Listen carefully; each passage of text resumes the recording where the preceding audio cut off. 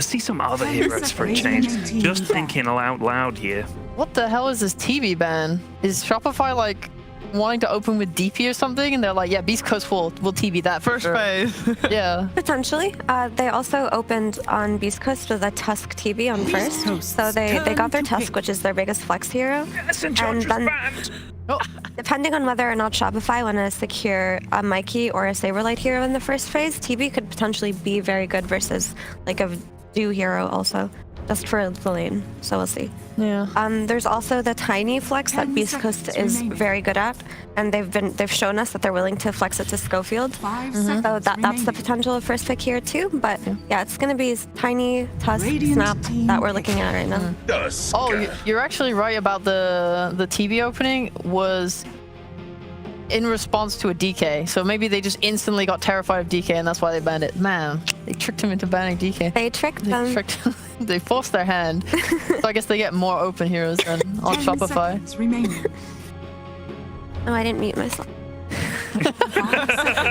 Heroes dying. Oh. I've had this really bad cough since Lima. Like, not to derail the panel for very long, but it's like this strange virus over there. When I came back, I was sick for 3 weeks, and then I got better, but the cough has not gone away no matter what I do. And sometimes this strange virus, was it accompanied by a fever and a loss of taste and smell? No, it wasn't. It was I tested for COVID. Okay. I thought it was COVID because it was so similar, but it just wasn't. And then the doctors kept giving me different antibiotics and nothing happened, so I just had to stick through it. But the cough, persistent. Yeah, so sometimes I'll have good days, but other times I just go into coughing fits and there's no explanation why.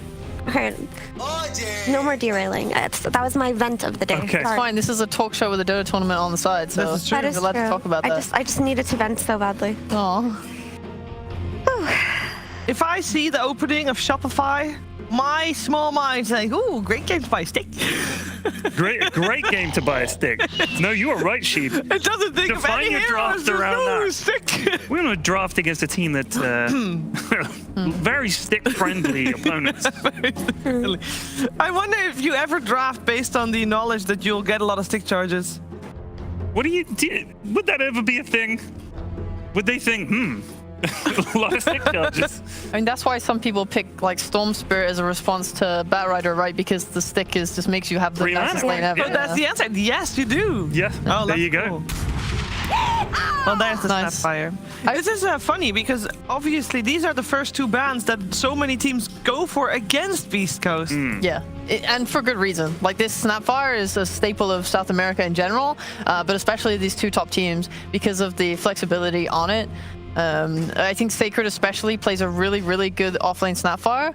I was wondering whether they would choose to counter the Batrider here on this pick for mid, or go for like the Sacred Snapfire because he usually doesn't make it to second phase. But I'm glad to see it because I just think he looks really comfortable on it, and it makes their playstyle that they like to do, like running at you, it makes it just stronger. Yeah, she's a busted hero, honestly. I think I love playing Snapfire. I can win on Snapfire. Pretty much anywhere you put her, she seems to be strong. She's good early game. She can build into serious damage later in the game. She's got it all. What doesn't this hero have? I mean, her stun isn't that reliable, and she's kind of like one tricky in terms of she's magic damage, tanky backline type, but she is very flexible in how you can itemize and where you can put her.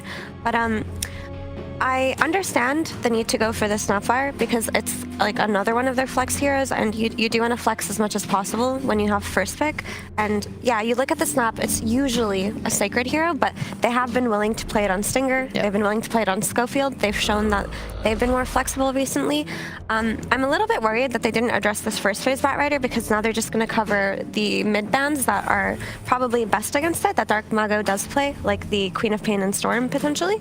But for the most part, maybe they thought the Snap response to the Undying was worth it, and maybe they just want to surprise Shopify with whatever mid hero they're going to go for here versus bot. I think, from what you're saying, that they can play it. She's a strong hero, and she just destroys tombstones, so yeah, it's like a no-brainer pick, really. Yeah, but both of these heroes do suffer against Batrider. So Batrider is Mikey's staple hero, and I don't consider Snap or Tusk good heroes versus Bat. Like, maybe there's a potential snowball save coming out of this Tusk, but the early game impact that snowballing Batrider can have is something that these two heroes will suffer against. So this Batrider does need to be addressed correctly by What do you think they should Beastcoast. go for? It's either Storm or Queen of Pain. Like, I find those to be the two best heroes. Why would Batrider. Quap be such a good counter to Bat? Because she can, Specifically? well, because her dagger is just a good way to trade. Her stats are good. She heals off the dagger. She can blink away if Bat dives her. It's just always been the classic matchup. I mean, I'm thinking as the game goes on, but you're just thinking about how to counter the Bat in the lane if it goes mid. Right? Yeah, because you don't want to give this bat a good start on Yeah. lane, because if he does, like we mentioned, Tusk and Snap are side lane heroes that do suffer versus Batrider rotations early on. Later in the game, there are ways to counterplay with Cookie and Snowball and whatnot, Right, but right. early on, it's a bit difficult. I think putting Tusk mid as a potential flex also can work against Bat just because of the wave clear is solid. Yeah. Like, obviously, when you talk about going later game with this Quap versus Batrider, it's not so much like, obviously late game, Batrider has Ags, whatever, refresher. Yeah, okay, it sucks. It's not that great. But it's more of you do well in the lane and then you can match his rotations really easily on Quap. Like, she can just go to where he goes and make his life hell. And then he doesn't get like the start or the game that he really wants to. Anyway, I love this Nyx pick. I think it's absolutely amazing against Snapfire. Oh, and it also dissuades heroes like Storm Spirit from being picked. So it just kind of like covers them really nicely. It makes their like, they don't really have any long-range magic poke supports now as a result of this. So they are going to be playing way more on like looking for pickoffs with this Nyx ult giving vision, and then Batrider being able to TP in and connect. And it's good enough with the Batrider alone, right? Like, It's Nyx great. and Batrider are a strong enough combination where it solicits having this hero. Also, Holy shit. when you have a hero like Nyx, you could set up for... So when you look at like Radiant, I've talked about this a few times already this DreamLeague, but I do think like Lycan is a very good Radiant hero, and I feel like Nyx on lane does enable him because it's really easy to drag the wave on when you're Radiant off lane and like pull it to your tree lane if you're having a rough lane. And I like the idea of pairing Nyx and Lycan together. I think they invade the jungle very early on, and if you can kick out the enemies from the jungle and you have Radiant side, you take away Dire's Rosh advantage, which is something Shopify have done a couple of times already. But is there someone else that you could get instead of Lycan, considering Lycan's banned? Because I was thinking the same thing, and we've seen Shopify do that indeed. Oh yeah, Lycan is banned. Well, I didn't see the ban. Beastmaster is banned too. Mars and Oracle. Dude, Mars makes me so angry. I hate this hero. Isn't it the God of War? That's Yes, exactly. he was the God he's of doing his War. job. Now doing he's his the God job. of PP. It's God of Poor. awful. I hate The him. god of PP. Look Yes, at the how, God of look at War. how well Yes, the Mars God of is War. doing his job. They're almost fighting already. Dude, you don't understand. I've watched 100 Mars games in like this year, and this hero has fallen off to obscene levels because he just, like, no one ever goes the core scaling build anymore, like the armlets and the Destos and type stuff like we saw Collapse used to abuse ages ago. It's always like, okay, we're going like Blink BKB, and then these guys will run around trying to use their ult every time it's off cooldown, and they get like no money, and then as the game goes later, they're just only an ult, and it just feels like shit because everyone gets so tanky so quickly now that you're not really killing them in it. Like, this is a classic South American combo. These guys friggin' love Snapfire and Mars, and they were doing it like all last year, I think even into a bit of this year. So they do like it, and they are comfortable on it. And I think Dark Margo as well quite likes to play the Mars on mid, but I hate it. Wow, tell me I really fail. Like, if there's any Mars to have faith in, it is like the South American Mars players. They do play it better than any other region, and it's also their third flex. So between Tusk, Snap, and Mars, it's still unclear who's going what and who's going where. So Shopify are still unaware of that, right? And obviously it's going to be given away in this last pick, but for the most part, they've set themselves up for an ambiguous read from Shopify.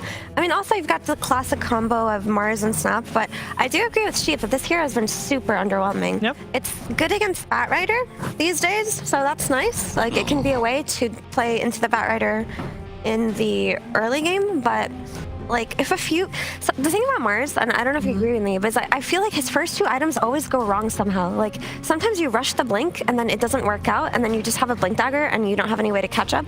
And sometimes you just get the BKB, but then you have no damage. Yeah. So you're, like, pressing arena, and then it's just failing. And it feels like if you go wrong with your first big item on Mars, your whole game is ruined. I agree. I mean, that's a big reason why I don't like him. And we've seen some people branch out a little bit. I think I saw Collapse play Mars with a Meteor Hammer during the DPC, which was, I mean, it's interesting. It's just another problem of, like, it's not scaling your damage on a hero that can with Rebuke. Ooh, Beastcoast had such a good read. I was gonna say that the zoo hero remaining is the Enigma for Shopify. There's also the Visage, I suppose, but that was such a good read by Beastcoast because that was like the most obvious Enigma pick ever coming out. So I just want to see more Saberlight Enigma. That was good. I would have liked to see that too. I have a question. Yep. I think it used to be the case, but I don't know because I know something's changed, so I'm not sure anymore. But Batrider, when he's flying, can he fly over the wall of the Mars arena? They changed it so no one could go over arena. I So think. not even Batrider when he's flying all up high. I feel like it used to be only Night Stalker old that could, but even now I'm not sure anymore because I think I had an argument with a friend about it, and now I don't know what. You can't cookie out. You can't. You can't force stuff out. No, you can't force stuff out. You used to be able to leap out at exactly the right time. If you got pushed back, you could leap straight over. Yeah, they made a patch specifically to Yes. stop flying people from getting think out. Yeah, but Storm and does Puck that can get include out, but- Batrider? Because obviously think- Firefly is like, you know, It should, I think. because you can fly over cliffs. Yeah, but it's Sure. like give Mars something. You know what I mean? Wait, Owen, can you say it again? Wait, you're not He talking said. loud He enough. said Gnap. I don't know. What he I said. also heard Gnap. You cannot fly over, says Fog. Oh, about what? You can't You fly. The cannot bat can't fly fly. over. out. Nobody can. Right. That's a question. That was what she just Oh, asked. sorry, I zoned out completely. Yeah, well, no. Yeah, we- Nobody can. You can't even. You used to be able to like bonk yourself out with a lot Yeah. of heroes. Like you would bonk and then get out somehow. Yeah. But Right. even that mechanic got removed. Yeah. Okay, so you You cannot know what fly I mean by out. the bonk when you like you. Yes. You like. Yes, we also covered that in our discussion. Yeah. You were really so Oh, I'm so sorry. okay. I'm so tired. I'm so sorry. It's all good. Yeah, the long days. Don't you worry. Extremely apologetic. No, that's fine. Were you thinking about what Beastcoast could pick? And did you think it was going to be Slark? I mean, the Slark makes sense, right? You're playing into a Batrider, you're playing into Nyx Assassin, you're playing into a Morphling, which, like, you collect a lot of Essence Shift stocks from fighting into a Morphling. I mean, I do think it's a bit exploitable on lane. I think they need something that's synergetic right now on Shopify with the Nyx Assassin, so it'd ideally be a ranged hero. They ban out the Enigma. Visage is still potentially something here, but Visage is punishable on lane by Slark, like, especially the stick and a raindrop later on. I think that the last two bans by Beastcoast are like very strong reads. The Doom and the Enigma would have been the perfect picks. Is there another hero that does the thing you said about Lycan? They could- Goes into the jungle? That's Visage at this point, but I feel like Visage can be punished on lane. Like this hero can feed if it goes wrong, but Alright, never I mean that Gosh. so like it's what you have to pick. Like it's a good game for Boots of Bearing. That item is pretty overpowered right now. I would say it synergizes well with the Morphling and Undying, like mid game timing that they're gonna be playing for. Like the one issue is I think Visage on lane if it doesn't go well, like you can fight into it with something like a Slark, right? Just one raindrop, like collect the stick charges, take Yeah. the good fight. You have an Oracle behind you. It's going to be a very like skill-based matchup. This top lane, I believe. Yeah, I mean the problem with Visage is usually he'll just get the shot and then he'll just drop and he wastes time. Like especially if Dark Margot goes on him with like Arena or something, he's just gonna have these auras, Wraith Pack, Pipe, whatever, and then he'll just Stoneform and waste their time, and then his team will come and kill you. Yeah, but I feel like if the lane goes well, it can work. Yeah, if the lane goes really badly for Visage, that hero is trash tier. But also, don't forget that they have Mars on Beastcoast and Oracle, which are not the most. They're not the heroes that inspire the most confidence. Whenever it comes to Beastcoast and EG, I say pick whatever you want. Like I see K1 Juggernaut, I'm like it's K1 Juggernaut. I let them live their best life. If it goes badly, I'll call them out on it because I think it's shit. but they have earned my trust that these weird drafts can work.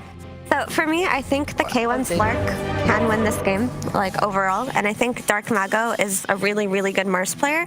But if Mikey just out-rotates Dark Mago in the early game and like goes to the Slark lane, kills him a few times, Visage gets his item timings, I can see this like that like a Slark cannot play into in the early game, even though he has a Mars and an Oracle. You still need time as a Slark. Well, we're going to find out how game one will play itself out. Let's get into the game in style with our perfect pandas.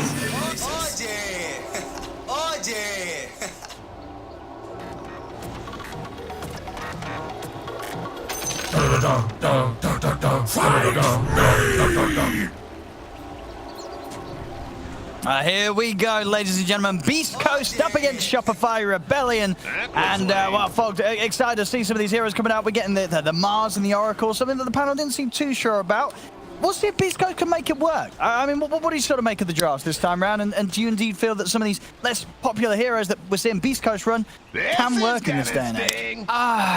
I love Shopify's draft, to be honest. Yeah. I think it hits on every single part of the game. I think they can absolutely overwhelm. I think Hector has to absolutely pop off. And maybe he has potential to with the Slark. It's a pretty good Slark game overall. The thing is, though, this matchup, I've seen it out now a lot, especially in like the China region. The Morphling versus Slark. Slark, if he's able to get to those items versus the Morph, he's able to get his Scotty, his Ags, and stuff like that. It's good. But then Morphling just goes Ags. And he actually just turns into the Slark, steals his stats, and it's actually pretty devastating. I mean, Beastcoast, they have to cause chaos this game. They're good at that, but I think Shopify, they've got a lot of answers, and they've got ways to get Roche, push buildings, etc. So, yeah, big fan of Shopify's draft today. See him start some early action here. Come from Crit. Hold back the two of them. Gotta cause chaos. They still want to go in for Fly. They'll get him. First blood here for Beastcoast. +1 Agi. Mr. Hector. In the north. And let's see how some of these matchups go. So, in this mid lane, Dark Margot bringing the Mars to the mid against Mikey's Bat. Does Mars have sort of enough tools with sort of the pushback of the Spear and the God's Rebuke to stop the Bat from ever being able to go on you? Or are you still in a very dangerous position as this mid Mars? You still can be in a bit of a dangerous position. Okay. It's not... I mean, it's the hero that doesn't really get played too much for a reason. It can get punished, and you can just make mistakes. Like, if you make mistakes, you miss your Spear, you're just gonna die. And Mikey, I mean, he's shown that he's like the master of Bat in most situations, so... Oh, so much. Look at that damage there. Yeah. I don't like Mars as a hero overall right now. He's very difficult to make work in a lot of situations. It's like you make one poor rotation and your game's just done. So I think Mikey's gonna have an excellent game here. Even though he's playing into like 3 type of counters, right? There's a Slark, there's an Oracle, and I mean the kind of counters, right? And then the Mars can of course control you in some type of situations because you can't fly out anymore. But yeah, Mikey, he's proven time and time again that he owns on this hero too hard. And in terms of some of the side lanes, I mean, how are the difficulties for both teams of safe lane heroes?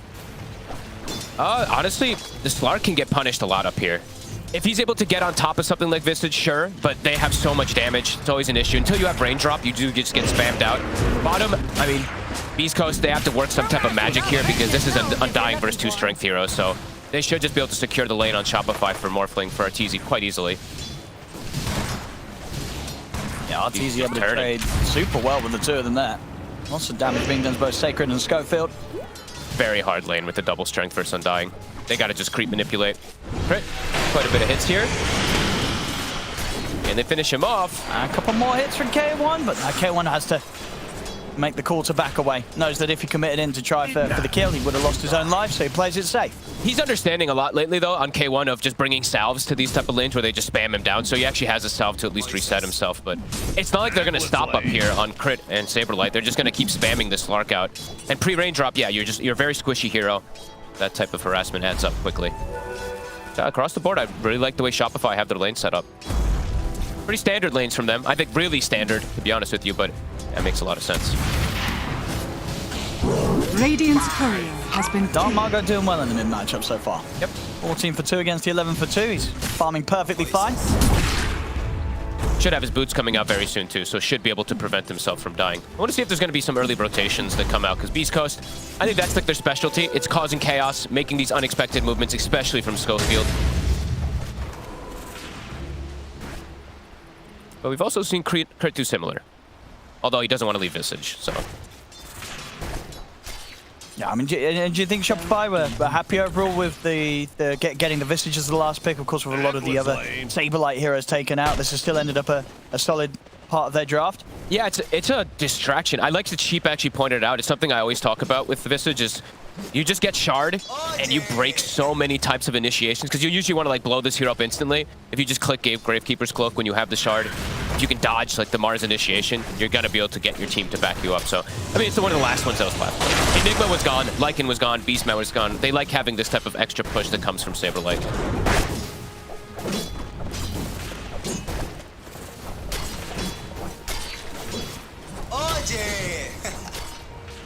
So much Crit can do now to mess around with K1. He's farming well. He's got like the first, I would say the first like 2 levels are the hardest point for the Slark up here. Once he gets Raindrop, boots and stuff like that, he's able to kind of trade a little bit better. And they definitely have kill threat if Shopify's not careful. And both sides absolutely have kill threat if they're not careful up here. K1. damage with the soul assumption. I'm surprised he hasn't actually. Okay, well, I mean, he'll bring the raindrop soon, I'd imagine, but he does have some type of regen that's coming out from Stinger. Absolutely need raindrop in that matchup versus the Visage. Dire's structures are fortified. Mago lifting his mid wave. But yeah, Mikey, I mean, he still is ahead versus that Mars.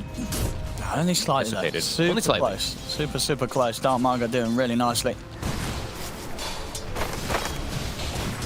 Out of all the lanes, just Sacred just a little bit further behind. Definitely was dealt the tougher matchup here. We say, and the Morph and Dying lane, pretty much as strong as it gets. Gonna try and get aggressive onto Fly. Arteezy will make his way over towards Sacred on the back of it. He's got Decay though. Pull forward over towards Fly. Enough to kill Fly off. Sacred now should be just fine. Close though. Good effort there from Arteezy. He's absolutely free farming. They have 14 denies in the bottom lane right now. Up top, they have what? 2 denies on the Slark and Oracle lane. Unable to get really that many. I mean, this Morph Undying, it's tried and tested so many times. It's such a good lane.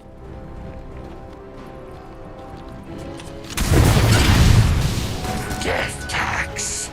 Arteezy, I mean, for the most part now can sort of be left on his own. Yeah, and this is it's a very, besides that Slark matchup, if the Slark's able to get farm, it's an incredible Morphling game. And we saw what he was able to do yesterday in particular on it. He absolutely owned the game.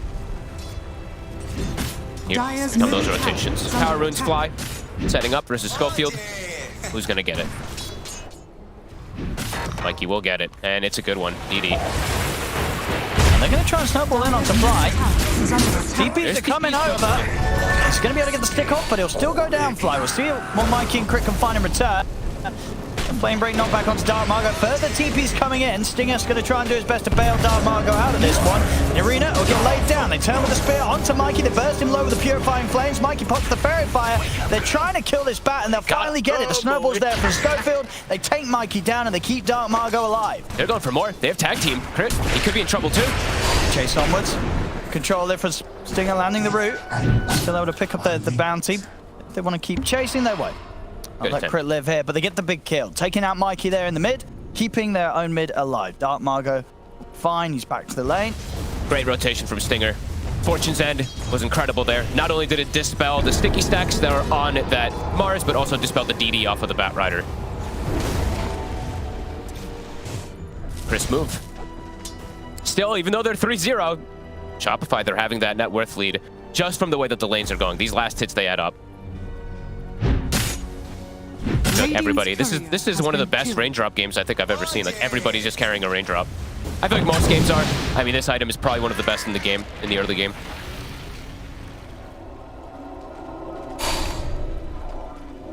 Arcane Boots finished on Sacred, getting close to 6. When he's got 6, that's when they have the potential kill threat on Arteezy if he's not careful, but it's still difficult.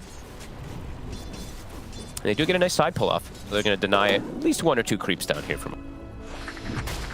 Sing your praises. He's going to try and go for Sacred, but approach the scatter blast there. Be a bit cautious, Schofield.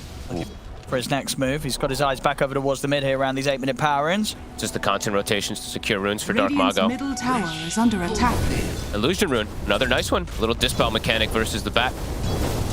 Top, I mean, this lane is going very well for Saberlight, I would say. 0 deaths up here. They tried to get aggressive onto him a few times, but he's already level 6. So this is where they can constantly put pressure onto Hector. Got through sort of the tough times. There's like, oh, caught by the stun. If they've got enough control, they don't. Dark Pack's there, and of course K1 has got the 6. He can look to play aggressive. He's going to turn towards Crit, and he wants to keep going. No, he'll back away now. It gets a bit of a heal up from Stinger. Stinger. The birds turn towards Stinger instead, but I'll be able to catch him with the stun. Beastcoast, they'll be fine. Tough for them to go aggro up here. Crit, he's just holding the carapace just in case. Pretty crazy move there coming out from Beastcoast. One of the quieter games, though, from them. It's only 3 kills, 0 on Shopify. Usually we see them just chaotically running around, even more, though. This time, not really happening. And we're seeing the stacks.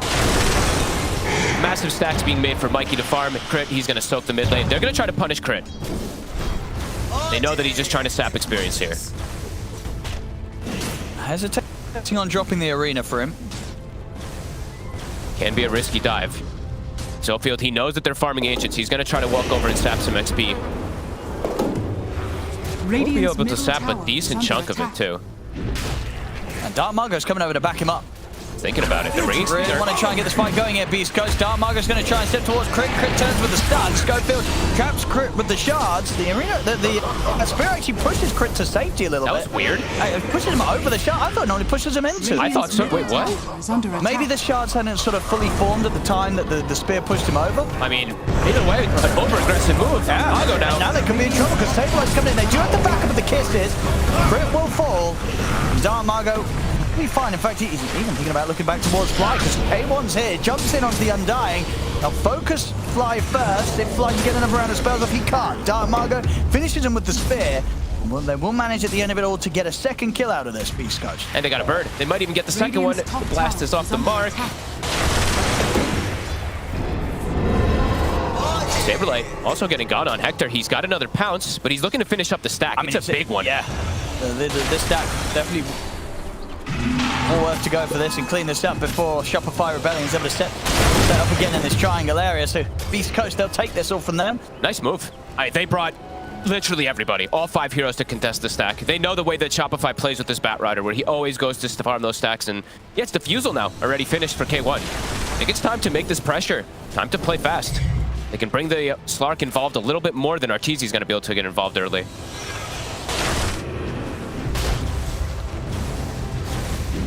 Dire's bottom tower. Check out the replay again.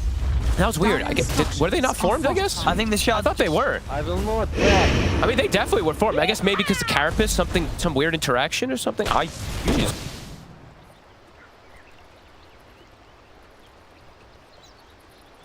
Dire's bottom tower. He's got TP coming in. Cookie. Nice. On point. Taken by the Next time top lane. I mean, K1, he's trying to go for Saberlight. He's going. He's gonna get him. Nice play. All the focus down bottom. They weren't able to get up there and help him out. Fly also. Snowball forward. And tag teams up as well as the fight Fly. Also to fall. I mean, Beastcoast keeping ahead with these early kills. Under attack. Maybe see if they can get more. I mean, Dark Margo is looking towards Crit. Going, but...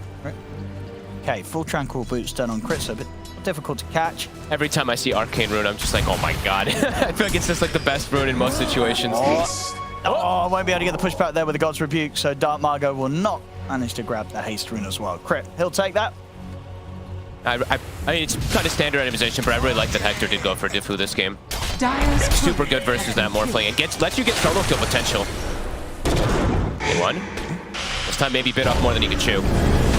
See if he has any way out of this one. He's got TPs coming in to help out, but indeed no chance there for K1 as he falls. Crit also able to stay safe here, jumps into the Vendetta Invis. He's going to get some good scouting information too, if he wants to walk into the jungle. Mine is truly A bit aggressive moves from the side of Beastcoast, but Shopify, they're not faltered by any means. I mean, Arteezy's still absolutely free farming. Mikey, free farming as well. He's hitting very good timings. And they're in on to Fly. This time round, Spear straight into the wall of the shards. This time it works. And Mago, soon to have Blink. Dire's bottom tower is under attack. Early tower claims from Saberlight. He's got the mech. He's going to have very good timings on his Guardian Greaves in particular. Sacred has it finished too. But Saberlight just a bit ahead there because of how those lanes went down. Top, Schofield, Hector. They're going in again. Mikey's hit. Lane break in over Schofield. Mikey will get clipped to the wall in by the spear. They've got the kisses coming in from the side. They'll take Mikey down. But here's Arteezy. K1 pouncing away to safety. Soul Assumption nukes bring him low. Won't quite kill him. Beastcoast take the 1-for-1 there any day of the week. Taking out Mikey, only losing the tusk. They have a blink on Mago. They might catch Arteezy off guard here. He's prepared for this. There's the jump. He's there. He's there. So the strength was already occurring. He was ready for that one. Let's see if he does the itemization that I've seen from some of these Morphlings versus the Slark in particular. Get your Dragon Lance, disassemble. You can go for the Aghanims if you want. That matchup ends up becoming... It just turns completely almost once you get that itemization. But we'll see what Arteezy looks to go for this game. So at the moment, chasing Stinger. Is under attack. Take up the mid-tier 1 Shopify. They're playing around those cooldowns. They know that Beastcoast is very reliant on having their the Mars ult, the Snapfire ult to be able to get these early kills. And Mikey trying to go for Schofield. They're connecting. They can continue to chase on this. Saberlight getting the birds in on top of Schofield. Nice stuns. Gonna be a dead neutral. Oh, indeed a deny there from the Ancients. That would be the ones to take out Schofield. He's got his eyes on Dark Margo, and he's able to find the setup. Arcee turning into the Mars, using the spear against him, but the false promise comes out. Dark Margo's gonna have a bit of a chance to get away from this one. Shopify, they'll turn their attention towards the other three instead. Stinger, he's out. Now look towards K1. He got the Shadow Dance up, but he's still got by the stun. I think, in fact, that might have been, again, another spear there from Arteezy turning into Mars. They're just overwhelming them completely. Just running them down. They get these Ancients now, too. Really good plays there from Arteezy and Crit. Yeah. Identifying the targets to go for. And yeah, they're punishing the cooldowns. No kisses, no Mars ult. Beastcoast, they cannot fight without those two. While Shopify, they're nowhere near as cooldown reliant. They can kind of just run in with their basic abilities.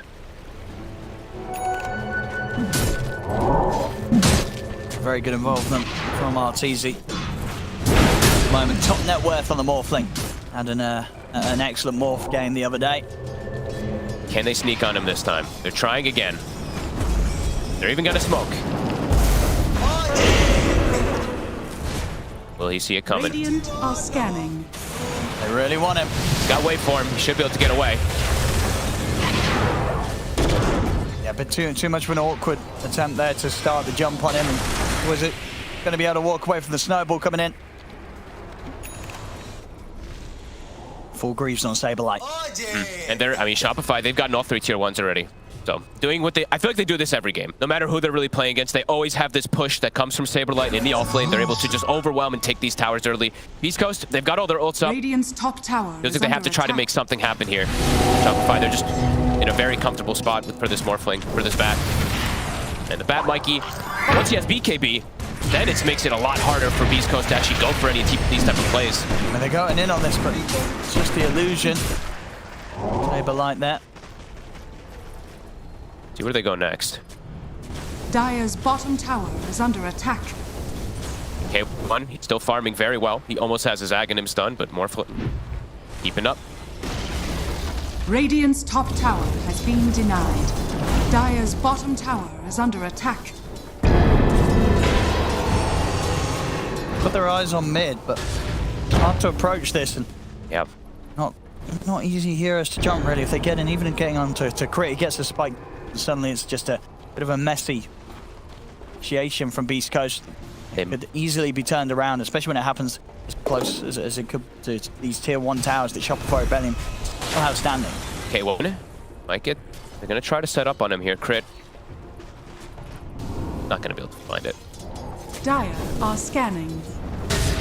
And Shopify, they're just keeping towers alive. In particular, that mid one, the important one. Crit just stalking around looking for these fights. So Saberlight and Fly are just sitting at mid. Yeah, I mean, Beastcoast really wants it, but they've got 4 heroes mid. Just scary to dive, because then the tombstone gets dropped and the fight just becomes very difficult. I'll go.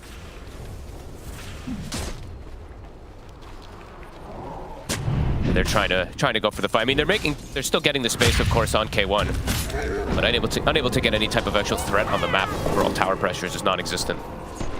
Yeah, Mikey, BK is finished now. He's ready to go. Can they chain stun him before he gets it off? Killing! Beastcoast, yeah, they'll see that BKB's there. Than a stick for drink. Yeah, it's going to be Shopify Rebellion that come running at Beastcoast. I mean, Beastcoast, they spent quite a bit of time around this point, but never really finding the chance to start something.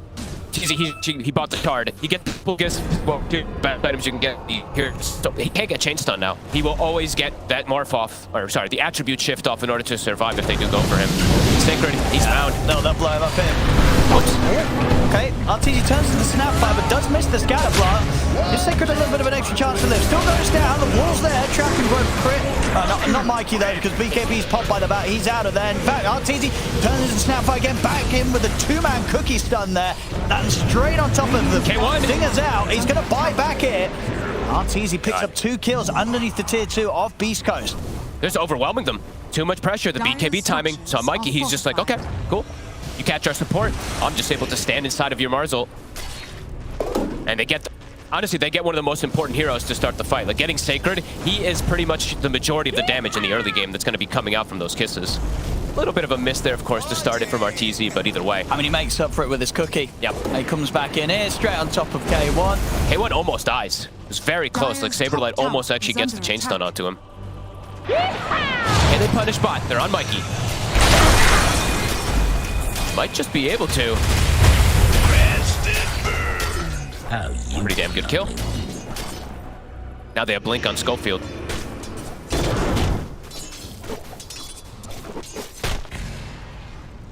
Level 12 now being picked up there from Saberlight. I believe it's still level 1 Burge that he has summoned because he did use the resummon to stun before. So 65 seconds until he will be able to use that.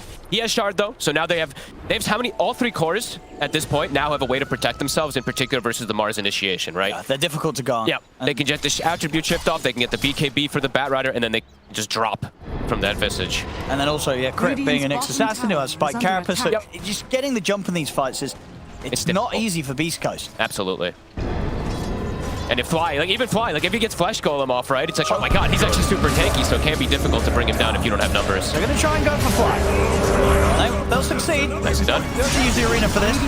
Now Mikey, he's going to drop the lasso on the Stinger, drag back the Oracle. Stinger's able to get the false promise off on himself, but will almost certainly end up dying. No further escape available for the Oracle.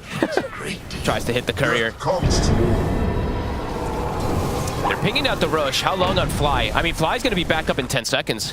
They can start that Roche. Undying comes over, drops Tombstone, and has Flesh Golem. I mean, because Stinger was brought back in that last fight up on the top tier 2, so he's out for a long time. 40 seconds. There's no arena either for about 25 seconds. It wasn't Arcade Rune into that arena, so maybe that will catch them off guard, but I don't think they'll make it in time. Shopify's killing them quick.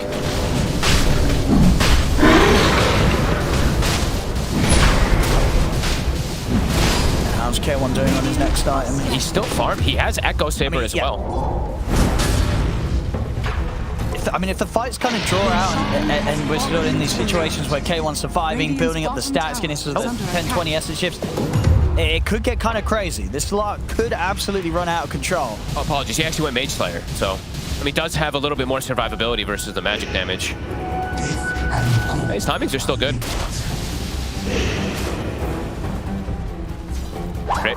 Is he going to get the Carapace? Doesn't quite get it there versus Sacred.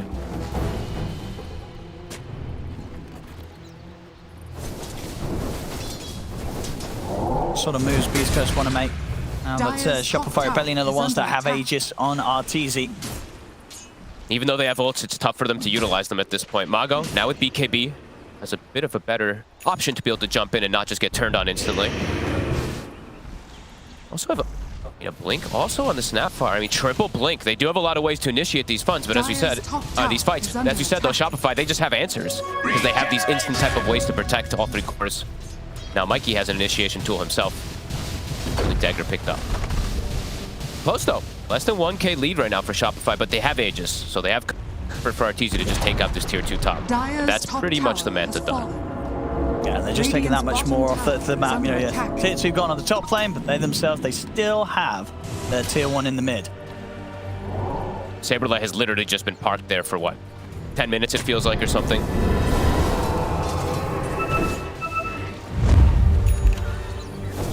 Smoke out. Aegis still for 3 minutes. Manta's done. They want to fight. Yeah, they know how strong they are right now. Even into the ults of Beastcoast.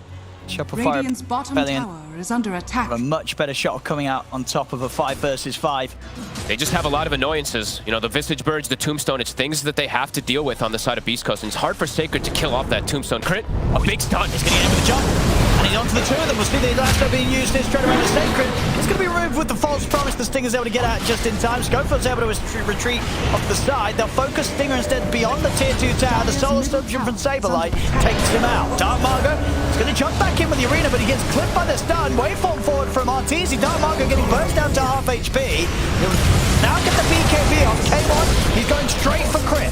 They take out the Nyx Assassin. K1's next target is going to be over towards Fly. Underneath the tower, Saberlight and RTZ pushing him for more. They'll take out Sacred. RTZ looks towards Dark Margo, turns into Mars here, tries to get him with a God's Rebuke, but doesn't quite have the reach to burst Dark Margo down. So Dark Margo will escape. K1, he's thinking about jumping back in. RTZ will push back the 2 of them with the spear. He has 54 agi right now. He wants to try to go for more. Mago actually gets away. He's still in. Defusal. He's going to find Fly. Anything they can do to help Fly out. Flame break into the son of the familiar, and that actually will save him. Fly will be able to walk out alive. Not a bad fight at all there from Beastcoast. I can't believe Mago lives. He gets away with just a trick, like a sliver of HP.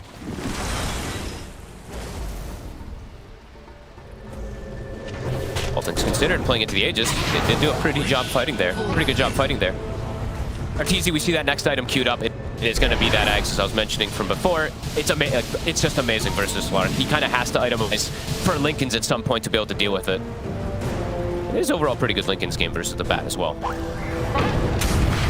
Shopify looking to get aggressive though. They know Beastcoast is very reliant on those cooldowns. Snap Kisses down for 20 seconds, but they do have their Arena Blood right now, all rallied around each other.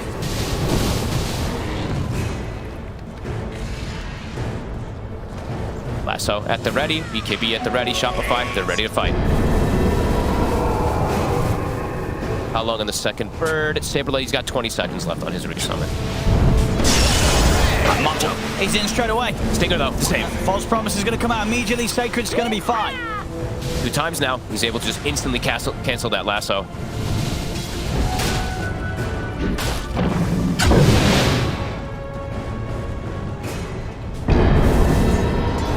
Mikey might have to, I mean, he has to kind of wait either for Crit to get a better jump, or he just has to jump the Oracle himself in some of these situations. See Beastcoast, they buy a gem, so they're trying to deal with the pressure of Crit as well, especially protecting Dark Mago. He is pretty much the most important thing in this early game here for the team. 5-1-7, he's still holding his own.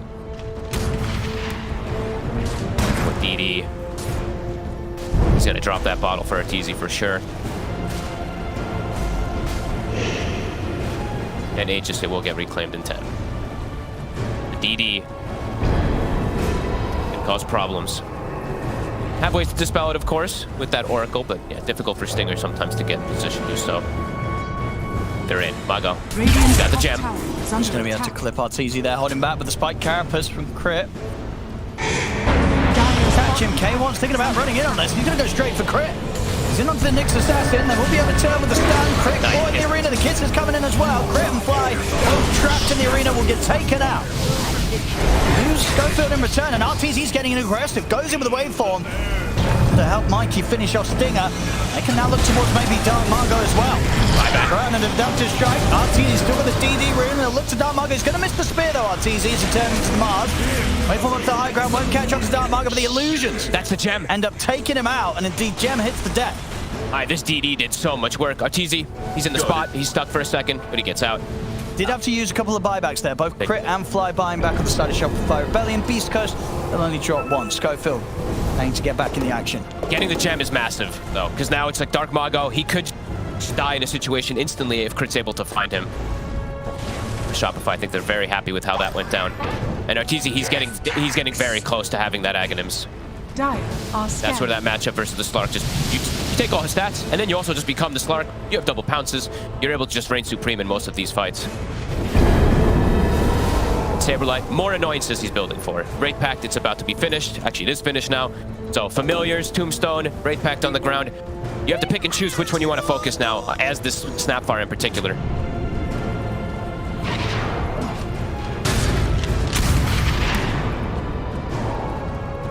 See what they can find. Mago. Good jump. Can they recover their gem? It's able to turn with the stun, but indeed Crit will get taken out there, and that's the gem back into the hands. Beastcoast, Dark Mago picks it up. Huge pickup. Crit very far away from his team, just going for a cheeky D-ward, but gets punished. Dark Mago is ready. K1, what's blood? And Mikey is going to be able to put a stop to Schofield's TP. Him down. DK1 just continuing to chase on. That's Fly gone. They'll put the arena here to control Saberlight. He'll get a bit of time here in a state of invulnerability, but now it comes to an end. K1's back in with the pounce, the kisses as well. Getting laid down by Sacred. Saberlight's in trouble. As K1 pushes up with the BKB, takes him out. K1 tries to wait for towards K1, but K1's able to get away with the pounce. Whoopsie. TT. His attention over towards Sacred. Still the cleanup under control here by Arteezy on his Morphling. They don't get the gem back, but yeah, Arteezy, he just had picked up the Aghanims. You can see, he missed actually the first 2 pounces. He tried to protect his buddy with the Depth Shroud, but I think Saberlight actually broke out of it there for a second. Good aggression there from Beastcoast, but Arteezy, he keeps cleaning up. He's 9-0 this game. There's more. Fantastic. As I said, the other day, I think he had that game right where he died like 3 times in the early game and didn't die again. Yeah, this time straight from the start.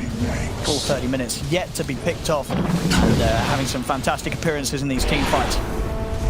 His itemization is perfect, so Radiant's middle tower is under attack. Just very tough to deal with as something like Slark, because you're like, oh man, I have 19 stacks or whatever it is, but then he just turns into you and you lose so much agility when he does do that. So, yeah. Super hard for K1 to play in this matchup now, even though K1 is as farmed as he is. Absolutely. He's going back for the Lincolns though, right? Yeah, so next item timing that he is looking for to be able to deal with it. He has good levels. That's the thing too. He is level 21. Arteezy, he's 19, all things considered. Shopify getting aggressive again. Mikey. Turn of the snowball. Turn to the creeps. Crit. Right up the stun. Arteezy's in with the waveform, and he's able to blow up Schofield with the adaptive strike. So much damage from Arteezy. They want more. Jumping forward, fly. They know this ward is still on the cliff from earlier. It's gonna. The last second they get the gold. How long on Roche? 40 seconds. Shopify looking to control the jungle here. Feeding the tomes to Arteezy since he's having such a good game. He's now level 20 himself. Yeah, this matchup, I mean, it's so interesting. That's what I love about a lot of these with like the Morph. This hero, it's so high skill. It's so like, has so much potential for some of these matchups. That's so interesting because turning into the Slark, you get the Depth Shroud, you get the double pounces, you steal his stats. It's just like so many benefits you can get from it. So far, Beastcoast hanging on. With Shopify, they're just waiting for this next Roche. That'll be a different position. He's going to try and go for this. He gets the jump, but the false promise is there for Stinger. Saves K1. Crit. K1 catches Crit with the pounce. Will live. I mean, if there wasn't an Oracle, they would have done it there, but Beastcoast set up perfectly to make sure that K1 does not get caught out by that sort of move. But it's a bit of a bait, right? They're like, you got Crit. But you know what? Roche is up. And yeah, Beastcoast, no way they can contest this. Has fallen into the Radiant's Shard. bottom tower is under attack. Who does he want to give that to? I think he might. He just give it to. Oh man, they don't really have a good one left. I guess just give it to the Knicks. Radiant's bottom tower is under attack. It's easy soon. BKB. He's going to have a lot more liberty inside of these fights soon. Has a Mindbreaker as well. Very pesky item to deal with. Radiant's bottom tower is under attack. Let's see how much they can push for now with this Aegis. He's close to BKB also. He's going to have much more freedom. And he's got... Thing is, too, he has this Wraith Pact. This is a really good item just to have when you're playing with the Morphling, besides just the damage reduction it'll do. On the opposing side, yes, they have, the Greaves that comes out from Sacred. Oh, actually, didn't even finish the Greaves. The Mech, they don't have that extra secondary aura. Mago does have a full refresher, though. He's got it, yeah, the full refresher. And he has Ceremonial Robe, so he actually has the mana to be able to use it. Absolutely, it really is the neutral item that sort of enables getting the refresher orb early in the build. Let's see what he's going to be able to do. Super late, at least. Let's see. Still difficult for him. He's been delivering for the most part in this game. He's part of 18 of their 20 kills. I mean, Mago has absolutely been spectacular on his specialty heroes. I mean, the numbers are kind of as close as it gets here. 20 to 20, less than 1k gold difference, and now there is that Lincoln Sphere on K1, so has a much better chance of being able to play these fights without getting destroyed by the Morphling. Let's see how much of a difference it does make. Mikey's got his build online also, so didn't really get to talk to him too much, but he's got Shard, he's got his Witchblade now, so he also has high kill potential if he gets a catches. K1. He'll get the jump, but the Dark Pack was there in time. So the snowball, Arteezy's going to go straight to the backlines, looks to take out Sacred. Kill the Snapfire, kills our Stinger. The Sacred will buy back, saving his head for Stinger.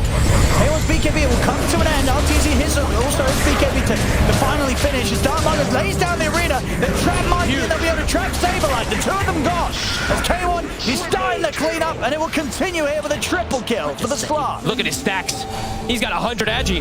Arteezy, he's got to run. Schofield trying to close in on him, gets him with the blink. It's gonna Arteezy's able to turn very quickly, kill Scope up, and the pounce will connect. The Arteezy, waveform away here as the 4 of Beastcoast continue to chase him. He's got another pounce. Radiant's He will middle live. tower He'll keep is under his life intact. That age is intact. Everybody else in Shopify Belling getting taken down. And K1 getting a lot of stack. A little bit of P from leader. In Margo. Radiant's middle tower is under Everybody. attack. They're coming out though. They gotta be careful on Beastcoast. They used pretty much everything there. Stinger actually still has something. They're going to try and burst K1, but the false promise was there. Arteezy went in for this. The Aegis is gone. The illusions will end up kind of bringing Stinger super low. Stinger's able to get away with the Glimmer Cape. Radiant's top tower. Illusions of Arteezy nearly able to solo the poor old Oracle there. The birds will still catch Stinger with the waveform forward. Arteezy gets the kill. Looking go for next. Lincoln's popped here. A couple of pounces forward over towards K1, but they weren't quite able to get the leash connection. Cookie. Down to the low ground. Saberlight still thinking of trying to chase up into the triangle. Arteezy as well wants to continue to follow. He's trying. Waveform forward. He's going to have another pounce in a second. Adaptive strike over towards Sacred, but now the backup from Beastcoast is coming in. Dark Margo. It's deep in over. The BKB pop by Mikey, but here's the secondary arena. It's laid down. They'll turn towards Dark Margo. Scofield blown up by the adaptive strike of Arteezy. Looks towards K1. K1 has used the BKB to pounce away. Arteezy, he wants to continue pushing forward. Pounces forward over towards the start, but the Shadow Dance's back up. K1 turns towards Arteezy. Arteezy, he's out of mana and he's out of life. Arteezy taken down. K1's able to back away. Bottom tower is under As they attack. pushed on, but they went a little too aggressive there. It cost them Arteezy's life. And that's a lot of money. Who ends up picking that one up? Sacred got it. Sacred. They got his mana down. He completely went from all the jumps that he was jumping forward there, and the defusal ends up adding up. Good kiting mechanics there coming out from Beastcoast. That fight lasted over a minute from then just resetting away from Arteezy. Yeah, I mean, just super aggressive there from Shopify Belling, chasing all the way up underneath the tier 2s and into these respawns, and TPs coming in from Beastcoast. That was always going to be a risky play, and for the first time this game, Arteezy falls. And K1, we said there's potential for this Slark to be able to do it kind of in this, not 1v5 fully, but he's almost 25. Hector. 15 in Agi. Right now, 25 as early as he's getting it. Pretty huge. I don't think they expected it when the initial go happened that Stinger still had ulti, right? When that false promise came out on the jump near the tier 2, I think it caught Arteezy off guard a little bit. Radiant's bottom tower is under attack. Okay. K1 going the more defensive route. Something I feel like I don't see him do too often. He doesn't take the Essence Shift stack duration. Oh. He takes the Shadow duration. Okay. Cool. Great. Set up for him. I said he's back up. And K1, he's masked. The Bloodthorn is finished. Still, of course, has to be careful. There's tons of ways to control him. This game, it's neck and neck going. It really is. It really is. I mean, who's going to be able to take this? Who's going to be able to carry? Is it going to be K1 or Arteezy? It's scary. As we saw in the last fight, is that when you do have these double from Dark Mago, it is a bit difficult. The execution from Shopify has to be kind of perfect in the fight. K1's getting so much liberty to stand his ground, build up the stacks. Yep. Long duration fights. And even just Stinger on this Oracle absolutely being a real tough thing for Shopify Belling to deal with. Pretty much always getting off a false promise as such. Just tripping up the jump from someone like Mikey. It's making the Bat's job very hard. It's actually astonishing when he's playing versus like a Nyx assassin and stuff too, that he's able to get these saves. Shopify, so it looks like they're keen to fight soon. Is he gonna reset? Knowing his buddies, I believe that is the very close to the finished Silver Edge. East Coast, double ults at the ready. Sacred now has an Aeon disc as well, so he has a way to protect himself. So Stinger, he can probably freely use that false promise on one of these cores now. One of the big cores, the Dark Mago or the Slark. Bottom tower is under attack. They will reveal themselves there. So Saberlight, definitely aware. Shopify, they've got to find this Oracle. It's causing problems. Radiant's middle tower is under attack. Radiant's middle tower Beastcoast. They ended up buying their own gem on Dark Mago. I believe they lost the gem earlier. Shopify was able to get it back, and now Mago, he needs a gem to protect himself from the instant goes. Mikey looking for an angle. Chris in. He's going to be able to trap Fly here in the arena. I see RTZ come in with the BKB to look towards Dark Margo, but the Dead Shroud is down, so RTZ has to back away, can't continue to go in on towards the Mars, return towards Sacred. If the Spike Carapace control to stun up Scofield, they've deleted the 2 supports here, Shopify. Beastcoast has to run. Mikey, this time he finds him. He gets the jump and instantly kills that Oracle, and Sacred, he will at least get away. This time Mikey finally gets him. No Stinger on the board. Beastcoast, they just have to settle for a trade on the 5. Roche, let's see how long it's going to be. This will be the big one. Ooh.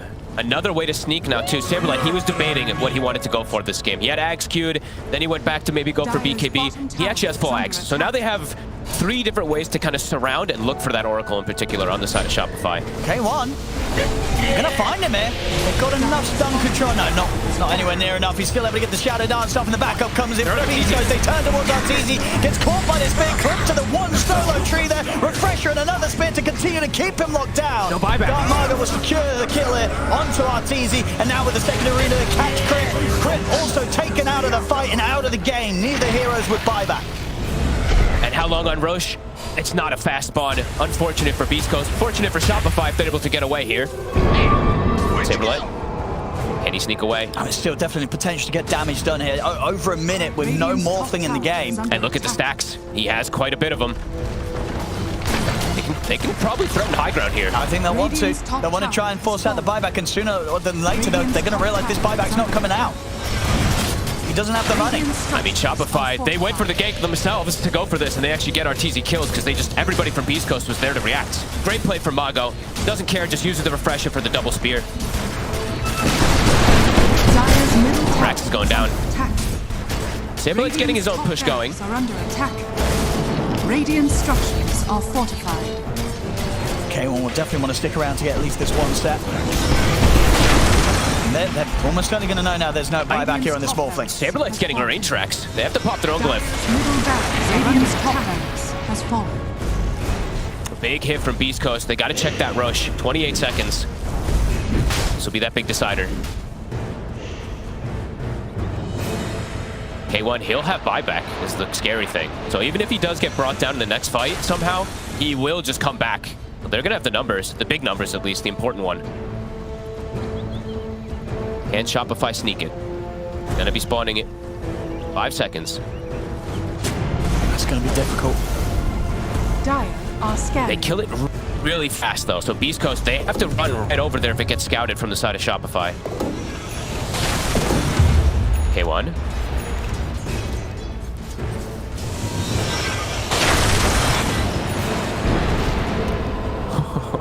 He's just not scared at all. He knows even if they catch him with the stuns they have to offer, unlikely they'll kill him, they get through that sort of 3k HP quick enough. And look at I mean, Mago now has a full Hex. So much control for RTZ. Yeah. But the Roche, they're gonna start it. And as I said, it dies really, really fast. Okay. Is it gonna be quick enough though? Because Beastcoast. It's gonna be close. They'll get it in time. Got it. I mean, the question now is if Beastcoast want to fight, he's gonna wait for him in. He wait for straight into them. They blow up immediately. That's the Aegis gone straight away. The arena's down. Crit taken out. See K1 back up to the high ground. See if Shopify really want to continue to chase RTZ's wait forming in aggressively. Mikey. Get the knockback with the flame break onto Stinger. Stinger able to protect himself. Starting from K1 throw down onto Mikey. The kisses are coming out as well. Pick up Sky Belly and they'll try and back off Saberlight. Puts a stop to the ultimate there. Drops it down onto the Snapfire. Sacred saved by the false promise. Stinger able to come in clutch. Sacred, he's up on the high ground. Gets the scatter blast. He's able to blink away as well. Sacred will be able to continue to walk this one off. See if they can finish off like K1. He's on top of the squishies. Goes for the Undying. Right to fall. Mago committed his gold. He has no buyback. K1. Can he get away? The bounce back. Good angle with the flame break. Pounces. Should be enough to keep him safe. He's back over to the safety of the base, and Stinger will get out of there. I think Stinger again gets a false promise on the lasso, and I think it was an Ags lasso as well too. He instantly gets the stop. Shopify. Courier has been killed. And we also get the gem there. Mago, 60 seconds. All right. Now Shopify's turn to see what they can do whilst there's one of the big cores without buyback out of the game for a minute. And we've been blessed. Yesterday we got the crazy game from Beastcoast. We're having another one of these where it's tough to see really who's going to end up winning. Right now, anyone's game. Shopify probably has a bit of a window here, of course, because they do get that big kill there. Sure. And they will now be able to farm Arteezy. He has buyback. And Mikey Mikey's 26 now also and has refresher. So this Bat Rider can just solo kill people. Solo kill 2 heroes, in fact. The execution for Beastcoast feels like it has to be a little bit better than Shopify at this point to try to take the win. Yeah, this slug's just a huge problem. K1 now completed a bit of play. He has no buyback. Oh. How much more gold does he need? 1,600. 1,600, all right. So fair bit of a window. And K1 will have to be a little careful. Shopify. I mean, I feel like Mikey's going to do some big lifting in this next fight. Refresher, like the double lasso from the Aghanims. It'd be harder for Stinger to prepare himself. K1's just going to get the refresher next to himself. Take a bit of time, and indeed will almost certainly hold on to the buyback goal first. Lincoln's now done on Arteezy, so extra form of protection, especially against the likes of the Bloodthorn, the Abyssal Blade that the Slark's going to be trying to throw in his direction. And the Hex, in particular, from Mago, right? So starting to get more layers to protect Arteezy. Radiant's bottom And I mean, honestly, Trickster Cloak too, it's pretty huge. Any type of little miss rates. Sure, there's a Bloodthorn, but yeah, you have to be able to get it off onto him. Beastcoast Howard, the buybacks looking again. Dark Mago, 400, Slark, 300. He'll have it. Arteezy, he's 900 away, though. See who gets the jump.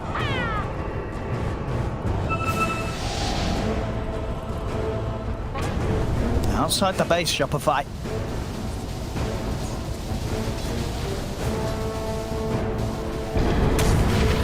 You're looking for a jump. He's got A on this. Mikey? They're going to try for it. Proc the Eon Disc at least with that. That is the final proc of the Eon Disc, so it'll be about a 3-minute cooldown from now on. And they were quick. They were very decisive with how they did that. Just an instant back away. And they're hunting. Dark Mago. Be a bit careful. DD spawns top. Arteezy, he wants it. Beastcoast is heading out the base themselves as well. Sableye got his Hex complete. K1 is going to go in onto the Vistage. He's in as well with the Abyssal Blade. Dark Mago jumps forward with the BKB. Arteezy and Crit, they go straight towards Stinger. Stinger's able to head away. The Indus protecting him for now. Crit, focused by K1. They've lost both supports. And inside the arena, Dark Mago's in trouble. Mikey gets the last of the false promises there. He's going to give Dark Mago the chance to live in the chance. Another arena. Another spear onto Arteezy. Arteezy is trapped. He's hexed up as well. Has he got enough HP to live? He has. He's able to survive. Waveforms out of the combo. He'll get out of this, and now turning with illusions towards Sacred. Sacred is getting chased out by the birds and by the illusions here of Arteezy. Sacred, he'll fall. Holy crap, that was close. Arteezy almost gets brought down. He's able to sneak away, turns into the Slark and pounces out. He was completely out of mana. I mean, yeah, Stinger again with these saves, bailing out Dark Mago in those last moments, allowing him to get that arena and spear off. That was the one reason why they got that close to being maybe able to kill Arteezy again. Some incredible saves here from the Oracle. I mean, Stinger is honestly playing so damn well versus so many heroes that get on top of him. Like, they both jumped him. Yeah. They both jumped him instantly, and he still somehow... I mean, I don't know how he's doing it. I don't know how this Oracle's getting to have the impact that he is. It is pretty insane here from Stinger. The crit on Arteezy literally got right on top of him, and somehow he ended up surviving. They don't have a way to dispel these Aeon Discs. Aeon Disc against the glare, resets, and he's still able to get back in and come in clutch to at least give Beastcoast a continued chance in those fights. They have a lot of ways to bail each other out too, right? We've been seeing K1, Hector, he's been doing a great job with his depth charge throughout this game to protect Dark Mago also. Yep. Still has to be careful though. Hector constantly getting hunted here. Arteezy's on high ground. Radiant are scanning. Find him.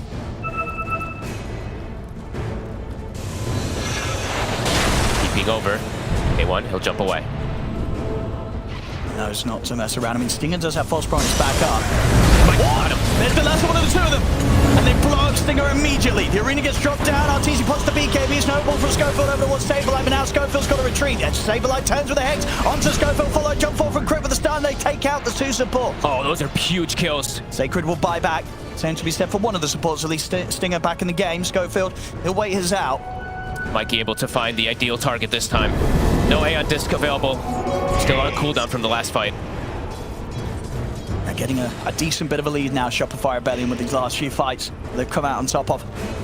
12k advantage. Yeah, now buybacks being down. Just look at Stinger's positioning. He's terrified to walk forward. It's all the way near his base. And with this Butterfly and Artesia, it's going to be very difficult for them to kill him. We saw last time, even with the amount of lockdown that they were able to successfully connect onto the Morphling, they still couldn't quite get the damage in to kill him. Now that that Butterfly's there with this evasion, unless K1's able to find some sort of opening to get that Bloodthorn debuff on him successfully, this Morphling won't die. No, it's very difficult, and they have these double force staffs to constantly try to bail Artesia out as Sacred. Careful. Has the Aeon Disc up available.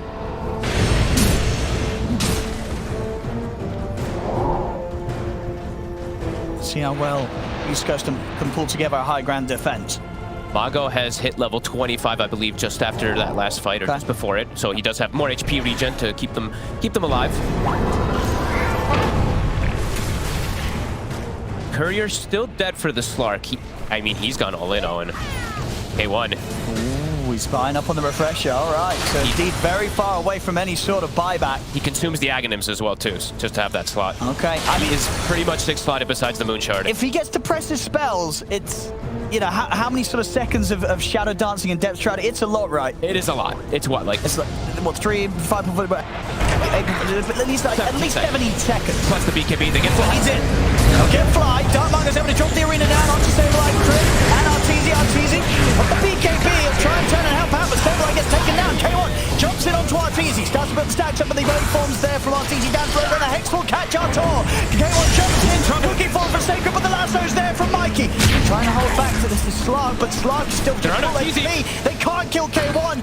As the full team of Beastcoast chase Artesia down. He's into the invis, jump forward, the Lincolns buying him some safety. They've got a further detection here. Sacred lays down a sentry ward. Artesia turns into the Mars, tries to put them back with a spear, but K1 is in on top of him. Artesia, he's going to get taken down. He has no buyback. He's 400 short. Time to push here for Beastcoast. They've got the full squad alive. Oh my Shopify God. Rebellion, 3 heroes dead. A massive window. K1 as well. You've got a decent amount of stacks on that fight. What's he sitting on at the moment? 34 temporary, 23 permanent. It's time to run it down mid. Roche is back up in 20 seconds, though. They're going to scout it. K1, he feels safe to just go on his own toward the mid lane. I mean, what are these two heroes going to do?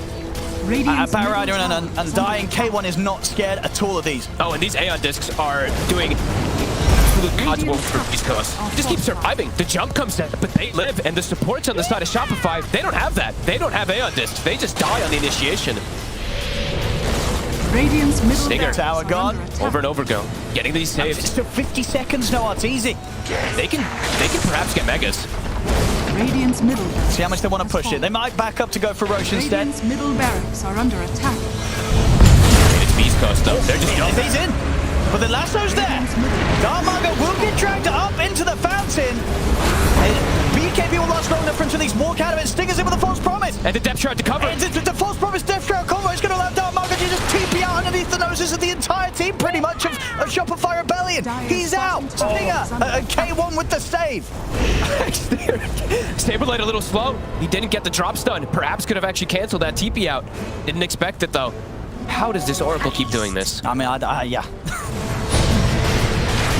So, many reasons why a lot of teams don't like to run the Oracle, and they couldn't even dream of being able to do what Stinger's doing here, but Stinger's able to do it somehow. Arteesia's back alive, and this Roche does not die fast from the side of Beastcoast. Yeah, they can't commit for this. They've got to look for kills first, Beastcoast, and they're happy to do so. K1 is just going to jump straight in. Abyssal Blade locked down on a fly. Snowball across as well, fly. He'll force staff away, but K1, Sacred, and Scuffle will continue to chase, take down the Undone. But Darkmonger is recalled with the Hex. Mikey's got the follow-up lasso. Darkmonger goes down. Same to be set for Schofield. Darkmonger buys back immediately. But Schofield, he's now out for 19. No buyback on him. He went too aggressive. He got hexed. This time Stinger was not able to get that save there. Roche. It's at the ready. These two supports, the fives, well, kind of the fives are both dead. K1 almost has refresher. He's going to start it, but it's scouted. Slow. It's not a quick Roche. Shopify Rebellion, that they're absolutely going to be ready to mess with this. Has been killed. It's just, yes, a bit tricky for Beastcoast to take it 4 versus 4. Aeon Disc finished on one of the supports on Shopify, but Stinger, they have to solve the problem of this Aeon Disc Oracle. Look at him hiding in the trees, ready to save whoever needs saving. Stun. Depth Shroud. Arteesia's going to go in. He's going to commit in. Aeon Disc protects Sacred. Roche falls off. Easy down. Pick the ages up. So Arteesia turns to normal. Stinger trying to push back this Oracle. The Aeon buys time for Stinger to survive. Dartmargo during his BKB did not do enough damage to finish on Mikey. Mikey's able to walk away. Crit turns with the stun on the two of them. False promise. Throwing that onto Dartmargo. The Purifying Flames as well. Stinger healing Dartmargo up. Arteezy's caught by the pouch of K1. K1 commits with the BKB. The last note's there from Mikey. Dragging Dartmargo onto the high ground. He's still able to blink away those through the remainder of the false promise. Doesn't matter. Still dies. Arteezy's in on top of Stinger. They've taken out the two of them and neither of them have buyback available. Dartmargo and Stinger are out for good. They finally solved the Oracle problem. They popped that Aeon and zoned him out. Arteezy, he also just gets the Aegis. I have no idea who got what else. K1. Let's see what his plan's going to be. Yeah, if he can do anything sneaky. Mago's dead 100. Yeah, they don't have buyback. Still on cooldown for the two of them. I mean, K1, he's got his work cut out for him now. I mean, if you can find a pick-off, Arteezy's picked up a rapier. Okay. He knows that they haven't got the buyback available because it's still down to the timing. And he's just looking to close the game out in this window. K1. They're going to find him with a break hit. He's got his BKB back up. He's going to put the Shadow Dance. He's going to turn towards Crit. Crit's going to force to the side. He's trying to get away, but they won't. Crit will go down. The cookie and the pounces. K1. He'll be able to get back safely. Hex will stabilize though. Catches onto Sacred. Flame Break. Hold him outside of the base. Linkers will be blocked. Another Flame Break knocks him down to the low ground. They'll take Sacred out. A third hero down on Beastcoast without buyback. And Arteezy, look at his damage. Dire's structures are fortified. Rapier on the Morph. AC on the Visage. Shopify Rebellion, they are ready to push hard. And it's only 2 heroes. How do they hold versus this? They might just be able to commit tier 4s. K1, he has like nothing available. What can K1 and Schofield do? He's going to try and get in, but oh my goodness, that damage. 3 hits and he nearly dies. He's able to get the Death Shroud down in time. Turns with the Abyssal Blade on to stabilize. But the familiar birds, they're controlling him with the stuns. He'll jump forward again, but with the Gravekeeper's close, stabilize perfectly fine. The last few seconds really of the Shadow Dance. K1 tries to go for Mikey, but he can't do it. The Ancient's exposed and Arteezy's able to close it up. The game is over. Shopify Rebellion, they'll shut down the win here in this game 1. It wasn't easy though by any means. Beastcoast, they've really challenged them here. Some incredible plays from the Oracle. Hector, I mean, what did he end up as? 12-2 as the Slark. They're doing a great job, but Arteezy, he definitely...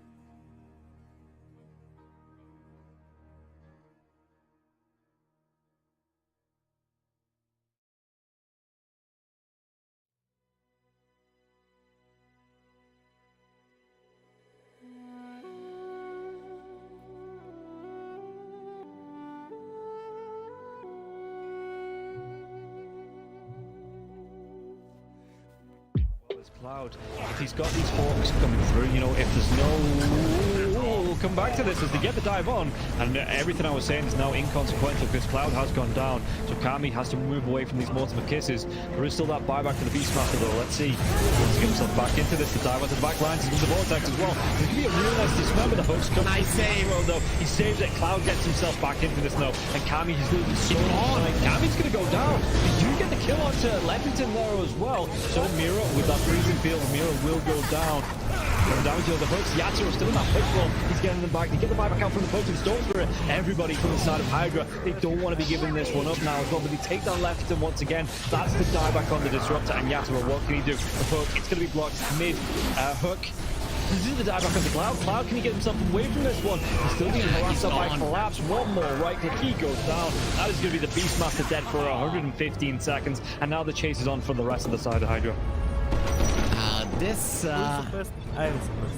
Aghanims on the Morphling is just making him impossible to deal with. First of all, they use the little shredder on the Pudge to get rid of his armor. He has solid amounts of it, but it is just not enough. And then Yatoro just destroys him. And he knows that he can stand his ground because he cannot be stunned. He literally cannot be stunned. How do you stun Water? Well, a lot of their damage, if not most of it, is on the Morphling. Oh, the glimpse comes back though inside the Static Storm Mirror. He has that Lotus going, and now if Zofra actually dives a little bit further, the Thunder comes out. The Pod King, he's dove in, yeah. They're going to be able to get the kill onto the Storms for it. Can they take down the Pudge? They're going to be able to catch him. Castle off the TP. He's going to be dead. The Storm Spirit, though, he has brought back, and they've got no kinetic field, no Static Storm. And like you say, they're even going to be able to get a lockdown onto Cloud. Everybody inside of Hydra, they just overextended, and we praised them in the first game for respecting the power of Team Spirit here, but Hydra might have just lost the heads a little bit, and the buybacks, they're going to be forced out, but I don't know if it's going to be enough to defend the space with the Pudge being down, with no Static Storm for the next 27 seconds. Spirit, what can they get from this? I've been worried though, they're going to be able to get it. They get two, they do! They take them down, the cookie comes out, the Yatoro, freezing field, they might lose Happy. Is this the dieback? They do the break the Lincoln Sphere though. Morphling. Low wants to come right back into this fight because he have the boots of travel to do it. It might take him a little bit longer now. No boots of travel though, so he's going to have to use the blinks, just do it by foot, it seems. Level 25 Storm with a beast. That's just so much damage. They're going in for the Morphling. He doesn't have a buyback. No, they get do they get the kill? He does. He goes down. Warwick has to go down though. It's going to be him left alive. No, it's not. The creeps are pushing in. There's no buybacks available on the side of Hydra, and this is going to be 4 heroes, even with the death of the Morphling. No way Warwick defends this. It's pretty much over. They don't have the glyph. The game is over. They gave it their best. Hydra, they made Team Spirit work for it. The team that is most likely going to be at the top of Eastern Europe DPC Division 1.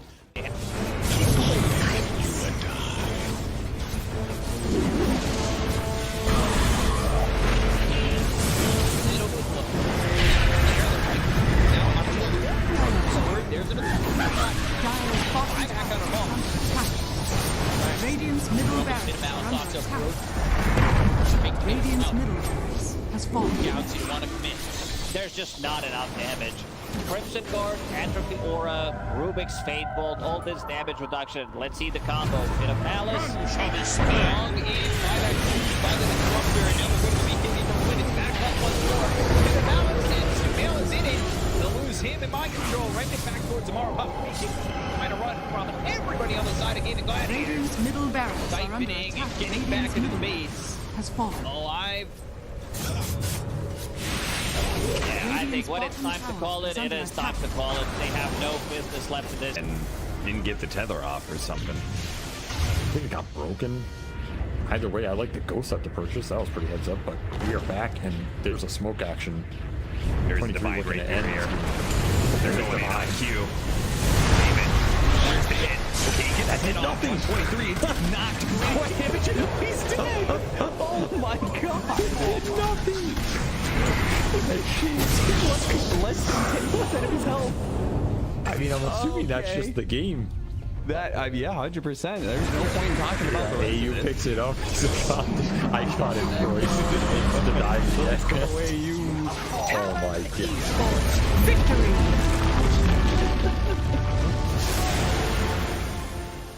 We finally get to see them have a little bit of lead. They need to have good vision, good entry to engage. We're down up on high ground. Bulbica, Red Panda. This would be huge if we can find a Static Storm before the Tombstone. Not bad. Stone from Lulu. He's thrown now over the there. Starting to drop down low. TK controls for the moment. He does manage to get that one away. And the Supernova down. TK barely surviving. And it's going to be one down at his White Album to dodge, to hide away. The heal's coming in. They hoping for a save, but the BKB is out, and they're going to jump onto him. He has to back away.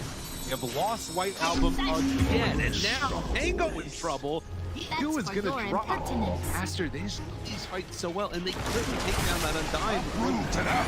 And remember, it's ages, so they didn't really care about giving away. That's what. Big finish profits. Look out the Stun is out on the play. Didn't have a BKB available. Volvica dropping low and on back in. They have another throw off Volvica. Doesn't look like it because the black hole is there. That's on the edge. He doesn't have multi-league up to the fight. And after, they might take full advantage. Move. Radiant's bottom Rax has fallen. Up the bottom.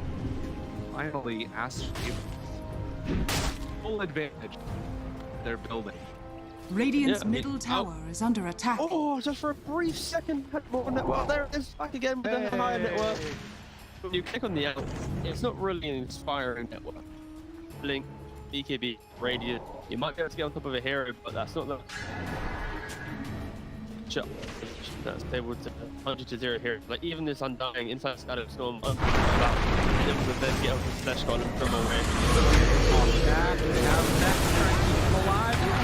Makes the move, and again, into this fight without Monet here. Pretty good for them. Right album, but now Monet is out. Now they're in a lot of trouble, but they he needs to kill him. Okay. Alright. Pops ulti. Now the turn. Punching. Getting away. Sort of survived that first salvo. Very strong. Supernova down, pops the BKB. Ooh, he's just caught here. They want to get the kill. That's really himself up. And now the chase. The avalanche, the toss. Thinks he's going to give up his life also. Then Monet is way too strong. This might just be the full set of racks going down bottom. Aster, way too strong for Ares. Like Aaron's the GP. Oh, they're done. Okay. I was wondering. It looked like it was that type of game. Yeah, it kind of was. It's like a game where you're an out. Not really ever been in the league. Victory. He hasn't really never protected himself.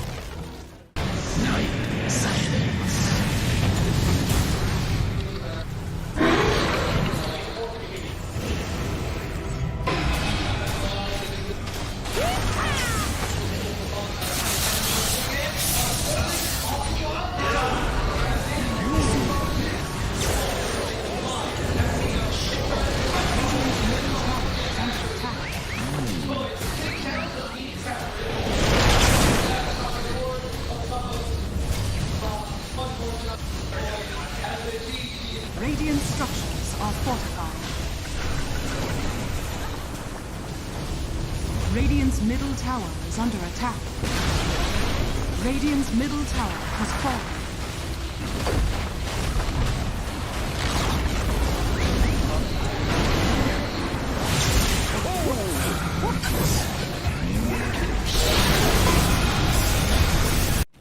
Boom. Look at the base. Standing. How are they just standing right now? I can't help but fidget with my hero half the game. I'll be running around in circles. Yeah. Pirouetting on the spot, the song, blinking from Pure, they see Yatoro, 3 lined up, potentialized path play, they're trying to go in, Toronto Tokyo is blown up by Collapse, has to fight back, Yatoro gets off his BKB, Pure with another song, sprints in, who are they aiming for? Where is the target acquisition? They can't catch anybody, Collapse BKBs runs down south, Lol being chased out as well, oh my god, Nightfall, Hazy on disc refresher, blinks to high ground, gets away from danger for now, Pure, what's he up to? He's back to the high ground too. Mirror image out, Aegis claimed, Lol in the fire, still surviving and blowing up GPK. Team Spirit nothing to do. Sprinting out their base, they don't catch Nightfall on the way out, he's blinked out in the range of Mirror. They're still hunting though, and he's gonna find Toronto Tokyo. Who cares, Gem? I see Jakiro. Eon disc popped. And with his rapier damage is like short work and a twin-headed dragon. Unstoppable. Larl the collapse waiting in the back line actually worked. He stormed out of the tree line and he just then started eviscerating the two supports with the help of Larl. He completely jumped over. They dodged everything that Naga was trying to set and prep there. And Yatoro was also just firing the cannon from the top there. Did the combined damage of Collapse and Larl together. He is a monster. Oh, pure. Lol. Oh, God. Nightfall's going to get a bit of vision here with the Hawk. Imagine. Can they? Imagine. Will they? They have to do something kind of crazy. They're going to be losing their base pretty soon. Lash has buyback. Naga Beastmaster have to get back to base to defend. Drow Rangers up here. Tier 3 gone. Barracks to follow. There's no buyback or collapse though. That's a big one. And Mira. Radiant structure. Look at all the wolves. Look at all the summons. It's vulnerable. Gets away from there. Help of the Glimmer Cave to jump in from Lol. Disruption of self-save. Barracks taken out. Lol. Ultimate tries to fight. Nightfall. He'll just pop, but he can't get any control of Lol. It's Lol. Puck is all over the place. Now they go into the GPK though. Aiming for the puck. They're going to find him at long last. They get him and the rapier's on the floor. He messed up the phase shift. He canceled it. Oh no. Did you see that? I'm not crazy, right? I don't know. Yeah, he phase shift and accidentally ended it. There's an Axe Blessing recipe, there's a rapier, there's all sorts of stuff everywhere. An Axe Blessing recipe. What's that there?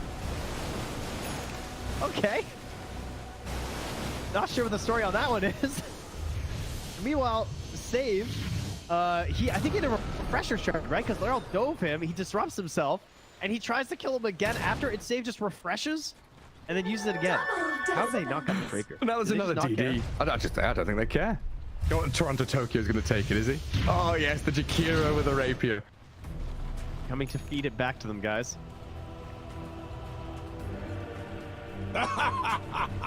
My goodness. There's Mega Creeps on one side. Top lane Barracks still standing on Team Spirits. Are we waiting for next Roshan, Trent? I don't know. I don't know. I feel like BetBoom have such a good chance of winning these fights right now. They can't get like swarmed in the back line. They missed the stun on GPK. He's trying to hold his ground. Oh my god! Oh my god! Yatoro shreds. Where'd he go? Daedalus hits, refreshes, brings forward, kills off Save as well. SD's gone. TV home. Get the hell out of here, BetBoom now. Lucky he didn't coil. Dude. Less track vanished. He looked okay until he... Welcome back. You're watching DreamLeague Season 19, and we are in the middle of a series. It is one game up for Shopify Rebellion as they go up against Beastcoast, and the first game was a very entertaining back-and-forth brawl. We'll see what Game 2 has in store for us. I'm joined by Sheep, Effie, and Pyrian. Yep. Based on Game 1, what do you want to see in Game 2? More Artur and Hector going head-to-head. Artur and Hector, you say? Artur and Hector. I want to see that. I like watching good carry players play exciting carries. None of this Terrorblade shit, no boring shit. I want to see Morphling doing Morphling things, Slark doing Slark things, and that's what I thought. Game 1, I really enjoyed watching those two great carries playing really well, exciting. Artur won, like Artur, he's a good lad. So I was happy to see that, but I don't want to just Terrorblades, man. That's great. Let's pick interesting heroes. Interesting, exciting heroes. Yeah. That's what we all want. I put some respect on that Batrider that they let through in last game. I feel that they should. I feel like Shopify's current best phase opening has always been Mikey's Batrider +1. It works for them so well. I think Undying is probably the best hero Shopify can get also in their first phase, just because it enables RTZ's hero pool so much.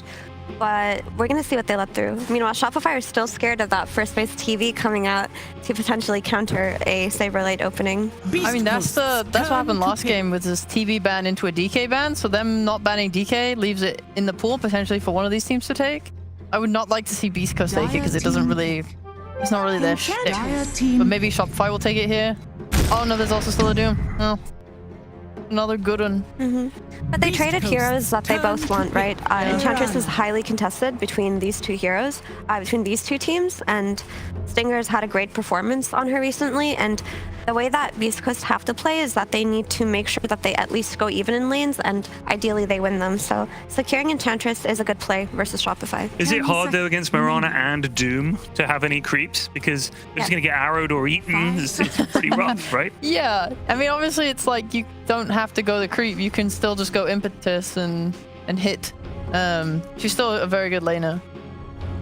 I think Enchantress, I think Mirana as a counter to Enchantress is good, but it's definitely overhyped in how much Mirana owns, because it's not an easy matter to arrow the creep when it's coming at you because it moves around. Right. And yeah, also she trades well with Mirana if she goes impetus level 1. Right. But Mirana, on the other hand, can also trade well with Enchantress with Starfall, but it's not as horrible as people think it is. I mean, the other thing is if you got an impetus on the way and she leaps, whoa, it's going to get worse and worse for her. That could happen, but yeah, it's a lot more nuanced than just, oh, Mirana can arrow the creep. But it is very important to note that if Enchantress ever wants to use her creeps to split push, check high grounds, or check Roche, it's an easy matter for Doom to just devour those creeps. So you lose the Enchantress vision advantage as the game progresses. You say it's more nuanced, Mira, but I don't deal in nuance.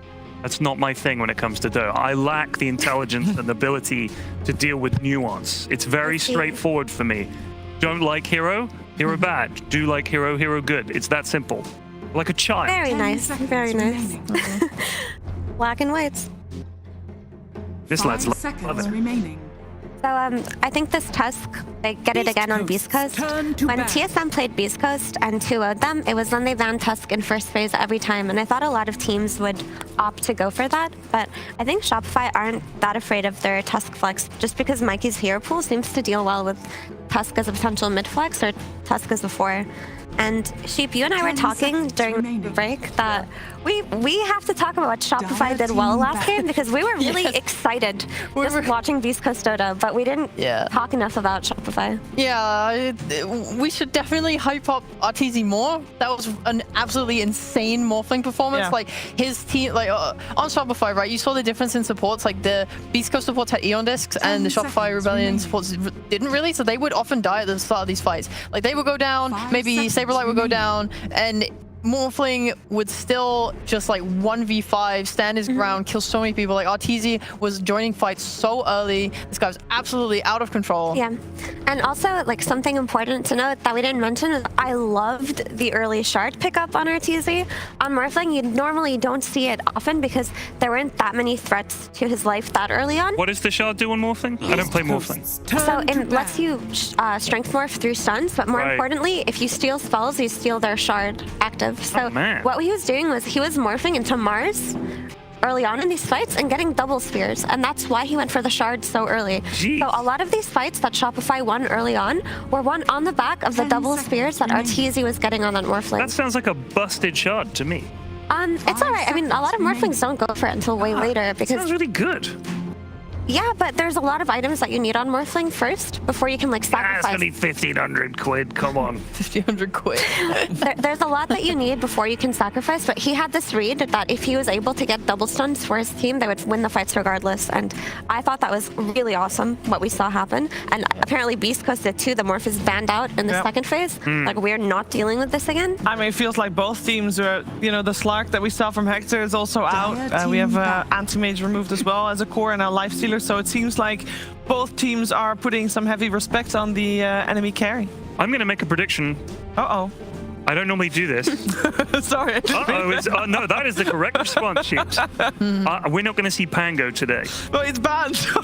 That's what I'm saying. But I mean, he's not today? I think you mean today, the whole day? The games we're covering, these two series, we're not going to see Pango. People are going to just ban him every time. That's a ballsy You'd prediction. be an idiot not to. Ballsy prediction. All right. Did you say a ballsy or baldy? That's a good prediction, my friend. That's a bold prediction. Don't do the laugh track on that, please. Do an R. No, I meant because he has a rolling, Yeah, oh yeah. He can roll. You said a baldy prediction. No, oh, it's like a ball. All right, He rolls. Carry on. I didn't mean... Oh God, you too. I'm sorry. I'm sorry. All right, let's see what else we want to remove. That's Snapfire. Guys, look at everybody. It's a Snapfire ban. It's a Snapfire ban. Hey, I mean, it worked well for them. It enabled the Dark Margot's Mars a lot as well. What do you think of Shadow Demon here, Sheep? Oh, this hero's been weirdly hit or miss, and I have actually not managed to catch many of the games he's been picked to have like a really strong opinion on it. We saw a game yesterday. He was really good. I quite like Shadow Demon for Shopify right now, just simply because you're gonna have a save against Tusk initiation or like a TP in to the mid lane to save a Tusk rotation. But also, you have setup with Mirana. It's something that they could potentially go for, but Undying is still in the pool too. It hasn't been banned out, so that's just another route that they could take. Which one do you prefer, though? I like the way that they center their fights around Undying, and you can still pick up something like an Ember Spirit later on if you want to do setups for Mirana. Obviously, like you can. This works. I like that a lot. Hook shot into like hog pushback arrow. They have a lot of playmake now. I am considering like whether Beastcoast want to play that Wraith King into Doom, as it is K1. You have to sort of consider it. That's true. You can never count that out.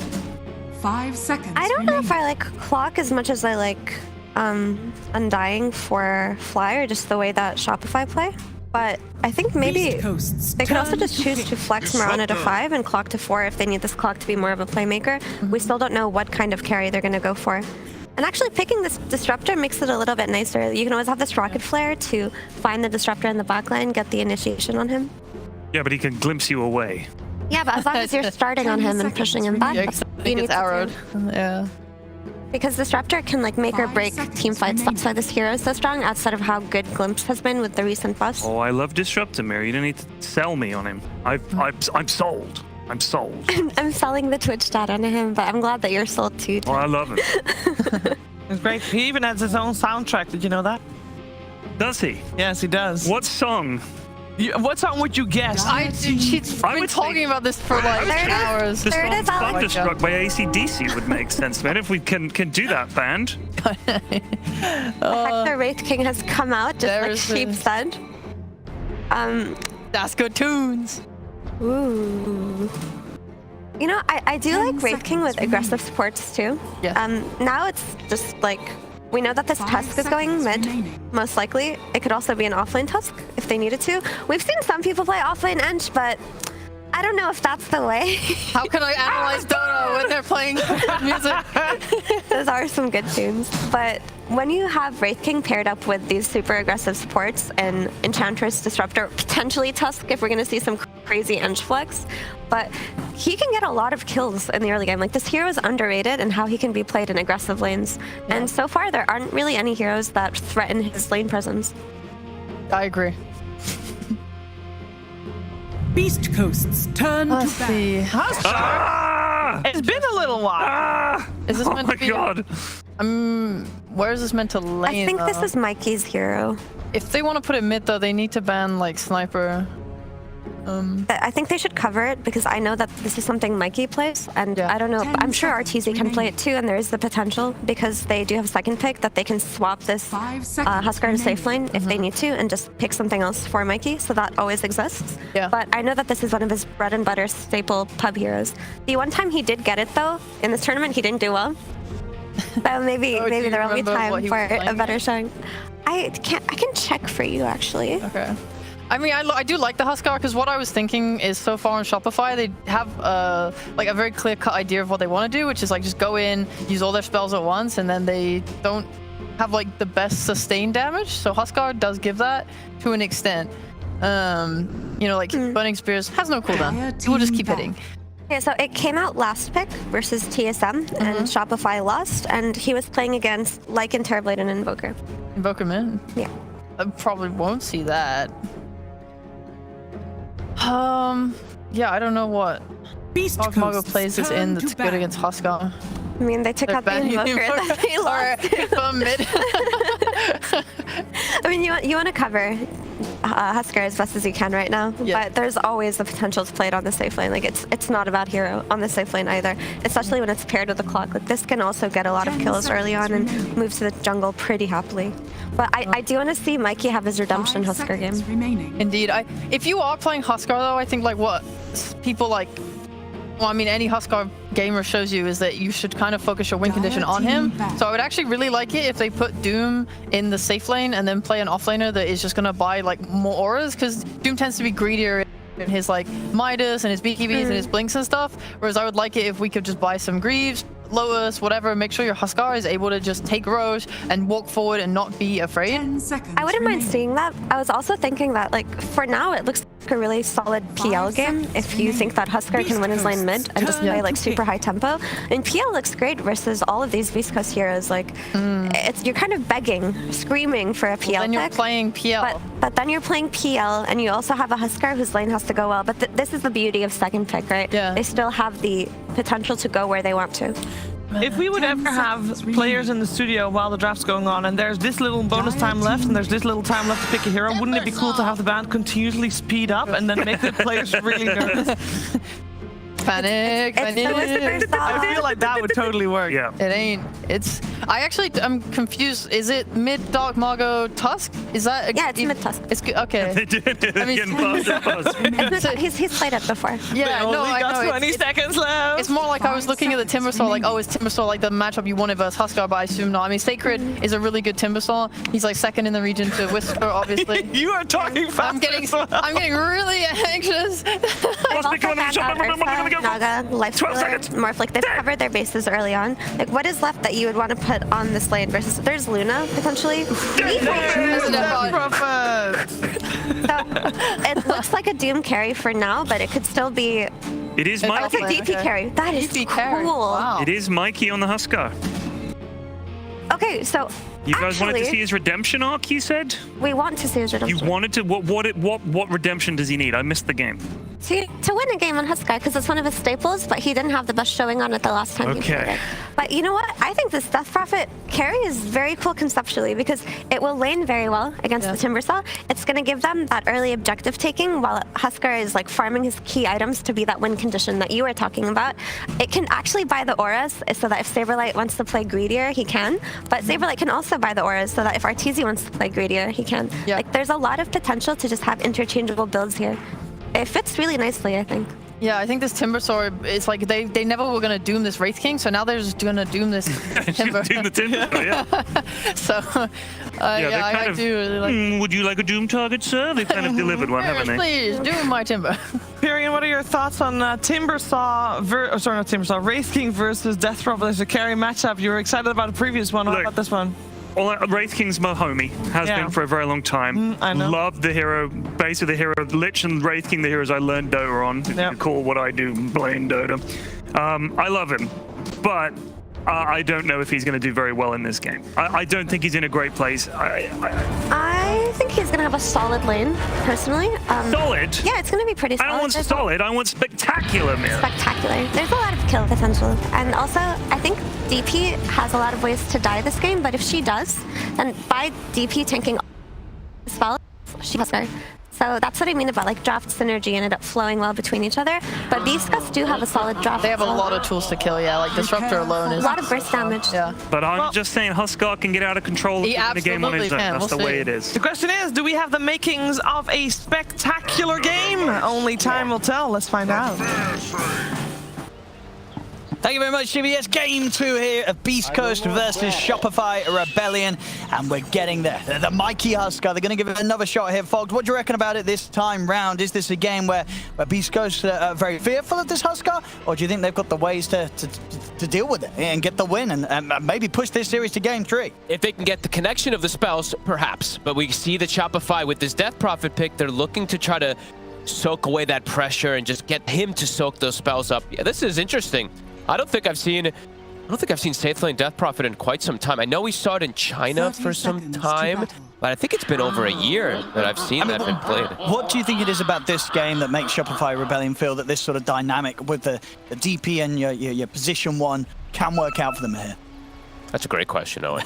I don't know. Okay. Well, your sort of immediate reaction is you feel it's a risk? To kind of do something like this, to have your carry be the Death Prophet? Well, I think what their actual thing is, like, he's a distraction, and Huskar is going to be that full carry, right? And the DP is just going to, like, run in and soak spells, and then let Mikey go for carry, because I was actually looking at a bunch of builds here from Mikey. He goes some fun items, and they might go for a glimpse play. They might be able to get Mikey here. It's gonna be a lot of damage. I mean, Schofield could do some body blocks. Yeah, I have to push the back in with the disarm. Is he done? Yeah, I was just pulling up like his page because I know Mikey, he's a huge Huskar player. He goes a lot of different builds, Owen. You know, it's always standard, armlet, like Aghanims, BKB, but then sometimes he goes like S and Y, Deso, all these kind of fun items. I'm looking forward to see what that adaptation is going to be. I think Mikey starting out low here is definitely a bit of an issue for him, though, in these first few waves versus Dark Mago. As long as he doesn't die on the first sort of few levels, he should of course, still get to the point where the Huskar's going to have that favorable matchup. Yeah, absolutely. As long as he can, stand his own for probably the 2-3 waves, then he should be able to just stand fight. And then he's probably just going to be able to bully out the Tusk pretty well.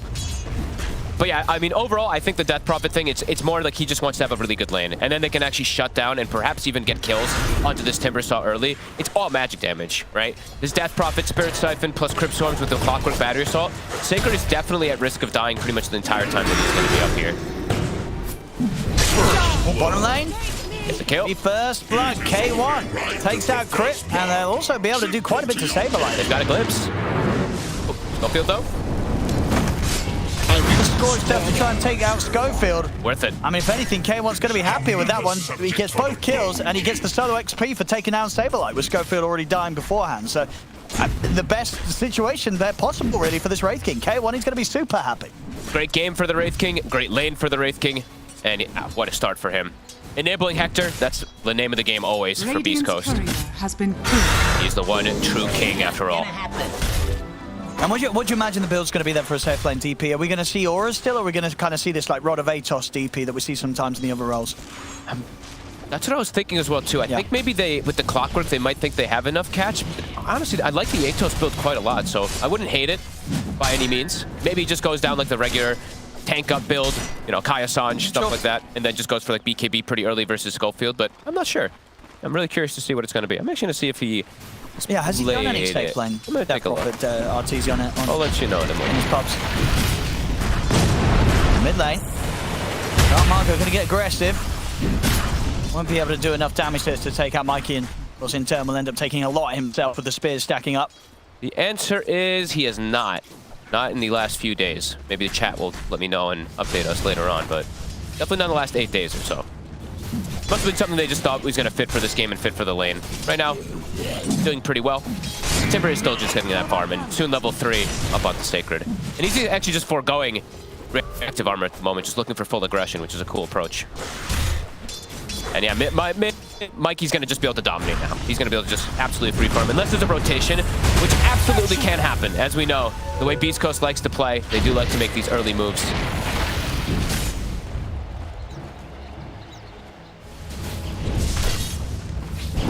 Bottom lane. Despite sort of those kills, overall, Saberlight and Crit should still feel pretty strong down here. I mean, Saberlight, once he gets Vanguard, he's pretty unkillable down here. Crit actually he's going in. And Schofield will put the Fairy Fire, and he'll live with that. Not quite able to get him there. Nice attempt there from Crit. And yeah, there's the help. Stinger makes his way over, but Stinger. He'll have 8 stick charges, he'll be okay. Cool. So it looks like he's just gonna leave Sacred a bit alone up top, and he's just gonna be constantly rotating as this. Bottom lane. They're gonna be able to find Saberlight. Another kill for K1. He's on a killing spree. Played too far up. Got glimpsed. K1 phase boots finished. They're punishing this. They're punishing the Doom before he's able to get the Vanguard. That's huge, because that's when he's just gonna be able to stand down there. K1 Wraith King. And he needs, like, overall for him, like, if he's able to have this type of good game, that's where the itemization comes out to be able to deal with the Huskar. That big damage that's gonna come from his like Armlet Deso. Oh my God, Saberlight. Whew. He almost got glimpsed back to base. He TP'd right in front of the Disruptor. That was scary. They can continue to get more out of this bottom lane Beastcoast. Fantastic so far down there. Now starting to be a bit limited on the mana though. It looks, I mean, Saberlight should, in theory, finish up his Vanguard before they get him. And they more than likely can't really pressure. We'll see what Crit looks to do with early rotations as well, with that versus that Enchantress that's going to be moving. Mikey forces Mago out.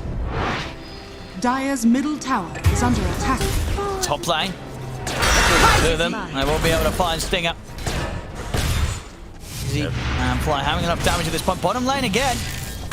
I've got a glimpse as well to bring him back up to what's where. He's in trouble once more. Saberlight. Another kill for the two of them. Saberlight just getting punished. I mean, I guess Crit moved away.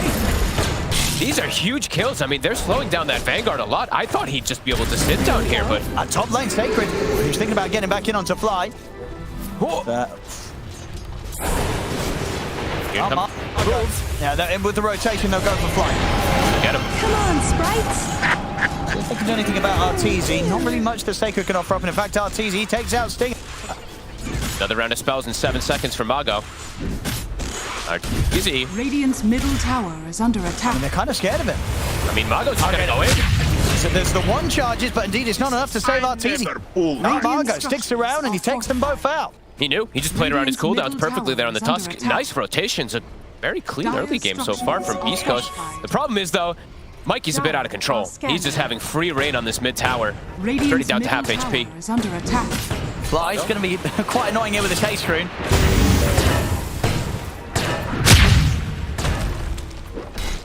Won't quite have enough to kill him. I mean, he's still got the well, Cogs in 4 seconds. He's gonna be close.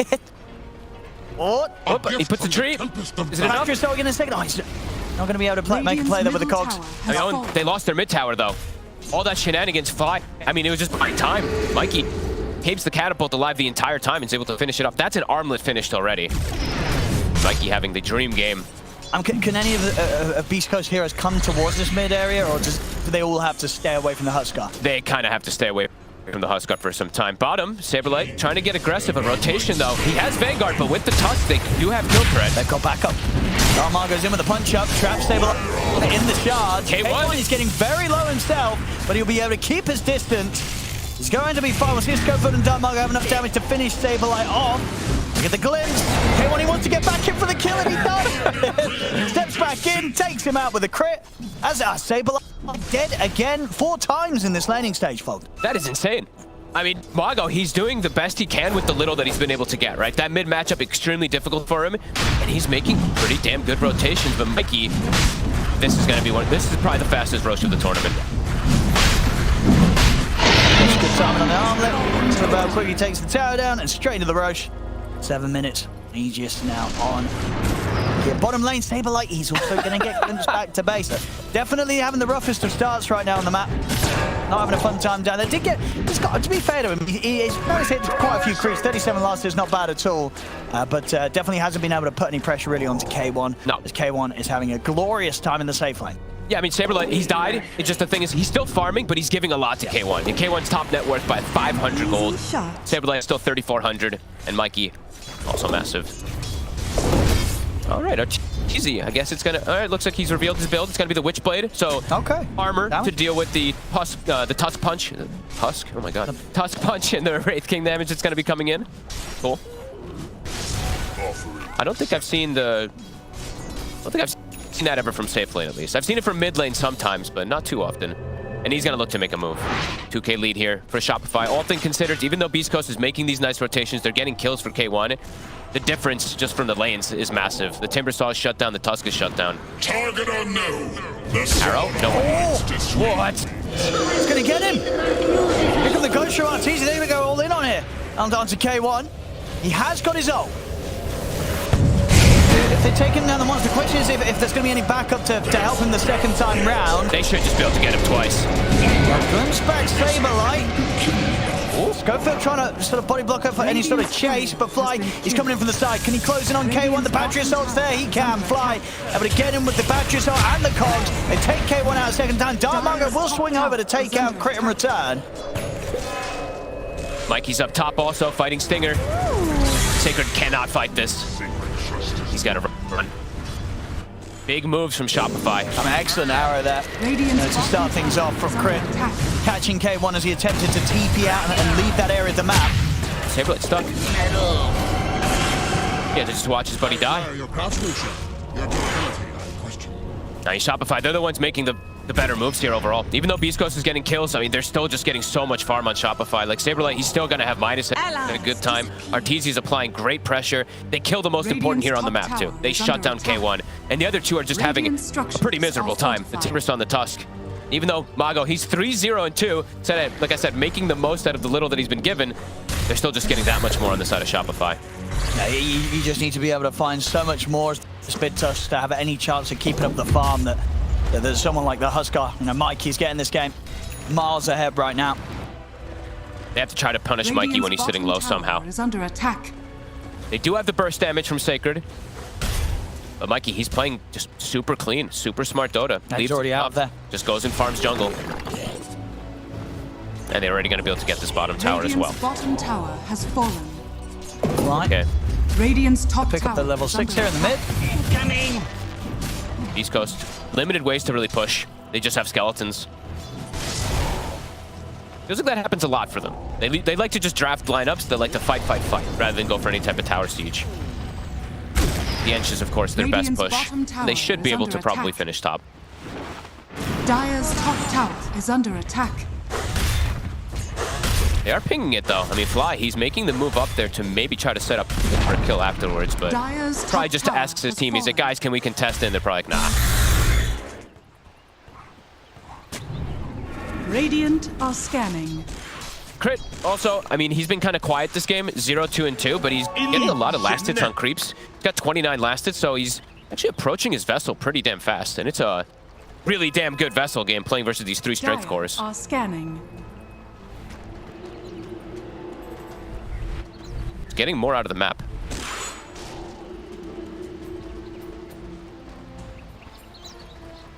Fly, Saberlight, gonna get aggressive. I believe Saberlight, he's got Midas. So even though he, like I said, even though he died a bunch of times bottom, he was still getting that farm. Just trying to find the catches here for Dark Margot, but Fire Rebellion not getting caught.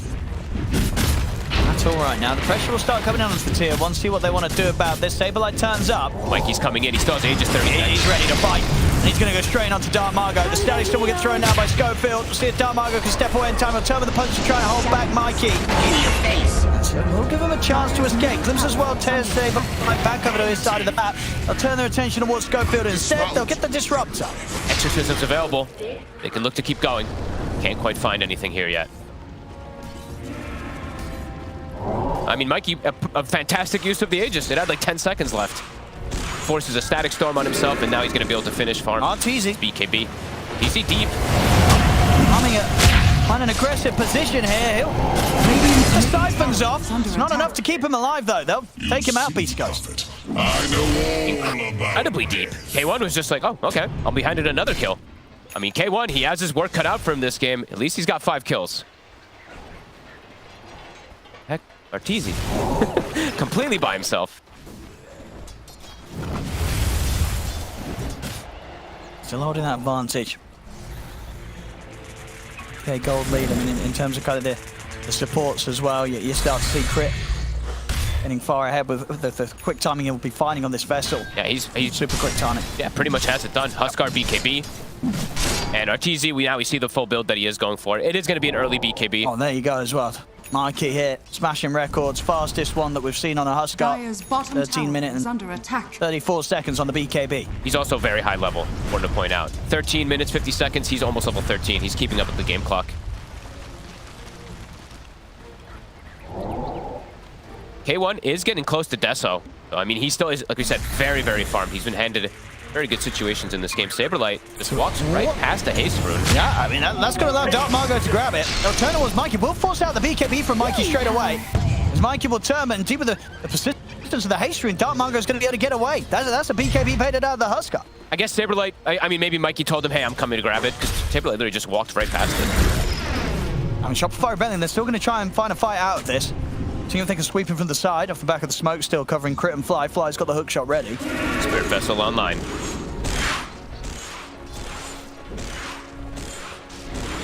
K1 very close to Deso.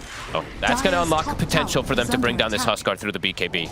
Not easy, still, of course, but still having a very, very good on this Wraith King.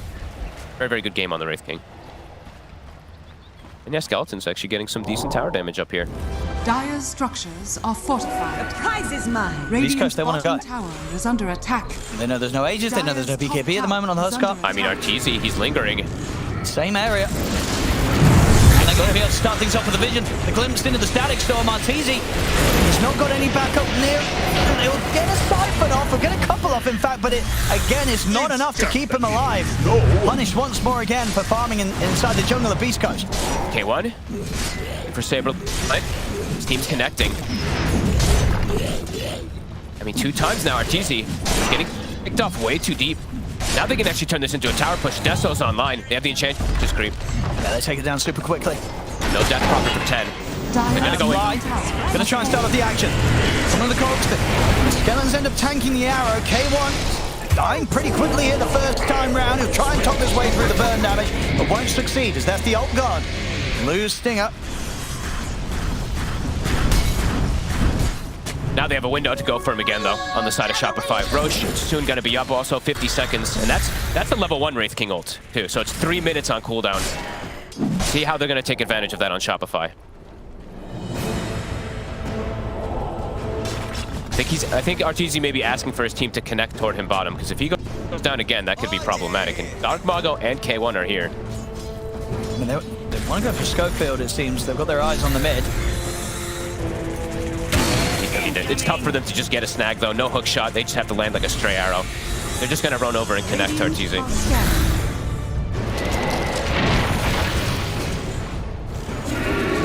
K1 just TP's top. It is going to be spotted from a ward. They're going to see both of these cores on the side of Shopify. They'll see Mago. They'll see K1, and they're immediately going up. They're like, kill Hector. He's the only one who they really have to be concerned about, and he does not have reincarnate for 2 minutes. Mikey's in. Dark Margo trying to help out with the snowball, and in fact, they turn and they blow up Mikey. He's in and he's immediately out. And now they can maybe look for more. They turn over towards Arteezy. He's got Stabilite by his side. Stabilite will drop the Doom down onto Dark Margo here as they kill K1. If the Stinger can do anything to save Dark Margo, he cannot. The Doom will allow them to kill off the touch. Sacred, Stinger, Schofield. They're doing their best to try and turn things, see if they can take out Arteezy, but the damage is not going to be there. Shopify Rebellion stays standing strong. A Cryptwall takes out Stinger. Sacred will actually cut down Arteezy at the end of it with a Timber Chain. The Vessel's ticking him down low, though. It's so close. 20 HP. He's going to live. Okay, so at the end of it all, Beastcoast, they'll still get the kill on Arteezy. And Orca starts the fight there with Mikey just getting blown up completely by the physical damage of Beastcoast. I mean, he just didn't respect how much damage they do. They knew he was there, though, Mago. They had this ward in the lane, so they saw the Tusk setting up with the Wraith King. Just seems to have caught Mikey off guard. It's high burst damage, high physical. Yeah, and in sort of different instances, yeah, that burst from the lineup and Beastcoast catching Mikey by surprise, and then at the end of the fight, catching Arteezy by surprise. Absolutely. I mean, Sacred, he's... All things considered, you know, his lane top, it was a bit difficult. He never died, though. He's level 13, Kaya Sanj. He's scaling. Roche, it's back up. Oh, very early. 18 minutes, that second Roche. Mikey, he's starting it. Wraith King ult, it's still on cooldown for 40 seconds. They can't really get over at Beastcoast. No, it's difficult. There's a BKB done as well on Stabilite. Can anybody go for a steal? Fly. He's going to put a stop to any attempt from Sacred. Gets him with a hook shot on the cogs, holds them back in the high ground. Schofield's trying to step in, but won't be able to get in. The pit Aegis secured once again by Mikey. Easy wants to find a kill. There's a glimpse available. Gets the slow. Bottom tower is under attack. Schofield is out of there. Nothing to put a stop to that. Stinger. Hookshot still on cooldown. Just limited forms of catch on Shopify for now.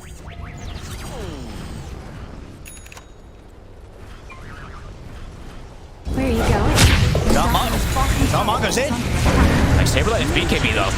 We'll pop it and try to turn towards Dark Margo. They're running him down. The best of keeping his heels though. Mikey jumps forward. Dark Margo's out.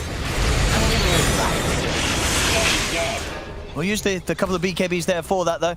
So you're going to be feeling worth as they take out Dark Margo, get rid of that mid-tusk. He's really suffering. He had to go for like the blink dagger. He feels like they need it just to get some type of initiations, and he is really at the bottom of the cores right now. Even the supports on the side of Shopify are catching up to him. They're going to see if they can go to Stabilite. I mean, Stabilite, his BKB's on cooldown. Got him. sticking around to sort of push the wave out in the mid lane, and so costing him his life there, Saberlight. And K1, I mean, all they're trying to do is set up K1 for success. He's 7-2-3. BKB's finished. BKB does so armlet at 20 minutes for a Wraith King. That's pretty damn good. Arteezy. Oh. I mean, and honestly, on paper, this is definitely a carryable game for a Wraith King. On paper, yes. It's just the Huskar is definitely a problem. And I'm just really curious to see what build he goes down. As I mentioned, he does a lot of different builds in his pubs. Definitely likely that he goes the AC next. Come on, go. He's in with the jump. If they can take out the Aegis, they can. That's the Aegis gone. He's got no BKB. And there's still no Saberlight around to help out. He's still dead right now. They go from round 2. They can. They're in with the stun. He'll be able to push the battle into fire. Hook jump ball from Fly. He's trying to keep them off. Mikey, but the crit comes in from K1. Mikey taken out. Fly to fall as well. Yeah, I mean, K1's doing it. This Wraith King, it's going to be a huge problem. This physical damage is only going to scale up. And if they're dealing with the Huskar, they're almost certainly going to be able to deal with this carry Death Prophet as well. Yep. They're going to fall off against K1's power. I want them to build items to enable him even more, too, on Beastcoast. Like, get some type of Solar Crest and stuff like that. Set this guy up for success, because right now he's kill them all. He can absolutely kill them all this game, K1.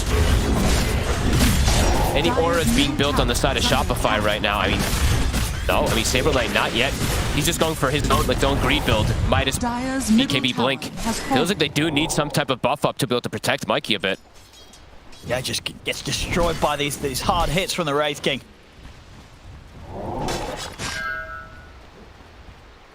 Cannot believe how farmed he is. I mean, I can't believe that he's 12 kills total on K1. I mean, you got that crazy start in the lane right with how sort of rough the early laning phase was for Saberlight. So many early kills for K1. And then outside of that, he's got to play them out perfectly. Very few interruptions to sort of his movements across this side of the map. And the involvement in the fights. Turns up and he's getting these big hits, these big finishing blows onto these huge carries. And it looks like the approach actually from the supports is just going to be Force Staffs. It's a blink on the Disruptor. He had the queued up Force Staff. But I mean, when you look at Shopify's draft, their catch is literally only clockwork. So if they do just get Force Staff, they can just keep disengaging, picking their fights whenever they want to around the Wraith King. It's a really good approach here from Beastcoast. Shopify, they have to start getting Arteezy involved somehow. I mean, he's 6-4-1, but 4 deaths is quite a lot. All right, let's see what they can do. Blink, it's finished on Saberlight. Feels like for Shopify, it's go, go, go time. Have to shut down Beastcoast somehow. Especially just K1. I mean, do they just 5-man gank him? I think it's absolutely worth it. It really is. They've got to deal with this Wraith King. They've got to get K1. Beastcoast. Beastcoast is there. I think they're going to suspect that they're going for the face shot. They're going to go rest of Beastcoast. Nice arrow. They're going to ignore K1, go for the rest of the team. They get him with the jump and they blow up Sacred with the Doom laid down onto the Timber Saw. Not a chance for Sacred to survive. Darmargo buys a bit of time with the Snowball and is able to get the blink out off the back of it. Schofield hiding in the trees, but the ghosts of Arteezy will find him. 2 dead on Beastcoast. They ignore the Wraith King Shopify and then they go for the rest of the team. Okay. And it's a successful play. 2 heroes dead. Great hook shot, great arrow to follow. Lands perfectly onto the Timber. They get the Doom onto him and just delete him before he can do anything. And they get Arteezy involved. And they just ignored the Wraith King. There's one choice or the other, right? They decided to go for the bottom one. And I think, yeah, this is definitely the correct one. Especially with how close they were aware that Beastcoast were to being able to back K1.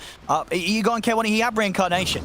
So high chance that would have led to a situation where Beastcoast were able to catch you by surprise, but Shopify Rebellion and be making the smart call to just go for the rest of the team first. And now for Beastcoast, I feel like it's time to go themselves. There's no Doom, there's no Exorcism, pretty much nothing at the moment left for Shopify. What move does Beastcoast want to do? Looks like the call is at the moment invade triangle.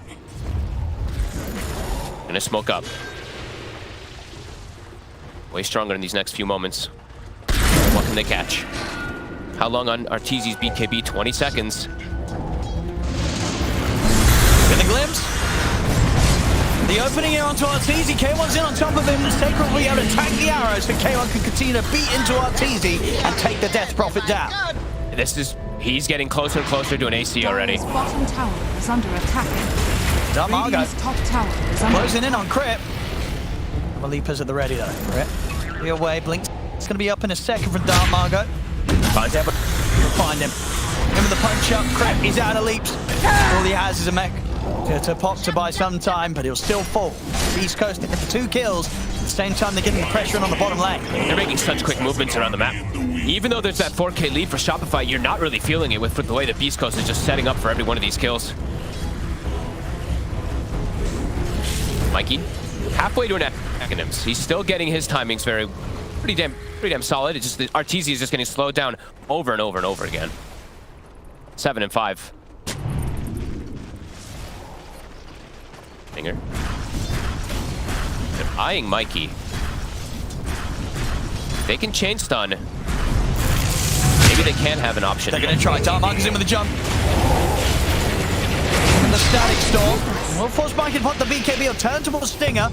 Forced off away. Stinger's still able to survive here in the trees. They forced the BKB though. He's going to get in and drop the Doom down onto Sacred. Put the BKB. K1 trapped in the cogs for now. Poppers out BKB has to spend time breaking out of the cogs. He's going to try and commit in onto Saberlight, but he cannot stay on top of target here now, K1, and he's got to be careful with his BKB coming to an end.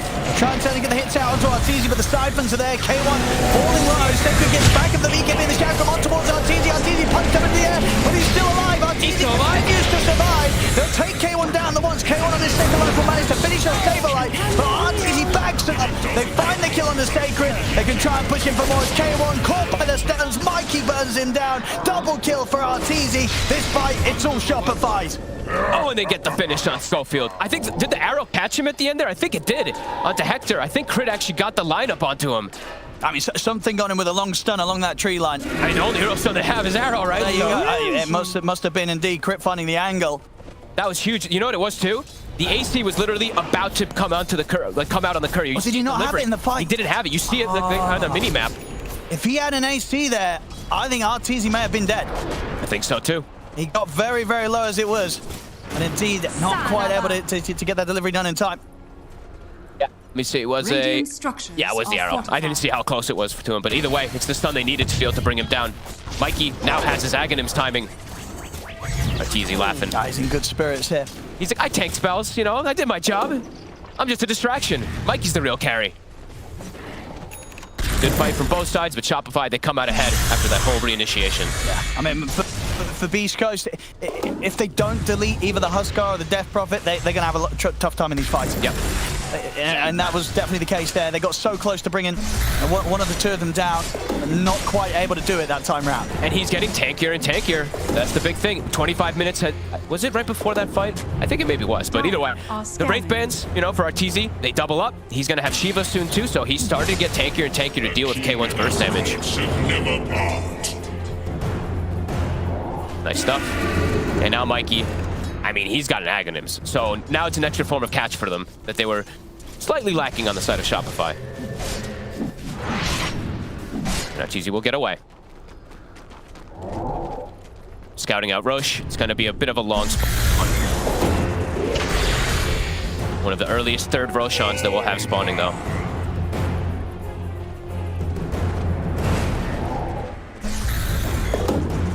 High level also. Arteezy, even though he has died a couple of times here, like kind of out of maybe out of position and stuff like that, getting punished, he's pretty much the same as the Huskar, same as that Wraith King. Just keep it up with them.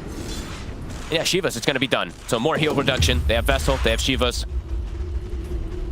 Very strong items versus these tanky cores that Beastcoast has. Looking to fight. They've got Exorcism back up.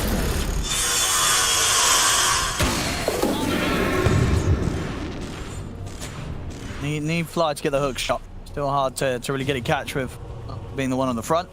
All about securing Roshan. So they're just going to try to secure the area here on the side of Shopify. It's going to be 45 seconds, we said. It's a very long spawn. And they do have a nice ward here from Beastcoast to be able to scout them. Dagging out on K1, some with a chance he can immediately get in onto the target that the team's focusing and try and delete them. And it's going to be the BKB out there. Okay. He is forced to use it. And that is before the Roche, so 20 seconds until it's up. And Beastcoast get a jump. Difficult to fight into high ground. Fly. Start things on Stinger. Mikey, he's in as well. And Stinger will fall. Great kill to start the fight. K1, he's going to try going on to Arteezy. Darkmark goes well. Let's think if they have enough physical damage, but there's a Death Prophet, and they do. Arteezy's out for a minute. K1. Gonna go towards Fly next. Big damage here with the crits. Fly will immediately buy back in response. Snowball as well. It's going to protect him. Incorporation yet to pop. Now it finally will be. Mikey looks towards Dark Margo next. Dark Margo will tick down into the burning spirit and will die. But K1 picks another. He's in trouble. Another disarm pushes K1. Mikey standing his ground again with the armlet, keeping himself alive. K1 jumps back in there and finds the crit to take him down. Mikey out of the fight. K1 gets the triple. It's around Roche. They might even be able to get the glimpse on crit. The vision. They will. There's the glimpse back. Saberlight's going to try and help crit. Hits him with the stun. They've actually killed K1. Alright, Saberlight gives the call to stand their ground and fight, and it's enough to take K1 down.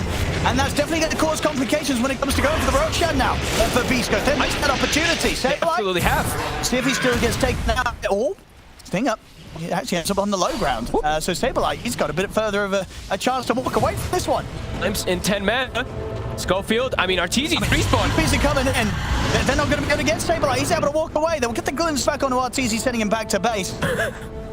But yeah, it was sort of just overshooting the mark there with the 4-star stinger. Tried to sort of force to clear the trees, get the vision for to get that last hit, but ends up being on the low ground. Not able to get the last touch and takes Saberlight down. Are they going to be able to contest this Roshan now, though, for East Coast? It's 28 seconds for the Wraith King. Arteezy's going to run over with Mikey. Could be a hard one. Saberlight and Crit going back in as they did to get that kill on K1 very much means that, yeah, what could have been a big turnaround point there for Beast Coast is taken away from them. Yeah, it's almost like, you know, sometimes this does happen with some of these SA teams with Beast Coast, a little bit lack of discipline. Maybe if they don't go for the kill on Crit and they just set up and go back for the Roche, maybe they'll have it, but that's what I meant, Beast. Wild. And forth again. Shopify, exorcisms at the ready. They can go straight for this. Yep. No, it's going to take too long for K1 to really get over here. I mean, he's close. I mean, actually, he's running over. It's into God. Can they really take this fight, Beast Coast? It's not going to be easy. It's not fast. Fly pushing them back. Dark Margo's going to jump in. They look towards Fly. Stinger's trying to get into the pit. Saberlight's going to jump for push back Stinger. Mikey and an Arteezy will be able to continue to focus Roshan, and they'll finish it up. Aegis picked up once again here by Mikey. Cheese on Arteezy. My God, these fights are just super back and forth, but now Shopify, very comfortable position here. Full refresher, or sorry, the refresher shard. It's the cheese now.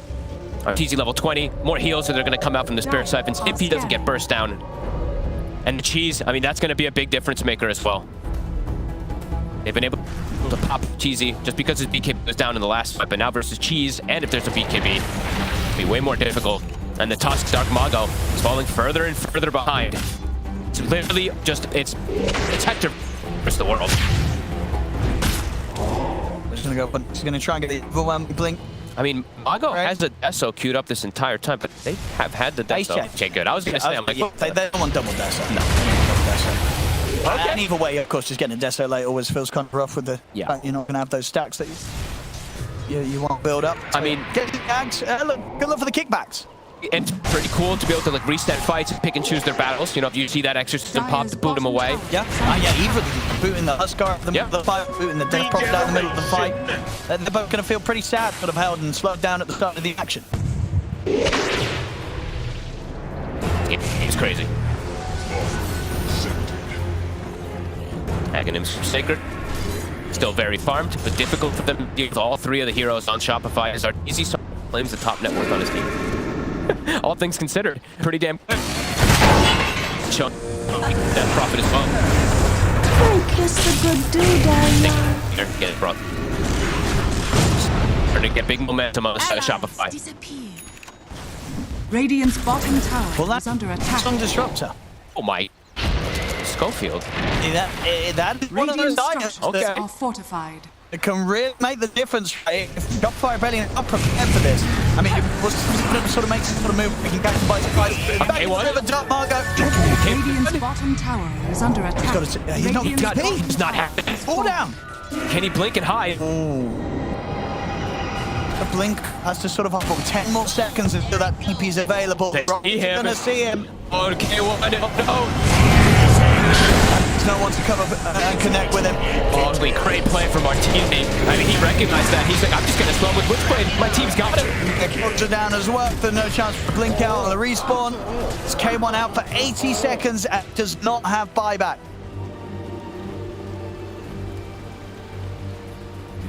Massive play. 70 seconds. They can get the push going really fast on the side of Shopify.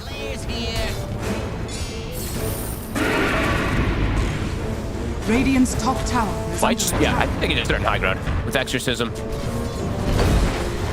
Radiant structures are Chartizi got finished. I think that is his. What does he actually have?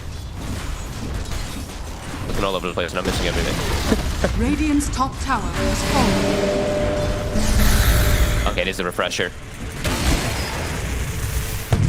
So left up. All those fast Spirit Siphon charges that he gets replenished. Yeah, the shit's coming. 20 seconds. And they're going to know he's not got buyback. Stinger gets a cheeky ward behind them. At least he's going to be having that information, but they're just committing in. Radiant's top tower has fallen. I think Fly is telling them, watch out for this disruptor. A little bit of backdoor protection, but now the creeps are coming in on the top line. Radiant structures are fortified. Big opportunity found for Shopify. I mean, 5 seconds. They're not going to feel confident sticking around to force for the barracks with the Rake back in place. We'll force that BKB ward that was placed earlier from Stinger. Actually forces BKB out there for TZ, but they're keeping high ground. TZ instantly pops his pressure. He's ready. Oh. What? Oh, Sacred. Just moving his items around. I think he was, yeah. All these things add up. They need every little thing to be able to take these fights now in Beastcoast versus Shopify. Thing up. They've got the vision set up in our Beastcoast. Shopify done. He's thinking about going in. Schofield? Aggressively himself. He's going to get spotted. Schofield control. He's going to get taken down before he can spent off the 2 drop down on the stage. Sacred also to fall. And Dark Mark kept his BKB off. He'll kick back Fly. But here's Mikey. But the rest of Shopify Rebellion running down BKB soon to an end, and they're ready to dive in. It's under attack. He'll protect himself momentarily with the snowball. There's no way out for Dark Margo. He's dead as well. She's coming in. They can take the tier 2, and they can look to go on playground 1 and Shopify Rebellion. They tried to go for a spirited Margo Schofield, and they said like feeding themselves forward. I mean, Shopify, they're playing so much cleaner. Beastcoast, he's adding up. They may lose 2 sets here. Radiant's middle barracks. For Shopify back off this time. Stinger trying to get his own push going. He's going to pay with... Mikey going to head back to pick up a... Barracks are under attack. Or at least trying to, but healed. You should get him. Radiant's top barracks are under attack. K1's been taken down once. He tried to hold it. Pretty much first... But it's going to be up the... And as Phil's in, he gets the static storm down, but the glimpse could walk there. Hold up, it's easy. So it's easy to able to step back, pop the cheese back up to full HP. Radiant's top barracks are under attack. Rax almost drops on him. It doesn't matter to Shopify. They've got this bigger push going. Hold now for 30 seconds. Gonna get this second play that Rax sees. Like he jumps back in. He's in with a step. They get hands on Schofield. Nicely done. It's back. Sable is ready to drop it again. Comes down. Dark Munger's got to back away. Sacred's going to get caught in by Mikey. Jumping in the pop. Sacred's out of the action. He'll bomb back straight away. The damage being done by Shopify Rebellion. I think Saber looks like doing ball game. He's always 500 targets. Get the kick back onto RTZ, but if he's there, Mikey's ready to back RTZ up. Jumps in over. Dark Margo's trying to turn with the punch. Dark Margo's taken out. K1 not going down. Snippy with it. Almost suddenly on his own though. Sacred step. K1 controlled a second time round after the kick, but as with no buybacks available, this one it's over. GG it called. Shopify Rebellion take game 2, and with that the series 2-0 here for Shopify. Made some really clear. Be some opportunity in this game, like a sloppy game from them overall. Shopify just over and over again. They're really clean initiations. Honestly, I think he landed about 5 arrows with a little setup, and yeah, a Saberlight. Always getting the right dooms, carrying through most of this game with the Huskar, and RTZ holding his own. This DP actually got very online.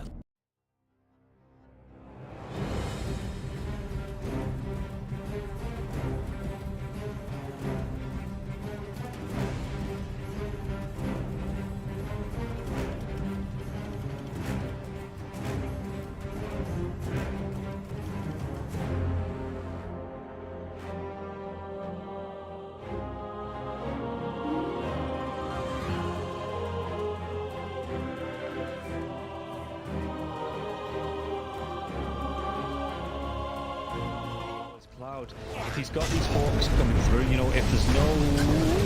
we'll come back to this as they get the dive on, and everything I was saying is now inconsequential because Cloud has gone down, so Kami has to move away from these multiple kisses. There is still that buyback for the Beastmaster though. Let's see. He wants to get himself back into this. The dive onto the back lines into the vortex as well. There's going to be a real nice dismember. The hooks come. Nice save though. He saves it. Cloud gets himself back into this now, and Kami is losing so much. Kami's going to go down. They do get the kill onto Leppington there as well. So Mira with that freezing field, Mira will go down.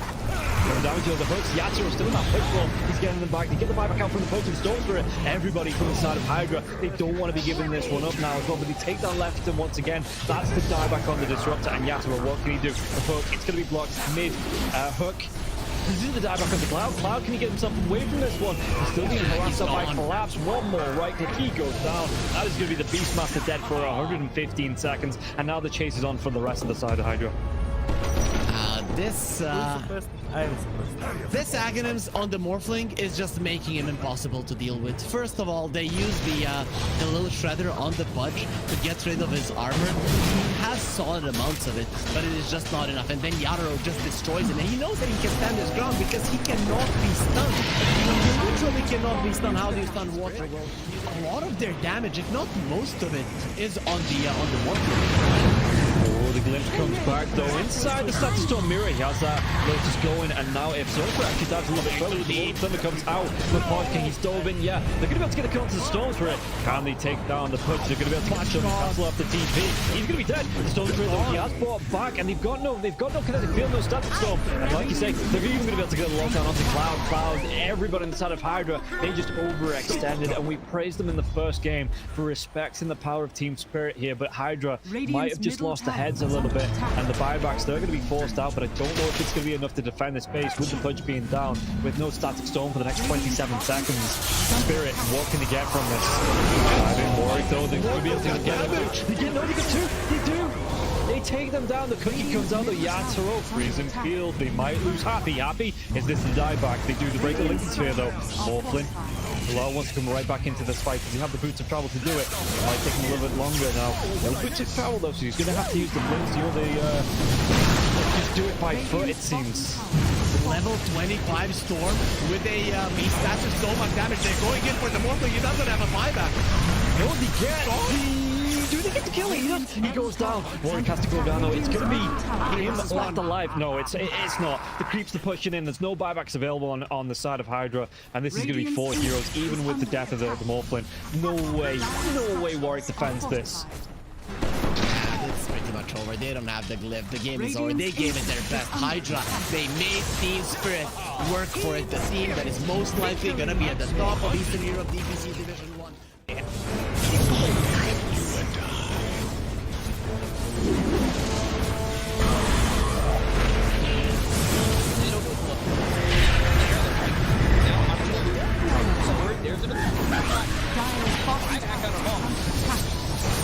Radiant's middle barracks Radiant's middle barracks has fallen. Gauzy want to commit. There's just not enough damage. Crimson Guard, Atrophy Aura, Rubik's Fate Bolt, all this damage reduction. Let's see the combo. Bit of Malice. Strong in by the Disruptor, and now they're going to be hitting the win. It's back up once more. Bit of Malice, and Sumail is in it. They'll lose him in mind control. Right it back towards Amaro Pup. Trying to run from everybody on the side of Gaimin Gladiators. Radiant's middle barracks siphoning and getting back into the base. Has fallen. Alive. Yeah, I think when it's time to call it, it is time to call it. They have no business left in this. And didn't get the tether off or something. I think it got broken. Either way, I like the ghost set to purchase. That was pretty heads up, but we are back, and there's a smoke action. There's a divide right there. They're going on IQ. There's the hit. Okay, get that hit off. 123. Knocked great damage. He's dead. Oh my god. Nothing. Less than 10% of his health. I mean, I'm assuming that's just the game. That, yeah, 100%. There's no point in talking about the AU picks it up. I got it, bro. He's to die yet. Go away, you. Oh my god. Victory.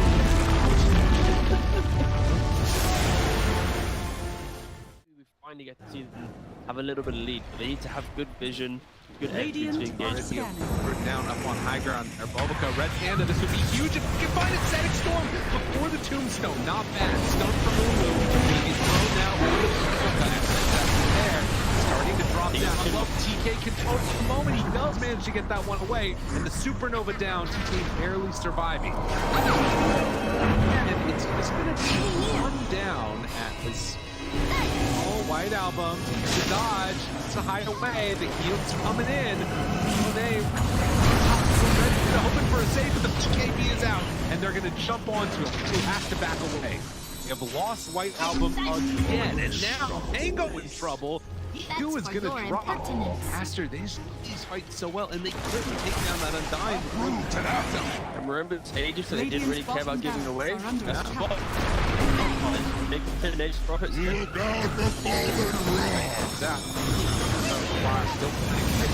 Stun is out on the today. They have a BKB available. Bulbica dropping low, the 10th toss back in. They have another kill off Bulbica. Doesn't look like it because the black hole is there. That's on the agent. He doesn't have multi to come to the fight. And Aster, they might take full advantage. Move. Radiant's bottom Rax has fallen. Up the bottom. Finally, Aster full advantage. They're building. Radiant's middle tower is under attack. Oh, just for a brief second, had more network. There it is, back again with the higher network. When you click on the L, it's not really an inspiring network. Blink, BKB, Radiant. You might be able to get on top of a hero, but that's not the shot that's able to 100-0 here. Like even this Undying inside Static Storm, able to then get over the Slash God and throw away. They have that trying to keep him alive. Makes the move, and again, he takes this fight without Monet here. It's pretty good for them. Right album, but now Monet shows up. Now they're in a lot of trouble. Maybe the team should kill him. Okay. Alright. Pops ulti. Now the turn. Punching. Really getting away. Sort of survived that first salvo. Very strong. Supernova down, pops the BKB. Ooh, he's just caught here. They want to get the kill. That's really himself up. And now the chase. The avalanche, the toss. Thinks he's going to give up his life also. Monet, he's way too strong. This might just be the full set of racks going down bottom. Aster, way too strong for Ares. Like Aaron did GP. Oh, they're done. Okay. I was wondering. It looked like it was that type of game. Yeah, it kind of was. It's like a game where you're an out, not really ever been in the league. He hasn't really never protected himself.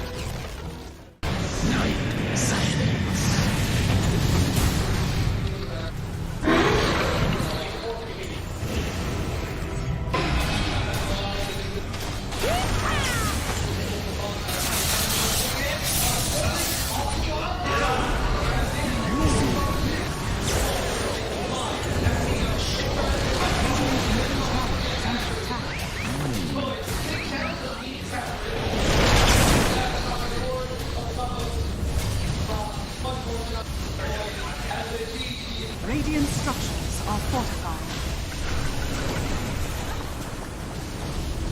Radiant's middle tower is under attack. Radiant's middle tower has fallen.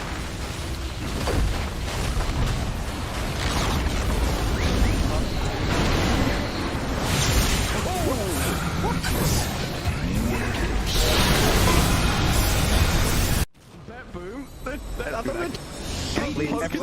Standing. How are they just standing right now? I can't help but fidget with my hero half the game. I'll be running around in circles. Yeah.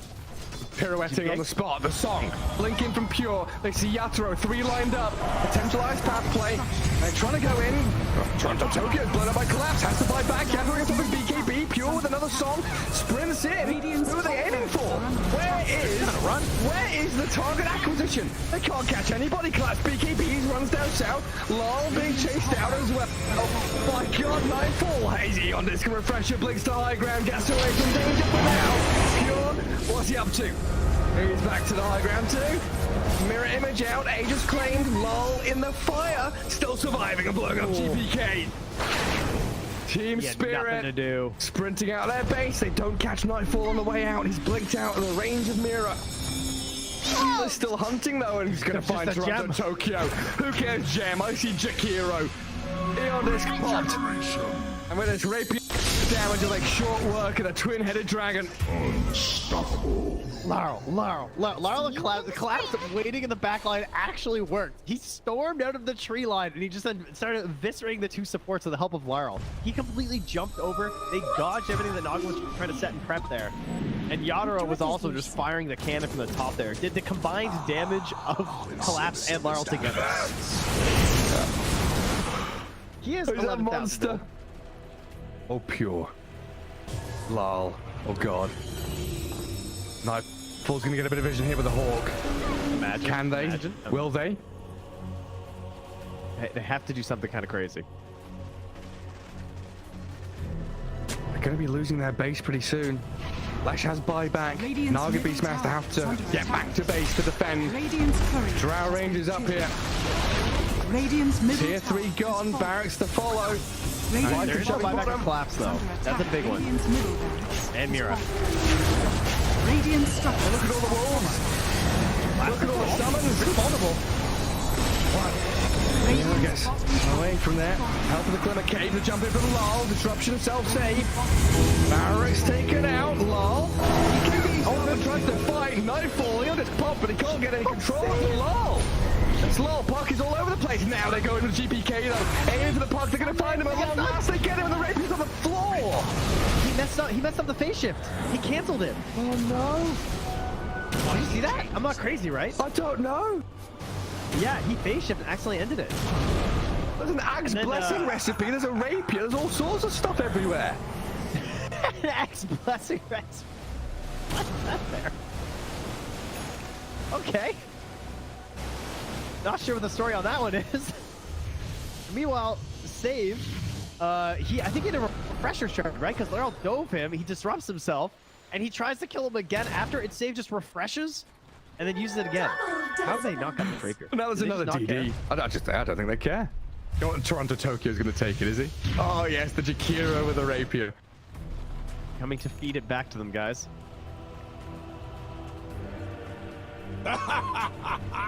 My goodness.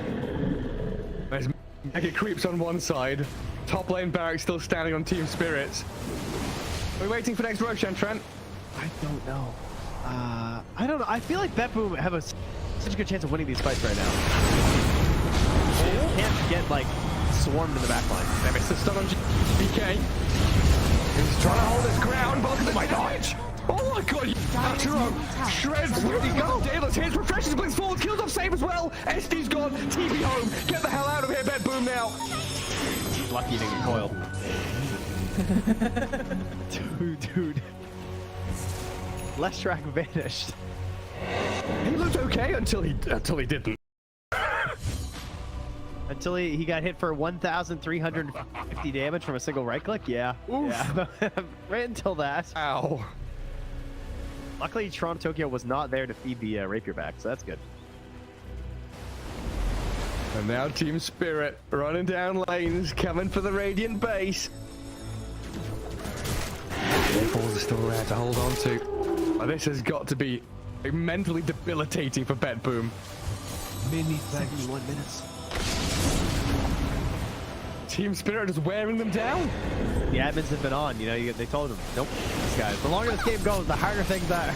Well, it's like Moomiander was saying in that Seb documentary. This isn't Dota you're playing. This is a slogfest. You're going to wait it out and play 60-minute games. Long ass ones. There's a long line. Watch go very far forward. He unders from Mira, but the Undying will fall inside the Radiant base. This is to get the dive on, and everything I was saying is now inconsequential because Cloud has gone down. So Kami has to move away from these Mortimer kisses.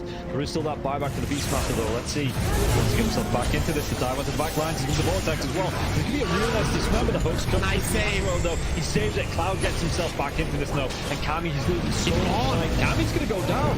You get the kill onto Leppington there as well. So Mira with that freezing field, Mira will go down. Damage to the hooks. Yatoro still in that push roll. He's getting them back. They get the buyback out from the post and Storm Spirit. Everybody from the side of Hydra. They don't want to be giving this one up now as well. But they take down Leppington once again. That's the dieback on the Disruptor. And Yatoro, what can he do? The hook. It's going to be blocked mid hook. He's doing the dive back onto Cloud. Cloud, can he get himself away from this one? He's still being harassed up by Collapse. One more right click, he goes down. That is going to be the Beastmaster dead for 115 seconds. And now the chase is on for the rest of the side of Hydra. This Aghanims on the Morphling is just making him impossible to deal with. First of all, they use the little shredder on the Pudge to get rid of his armor. He has solid amounts of it, but it is just not enough. And then Yatoro just destroys him. And he knows that he can stand his ground because he cannot be stunned. He literally cannot be stunned. How do you stun water? Well, a lot of their damage, if not most of it, is on the Morphling. The glimpse comes back though inside the Static Storm mirror. He has that Lotus going, and now if Sofa actually dives a little bit further, the Thunder comes out. The Pod King, he's dove in. Yeah, they're going to be able to get the counter to the Storms for it. Can they take down the Pudge? They're going to be able to catch him and cancel off the TP. He's going to be dead. The Storm Trader, he has brought back, and they've got no kinetic field, no Static Storm. And like you say, they're even going to be able to get a lockdown onto Cloud. Everybody inside of Hydra, they just overextended, and we praised them in the first game for respecting the power of team spirit here. But Hydra might have just lost the heads a little bit, and the buybacks, they're going to be forced out, but I don't know if it's going to be enough to defend this base with the Pudge being down, with no Static Storm for the next 27 seconds. Spirit, what can they get from this? I've been worried though, they're going to be able to get damage. They get two, they do!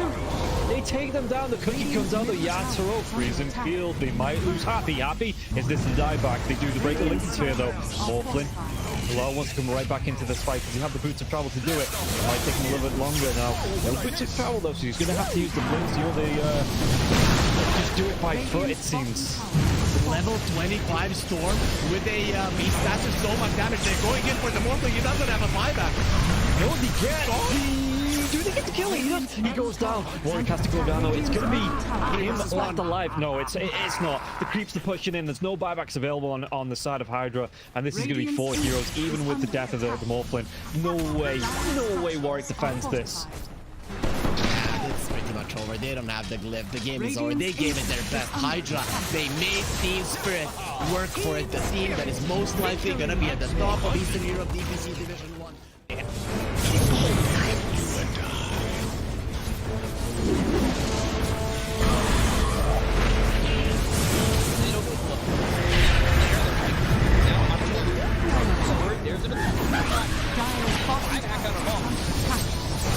Radiant's middle barracks Radiant's middle barracks has fallen. Scouts, you want to commit. There's just not enough damage. Crimson Guard, Atrophy Aura, Rubik's Fate Bolt, all this damage reduction. Let's see the combo. Bit of Malice. Strong in by the Disruptor, and now they're going to be hitting from winning back up once more. Bit of Malice, and Sumail is in it. They'll lose him in mind control. Right back towards Amaro. Trying to run from everybody on the side of Gaimin Gladiators. Radiant's middle barracks are under Siphoning attack. and getting back into the base. Has fallen. Alive. Yeah, I think when it's time to call it, it is time to call it. They have no business left in this. And didn't get the tether off or something. I think it got broken. Either way, I like the ghost at the purchase. That was pretty heads up, but we are back, and there's a smoke action. There's the divide right there. They're going in on Q. There's the hit. Okay, that hit nothing. 123. Knocked. What damage? He's dead. Oh my god. Nothing.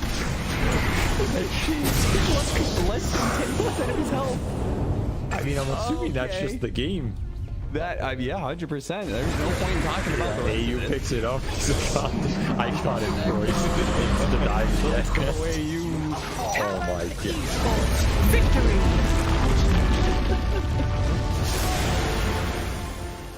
We finally get to see them have a little bit of lead. They need to have good vision, good entry to engage. We're down up on high ground. Our Bulbaca, Red Panda, this would be huge if we can find a Static Storm before the Tombstone. Not bad. Stone from Lulu. He's thrown now over the there.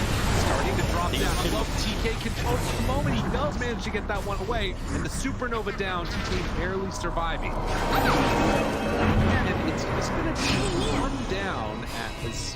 Oh, White Album, it's a dodge, it's a hide away, the heal's coming in. They hoping for a save, but the BKB is out, and they're going to jump onto him. He has to back away. They have lost White Album again, and now Tango in trouble. Q is going to drop. Aster, they just these fights so well, and they quickly take down that Undying. And remember, it's ages, so they didn't really care about giving away. That's what. Make the next profits.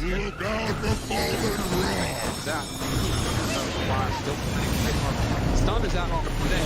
They have a BKB available. Volvica dropping low. The 10 on back in. They have a Volvica. Doesn't look like it because the black hole is there. That's on the edge. She doesn't have multi become back. And Aster, they might take full advantage. Move. Radiant's bottom Rax has fallen. Up the bottom. Finally, Aster full advantage. They're building. Radiant's middle tower is under attack. Oh, just for a brief second, had more network. There it is, back again with the higher network. When you click on the L, it's not really an inspiring network. Blink, BKB, Radiant. You might be able to get on top of a hero, but that's not the shot that's able to 100 to 0 here. Like even this Undying inside Scatter Storm, able to then get over the Slash Golem from away. They have that trying to keep him alive. Makes the move, and again, into this fight without Monet here. Pretty good for them. Right album, but now Monet is out. Now they're in a lot of trouble. Maybe what? The team should kill him. Okay. Alright. Pops ulti. Now the turn. Punching. Getting away. Sort of survived that first salvo. Very strong. Supernova down. Pops the BKB. Ooh, he's just caught here. They want to get the kill. That's really himself up. And now the chase. The avalanche, the toss. Thinks he's going to give up his life also. Monet, he's way too strong. This might just be the full set of racks going down bottom. Aster, way too strong for Ares. Like Ares the GP. Oh, they're done. Okay. I was wondering. It looked like it was that type of game. Yeah, it kind of was. It's like a game where you're an out. Not really ever been in the league. Victory. He hasn't really never protected himself.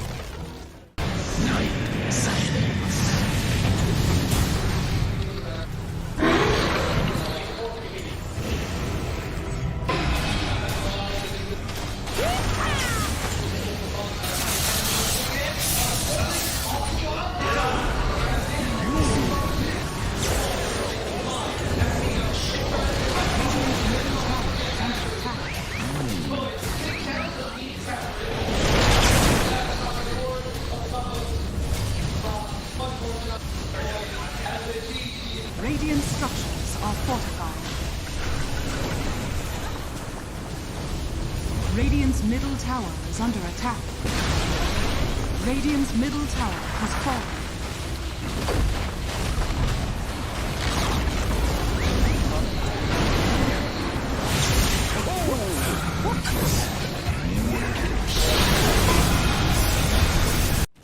Boom. Standing. How are they just standing right now? I can't help but fidget with my hero half the game. I'll be running around in circles. Yeah. Pirouetting on the spot, the song. Blinking from Pure. They see Yatoro, 3 lined up. Potentialized path play. They're trying to go in. Toronto Tokyo is blown up by Collapse. Has to fight back. Yatoro gets off his BKB. Pure with another song. Sprints in. Who are they aiming for? Where is the target acquisition? They can't catch anybody. Collapse BKBs runs down south. Lol being chased out as well. Oh my god, Nightfall. Hazy on disc refresher. Blinks to high ground. Gets away from danger for now. Pure, what's he up to? He's back to the high ground too. Mirror image out, Aegis claimed, lol in the fire, still surviving and blowing up GPK. Team Spirit nothing to do. Sprinting out their base, they don't catch Nightfall on the way out, he's blinked out in the range of Mirror. They're still hunting though, and he's gonna find Toronto Tokyo. Who cares, Gem? I see Jakiro. Eon disc popped. And with this rapier damage will make short work of a twin-headed dragon. Unstoppable. Laurel, the collapse waiting in the back line actually worked. He stormed out of the tree line and he just then started eviscerating the 2 supports with the help of Laurel. He completely jumped over. They dodged everything that Naga was trying to set and prep there. And Yatoro was also just firing the cannon from the top there. Did the combined damage of Collapse and Laurel together. He is a monster. Oh, Pure. Lol. Oh, God. Nightfall's gonna get a bit of vision here with the Hawk. Imagine. Can they? Imagine. Will they? They have to do something kind of crazy. They're going to be losing their base pretty soon. Lash has buyback. Naga Beastmaster have to get back to base to defend. Drow Rangers up here. Tier 3 gone. Barracks to follow. There's no buyback and collapse though. That's a big one. And Mira. Radiant structure. Look at all the wolves. Look at all the summons. Pretty vulnerable. Mira gets away from there. Help of the Glimmer Cave to jump in from Lol. Disruption self-save. Barracks taken out. Lol. Open tries to fight. Nightfall. He'll just pop, but he can't get any control of the Lol. It's Lol. Puck is all over the place. Now they go into the GPK though. Aiming for the Puck. They're going to find him at long last. They get him and the Rapier's on the floor. He messed up the phase shift. He canceled it. Oh no. Did you see that? I'm not crazy, right? I don't know. Yeah, he phase shift and accidentally ended it. There's an Axe Blessing recipe. There's a Rapier. There's all sorts of stuff everywhere. An Axe Blessing recipe. What's that there? Okay. Not sure what the story on that one is.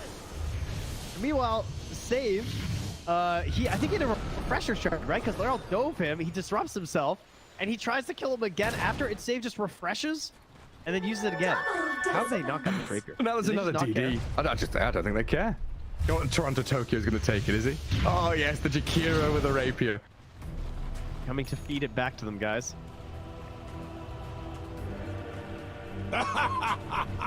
My goodness. There's Mega Creeps on one side. Top lane Barracks still standing on Team Spirits. Are we waiting for next Roshan, Trent? I don't know. I don't know. I feel like BetBoom have such a good chance of winning these fights right now. They can't get, like, swarmed in the back line. They missed the stun on BK. He's trying to hold his ground, but look at my dodge. Oh my god, Yaturo shreds. Where'd he go? Daedalus hits, refreshes, blinks forward, kills off Save as well. SD's gone, TP home. Get the hell out of here, BetBoom now. He's lucky he didn't get coiled. Dude. Leshrac vanished. He looked okay until he didn't. Until he got hit for 1,350 damage from a single right click? Yeah. Oof. Yeah. Right until that. Ow. Luckily, Toronto Tokyo was not there to feed the Rapier back, so that's good. And now Team Spirit running down lanes, coming for the Radiant base. Balls are still there to hold on to. This has got to be mentally debilitating for BetBoom. 71 minutes. Team Spirit is wearing them down. The admins have been on, they told them, nope, these guys. The longer this game goes, the harder things are. Well, it's like Moomiander was saying in that Seb documentary. This isn't Dota you're playing. This is a slogfest. You're gonna wait it out and play 60-minute games, long ass ones. There's a long line. Watch get very far forward. He'll just from Mira, but the Undying will fall inside the Radiant base. As Mira gets off one last finger of death, and the turns we got through. They killed GPK. It's a dialect of the ledge. Naga now in trouble. Song of the Siren trying to buy a bit of time, but Yatro moves forward, gets the damage in. Bill is dead. Oh god. It all comes crumbling apart for BetBoom now. Wait, back. They're on to Mira. The kill off Nightfall save though, and Lol. He opens up on them. The Howitzer is here. Massive 40 mil cannon just shattering into BetBoom. Drow saved by the rip. The soul of everyone dying. Almost two. And she's called it over. Team Spirit. Look at him.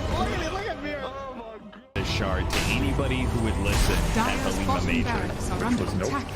Which, yeah, nobody's taken him up on it yet. But if you see a shard being picked up by any team that was at the Lima Major that speaks English, you could probably source that. It's good. This shard is actually good. I don't know when, but I don't know how to get there. That's all.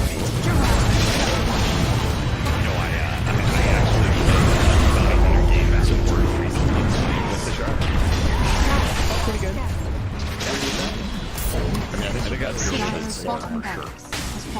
Oh yeah. Slark with that shard is crazy. It's actually a broken strat. If Jolly knows you are still on top, you can take that. Maybe that everybody needs to get back to the top. Dire's middle tower is Shadow under Walk is attack. back to the top. And there for you. Theoretically, there's 1,000 comments, but because I say it and nobody else does. Dire's structures are fortified. I will say the other thing about Bounty Hunter, but like, we've got two different memes here. The Bounty Hunter shard, the Magnus Ags. He does have extremely high damage against probably the highest base armor, starting base armor in the game, which can make him really good and laning phase trading. He's versatile. Terrible. Oh, yeah. And frontline a little bit of this year, but again, Dire's middle tower is under attack. Radiant's top tower is under attack. TSM victory.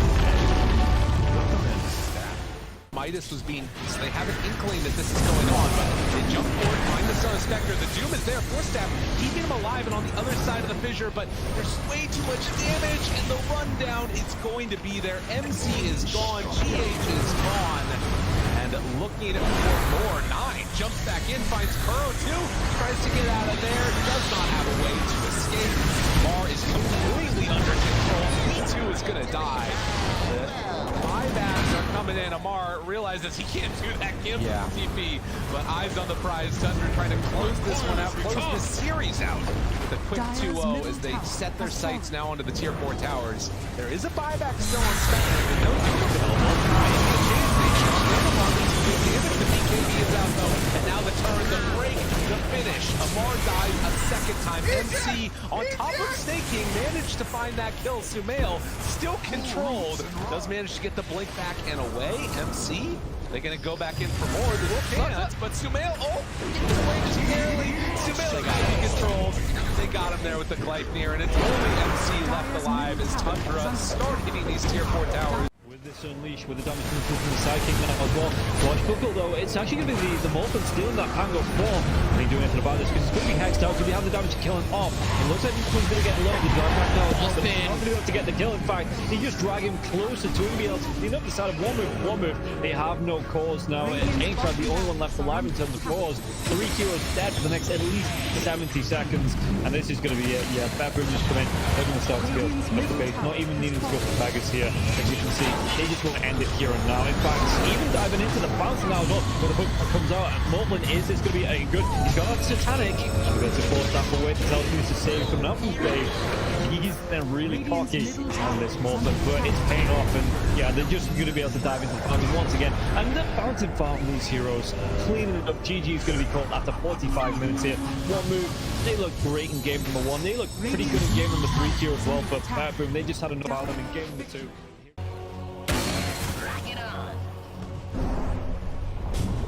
Dire's middle tower has fallen.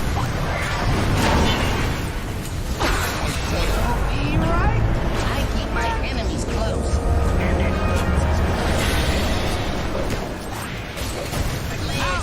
Mixed up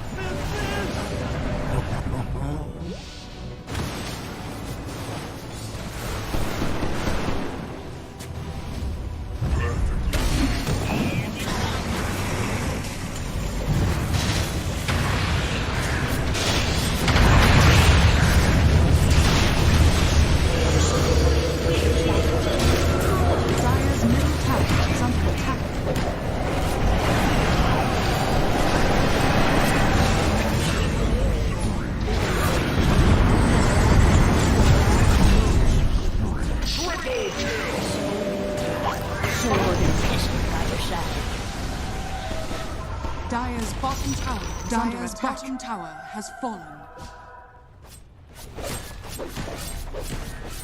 Radiant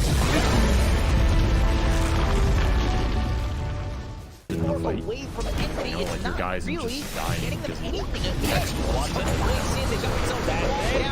generally core the fighter is also good with the strategy, which is like oh, that's first blood. Easy pickup.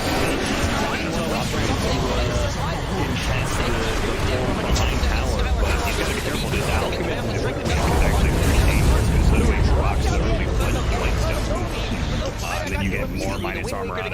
between him and Great for a Nande. physical damage Joker nuke of comes an out from unstable Nande, and they've got concoction. Watson up It's at the a tree. He's deadly waiting for mixture. somebody to come out. You're running through lanes here for Kingsley. Avalanche on him. Tossed up into the air. They get a kill here on Rubik. He's going to find out. Watson goes in, but now it's going to be careful. They throw him in. No, they can't. Watson does some damage. Look at that. Just not enough. Three heroes don't have 5 actions to call it. They have no. Yeah, we'll finish him off. Watson beyond godlike. They call GG. That's going to be 2-0 here for the side of Dream's not having a whole lot of fun with this. 10 stick charges, and he did manage to at least hit 2 stacks off of Bound and Strike.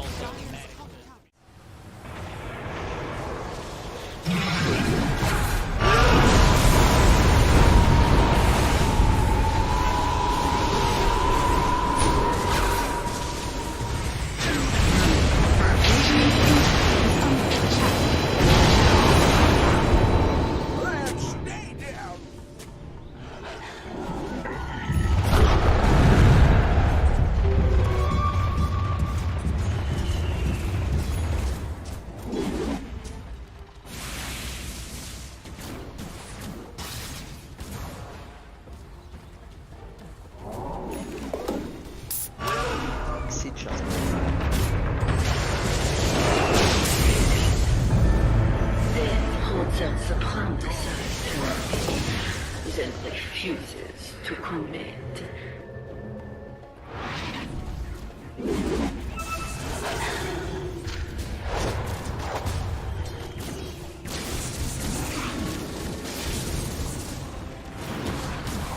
Sanaba.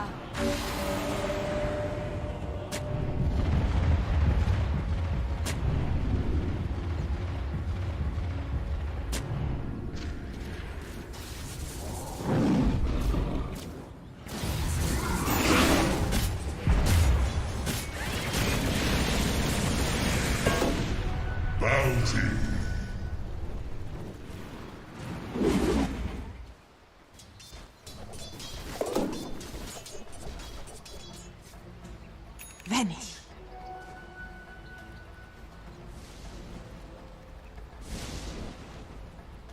Radiant are scanning.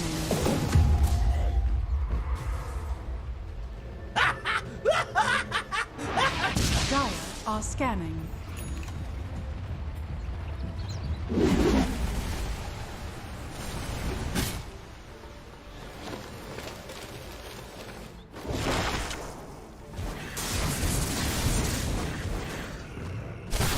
Warriors of the wood. Radiant's courier has been killed.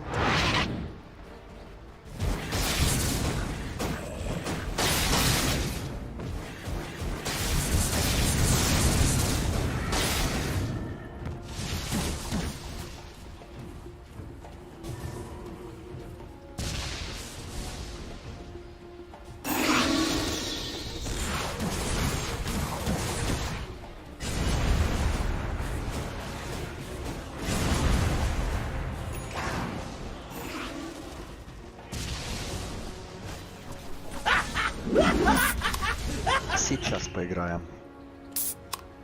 Сейчас поиграем.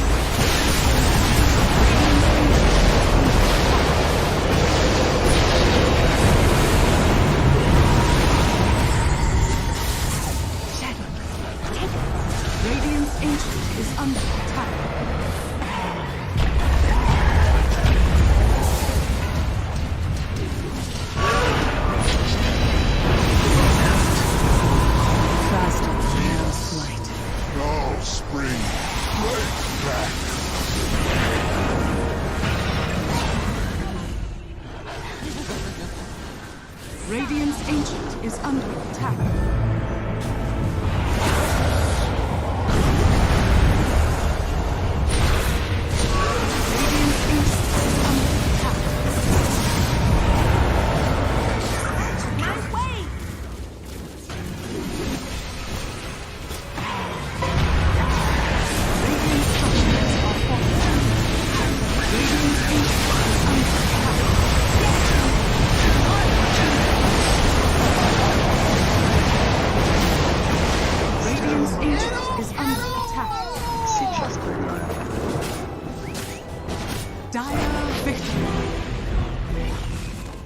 Ultimately, this game kind of comes down to just who jumps who. Versus. There he goes. Oh, save him. They haven't saved? Nothing. They've got the coil locking him down. They kick away the bear, but it's not good enough. Meanwhile, that 5 talent with the back lines getting demolished. John Well is going to be able to get away. Snapfire couldn't quite finish him off. Let's see if they can force the buyback. Surely they will, but is Geek Slate going to be able to get a successful fight? The use of that buyback. One of these wolves is bigger than the other. Yeah, but it's not that big wolf you got to worry about. It's the little one. Heck, they're trying to force this punch by, but he is holding it. Discipline. Doesn't care about the racks. And I agree. What the hell do racks mean? It's out. Get the heck. Middle barracks. I think they need a kickback. I think he'll buy back once they get a kickback from the Re-Wolf. Need a pressure charge. Round 2. These will put into use. Kill the taco win. Man, he died fast in that little interaction. Now the buyback goes out from Scan. They really want to push this though. You want to go for this Ursa. They managed to get the scythe on him now. He silenced up on the front. First, able to get the eating thing. He goes for the refresh. Tubu's in. He got scythed as well. He touches over a dieback. Tubu just commits with the help of everybody else on the side of Bleed, and they die. Forced now on the run, but Bleed are running down Geek Slate Heroes. They have just demolished them. There is no chance, no shot on the side of Geek Slate being able to fight back against this lineup this late. We're not winning the late game man fight here. Then Tubu's taking it to Mad attacks me. Runs in. Golden Elder Titan. Right here it is. Where's the game? Not getting it pushed in. Profit. Oh, look at that damage coming in from the kids as well. The back line. Cox being assaulted. Cord's not going to let him get away. Get force snap. Force them back into hell. What is this man fight? Satanic against all these heroes. He's happy because so alive, but eventually they Satanic at the BKB. Can't get in. Oh, the snowball save. Maybe trying to pick him up. Okay, now they got him. Maybe or if they can control him up. Enough force snap. No way. Don't let Force get away now. This is the end of the game. The Giants Ring gets him over this round. Finishes off the Nature's Prophet. Jackie Downs finally died, but they haven't really gone through buybacks on Bleed. They've got all their buybacks ready to go, so that is going to be it. Finally, AG is going to be called and Bleed get their first series win here in the CD. Really do not want to give this one up, but they may just have to here. Dragon Tail's done. Oh, there's Green Man. It's over. It's all over. Just show the mercy. Throw the towel. Just stop giving this man highlights. It's too much for one day.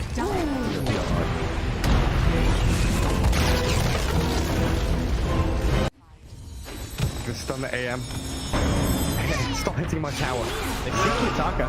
They do. And they've got the roar on the coil. Wukong's is out. The hand of God in the green. Trying to buy some time. Kiyotaka surviving. He falls away. AM now in trouble and Aegis is claimed up. Ironcrad trapped in the Sprout. And HR still fighting the Wukongs. They can't catch the AM. Too quick to blink away. Has the counter spell up, but Ramsey's held his Dragon Tail. They've got him now. AM dead twice. Gilgary's a dragon, but even with that Ghost Scepter burning alive, the root will catch him. Prophet finds the control. Poor Afterlife dead to Kiyotaka, and Ramses with a mega kill streak clear through one move.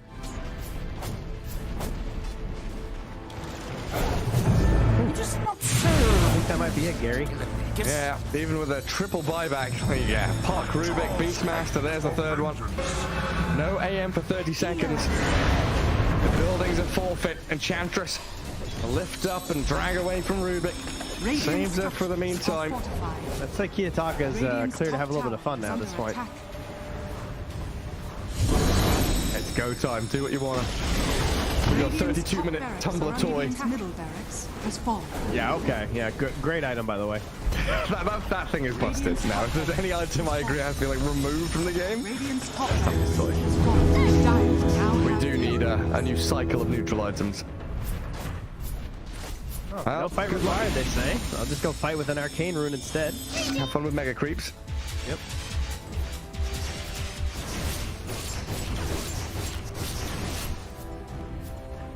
Arcane storm bottled up. I mean, they did make a hell of a comeback last game. You know, what is 0%?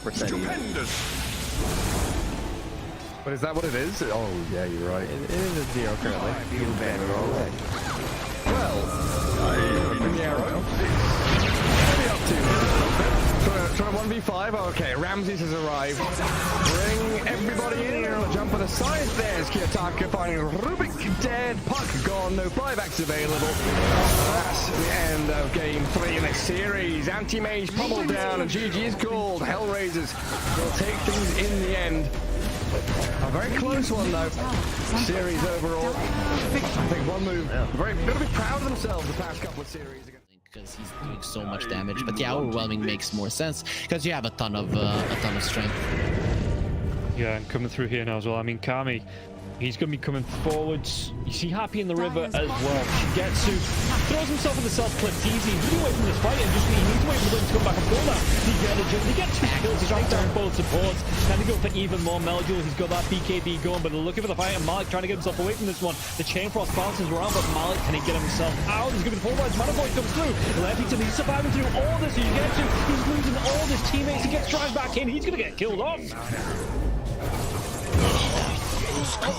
High ground miss, you're not gonna be all that lucky. There was one high ground miss there from Happy, and the second one does get on top of Melduel. Yeah, at this point in the game, you just can't do anything. That was an Aghanim Scepter reveal from the Disruptor. The thing is, you just get it on the CK, and you can literally see what Hydra are doing in this one. They are running in with heroes. They don't care about the Mana Void, and then once the Mana Void is used, War can do whatever the hell he wants. And Anti-Mage, you don't really want to commit wholeheartedly, but at some point you see that your teammates are dying, and you have to, and then at that point it's just game over. So the way that Hydra are approaching these fights, you can see that Na'Vi at this point, at least in a straight up 5 vs 5, they've got no shot. No, and it was kind of rough that the Anti-Mage, he was clicking himself to try and get a D-ward, or see where the dive vision was, and for about 2 or 3 seconds he just had to watch his teammates die. By the time he gets into this fight, both of the supports were already dead. Oh, let's see, Daniel, he does get his ulti onto the storm. He's dead. They might be able to kill off the Storm's Pound. That's going to be a big one. The buyback comes out now. He's going to try and chip the guards onto Leftington. Leftington, can he get himself away with the tether? In fact, they want to fight back into this. They take down the Final Beast. Final Beast has to buy back. Big dive in from Warwick now as well. Trying to get on top of Melduel. Melduel, does he lose his life? He absolutely does. He's dead for 105 seconds. No buyback. Daniel, he might be the next one to go down, and this is just going to be Hydra. After having such a slow start, and Na'Vi looking so good coming into this game, Hydra are just absolutely cleaning up in these fights. They take down the Anti-Mage low. Can he get the kill into the Prime Beast once again? Malik, he's caught out. He's not going to be able to get himself up to the fountain. It's 3 heroes dead on the side of Na'Vi, and it's just looking like Hydra looking to take over the base. GG's a call, and this is going to be a 2-0 series here for Hydra. 2 games in a row, Hydra played the same way. I think from start to finish, they never felt... Camera, he's having too good of a time. Don't look for BKB, that's a bit of the good clips with who we need rage. This is the last ditch effort trying to get the shield forward six. Pull back 1 step. He's got nowhere to go. Get the kill. The Power of War is on the Emperor. He's already called GG in the play. He's going to want to smile damage out now. The LG takes 2 over Aster. Very 3 minutes on the team wipe. And it's a clear the 2 open.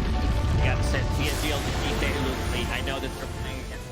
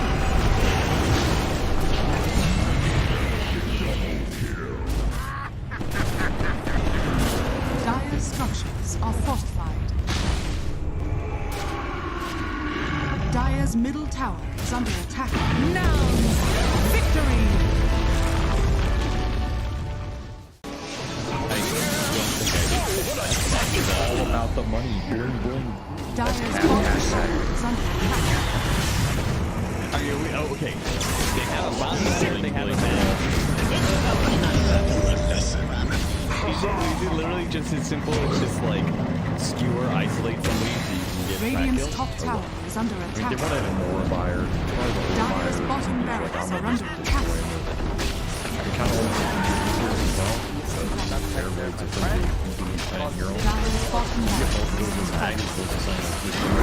Dire's bottom barracks is falling. Radiant now have mega.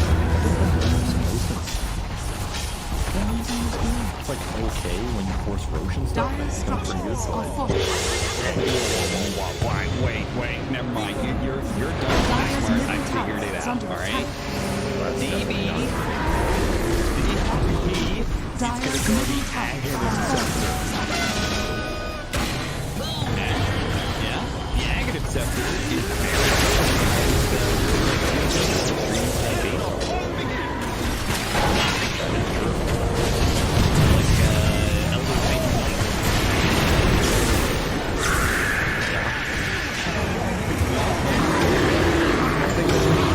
middle tower is yeah, the Aghanim Scepter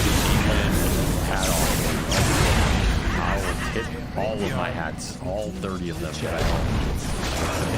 middle tower Wait, is that's falling. 30 hats. My Dota hats. Radiant What are you talking about, Dota? Well as Cloud, if he's got these forks coming through, you know, if there's no... We'll come back to this as they get the dive on, and everything I was saying is now inconsequential because Cloud has gone down, so Kami has to move away from these Mortimer Kisses. There is still that buyback for the Beastmaster though. Let's see. He wants to get himself back into this. The dive onto the back lines into the Vortex as well. There could be a real nice dismember. The hooks come. Nice save. Though. He saves it. Cloud gets himself back into this now, and Kami is losing so much. Kami's going to go down. Did you get the kill onto Leppington there as well? So Mira with that freezing field, Mira will go down. Coming down to the hooks. Yatsuo still in that push roll. He's getting them back. They get the buyback out from the poaching Storm Spirit. Everybody from the side of Hydra. They don't want to be giving this one up now as well, but they take down Leppington once again. That's the dieback on the Disruptor, and Yatsuo, what can he do? The hook, it's going to be blocked mid. Hook. This is the dieback on the Cloud. Cloud, can he get himself away from this one? He's still being harassed up by Collapse. One more right click. He goes down. That is going to be the Beastmaster dead for 115 seconds, and now the chase is on for the rest of the side of Hydra. This Aghanims on the Morphling is just making him impossible to deal with. First of all, they use the little shredder on the Pudge to get rid of his armor. He has solid amounts of it, but it is just not enough. And then Yatoro just destroys him, and he knows that he can stand his ground because he cannot be stunned. He literally cannot be stunned. How do you stun water? Well, a lot of their damage, if not most of it, is on the Morphling. Oh, the glimpse comes back though inside the Static Storm Mirror. He has that Lotus going, and now if Zofra actually dives a little bit further, the Thunder comes out. The Pod King, he's dove in. Yeah, they're going to be able to get the kill onto the Storm Spirit. Can they take down the Pudge? They're going to be able to catch him and cancel off the TP. He's going to be dead. The Storm Spirit though, he has brought back, and they've got no kinetic field, no Static Storm. And like you say, they're even going to be able to get a lockdown onto Cloud. Everybody inside of Hydra, they just overextended, and we praised them in the first game for respecting the power of Team Spirit here. But Hydra might have just lost the heads a little bit, and the buybacks, they're going to be forced out, but I don't know if it's going to be enough to defend this base with the Pudge being down, with no Static Storm for the next 27 seconds. Spirit, what can they get from this? I've been worried though, they're going to be able to get it. They get two, they do! They take them down, the cookie comes out, the Yatoro, freezing field, they might lose. Happy, is this the dieback? They do the break the Lincoln Sphere though. Morphling, Bilal wants to come right back into this fight because you have the boots of travel to do it. It might take him a little bit longer now. No boots of travel though, so he's going to have to use the blinks, just do it by foot it seems. Level 25 Storm with a beast. That's just so much damage. They're going in for the Morphling. He doesn't have a buyback.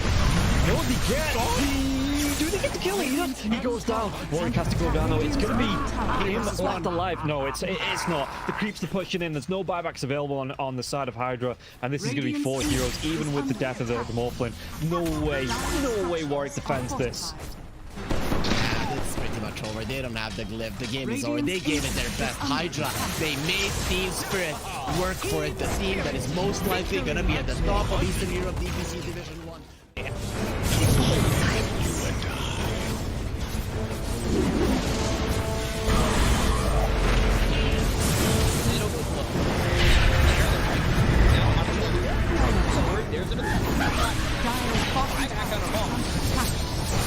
Radiant's middle barracks are under Radiant's middle barracks has fallen. Scouts, you want to commit. There's just not enough damage. Crimson Guard, Atrophy Aura, Rubik's Fate Bolt, all this damage reduction. Let's see the combo. Bit of Malice. Strong in by that by the disruptor, and now we're going to be hitting from win. It's back up once more. Bit of Malice, and Sumail is in it. They'll lose him in mind control. Right back towards Amaro. Trying to run from everybody on the side of Gaimin Gladiators. Radiant's middle barracks are under Siphoning attack. and getting Radiant's back into the middle base. has fallen. Alive. Yeah, I think when it's time to call it, it is time to call it. They have no business left in this. And didn't get the tether off or something. I think it got broken. Either way, I like the ghost up to purchase. That was pretty heads up, but we are back and there's a smoke action. There's a divide right there. They're going in on Q. There's the hit. Can't get that hit off. 123. Knocked. What damage? He's dead. Oh my god. Nothing. Jeez. Less than 10% of his health. I mean, I'm assuming that's just the game. That, yeah, 100%. There's no point in talking about the rest AU of it. picks it up. I shot him, boys. The dive. Let's go away, you. Oh my god. Victory!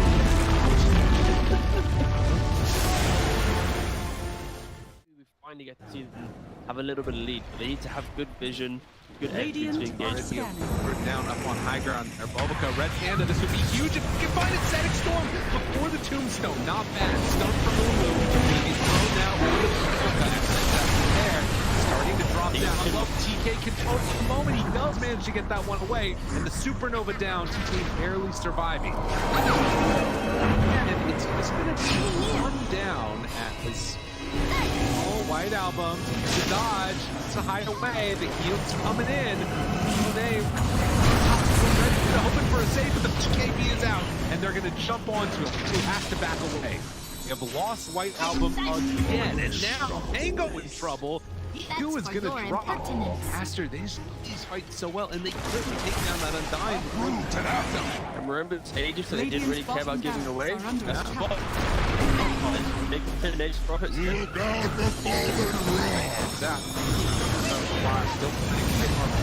is out on the play. Didn't have a BKB available. Bulbaca dropping low and toss back in. They have enough to go off Bulbaca. Doesn't look like it because the black hole is there. That's on the agent. He doesn't have multi to come back. And after, they might take full advantage. Move. Radiant's bottom Rax has fallen. Up the bottom. Finally, Astro full advantage. They're building. Radiant's middle tower is under attack. Oh, just for a brief second, had more network. There it is, back again with the higher network. When you click on the L, it's not really an inspiring network. Blink, BKB, Radiant. You might be able to get on top of a hero, but that's not the that's able to 100-0 here. Like even this Undying inside Static Storm, able to then get over the Slash Golem from away. Alive, makes the move, and again, into this fight without Monet here. Pretty good for them. Right album, but now Monet is out. Now they're in a lot of trouble. They managed to kill him. Okay. Alright. Pops ulti. Now the current punching. Really getting away. Sort of survived that first salvo. Very strong. Supernova down, pops the BKB. Ooh, he's just caught here. They want to get the kill. That's really himself up. And now the chase. The avalanche, the toss. Thinks he's going to give up his life also. Then Monet is way too strong. This might just be the full set of racks going down bottom. Aster, way too strong for Ares. Like Aaron's the GP. Oh, they're done. Okay. I was wondering. It looked like it was that type of game. Yeah, it kind of was. It's like a game where you're an out. Not really ever been in the league. Victory. He hasn't really never protected himself.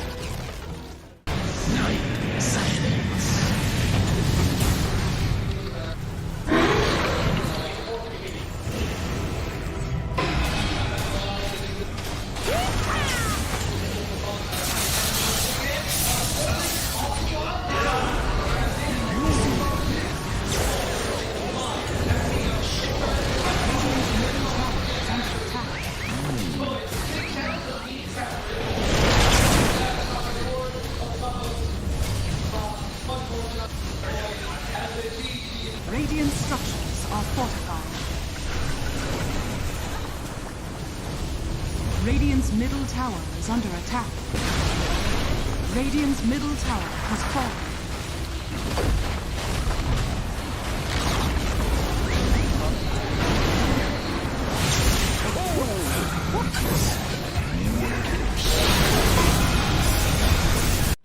Boom. Standing. How are they just standing right now? I can't help but fidget with my hero half the game. I'll be running around in circles. Yeah.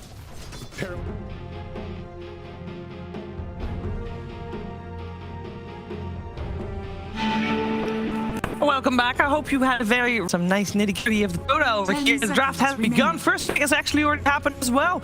So it is Tundra Esports on the Radiant side, Dire side, Evil Geniuses. They first picked Doom, then we got Chantress Pango. That Ted, I hate to break it to you, but your prediction of this morning, incorrect. Was it Pango ban? I said I thought everybody would be banning Pango because it's ridiculous that this hero keeps getting through, and yet here he is. And I guess, you know, everybody's banning Brood. Okay. What does it do with people just banning DK like this? Instead of Pango? Like, why would you, why DK? Seen as like, we gotta get rid of DK. DK more annoying than Pango. I can't believe that's true. Well, okay, there could be arguments made, but at least the way Tundra play is extremely obnoxious.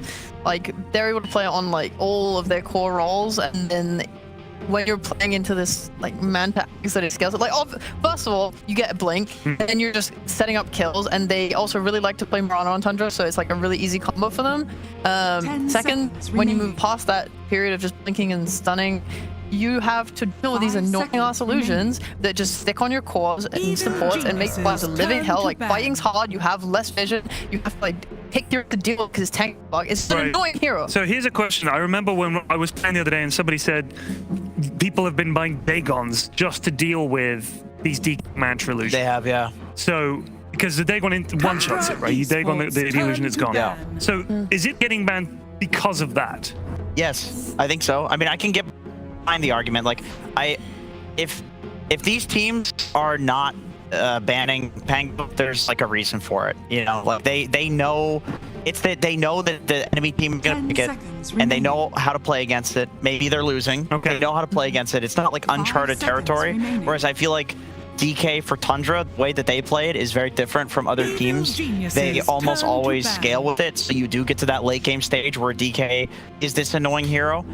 If you don't play like a scaling DK with the Midas and getting to the Manta and the Octarine and the Ags, then it's not that annoying. Yeah. But the way that they play it is. We need to see the stats on Pango win rate in this tournament, if that's possible. I don't know if that's something we can get, but I'll see if I can find it. But if production can find it, that'd be awesome. But I'd love to know.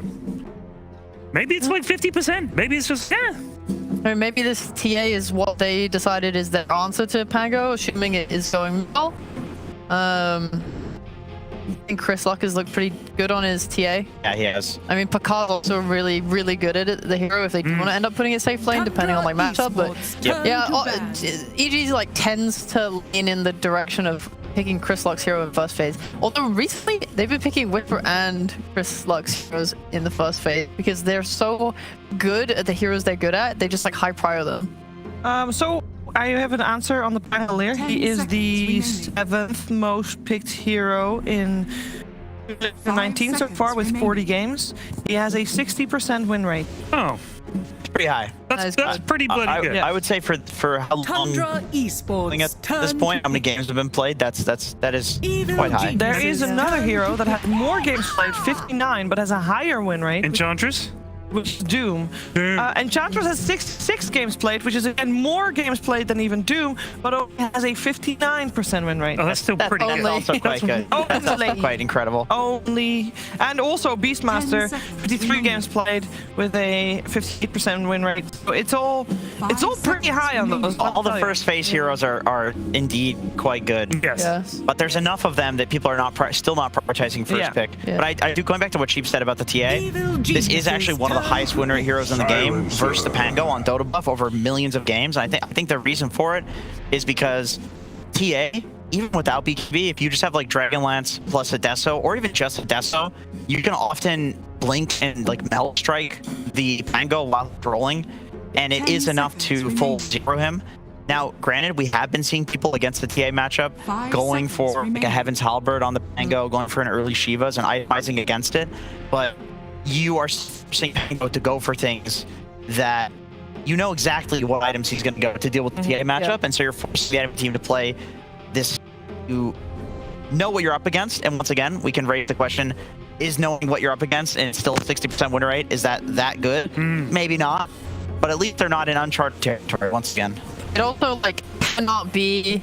I don't know. Is it understated or overstated? It cannot be overstated how good the 15-minute shot is on TA against Pango. It's so hard to play. What does it do again? It when you pop the trap, it's like a silence for like 1.5 seconds or something at minimum, and it scales with how long the. I think understated or overstated works there. Yeah, Actually. hell yeah. I'm trying to think about it, but both because it's you want to get it right in the middle. If you say it cannot be overstated, what you're saying is to such a certain point, doesn't matter how far you go in suggesting that this is the case, But you'll still be correct. But if you're saying it cannot be understated, then it's like, let's not understate this because it's a big deal. Yeah, It's important. It's a big one. But it could be understated. If you said it, it's not that bad. Whatever. It cannot be overstated. How I believe it cannot be. It is very important to It say. should not be understated. Yes, Very cool. Ooh, a lion coming out for EG. Okay. Okay. No, I What's love his it. win rate? Do we got the stats on Oh, that? I No, mean, don't look at his overall win rate. Yeah, scroll down to the zeros there, Shiver. No. I'm looking at it. The lion has been picked 7 times total and has a 43% win rate. And you know who contributed to some of the wins? What? My boy EG. Matthew. This is not the first time he's played it. I actually thought they would take Disruptor instead, just because of like you're playing long range glimpse. The Snapfire is nice. Like this ult is going to allow you to kill the Pango a lot more easily. But I'm okay with this too. I think Silencer is like a massive comfort pick for EG. They just tend to play really well on it. They'll gank mid often as well. So like this Pango's life should be hell. And the Lion is just. It just gives them more burst damage. It makes for what Silencer lacks. Yeah, I think I saw them pick it into Enchantress before as well. And I remember Matthew was just instant fingering the Enchantress in the middle of a fight and just killing her because she has like one of the lowest strength gains in the entire game. She has terrible stat gains. So even if she goes for like the Dragonlance sick epic scaling build, you're still just one-shotting her with the Finger of Death. You think they didn't want the Disruptor because you've already got the Doom and the Silencers? Like, the Silence... You're really, I thought they would take tripling down. The ult from Disruptor is like putting a hat on a hat. No, I thought they would take instead of Silence because Disruptor and Doom is a really good combo together. I got you. Yeah, but I mean Silence was fine for what they enjoy doing. Like they play it really well. My only problem now is this Lycan is so good against that lineup. Yeah. It's not even about like, okay, Doom can eat creep, whatever. Who cares? In a fight, Doom's not going to be able to just like sit there and make sure his supports are protected. These two supports are going to be absolutely railed by like max speed. I guarantee if you look at both of these supports and like what their top 5 worst matchups are, for both of them, Lycan is in there. Oh, yeah. Maybe even number 1. Like these are 2 very sad supports to play against all these summons running. You just want to go next when you're playing these guys. Actually, such a +1. Hey, I was chatting to Cheat the other day, and I was chatting next to you, and you were saying plus, but I didn't realize that she was +1ing, which is still something I don't really get, but okay. But she was saying plus, and I thought it meant that I had to keep talking. Like I was like, she's like and, so I was like trying to make more points, but she was like real life Twitch chat. Sitting there, meme. Pepper laugh, he doesn't know. Can we get ones in the chat for plus? Ones in the chat for plus, ladies and gentlemen. You can't see the chat. You're just going to assume it's happening. We can see it. It's happening. Oh, it's happening. I know it's happening. Not yet now. 5 minutes from now. 5 minutes. To ban. Oh boy. And Lifestealer banned on the side of Evil Geniuses. Trying to ban out some of Skeeter's heroes. They already, of course, have targeted the CK and the Wraith King as well. And on the other side, we got Tundra banning out the Batrider, and they're thinking hard about what to ban next. Remaining. Of course, there's still some flex potential, but it looks like they just want to get rid of some C-Smile's heroes here. Yeah. You know, for as much memeing as people do on Skeeter's or Prakaza's hero pool, he has played the most heroes out of his entire team this tournament. I bet, because there are so many bans targeted towards him. Yeah. So he's always like forced last pick. It's like, all right, what's the one carry? What's the Seeker carry that I can get? Been playing a lot of Wraith King. God, literally, look at all the carries they've banned as well. Look at Yep. that. I feel like there's a lot of good carries in the pool still, though. Yeah, there are. Like, you could go for some, like, you have a Pando and a Lycan. You have so many cores frontlining for you. You could play some, like, Sniper and just be Oh, you know what? far from range. I'd like to see them bring out the Lycan Abaddon or the Lycan Night Stalker. Yeah. Just one of these, like, wolf bite heroes. And a Radiance against TA sounds really good as well. Who did Lycan Night Stalker yesterday or the day before? It looked so cool. Although he never hit the ultimate at the right time when it was a wolf. No, they were like using it like interchangeably. Like they were like, okay, let's use the Dark Ascension and then let's use the Wolf Bite. That way Night Stalker's always super OP. You need to be careful though. I saw a team, it might have been TSM, that went Ags in like a bid to do their combo, but as a result, they didn't have like the SL cuirass and stuff that they needed to And buff they the needed it team. against TA for sure. This Yeah, you can't be greedy. I think the Ags can come out later. It's not something to focus on super hard. But I like the idea of the Abaddon. I think that's sick. Like, you wanna not get bursted by all this burst on EG. That hero's great for it. Seconds remaining. I mean, okay, the Wraith King is banned because that also would have been good. Yeah. It's the same reason that the Abaddon is good. There's just all this like one and first they press global, they press finger, they press boom, and you just want to survive. Oh dear. Mars, gosh. God, what a... We had a whole rant this morning about why this hero was no longer as good. Big old I told you, it's South America. They love Mars so much. Can I get the Spark Notes on the why Mars is bad rant? Was it you? Yeah, I said it was bad because you get stuck in the loop of like you have Blink BKB as your items, you don't scale with damage anymore. You stay poor because you're constantly trying to make moves with Arena, and you don't do as much like damage. You're just not as good as you used to be. I agree. I feel like you need a combo, and then it's just this super long cooldown that you have to like. If you Arena somebody, you just don't full to zero them anymore. And I agree. You need Blink, you need the BKB, and then you don't have damage for the Arena. And then you're sad. But it's nice because earlier we saw Dark Margo play it, and even though they lost the game, he kept his net worth up enough to be able to get like refresher in a reasonable time, and then actually had a good impact. Yeah. But still, I don't think the hero's like ideal. The Bear Wolf. Okay. That is terrifying. I mean, it would be nice if you could get an Ags, but then you're still playing into Lion Hex, and then you can't break it, right? With Eggs, no, you can't. So it's and global. You also can't break out of global, of course, or Doom, obviously. I think it's fine though, just because like your Lycan's really great against both support, so he'll be dealing with them. You have like a Pango that's gonna help you deal. It's just like if they get the jump with Doom and Lion and stuff, you're just gonna be like a hero down and it's gonna suck. I do think that Mars is one of the better melee offlaners against Ursa, just because you can spear the bear away when he's running at you. Yeah. But it's Enchantress Ursa, man. That is a pretty like that's an insane lane to play against as any melee hero. That is not fun. I would just try to lane dodge that, or like tell my support, just go mid, dude. I'm not gonna have a game. Or you win the lane because you're Whooper and you're one of the best laners in the entire world. He's one of the only guys that can somehow manage these lanes. So we'll see. We will see. Any final words, Ted? You feel like you're about to say something, you know, you have your hand out. I am scared. I put my hand up here. I've got a question. This EG draft to me looks like they're going to get run over. That's my first impression. I don't know what I'm talking about. Jenkins, your thoughts?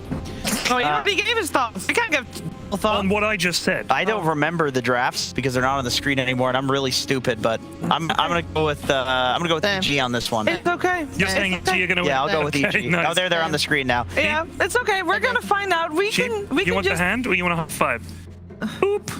we can just enjoy some perfect pandas before we head into game number 1 of this. Take it away.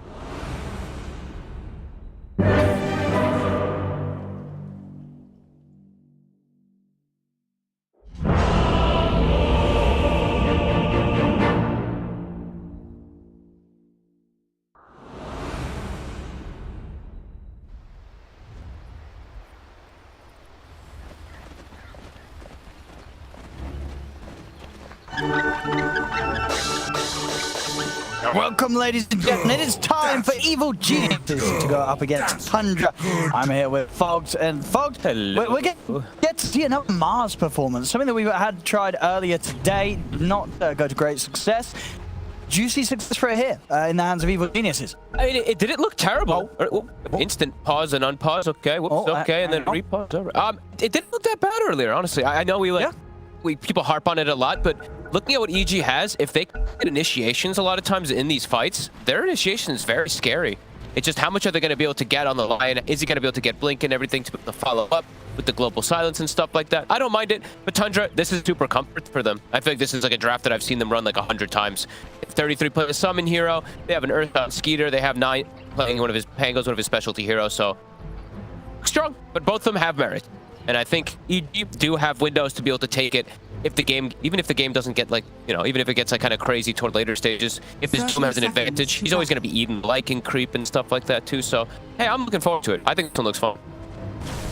There's a lot of different forms, like a lot of different like small answers as we see, you know, little silences coming in from TA traps versus Pango, Vision versus Vision, Wolves versus traps. Yeah, this should be cool. I'm glad we get a little bit of a change up. Sure, we still have Pango pretty much in every single game. Same thing for the Doom. At least a little bit of variety. Yeah, and Saman's sort of deal with the Pango out of control this game, you feel? I mean, global, instant hacks, TA traps with silence, can all be good. This is looking like a first blood. That's Whisper. Yep. You know, to clean that up with the odds review. First blood for Whisper. So they take down 33. Good stuff. And the Mars overall in the matchup, I know they were mentioning on the panel quite a bit there. It isn't an Enchantress and an Ursa, but there is double, like 4 ways to kind of prevent this Ursa from killing this Mars. There's a Matthew with 2 forms of disables. There's a knockback plus a spear that comes out from the Mars too. So, yeah, let's say I think we should have a pretty okay time, especially with the squad. We'll see, because also it's Enchantress Ursa. So. That's a super. It's a pretty volatile. It's a pretty scary lane. It can very quickly go into the favor of Tundra if they make mistakes on the side of EG.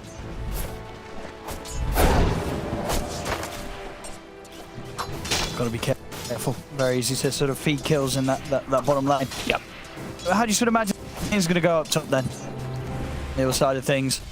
I mean, Pakaj just free farm. Yeah. Yep. Panda definitely is the one at risk of dying to some Cookie on a Wolf plus a Scatter Blast or something like that. But Pagaz, I mean, he should be pretty okay up here. Mid, and we'll see which Chris Luck shows up today. But this is also pretty damn match for the TA overall in the game. I think we'll have to see 9. I know they talked about it. I think Jenkins was saying this is where the Pangos adapt a lot of these games with maybe we'll see like Treads, Diffusal, Halberd or something like that. Or Treads, Diffusal, Shiva, something along those lines, depending on how the game state is. We'll have to find some type of answers to deal with the high physical.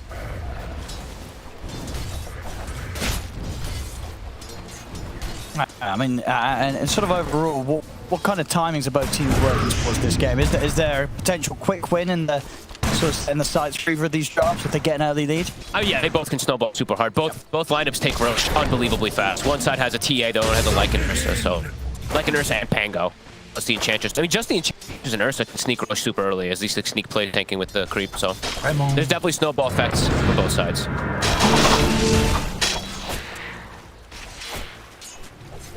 So far in that mid-matchup, pretty much dead even really with Chris being able to, you know, these 3 creeps, super close.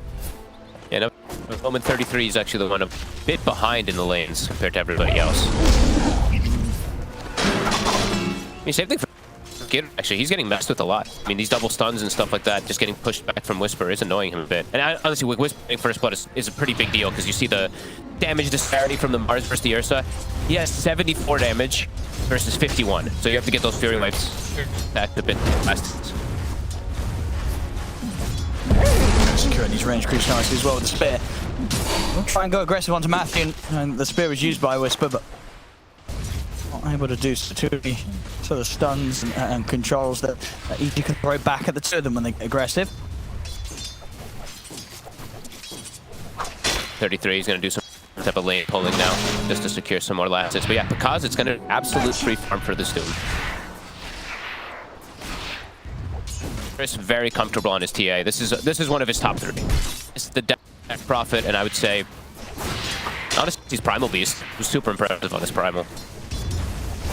And yeah, absolutely success as long as he doesn't get behind. But if they start getting behind with this TA, that's when they can kind of just get run over with some Pango on top of him.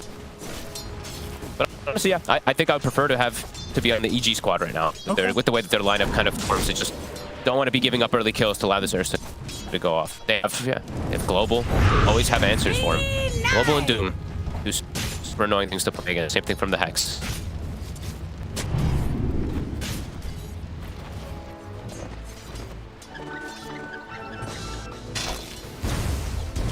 very much is this sort of, you know, the fact that Tundra, I hope set up for kind of getting these that safe lane, but as we say, that's just not happening. Honestly, first blood is a big deal. Yeah. The faster Whisper gets it, like he's got Bracer, huge net worth disparity over the Ursa, and then just gets boots for early on.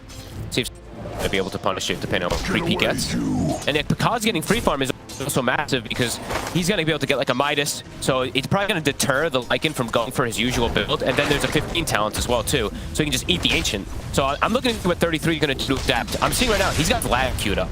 So that already tells me like he's going to look to do some type of different build, at least to start off here. And yeah, you just going on Helm of Overlord versus a free farming Doom. He's got to hit 15 very early. 3 lanes looking pretty damn good. 9 still able to get some good farm in mid though. Precious bounty. I'm going to get the movements here from maybe towards the, I guess at the same time it's kind of hard to leave their respective lanes and leave their cores alone right now. I mean, Snae's not able to find one of those very strong kill creeps. He has an annoying creep, but the hard camp has been blocked. Matthew's been blocking the small camp constantly, so just mana burns. So if Whisper's careful, should be able to survive down here with Spear and Rebuke. So I think Matthew, he might be able to make a little bit of a move around. I mean, yeah, they're going to want to here with the 6-minute power in mind. Yep. 9. And he actually stick first before the TA, only slightly though.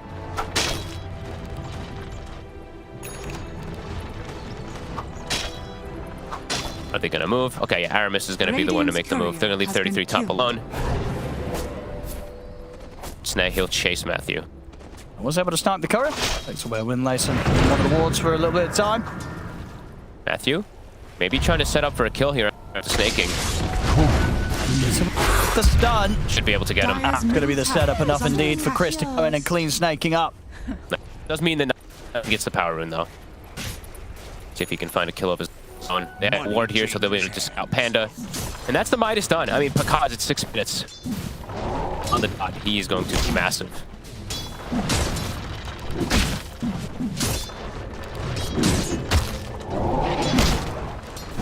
Snaking will return to bottom. Doesn't want to leave Skeeter on his own. Again, just the threat of kind of Wisp getting the 6 step. Skeeter getting pressed. He secured last hits, Ring of Health is finished, soon to have phase boots. Not killing Whisper, but not being slowed down. Dire's courier has been killed. Snaking his lead. Found that Centaur for now, so a bit harder for Matthew to trade against him. And now they could post-kill threat. But at the same time, Whisper, he's about to hit 6. And maybe they're going to be the ones to be able to set up onto Skitter here. See what they go for. 9. He's up on the top of the haste rune.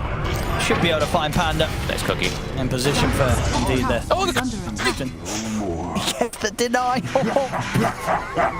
Alright. Well, took quite a walk there all the way up out of his camp. Was able to take... Radiant's middle tower is under attack. From 9 put to waste there, unfortunately, in the sense that won't get the golden XP. They'll at least be able to push EG out of that top lane and get some pressure to the top. Structures are Then we see 33. Yep, he's adapting. Oh, he actually gets all the small ones. True. And the big one. The big one. And the other one. All right, he got it all. So yeah, gets to take that away from Chris 9. All right, that's very fortunate for 9. And yeah, they should get top tower. 33, we've seen what build he's going for now. I mentioned the Vlads before. It's just auras. So Vlad's AC, and maybe it is going to be an early attempt to go for that Aghanims afterwards to buff up Skitter. This will be cool. Stacks looking for the TA. Top tower's dying. Matthew, he had a double ancient stack and a double hard camp set up for Chris. Top tower has fallen.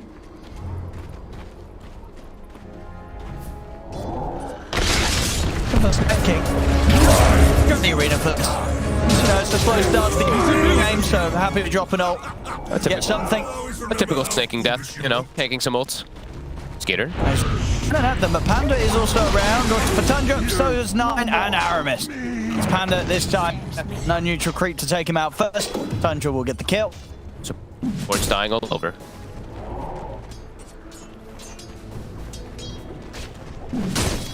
Another stack being set up here for Chris.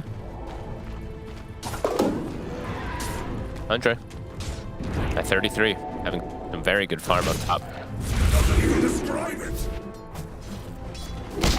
I mean, how easy is it for sort of Tundra as a team to kind of mess around with this triangle area? I see Aramis is going to head over. I mean, they have the information. They have Pango and Snapfire, two very good early aggressive heroes. They could look to contest. I mean, Snake's going to give the information, so they absolutely could, especially when Tome comes out. I'll try and go for the kill first. Hang on to Mastery with the spear there from Whisper. TP's coming in as well. Chris turns out. They're controlling the bear. Skitter's in trouble. They'll be able to get off the ult just in time. Get caught by the slow. It's not enough to hold him back as Skitter will manage to walk away, but they're setting up. Did get a bit close there. They're already in position to contest this. Very good aggressive moves here from Tundra. Yeah, Aramis, I imagine he's just gonna buy up the Tome as soon as that 10 minutes hits, so he'll have the kisses to be able to contest the triangle as well. Or to clear it, as we saw Crit do the other day. Just use the kisses on it. Yeah, I mean, absolutely worth if it does mean taking it away from the enemy core, such as a TA who's so reliant on getting that boost from completing the stacks. Trying to prevent Nine from getting the room. That's all power runes going to the side of Tundra.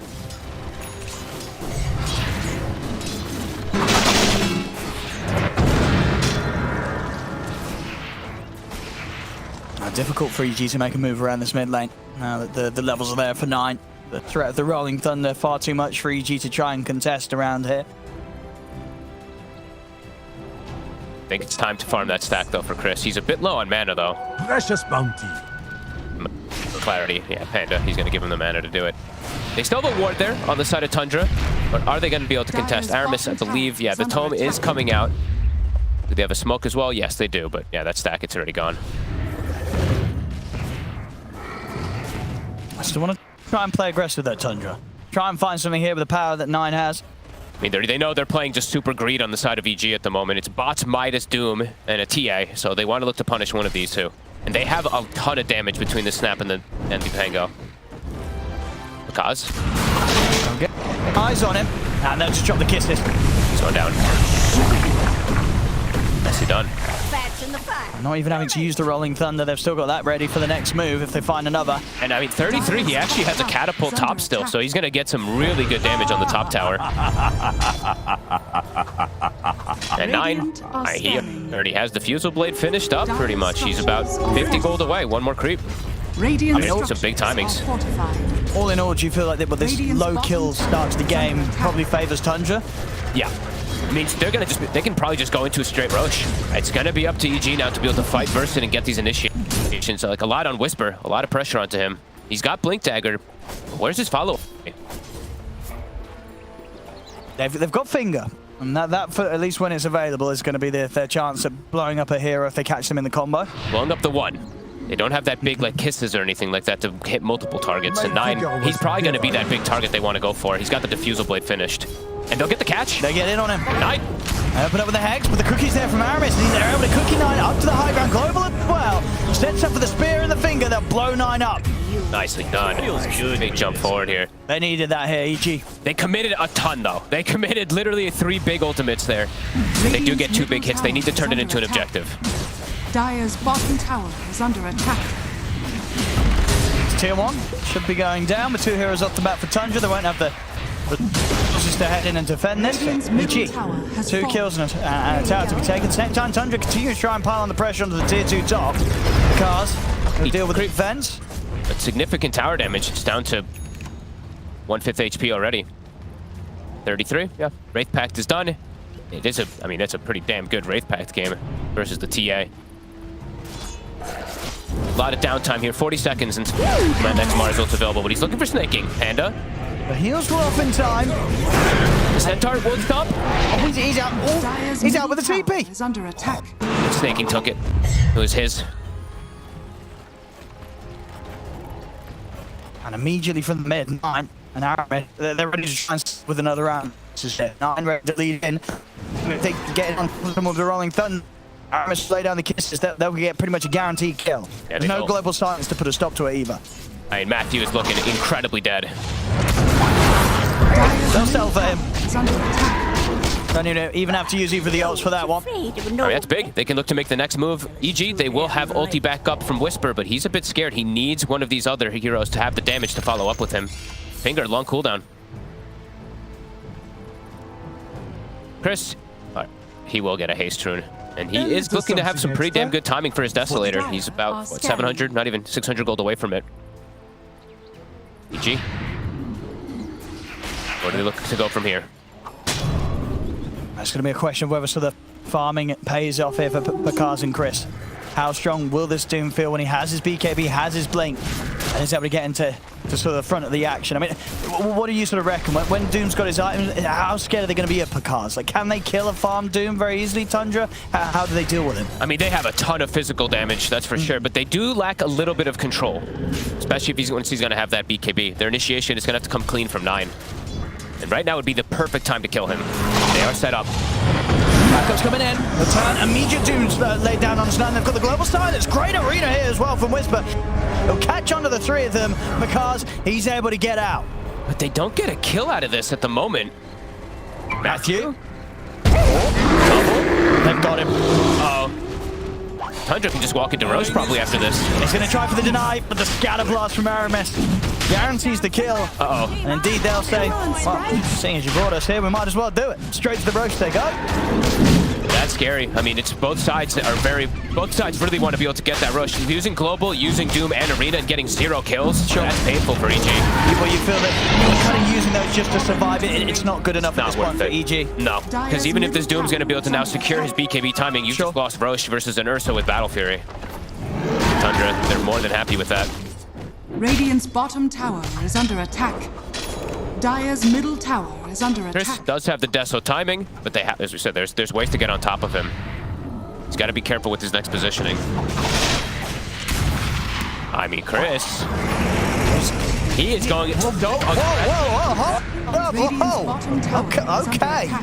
Okay. Well, I mean, that happened. Dire's middle tower is under attack. Well, gotta be a bit more careful. I mean, he had the haste rune, but it was literally running out also. I mean, he gets chain stun, but he it had like no mana as well. I mean, for sure the refusal came in at the end, but that was, full aggression there from Chris. He just went straight in. And now there's a blink on 9. So, all right, Tundra, they're in a huge, honestly, a huge advantageous position right now. Tower is under attack. Well, what bigger than the numbers? I mean, it's only 5-5 is 16 minutes in. Tundra have that lead, and you can kind of feel it, right? One fight, and then bam, that number's going to explode. I mean, EG have to be pretty much perfect with their next few moves, or the map's just going to completely shrink, and they're playing versus quite a bit of vision. Enchantress Creep, playing versus the Lycan, who's going to be very pesky. And yeah, I love the adaptation from 33. Yep. Like the itemization that he's gone for.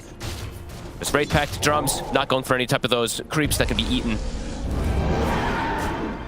And yeah, the Doom is farmed, right? But how much is he really going to be able to do in this? I mean, that's what I'm looking forward to seeing. Yeah, see what Pakaz can do. He's got a lot of money, but indeed, sometimes, like this could in some games be the Doom that was like the offlane Doom, right? He's still gonna have that top net worth, but at least then you've kind of got a more traditional carry outside of it that's still in a good spot. This time, it's kind of all on Pakaz. You know, he's that position 1. He's got to make something big happen with all this gold that he's managed to amount. And who's he going to be able to find? He needs to find one of these big core heroes, the Ursa or the Lycan. Let's see what they can get here. They need this to work. Come get healed. I mean, 9. Yeah, Snakey is the one kind of scouting exact Whisper. Gonna get the jump on tonight. They put the global. And Tundra as well. They burst through the Pango. That's what they need. They need to just get these type of jumps. I mean, hello, Chris. Tundra's still considering fighting this. 33, he's in on a Chris. And Chris, he's gonna die. He just gets eaten. I mean, the kisses are coming out as well now. EG's got to run. They may have got 9, but they've already lost 2. They're gonna lose Panda as well. The body blocks are there with the Wolves. As Tundra, they'll still be the team to clean up. And Pakaz is too scared to go in to throw a Doom down. I mean, there's an Ursa with an Aegis, so he's like, wait, what do I do? Lycan already popped Shapeshift. They get good initiation, but then Tundra just rolls right. Again, they're committed. Oh, any spells to just feel a bit concerning here for EG. It's a good initial go, but they didn't. Whisper as well, living on the edge there. Steps up to try and clear the wave. And they'll have the tower. Cookie connects, but so buy some more time with it with the fortification. That was a blink dagger done now, Pakaz. Okay. So I mean, Pakaz now he should have the tools to play right. He's got his BKB, he's got his blink, he's got his bots and Midas to keep the farm strong. let's see what sort of Doom control he can get off in the fight. So this last time round, it was a solid start. You know, the fact that sort of they find the instant kill onto 9. Problem is, Chris just gets immediately overwhelmed by 33. He's in with the walls onto this TA, and Chris just doesn't stand a chance. 33 is too strong. Honestly, 33 is just, this is one of his specialty heroes, and I love that he's adapted with the build so much. Most people would just default a little bit. Yeah, he's gone for this really, really cool item build. And very, very cooldown on the reliant on the side of EG. They need to hit super hard with Kaz somehow when he gets the Doom. Probably after the Aegis wears off on the Ursa. They're going on snaking, and at the same time, they're not going on snaking. They don't want to do this. Is under attack. How long on Aegis? I mean, he's got BKB already done on Skitter.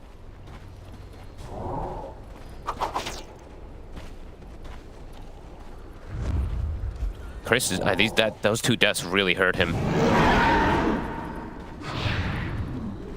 Skitter. I mean, Tundra's just gonna start running them. Yep. He's got, I mean, he still has Aegis. It's level 14 on this Ursa. He's getting away with a totally free game.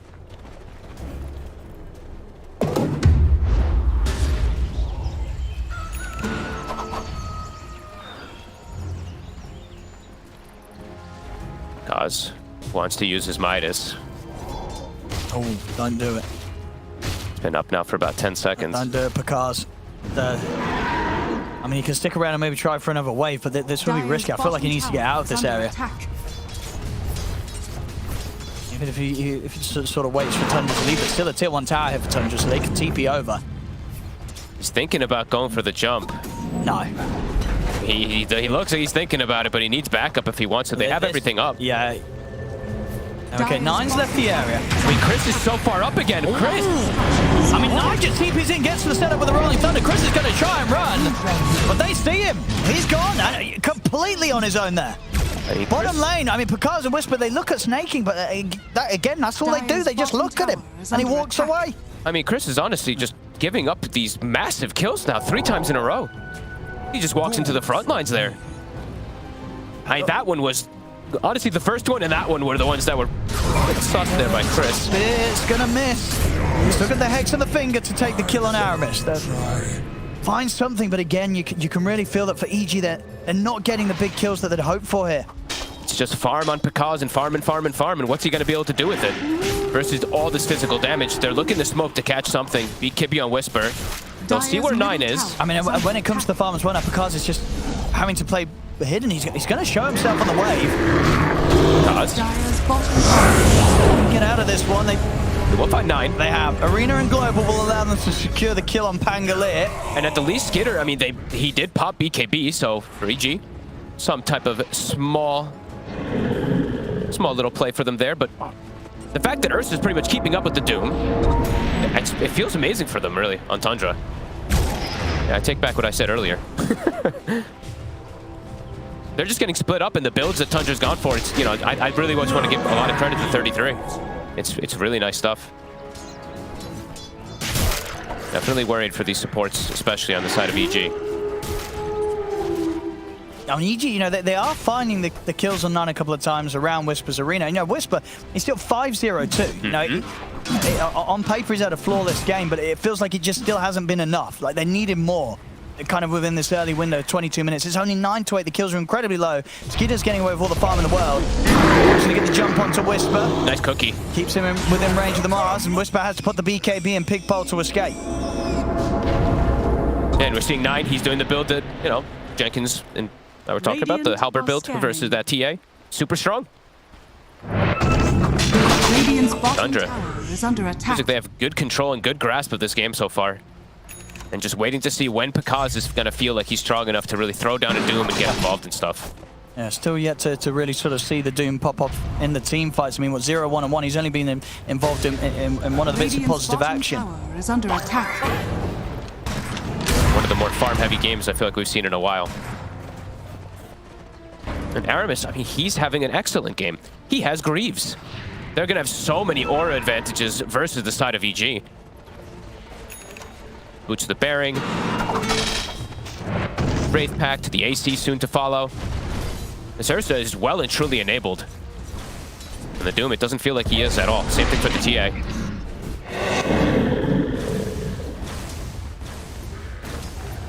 33 is going to be able to continue to hold this bottom tower. He's going to have this AC very soon. Then I'm not sure what they do on EG. They're just going to get shredded from the physical. And Chris. I mean, they're leading in on him on the mid.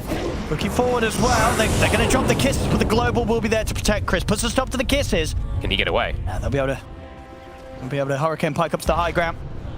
We'll get away, but again, they have to use the global silence for this. Radiant's bottom tower. Cooldown for global. I mean, it's a long one. It's 2 minutes. Snapfire kisses back up at 90. I mean, at the least for EG, it's a long cooldown, a long respawn on Roshan. Very true. They won't have to worry about Tundra being able to get in and get that Rosh before Panda has the global backup.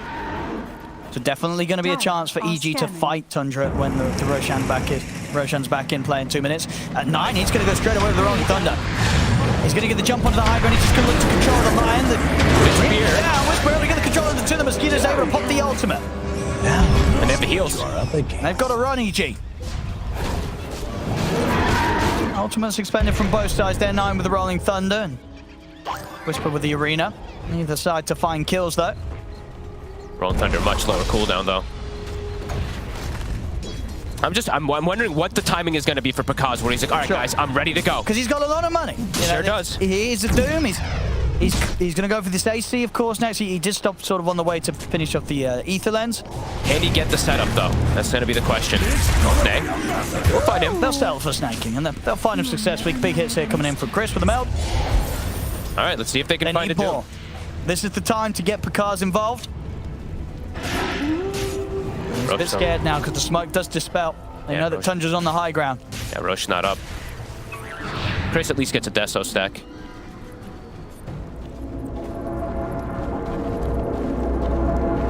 Kiss is back up in 5. They're going to scout the Roche area, 40 seconds. And Skeeter, he's about to have Basher, level 18 on the Ursa. And I believe, yeah, that's pretty much the AC now on 33. They have so many auras. On the side of EG, what orders do they have? They're close to AC on Pakaz, right? Just that one. Besides that, there's nothing else. There's no Boots at the Bearing, no Vlads, nothing like that.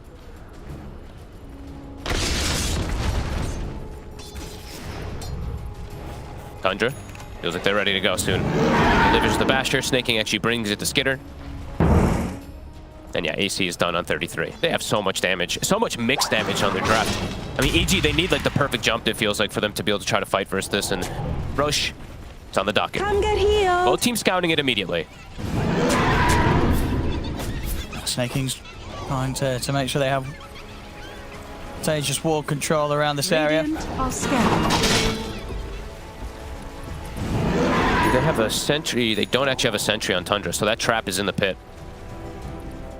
BKB as well on Chris. They'll be much more kitted out to get in and fight, especially to sort of back up the initiations of an arena. If they get the Spear Arena combo on 20 Tundra's members, highly likely Chris is going to be able to get in and deal the physical. They need the perfect initiation on EG, and it still doesn't feel easy. Snaking just runs in and kind of taunts them a little bit there, asking them to go on him. Well, smoke up bombs again. Pakaz, he's going to bounce over towards that top wave, make sure that he's with the team. The Wolf, it's going to scout immediately. It sees Pakaz, gets eaten. Radiant's top tower has fallen.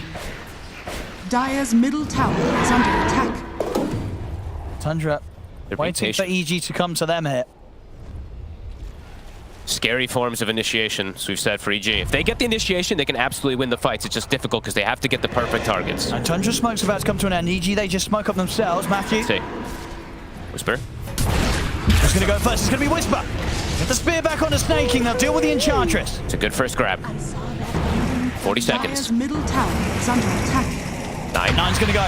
He's in with the Rolling Thunder against the opening here. Straight away to Chris. They'll jump forward as well. The Doom's going to get dropped down onto the bear. The BKB in the Enrage was already there for Skeeter. He'll be able to back up for now. It's a low duration Doom because he got the Enrage off first, so it's actually gone already. Let's see if he wants to get back in on the action. Chris's BKB is coming to an end himself. Aramis gets clipped by the spear. So Skeeter wants to consider jumping back in. He does. Gets back in on top of Chris. Chris taken out of the fight. Now look towards Whisper. Whisper gets the arena down. Puts the BKB. There's new stop from the card. Catching on about Skeeter. The spear as well. They get the angle. Beautiful spear from Whisper. But Skeeter, he's still alive. They didn't have the damage to finish off the Ursa during the stuns. As it's 3 going down on EG. It's 4 dead on EG. as he's just too much for them to deal with right now. Too many auras, and the initiation, it's not clean. He got the enrage off. The Doom just wears off in, what, 5 seconds? All that status resist for Skeeter, and now quickly into the Roche. Tundra execute beautifully, and EG a bit all over. Now we see again, as you said, immediate BKB and enrage before the Doom gets slammed down onto him. Just takes a few seconds for him to reset out the side of the fight and wait. And outside of that, EG, they just couldn't really lock down onto a target at the start of things. 9 and 33 able to kite them out to the side of it all. Whisper, he gets a good setup here, clipping them with the spear, but it's only enough to kill Aramis, and Skeeter is perfectly fine. 9 gets outside of it too, which is pretty important, because then he just gets for another round of swashbuckle onto absolutely everybody. They need to get the perfect clean initiation. They need to get the global to prevent the enrage, and the Doom to prevent that enrage, but he gets it off first. Skeeter, I mean, yeah, quick fingers. Laugh into the bank. I mean, these fights just are pretty much as difficult as we envisioned here for EG. All about just getting the perfect jump, and now with the Aegis, with the Shard, they can just push onto high ground. They also used everything on EG, so it's going to be tough for them to even defend this push. And of course, the Midas is on cooldown for Bakaz. Yeah, likely to just lose a full Rax here. Let's see if Tundra full persists. They're actually going to hesitate here for now. 300 ping. 300 ping? Uh-oh. There's too many darn wizards. I mean, they're so far, but you can just feel that it doesn't matter. Because the jumps are just too difficult with the way that Tundra's itemized and the way that they've just covered themselves perfectly. And Skeeter just gets literally the perfect enrage. I mean, do you think there's anything that EG could have done earlier this game to give themselves a bit of a better shot? Well, like, is it down to sort of some of the item builds up, or were there some earlier windows that maybe they could have gotten away with getting, just trying to go for more kills, get Bakaz involved early? You know, did Bakaz need this sort of huge amount of time to not be with the team? I think it's just they have to cleanly execute every single time. The execution is much more difficult in comparison to Tundra. After we see like that top play, when they use Doom, Global, and everything, and like Marzel just to reset a fight, Tundra just takes over the map with that. Ursa's just free farming the entire time. And I really think like 33, it's, you talk about his item build. I think this was just the perfect one. Just omitting the summons and just going for just straight up auras. Everyone just has an aura. And the Halberd as well for 9. They just have answers and answers and answers for what EG has. Yeah, barely been able to deal with him in the fights. He's only died once this game. 33. He's on the way to the BKB. He turns up with sort of the ultimate, the BKB. It's just going to be so much for EG's heroes to deal with. Yep.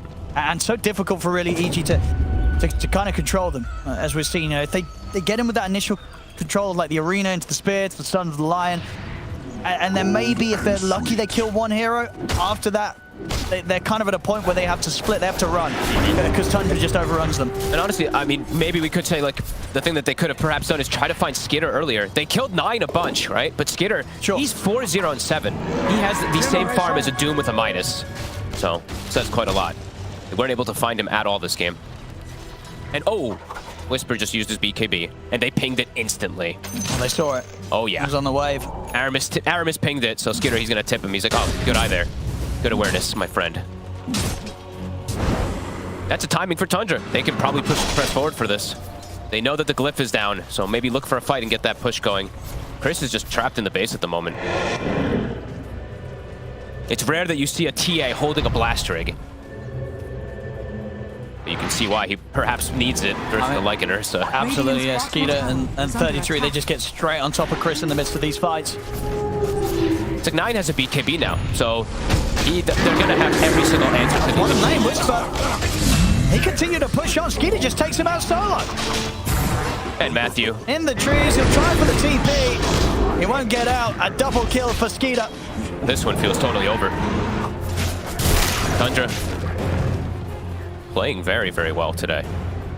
EG, honestly, a little bit all over the place in this first game. Chris, a couple of these like deaths really hurt down their momentum. Just never able to find the Ursa. Okay, here comes the push. Snaking, he's prepping it.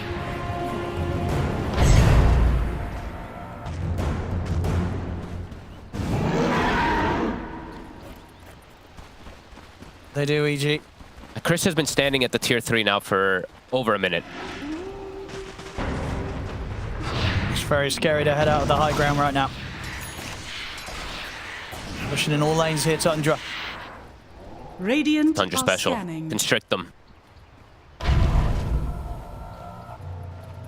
This Ursa is massive.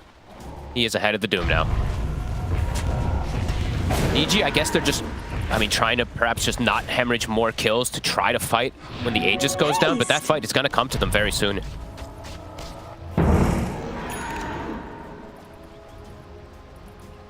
Tundra playing it safe, snaking, buying a gem. He's going to get rid of these pesky traps.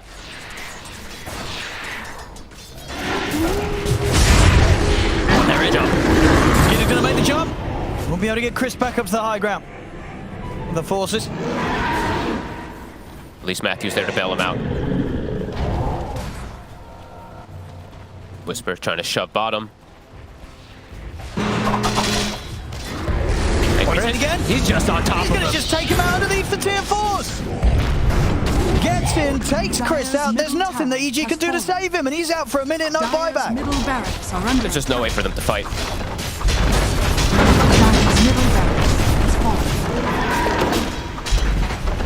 Full set of racks taken in the mid. I mean, Tundra going to stick around for more. Still 40 seconds on the Aegis for Skeeter.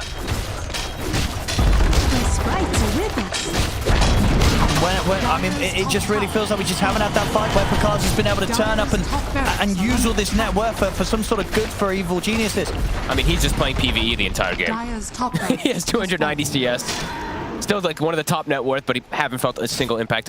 I'm actually going to be surprised when we look at the damage numbers at the end of this. Hunting bounties. GG, I can imagine they're pretty damn low. Yeah, 6K on the Doom. Unfortunately, nearly the lowest damage dealt on the team this game. That the strat, it just hasn't worked out for EG. Nope. And because he can't, okay, he can get away. Only just. Yeah, and I feel like a lot of that damage isn't really like, it's not impactful damage whatsoever. Just like casual scorched earth damage that was catching people. And the Doom to run away. One of the quietest games ever from Picard, and I honestly think we'll never see the Doom again on him. You don't, it just doesn't work out. It really just doesn't. And I've seen it fail quite a bit of times. I think Tundra, of course, they answered it very nicely with the way the 33 played and build. They just haven't been able to make it work whatsoever. They're going to try one more hurrah, but it's spotted under a ward. That smoke it's seen. They know what's coming for them here, Tundra. So it's not going to be hitting them by surprise.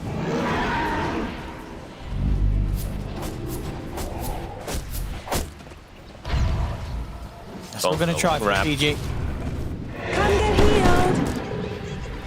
Immediately dewarded. Absolute desperation. Snaking just walks at them. He's like, okay, bring it on. And dodges the stun as well. He's going to be able to stay on top of Matthew.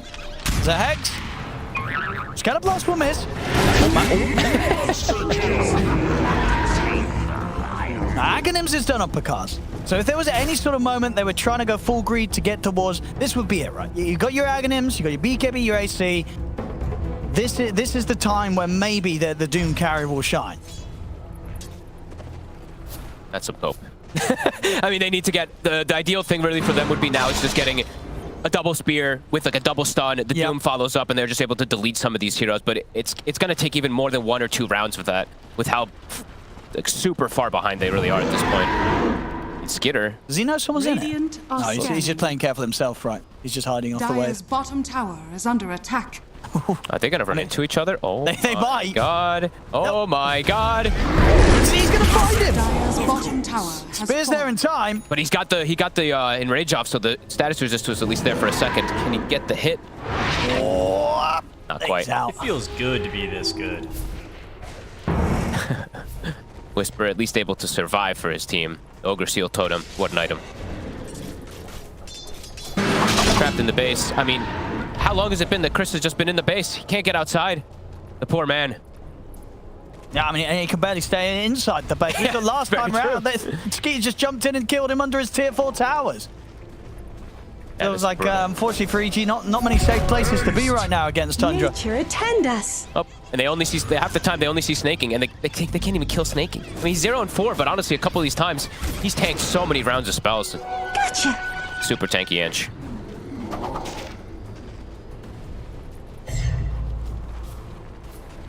Just complete control of the map. We'll see when Roshan's going to be up again in 10 seconds. Tundra very much having the luxury to proceed as they wish. It's going to be a long respawn on Roche. Tundra making them suffer. They're all so rich. 9, almost now the same net worth as the Doom.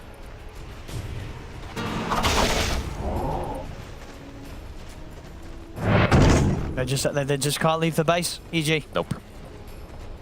There's wolves scouting them even if they do. Very long row spawn. They're gonna use the gem trick, so snaking, he just plops the gem inside the pit, so they'll see when it does respawn. They know there's no chance of any hero wandering over here anytime soon from EG. They just all held up in the base, the 5 of them.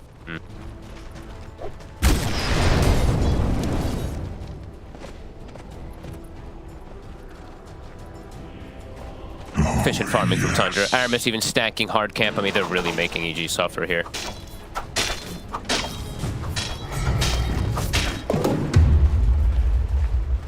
Pentax as well now for Skeeter. So what was he holding on to before? Yeah, whatever it was, yeah. Pentax over it. Very nice. They're just playing it super safe. Sending wolves, yeah, I mean, the gem is still inside the pit, so they'll see exactly when Roche does spawn, but as you said, it's literally as long as it possibly could have been to spawn. There's no need to take the risk here if you're Tundra. Nope, they'll get, if they can find a kill, then they'll just go straight for high ground, because I think the buybacks are not going to be available, but yeah, EG, I mean, they know how this game is. It's over already. There's nothing they can do to fight. Chris is still just, I think Chris is just taking a nap. He's taking a He's literally been sitting here, I'm not even kidding you, for like 8 minutes or something. He's chilling. Look at that. Look how deep that is. Yeah, it's been rough. I mean, it's when you're just talking, you're like, what went so wrong this game? And it was, I mean, a lot of things that went wrong, but after looking at the next game. I mean, overall, you would say was just sort of the dynamic of trying to run like the mid TA and the safe lane Doom. It's a tough one to attempt. Yeah. You know, at first glance, I'm like, oh, you know, I can see the concept they're looking for, playing around the trap and the jump, if they can get the clean initiations, but the cooldowns are so long, and Tundra, they itemized, they played versus it perfectly. They literally gave no hope to EG, really. It's like, yeah, you're killing 9, but as we said, you know, Skitter, he had literally the freest game ever. Yeah. 807, he's nearly hitting level 25. He's even thinking about picking himself up a Hex to finish up that last slot instead of the Wand. He's TPing on the Wolf. Ooh. I believe it got eaten. Something happened, or he canceled it. Radiant's bottom tower is under attack. Alright, they see Chris. Are they going to dive him at the tier 4s? Skeeter wants to. But yeah, Chris knows. He's keeping himself so far back. And Roshan is up. Alright. Tundra. They see it right away because that gem, of course, is in the pit. So, thinking he's going to go pick his gem back up. He's happy. Is under attack. And a full Aghanims now for Skitter. Clean and methodical.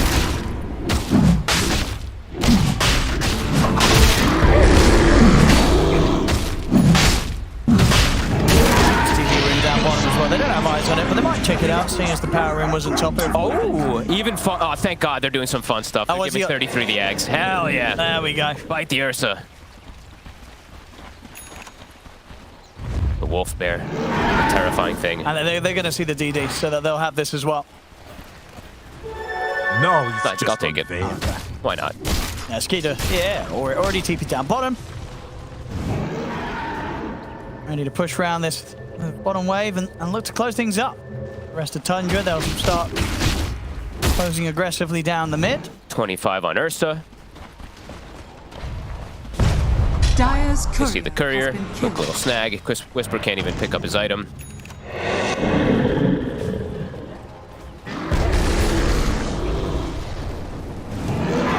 See if EG's got anything left in them here for the final defense. I think Whisper is telling his team, smoke me so I can go to the enemy secret shop and buy my refresher. He's like, this is our final hurrah. Yeah, he's going for it. Look at I mean, it's going to take him some time. He might not have a base by the time he gets back.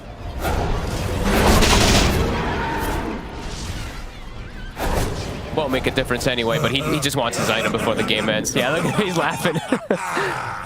There we go. TP up in 10. Maybe go for one more wave and then TP back to join.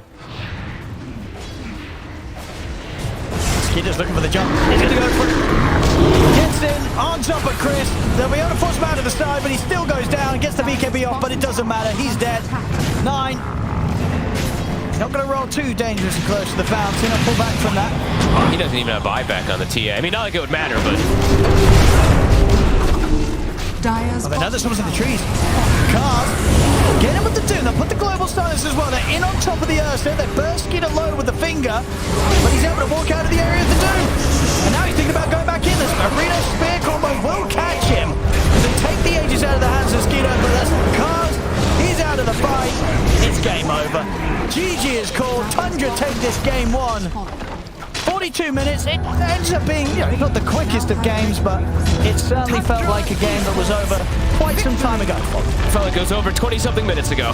Tundra, even though they had like a 2K lead or something like that, this Doom he literally did nothing. Because I really don't think we'll ever see him playing it again. It doesn't feel like his style of hero either. It's just farm to farm to farm, and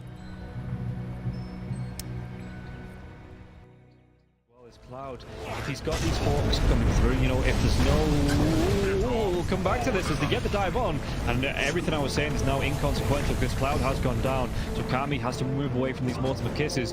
There is still that buyback for the Beastmaster though. Let's see. He wants to get himself back into this. The dive onto the back lines into the vortex as well. There's going to be a real nice dismember. The hooks come. Nice save. Though. He saves it. Cloud gets himself back into this now, and Kami is losing so much. Kami's going to go down. You get the kill onto Leppington there as well. So Mira with that freezing field, Mira will go down. Coming down to the hooks. Yatsuro's still in that push wall. He's getting them back. They get the buyback out from the post and Storms for it. Everybody from the side of Hydra. They don't want to be giving this one up now as well, but they take down Leppington once again. That's the dieback on the Disruptor, and Yatsuro, what can he do? The hook, it's going to be blocked mid hook. This is the dieback on the Cloud. Cloud, can he get himself away from this one? He's still being harassed by Collapse. One more right click, he goes down. That is going to be the Beastmaster dead for 115 seconds, and now the chase is on for the rest of the side of Hydra. This Aghanims on the Morphling is just making him impossible to deal with. First of all, they use the little shredder on the Pudge to get rid of his armor. He has solid amounts of it, but it is just not enough. And then Yatoro just destroys it, and he knows that he can stand his ground because he cannot be stunned. He literally cannot be stunned. How do you stun water? Well, a lot of their damage, if not most of it, is on the Morphling. Oh, the glimpse comes back though. Inside the Static Storm Mirror, he has that Lotus going, and now if Zofra actually dives a little bit further, the Thunder comes out. The Pod King, he's dove in, yeah. They're going to be able to get a kill onto the Storms for it. Can they take down the Pudge? They're going to be able to catch him and cancel off the TP. He's going to be dead. The Storms for he has brought back, and they've got no kinetic field, no Static Storm. And like you say, they're even going to be able to get a lockdown onto Cloud, everybody inside of Hydra. They just overextended, and we praised them in the first game for respecting the power of team spirit here, but Hydra might have just lost the heads a little bit, and the buybacks, they're going to be forced out, but I don't know if it's going to be enough to defend this base with the Pudge being down, with no Static Storm for the next 27 seconds. Spirit, what can they get from this? I've been worried though, they're going to be able to get it. They get two, they do! They take them down, the cookie comes out, the Yatoro freezing field, they might lose. Happy, is this the dieback? They do the break the Lincoln Sphere though. Morphling. Bilal wants to come right back into this fight because he have the boots of travel to do it. It might take him a little bit longer now. No boots of travel though, so he's going to have to use the blinks. Just do it by foot, it seems. Level 25 Storm with a Beast. That's just so much damage. They're going in for the Morphling. He doesn't have a buyback. No, they get. Do they get the kill? He goes down. Warwick has to go down though. It's going to be him left alive. No, it's not. The creeps are pushing in. There's no buybacks available on the side of Hydra, and this is going to be 4 heroes, even with the death of the Morphling. No way Warwick defends this. It's pretty much over. They don't have the glyph. The game is over. They gave it their best. Hydra, they made Team Spirit work for it. The team that is most likely going to be at the top of Eastern Europe DPC Division 1.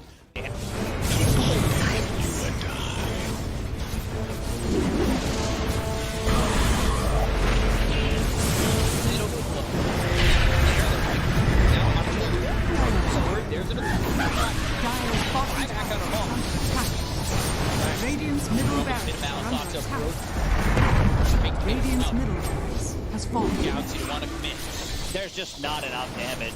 Crimson Guard, Atrophy Aura, Rubik's Fate Bolt, all this damage reduction. Let's see the combo. Bit of Malice. Strong in by the Disruptor, and now we're going to be hitting the win. It's back up once more. Bit of Malice, and Jamil is in it. They'll lose him in mind control. Right back towards tomorrow. Trying to run from everybody on the side of Gaimin Gladiators. Radiant's middle barracks are under Siphoning attack. and getting back into the base. Has fallen. Alive.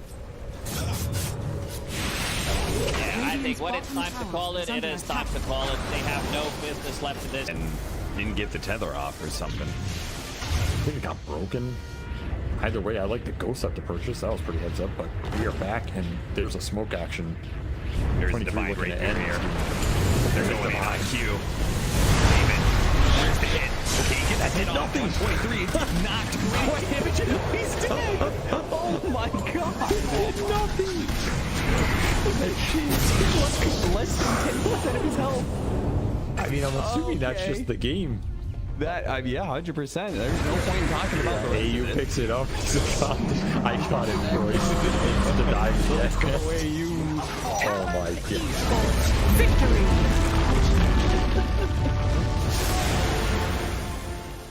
We finally get to see them have a little bit of lead, but they need to have good vision, good entry to engage. We're down up on high ground. Our Bulbica, Red Panda, this would be huge if we can find it. Static Storm before the Tombstone. Not bad. Stun from Lulu.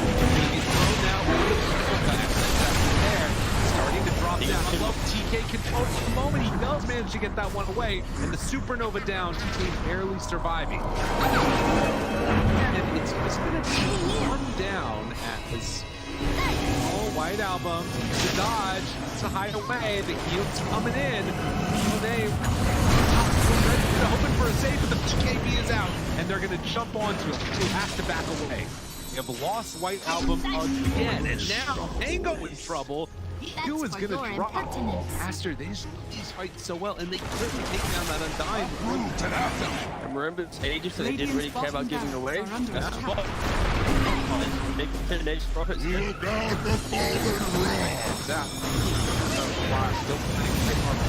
is out on the play. They have a BKB available. Bulbica dropping low, the 10 toss back in. They have a kill off Bulbica. Doesn't look like it because the black hole is there. That's on the agent. He doesn't have multi become back. And Aster, they might take full advantage. Move. Radiant's bottom Rax has fallen. Up the bottom. Finally, Aster full advantage. They're building. Radiant's middle tower is under attack. Oh, just for a brief second, had more network. There it is, back again with the higher network. When you click on the L, it's not really an inspiring network. Blink, BKB, Radiant. You might be able to get on top of a hero, but that's not the shot that's able to 100-0 here. Like even this Undying inside Static Storm, able to then get up with Slash God and from away. They have that trying to keep him alive. Makes the move, and again, into this fight without Monet here. Pretty good for them. Right album, but now Monet is now. They're in a lot of trouble, but they managed to kill him. Okay. Alright. Pops ulti. Now the turn. Punching. Really getting away. Sort of survived that first salvo. Very strong. Supernova down. Pops the BKB. Ooh, he's just caught here. They want to get the kill. That's really himself up. And now the chase. The avalanche, the toss. Thinks he's going to give up his life also. This is Monet is way too strong.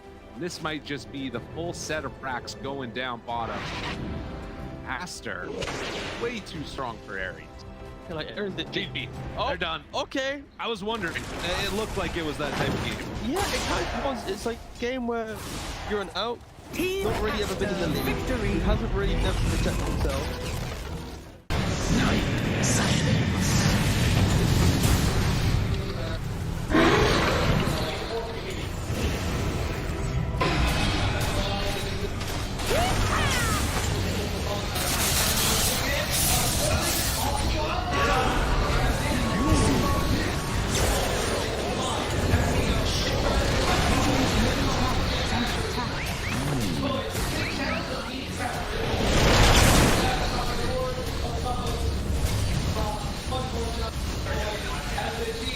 Radiant structures are fortified.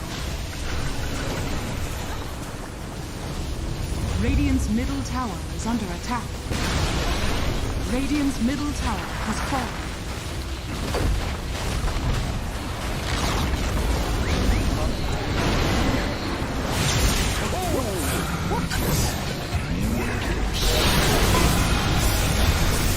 That boom.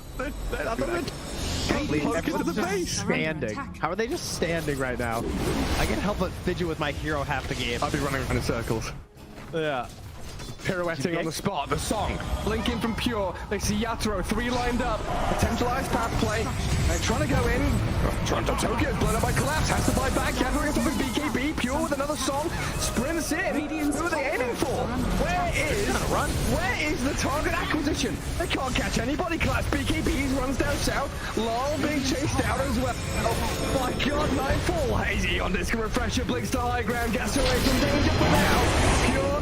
What's he up to? He's back to the high ground too. Mirror image out. Aegis claimed. Lol in the fire. Still surviving and blowing up GPK. Team Spirit nothing to do. Sprinting out their base. They don't catch Nightfall on the way out. He's blinked out of the range of Mirror. They're still hunting though, and he's going to find Toronto Tokyo. Who cares, Gem? I see Jakiro. Eon disc popped.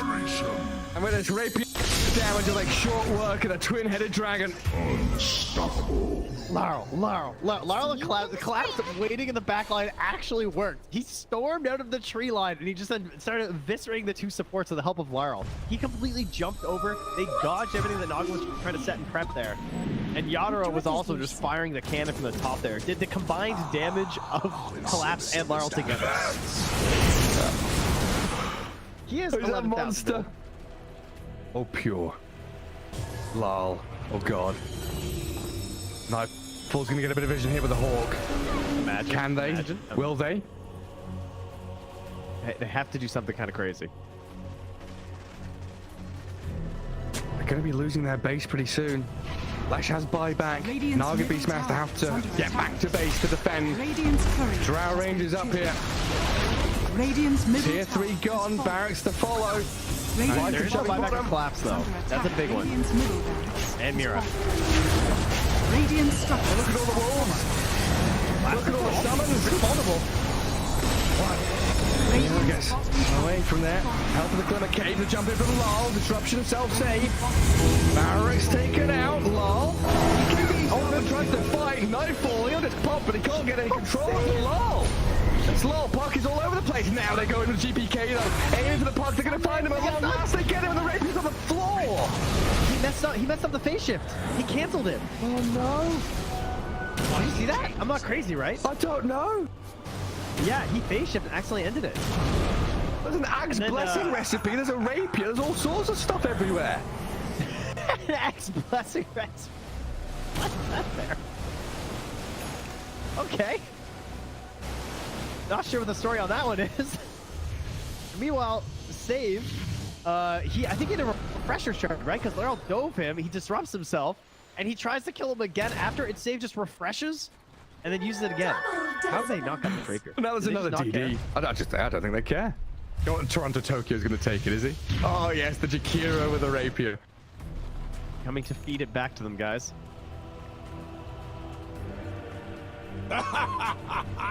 My goodness. There's Mega Creeps on one side. Top lane Barracks still standing on Team Spirits. We're waiting for next Roshan, Trent. I don't know. I don't know. I feel like BetBoom have such a good chance of winning these fights right now. They can't get, like, swarmed in the back line. They missed the stun on BK.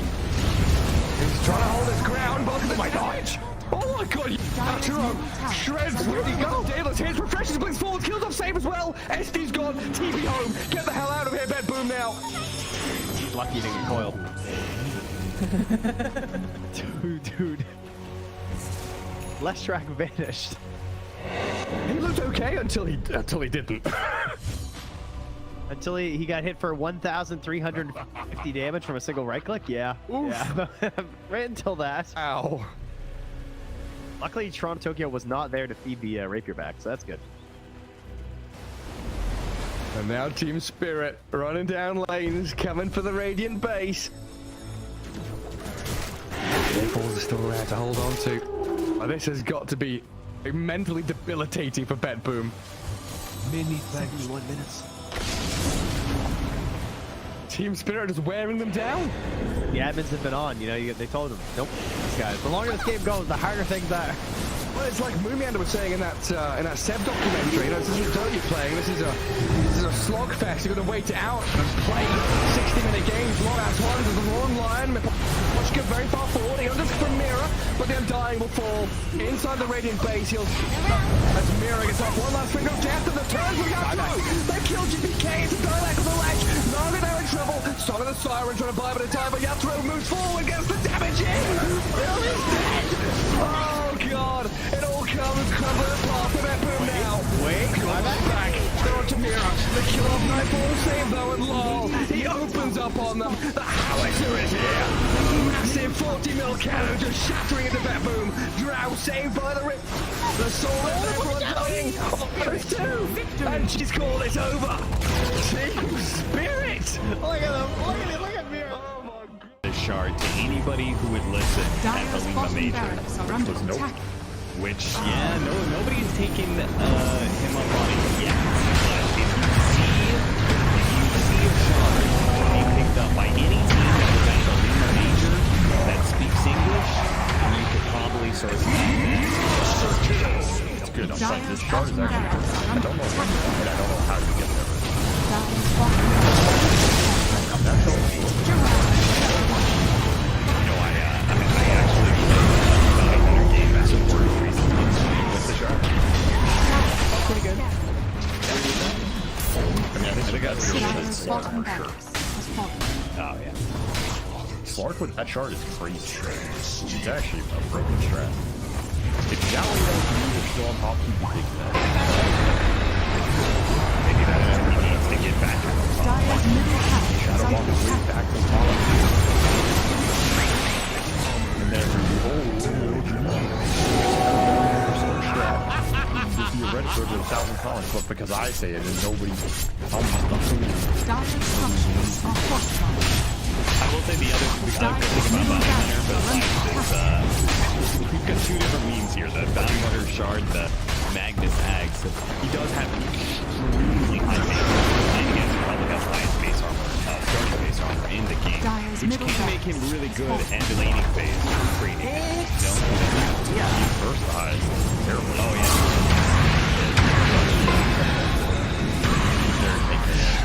And frontline a little bit of this year. But again, Dire's middle tower is under attack. Radiant's top tower is under attack. TSM FTX victory. Midas was being, they have an inkling that this is going on, but they jump forward, find the Star Spectre. The Doom is there for Staff, keeping him alive and on the other side of the fissure, but so you can just pick him first. Yeah, exactly. Safe pick. Exactly. I actually think he, like, arguably because of the new builds that people are doing, he's really safe to secure lanes. Like, you can have pretty much any. I mean, of course you want a ranged 4 position with like a melee Doom because then you can maybe get some kills, but. I do honestly think like Doom can be pretty. You can like kind of sack him and just cut waves until he gets a Vanguard, and then he's gonna do totally fine on his own. He exists in that kind of like old Timbersaw or like current DK sphere where at some point he just pushes you out of lane. Tundra Esports turn to ban. Enchantress not picked or banned yet. Just saying. Yeah, that's a bit surprising. Very high win rate hero, and it's looked quite good in a lot of the games that we've seen.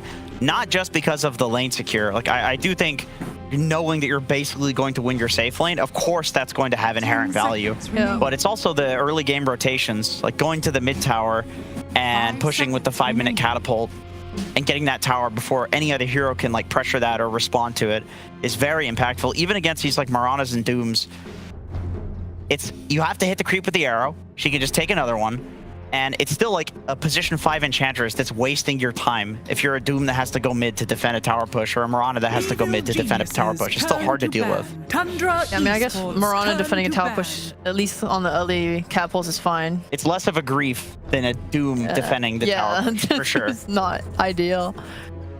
Oh, I do like EG taking the Bat Rider though before it can get banned. I mean, they do have to commit a lot of bans to protecting it like defensively on terms of supports on the enemy side. Which is in some ways surprising to me because I feel the Oracle and Shadow Demons have not always been that great. Like, there's a reason these supports haven't been popular. They're being picked as an idea against Batrider, but overall they're still lacking in a lot of ways. Like, they're either very vulnerable to a lot of heroes in the meta, or they just like don't have a lot of different things they can provide in a game. Yeah. So they've been a little lackluster. I wouldn't have committed 2 whole bans to them. They're kind of combo or like combo breaker heroes. Like you pick an SD against Primal Beast or against Batrider, where you sometimes also it's like there's a Terrorblade on the enemy team too. So you get the disruption, but then you also get the SD ult to put on the Batrider so he can't run around. Oracle, same thing. It's like obviously if you pick this hero like a Huskar or a Death Prophet, you get that bonus healing. You protect this hero. Terrorblade as well works with it. Then it looks pretty nice. Yeah, but then you just die. You just die. These look like side lane counter picks to or side lane bans to me. Like you ban these 2 supports. Yeah. More so the Oracle. It's a hero that doesn't want to go mid to dispel the sticky napalm, of course. But if you're running a position 5 Oracle against Batrider, then you're going to dumpster that lane. Slark as well. I can see it. It is Whisper, one of Whisper's best heroes. But then again, that makes it a Doom that's going to be in the hands of Pakaz or Sea Smile, and they can leave it open. They can just pick supports on the next phase, and it's fine. This is the look of a man that's played so many Batrider offlane games. Oh no, he's tired as well. That's not good. No, they're all exhausted. That's not good. Wake up, boys! Come on. Matthew's looking good. He's awake. Oh yeah, that's a Giga Chad pose. Oh no, that's not good. That is great. I know what that meant. Don't say it.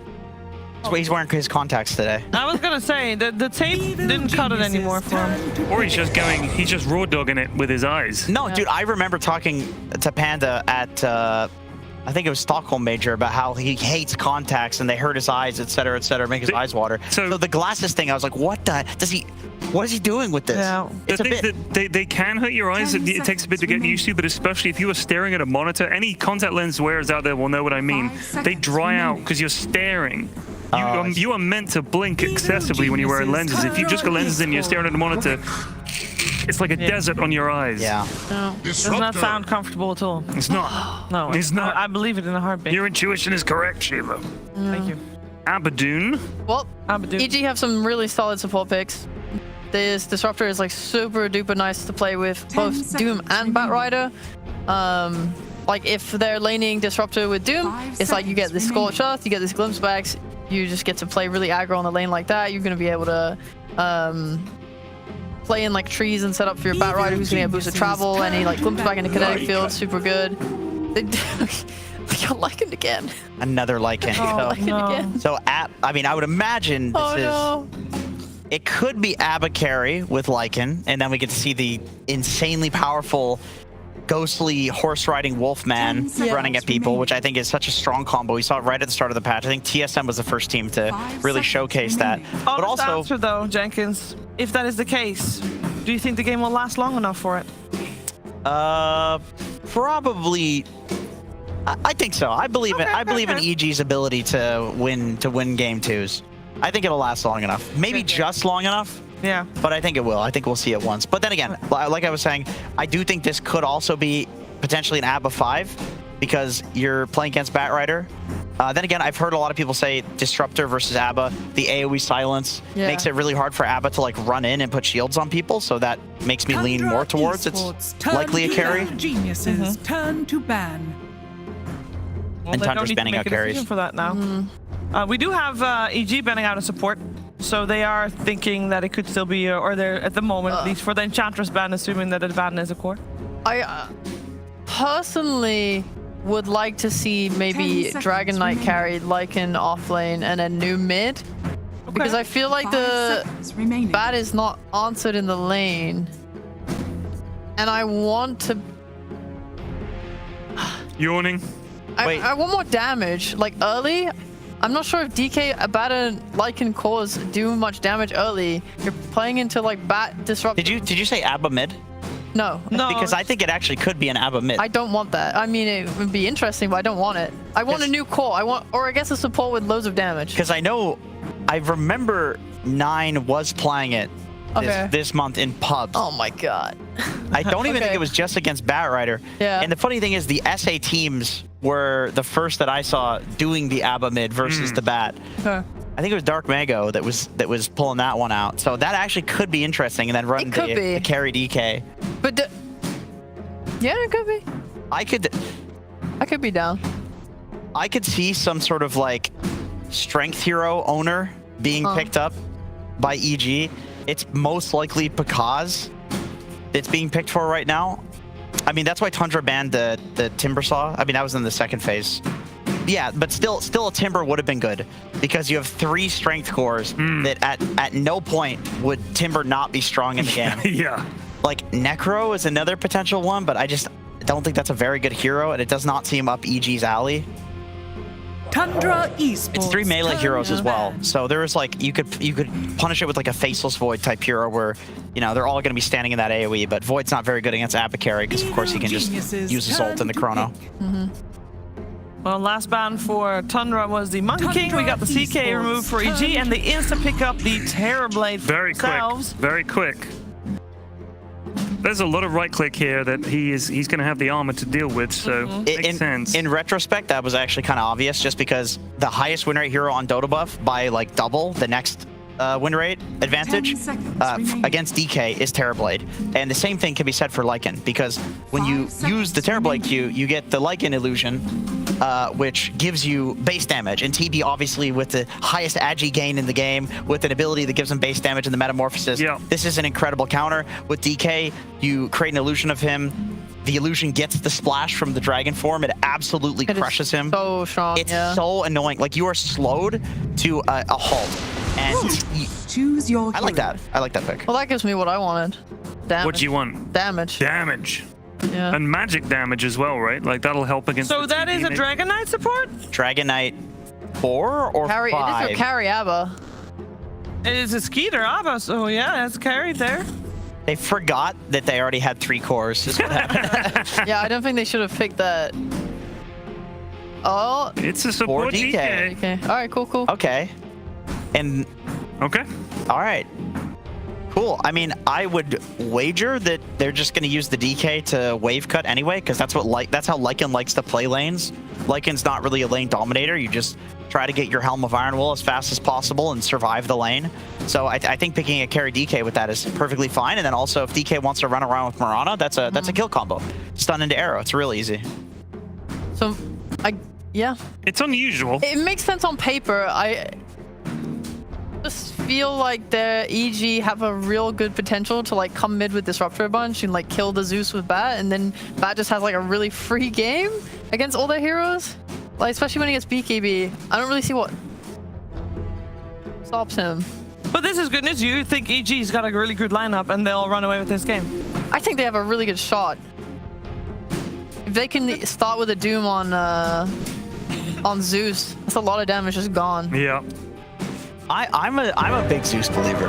Okay. It might be my bias being like a completely dog shit mid laner, so every time I'm at a pub, I just click to see if Zeus is available, and then if he is, I'm like, I can go mid. But I do think like it does a ton of damage to Terrorblade. It scales into the late game against him because the percentage damage. Yeah.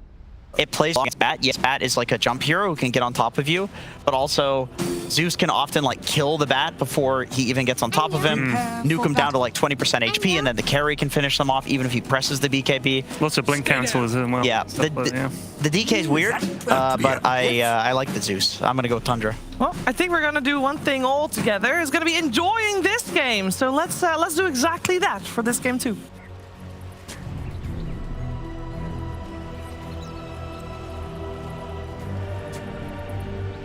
Here we go, ladies and gentlemen. Game 2 now. Tundra versus Evil Geniuses. And Fogged, we're coming into this one. We're getting the change up again. We're getting the Doom back on the offlane for EG because he'll get his hands on the Terrorblade, something that he's been evidently very comfortable on in many previous series and previous games. Have they got a better shot this time round, or is there something about what Tundra's managed to do that leaves you scared for EG again? EG's is much easier to execute. Last time they had to have like perfect execution, and honestly, I think Chris was still asleep last game or something. Not too sure what happened. So let's see if he wakes up for this game. Their draft, it's clean. It has tons of aggressive potential. It has a TB versus a Lycan, a TB versus a Batten. In theory, he can have a good setup. However, Tundra, they've gone for something a bit outside the box. if Zeus is able to survive, if he's able to stay alive constantly versus this TB, he has the answers. But let's see if that's the case, because he's playing versus Bat Disruptor. Yeah. And it's sort of like this, it's in the river if we get some early action, trying to go for 33. I'll get the glimpse back. And the sticky napalm stacking up. Now get him. Yeah, they were trying to set up, I believe, for Chris to get that first blood. Gaimin's coming with the Dragon Tail onto him. It will go the way of Pakaz. Yeah, Tundra's gone very outside the box. I mean, the heroes look normal and stuff like that, kinda, but then you see this DK support and it's a bit of a question. Maybe they have a concept of just having him use the stun and the breathe fire and the TB a lot and just not really scaling, so the TB reflection isn't like the super ownage kind of stuff. But yeah, they're gonna have to do something kind of crazy because EG's, it looks very comfortable for them. Do you think this was still the plan all along with the DK support, or was there a reason why they didn't want to have the DK as a core this game? I mean, what Jenkins was saying, right? The TB, as soon as that comes out, maybe they're just like, okay, we need to flip the switch a little bit, but maybe they did just want to throw a wrench into the plans there of EG. Just wanted to switch things up and get the Zeus last pick to counter the TB constantly. That's interesting. Because the Zeus, it's not even just versus the TB, it's the matchup versus the Bat Rider.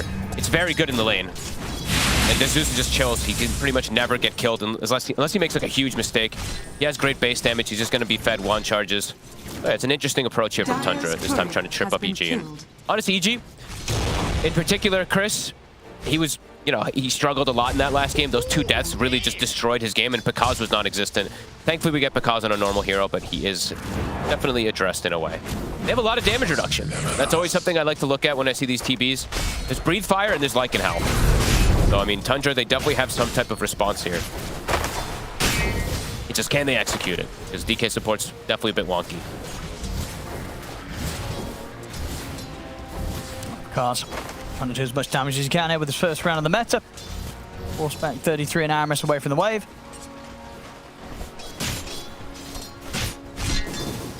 How do you think it ended up being a good game for the carry battle for Skeeter? I mean, there's definitely some things that he has to be concerned about, right? Versus this TB, you just get reflection, and you're just gonna, if you don't have shield for yourself, you're just gonna beat yourself and silence yourself. It can be pretty annoying. About time. But if he's grouped up with his team, if they do get a bit of a timing and he's protecting allies with shield and stuff like that, it can be interesting. Just, yeah, there's a lot of silences, a lot of different things to control. 9. Got the wand. Sticky gets him. Very nicely done there by Chris. Knows that he can go aggressive. There's nothing to put a stop to him. That's very impressive stuff. I've seen these Zeus tend to just dominate the matchup many a time. So Chris, he goes for a different play, goes for the flame break, and it ends up working. There we go, Chris. We say no.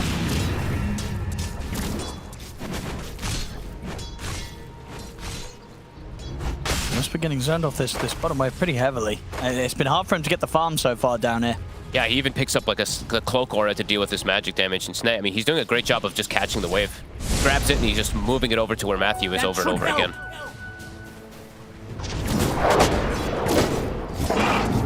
Matthew. Try and throw snaking back. The Whisper has to come over to make sure the snaking doesn't continue to chase down Matthew for the kill. I mean, he might go down. Oh, Matthew steps back up. He's relying on the stick charges and the fairy fire, and it will be enough to keep him alive. Matthew, he'll get out. Careful there, Matthew. He's got a salve. Gets delivered on the courier. We'll be able to heal up. And Chris just really pushing the limits of his hero right now. Absolutely. Yeah, 9 getting kept incredibly low in this mid. Still able to do well on the CS, though. 9, 11 for 7 against the 13 and 1. But he is about 350 gold behind the Bat Rider. Just because of that kill.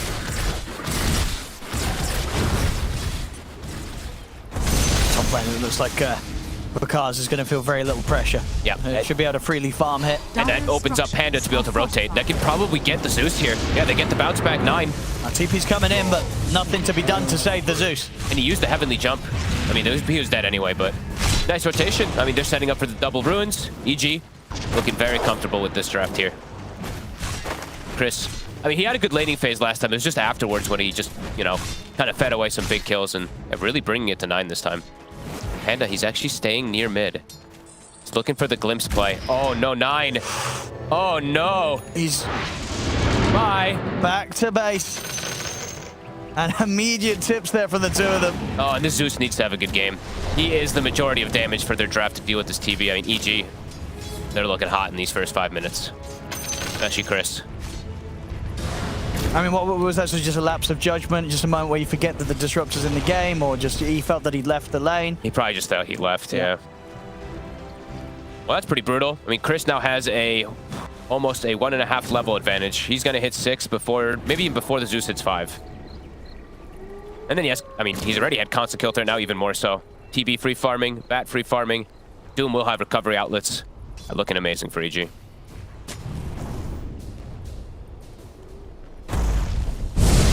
They're already making the move again. 9. Use mid. 9? TPs are going to be coming in to try and help him out. See if Snake King's able to do enough to save him. Lasso's up. Chris is able to get him again. Oh my God, they're Nine's ruining game him. continuing to just get completely dumpstered in the mid here by this pressure from EG. I mean, 33 and Skitter have their work cut out for them. The Zeus, he's the answer for the TB, but he is literally not getting to play Dota.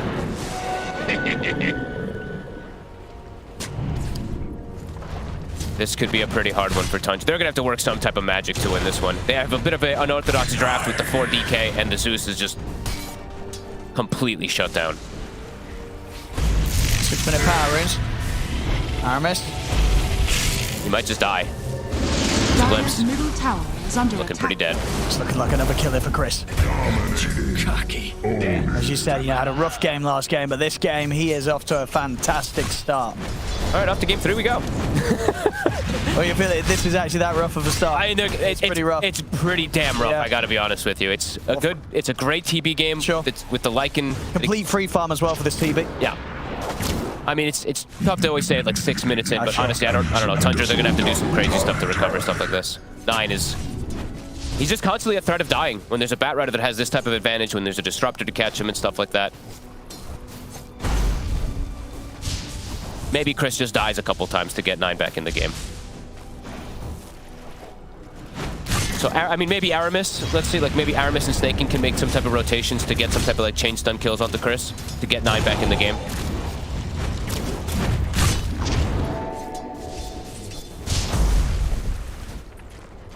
Okay, they'll get some stacks. That's the other thing. So, I was kind of joking about the GG, but I mean, it's definitely really painful, but they're going to have stacks ready for 9. So that thing will be there to at least recover his game a bit there. So at least Aramis is getting them ready. But on the flip side, Chris, he also has stacks, so he's going to jungle. They're going to send the Disruptor mid, and they're going to be very efficient with the way they play on the map, EG.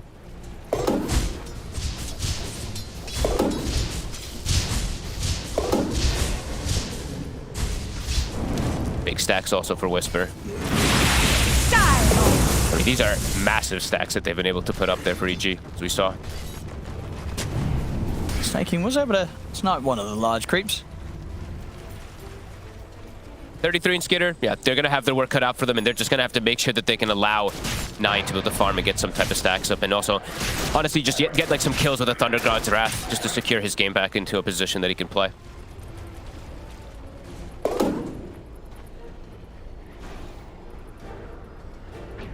See if they can set something up around Radiant's the top tower damage of this is cell. under attack. Difficult though. Some tanky heroes on EG. Dire's And Chris, yeah, he's going to farm up his stack now, too. So his Boots of Travel are pretty much going to be finished already.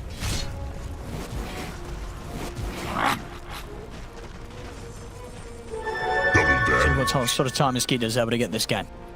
Top net worth at the moment for Tundra. Yeah, it's fortunate for them that he's having such a good performance. Yeah. That's really the big difference maker. That, I mean, they need him to. Him and 33 are just, they're really gonna have to do so much here. Same thing for the 2 supports to be able to, let 9 catch back up, and he is. He's jungling up, but he's still very low level. It's a level 6 Zeus. The Bat Rider's level 9.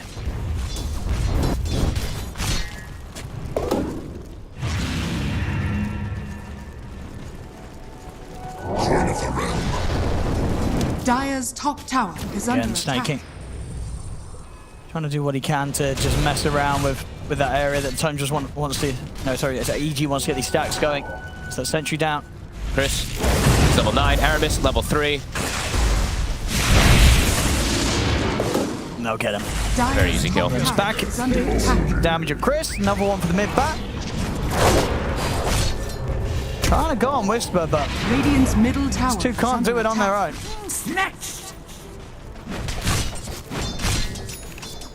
Pakaz turning up to mid. Zeus is so low level that Pakaz doesn't even feel threatened by him. Actually, he's level 8 now, so not that bad. Not the worst case scenario, but they're already hunting him immediately again. I mean, Chris, look at how aggressive he's playing. Radiant's middle tower. Yeah, is he under knows, attack. especially with the low mana on 9, that He's full zoning them. I mean, the tower's dead. Radiant's middle tower has fallen. Dire's top tower is under attack. He's got to bottle up Pekaz too. He's got a ruin in Pekaz. He is actually getting into the triangle himself. They've already cleared the stacks though. Fortunate there for the side of Tundra at the least. The silver linings. Chris with an invis. 33, he sees it coming. He gets out. Dire's top tower is under attack. Dire are scanning. Cards, if he wants to, he can swing over and start pressuring that top tier 1 tower. Bottom lane, I'll try and chase Whisper out. Radiant's bottom tower is under Again, attack. just not easy. Really able to do it with these two. And Whisper, he can touch Snake. He's got to be a bit cautious. He's still got the leaps. And Whisper has a full mech. He's perfectly fine here. This will be one of the bigger comebacks I've seen in a while. You know, only like 6-0, 2K lead. It's just the heroes that he's up against and the way they've just really bullied 9. See what he's going to be able to itemize and what they're going to be able to do to protect him. Dire's middle tower is under attack. All right, Whisper also, like, the thing is, like, when Zeus is behind like this also, now it's just like, okay, you get like 1 or 2 pipes, something like that, and then the Zeus literally just doesn't do any damage in fights. Skitter's going to play aggressive around this borrowed time, but a lot of EG here ready to return via the Static Storm's down. And then they feel as well, they've trapped the 2 of them. Skitter falling low, they've lost the 2, but both Skitter and Snaking taken out. Aramis also going to get chased down. He's into the flames of the Firefly as a 3rd will fall. They only end up losing Panda here. They take 3 and 33. He's got to hide in the trees. And they're looking for him. Radiant's top tower is under Hey, they've got lasso. And they're blocking him off. His ult's about to finish as well. There's no escape for 33. Doesn't even need to use lasso. They're going to be able to find a forfeit, EG. Or maybe I wasn't kidding about GG. I mean, that was... they forced that Tundra. They were going for that. Skitter, he went in aggressively trying to use that borrowed time to play that fight, but they lose 4 heroes. They only get Panda. Chris still has lasso. He wants 9. Aramis, it's a support DK. He doesn't do a whole lot. Chris might just turn and kill him. He's in with the lasso. He's on his own. Firefly and the flame break is going to be enough to take Aramis down. Can they kill Chris though? They're trying their best. Big money if so. He's got the wand. Radiant's bottom 9, last bit of mana. The shield, he's into the trees, he's away. And Chris is even turning. Oh he will die, but not before he's able to bring down 9. Radiant's bottom tower But you know is what? under attack. 9 isn't the one who gets the kill. It's actually Snaking, so he's still super far behind. Oh, this is brutal, Owen. A 12-2, 5k lead. And of course, whilst this is all going on, Pekaz just farming to his heart's content here. And this time round, it's on a hero that's definitely going to be quite scary, Fog. This ain't no Doom that there's question marks about what's going to happen. This is a Terrorblade. He's going to hit these crazy timings, and the Terrorblade is going to be a problem. Yeah, he's got it, like you said, incredible matchups versus the Lycan and versus that Abba. And the Zeus is a non-factor. Yeah, exactly. He's out of the game at the moment. 9, he's so far behind. He's literally just destroying the entire game by himself. 11 and 1. And 9's dead again. The supports they do on their own. This could be a very quick call there from Tundra, honestly. Unless they see some type of way to be able to come back in this game, I'm not seeing it. Whisper, he has Hood. He's going to be able to go pipe. I mean, they're going to have all the answers for the Zeus, who already is answered. I mean, what was sort of the biggest factor do you feel in that the game's starting to collapse as quickly as it seems to this game? I mean, Chris just destroyed mid, and then they glimpsed back the Zeus. They're like, okay, Zeus is the only thing that we're actually afraid of, and they completely destroyed him in the first 6 minutes. Like, yeah, this is one of the most devastating starts I think I've ever seen. And we had a 12-minute GG in this tournament. That's the crazy thing. I mean, EG, this literally does feel like there's almost no comeback unless they just like kind of throw. Yeah, it's just insane how much of a difference this game 2 is compared to the game 1. Just goes to show, I guess, what really just down to EG having a much stronger approach with their draft this time, and as you should say, the early gameplay been just incredibly crushing. Tundra got to find a way back into this, but it's not easy. Can they get supports? They will. Can they get Panda too? Which they should. Get support kills at least. Give 9 the kills. Won't be able to grab him. And Whisper, he pretty much has the fight. Let's do that again. Matthew and Panda just enjoying themselves on their own in the jungle until scary Tundra will turn up. The two supports, when they're outnumbered, they won't stand a chance. But of course, continued space for the cause of EG. Yep. Skeeter, I mean, his Radiance... Oh, no. Dropped water on keyboard. Wait, what the? Oh, no. We need a new keyboard now. They had to get a new mouse the other day. Now we might need a new keyboard. They should be fine. Just shake it out a bit. Water. Oh, it was Matthew. Uh-oh. He's like, I'm dying. Oh, no. He knocks over his water. Okay, Skitter almost has Radiance. I mean, at the least, you know, silver linings, of course. They're trying to get these type of timings for their items. 9. This is going to be crazy if they're able to recover. He's looking for some more napkins. I mean, is the keyboard going to be working, you've had to take away, like, there must be some napkins in there still, and there was. There we go. But the thing is, you got to test the keyboard afterwards. Sometimes it just breaks it. Have you never had that? It's just water, it doesn't matter. You never had that where you put water in it, you click one button and the other button clicks, you click the W and you get commas that come out? Oh, really? I've had that. It's just a bit of water. Alright. They make the keyboards good nowadays. They don't. A little bit of water doesn't affect them. They'll be fine. This will be a really impressive comeback, though. If Tundra is able to somehow mount this, let's see if the keyboard works. Matthew, test it. I think it'll be fine. Right. Yeah, let's hope. It'll be fine. Maybe this is the comeback. The broken keyboard.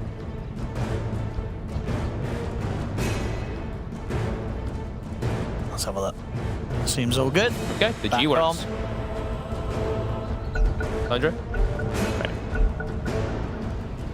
Alrighty. That's a blink dagger on the Rubik already, Matthew. Okay, I mean, he's pretty massive. He's got some great spells to steal, and this is a gap closer versus that Zeus. Even more so. Chris, I believe he has a BKB done too. BKB Bat, Pipe Doom, Blink Rubik, big timing.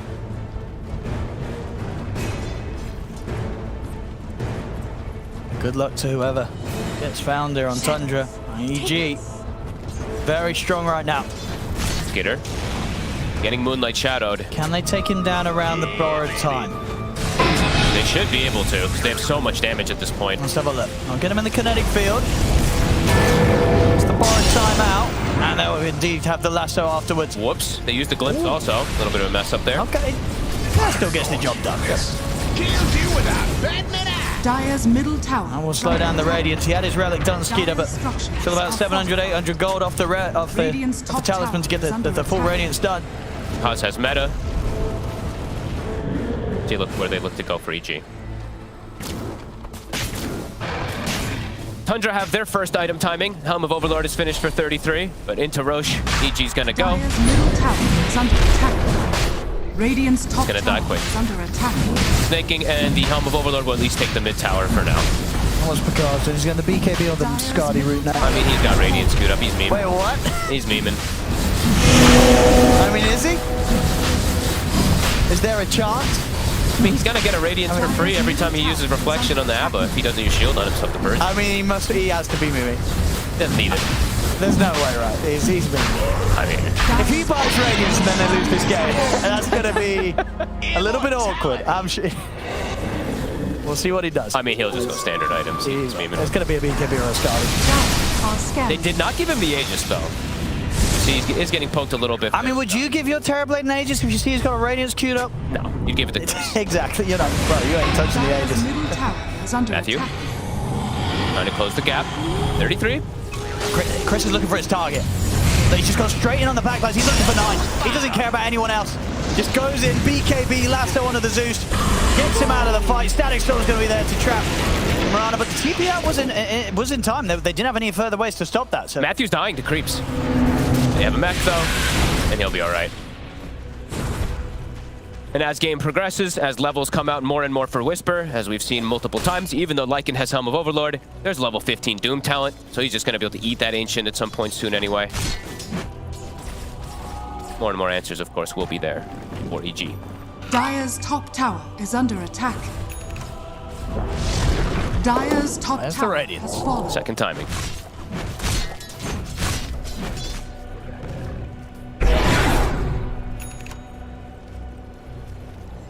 They're going again here, EG. They're hunting. Even without the lasso, they know they can get these kills. They're looking for 33. No shapeshift. He's in trouble. TPs are coming in.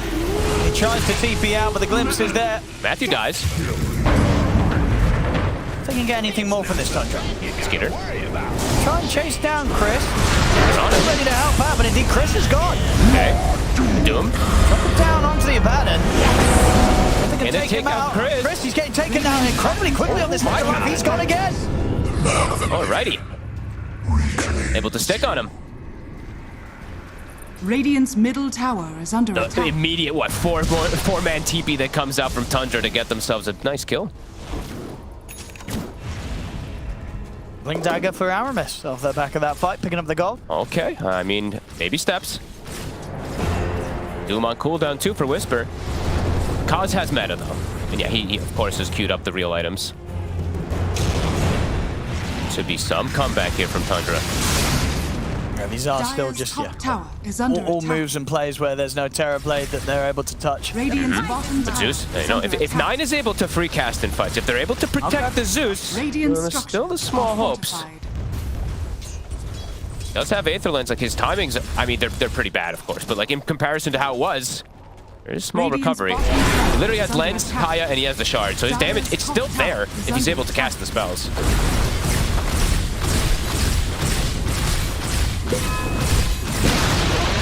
Radiant's bottom tower has They're fallen. looking to punish again, Chris.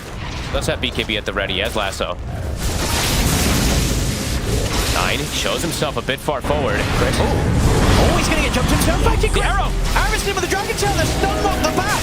They'll pump their heels with the mech, but Tundra wants to keep Chris alive. He's dead under the tier 2. And Tundra, they're going to try and dive in for more, pushing back at Panda and Whisper. here comes Pakaz. And they've got to... They're gonna get the stun on him though. The opening, they get the bounce, Pakaz. Oh my goodness, he's able to get the Thunder off, but he's still so low. He's dead. Oh my god, they're doing it. Okay. Tundra? I mean, Tundra making great moves, but EG, they're kind of crumbling here. The glimpse, it looks like a panic one. I mean, they're losing a fight underneath their own tier 2. It's just the jumps of Tundra. Chris wasn't able to get that setup. He's the one who gets caught, and then Pakaz ends up turning up a bit too late to the fight. And at this stage, you know, without BKB as such, he'll get caught by a stun. They've got the magical damage to threaten this Terror Blade, despite the fact that he's got so much gold on him. They don't have Matthew's TP during that fight either. You see him just running fully across the map. I cannot believe what we're witnessing right now, Owen. Tundra. Yeah, Pakaz just still gets the mantra and the stunner, but it's too late. So a rough one here for EG. I mean, they must have felt it. You know, they knew they were in control of this game, but they're giving it up here. That's Tundra. They're closing the gap. Somehow. I mean, Chris, that's back-to-back where he just gets picked off. This time he doesn't even get the BKB off. EG. I mean, one more mistake and they're just behind in this game somehow. Tundra making better moves. Now they're actually starting to get pretty good items picked up here. Skitter is getting that farm. And Sneh, he actually is getting closer and closer toward a pipe himself. This is insane. Kaz needs to have at least his next time done before the fight. He's just 100 gold away from having the Scotty complete. Okay. Radiant. I mean, Tundra, though, they're the ones on the hunt. They're feeling good. 9, he actually almost has an Ethereal Blade, so his timings are actually now... He is pretty much tied with the Bat Rider. I cannot believe what we're witnessing. This is crazy stuff.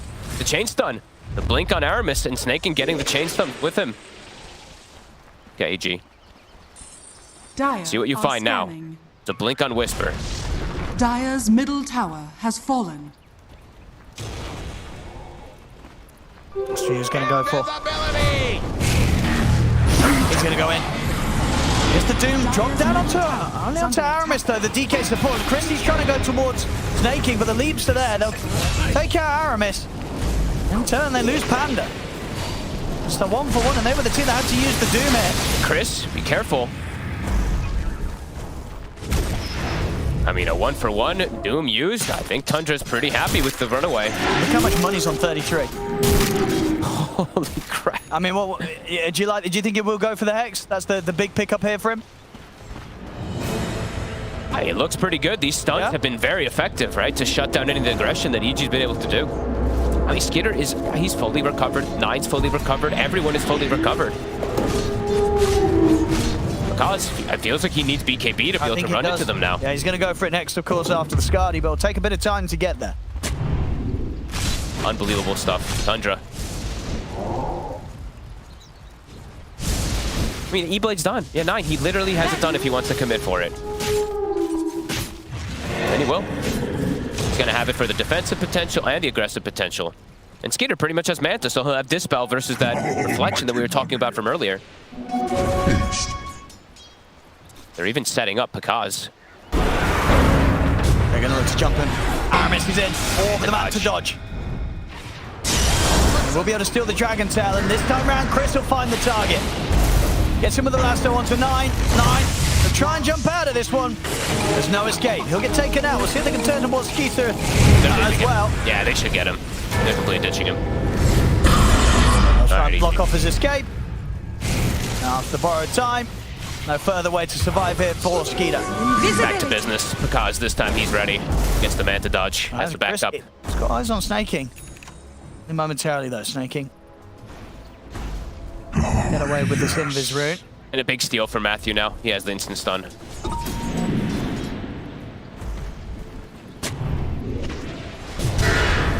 I mean, Matthew's still looking and we'll find him. Hey. Chris is here, so is Whisper with the damage. Pick up another EG. Back to reclaiming that lead that they had before. And they should know that ward's there as well. They saw Snake King place it when he did reveal. 33 did commit, so he does have an Hex finished up to be able to go for that chain stun, but EG, they're refinding their footing. Still in that top spot, yeah. Well, once he does have BKB, which thanks to that last fight, he's very close to. Yeah, that's the point where you'll really feel the power that it's just this immense amount of farm that the Terrorblade has right now. Yeah, then he's back to business. He turns up, pops the BKB. Nobody's going to be able to touch him. As long as he gets that BKB off. As long as he does. Still saw the threat of getting caught in a chain stun. I mean, they still will have all the protection that we were mentioning earlier. Just Tundra made some magic happen before. Getting those type of chain disables onto these heroes. Whisper, he also has BKB, so triple BKB on the cores, and they're back in a comfortable spot. Buying the gem also, gonna be able to clear out that vision, and they're gonna look to force a fight. Still can't believe Tundra even mounted that type of defense there for some time.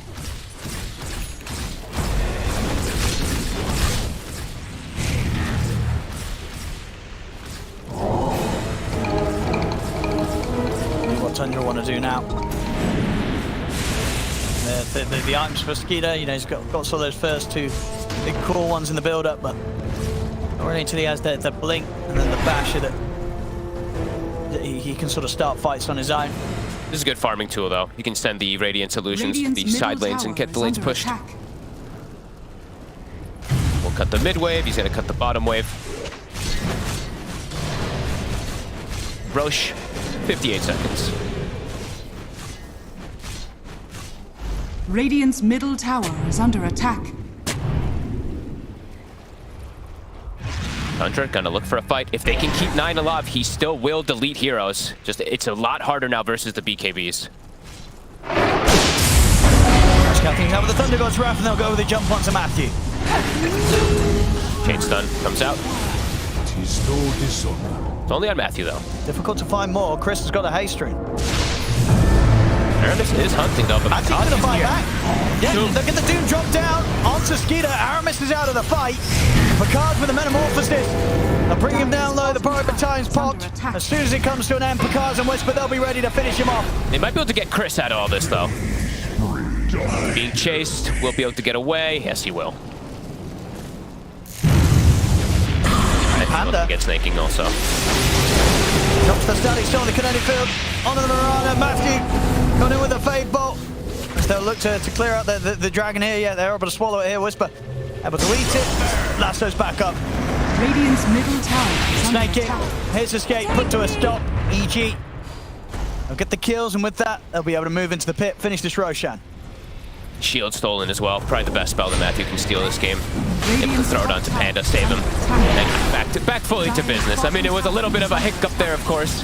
The Tundra was able to work some of their magic. But now, those 3 BKBs, they're devastating.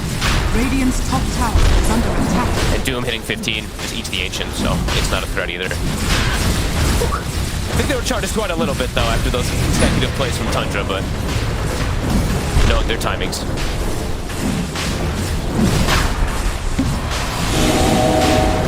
No chance of a steal here. No. Tundra unable to get out towards the pit in time. Cars grabs that Aegis. Well on the way towards his next time as well. He is massive. Had that one slip up where he showed up to the fight, got blown up, but feels much more difficult now versus the BKB and his next item, his big damage one. Very likely to have the money to get the Daedalus to fill out that slot once the Aegis comes to an end in the next fight.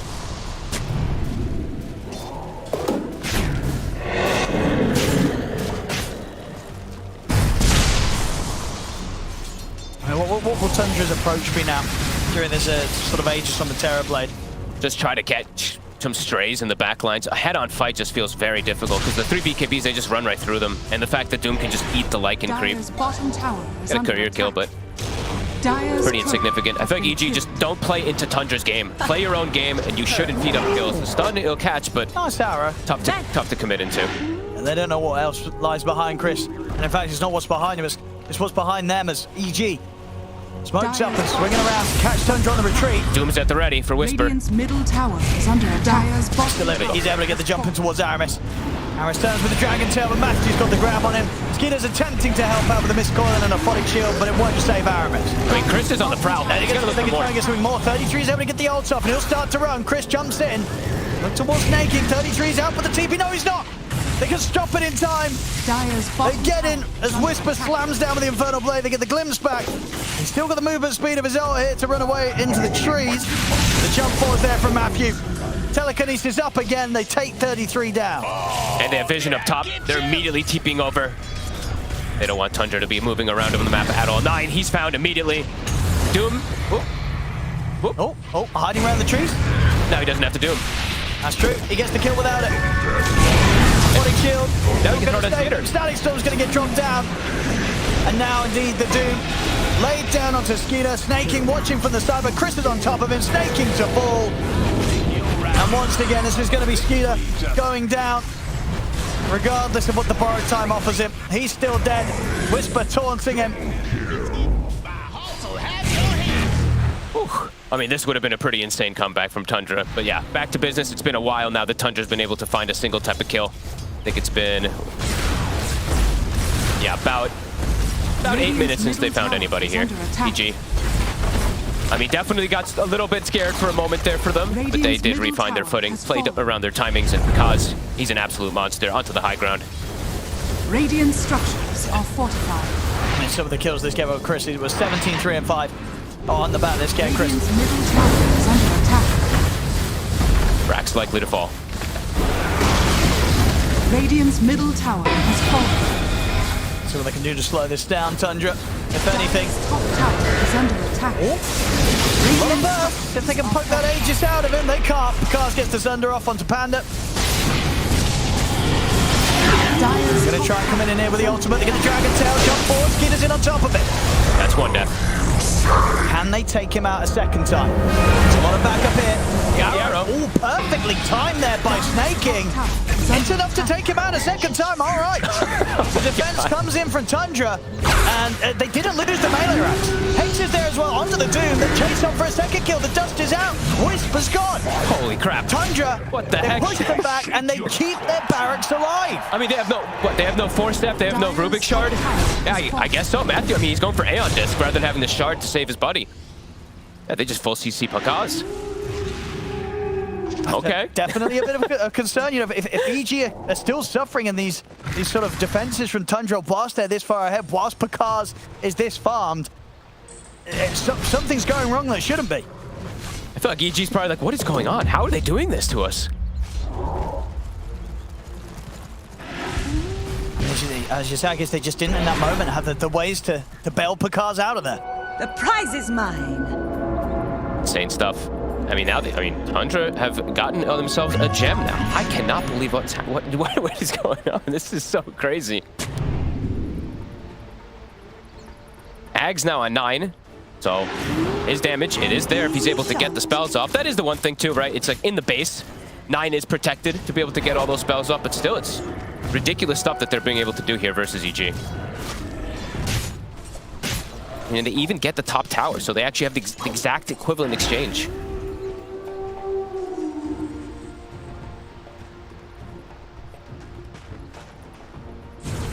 Well, what's the next move now for EG? Wait till Pakaz is up, Meta's back up, and then just go fight. But you have to find the Zeus. Dire's bottom tower is under attack. Snaking. Now he has two pretty good item timings also for him. Well, item and level. He's got pipe and he's got the 15 talent. I think this is something that people overlook a lot of times. The Moonlight Shadow grants evasion. It is really, really strong. The whole duration of that Moonlight Shadow, you do get just a free 20% evasion. Maybe that could be a difference maker as well to protect 9.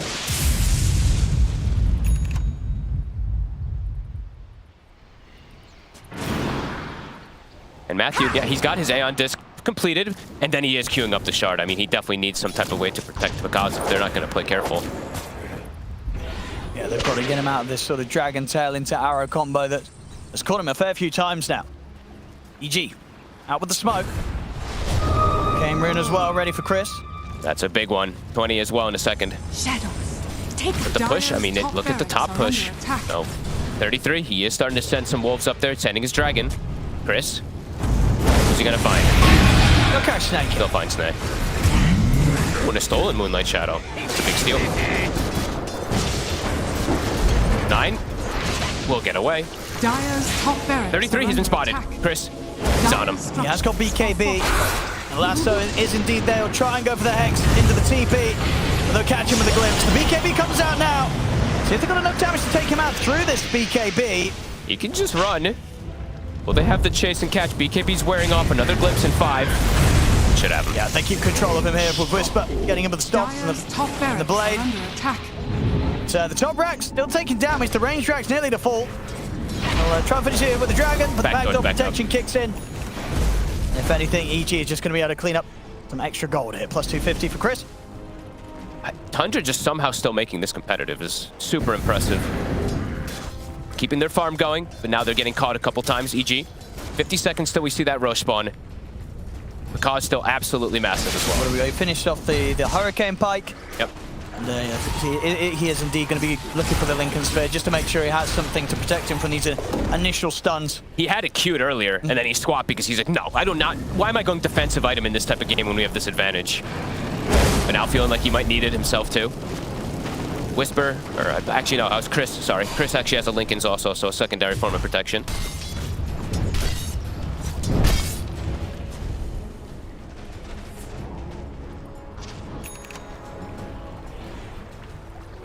We'll see the Roshan time in 10 seconds. Be anything that EG can take advantage of whilst they start to take back over the map. 40 seconds until those neutral items in well, and it's about a minute spawn. Dire's bottom tower is under attack. In the open field, EG have definite fight advantage. In the base, Tundra, if they're able to keep Zeus alive, that's where perhaps he can do those type of plays onto Pakaz. Still difficult. You can see the small angles for them to try to come back in this one still. As I mean, 33 keeps doing very good split pushing here. That shard doing work. 35 seconds till Roche. Tundra, they're gonna look for an angle. The vision, though, it is claimed by EG, and they are, at the moment, on the high ground. Into this. Gonna look to get the jump onto the DK Whisper. He's looking for a bigger Doom target, though. 9 jumps in. He's gonna go straight over towards the Zeus, and the Doom's gonna be there. Doom into the lasso. 9 gets caught. He jumped into them. And now EG's gonna try and push on for more. Class stepping forward with the Metamorphosis. There will be the Hex thrown down the way of the Terrorblade. There was a buyback for 9. Mechanics still gets laid down. Picard's able to put the BKB. Turns over towards the Abaddon. Oratine's going to be there for Skeeter, but the stun controls there for Whisper. Skeeter held in position. Glimpse back as well. As Skeeter cannot stand the damage coming out here from Picard. Skeeter will fall out for 80. No buyback on him. And they're going to look to chase out 9-9. He bought back for this. It looks to be a dieback as 9 also out for 100. And Roche is up. They can go claim it. There's no way that Tundra, of course, contests with these heroes dead. 9 jumped into them there. EG completely ready for this fight. Or was it sort of some sort of like awkward misplay with the angle where he was trying to jump elsewhere and happened to turn before he pressed it, do you think? I honestly don't. It looked like he literally was just trying to jump in and just get some burst damage. But he jumps into 4 heroes. And they were quick to go for him. You saw the patience from Whisper in that, just holding off on the Doom until he sees that Zeus. And then as soon as that's down onto him, Chris has got the follow-up lasso. There's no chance for Knight to survive.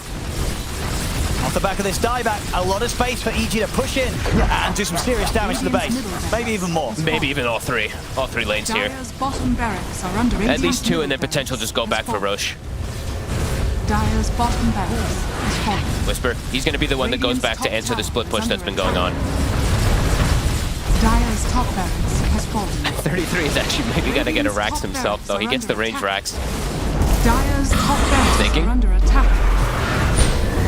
Iris trying to hold Chris off, but the Lincolns. Tim Whisper's going to head back. Doesn't want to run the risk of losing a melee Rax up there. 2 sets taken because he's going to go back for the Roche. Back to building up this huge lead again. 20k advantage for EG.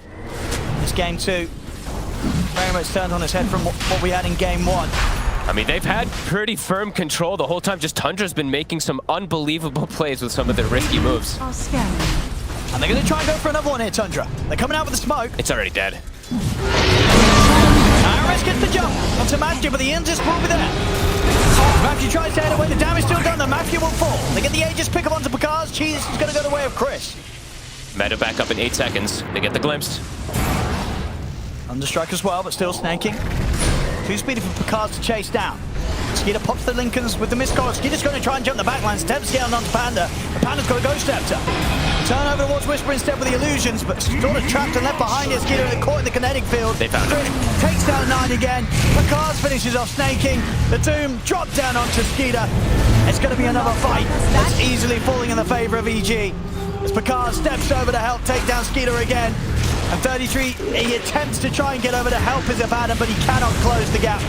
As he'll also get found, take it out here, Aramis. Onto the cliff, tries for an ambitious TP. It won't happen. 3 dead on Tundra, neither of them with buyback. Only 33. It feels good. And snaking left alive, maybe not even for long. 33 also found. They should be able to end it. They don't have a wave at the moment, though, but they should just be able to push forward with it. Feels good to be. Once it gets there, they have so much time. This has been one of the more bizarre games, I feel like, in a very long time. It's 14-40. EG smashing, but Tundra somehow found some miraculous stuff going their way. Because, though, he wants out of this one, and they call it. And he'll get it, yeah. GG, it's called. As Evil Geniuses will take this game 2. And looking so much better than game 1. Game 1 was a rough one for EG. This set things up because he's able to hit the creeps once again, but this time on a hero where he absolutely just transforms that sort of that net worth he builds up into being able to end the game. Some crazy numbers.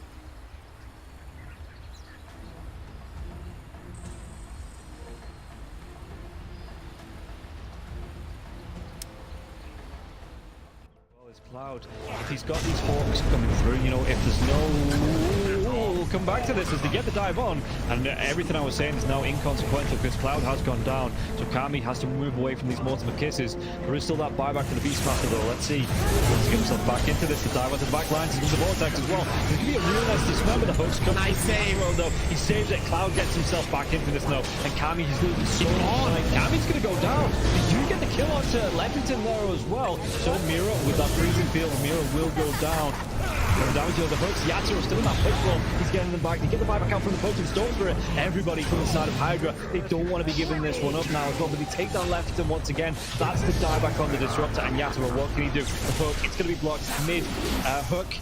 This is the dieback on the Cloud. Cloud, can he get himself away from this one? He's still being harassed up by Collapse. One more right click. He goes down. That is going to be the Beastmaster dead for 115 seconds. And now the chase is on for the rest of the side of Hydra. This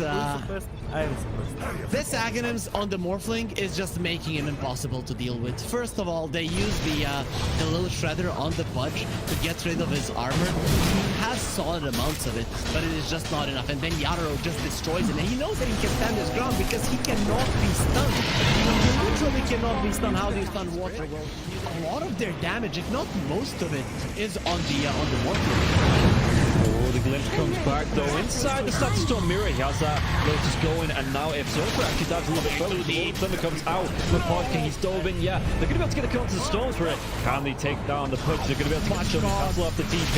He's going to be dead. The Storm Spirit, he has brought back, and they've got no kinetic field, no Static Storm. And like you say, they're even going to be able to get the lockdown onto Cloud. Everybody inside of Hydra, they just overextended, and we praised them in the first game for respecting the power of Team Spirit here, but Hydra might have just lost the heads a little bit, and the buybacks, they're going to be forced out, but I don't know if it's going to be enough to defend this base with the Pudge being down, with no Static Storm for the next 27 seconds. Spirit, what can they get from this? I've been worried though, they're going to be able to get it. They get two, they do! They take them down, the cookie comes out, the Yatoro, freezing field, they might lose Happy. Is this the dieback? They do the break the Lincoln Sphere though. Morphling. Bilal wants to come right back into this fight. Does he have the boots of travel to do it? It might take him a little bit longer now. No boots of travel though, so he's going to have to use the blinks, just do it by foot, it seems. Level 25 Storm with a beast. That's just so much damage. They're going in for the Morphling. He doesn't have a buyback. No, they get do they get the kill? He does. He goes down. Warwick has to go down though. It's going to be him left alive. No, it's not. The creeps are pushing in. There's no buybacks available on the side of Hydra, and this is going to be 4 heroes, even with the death of the Morphling. No way Warwick defends this. It's pretty much over. They don't have the glyph. The game is over. They gave it their best. Hydra, they made Team Spirit work for it. The team that is most likely going to be at the top of Eastern Europe DPC Division 1.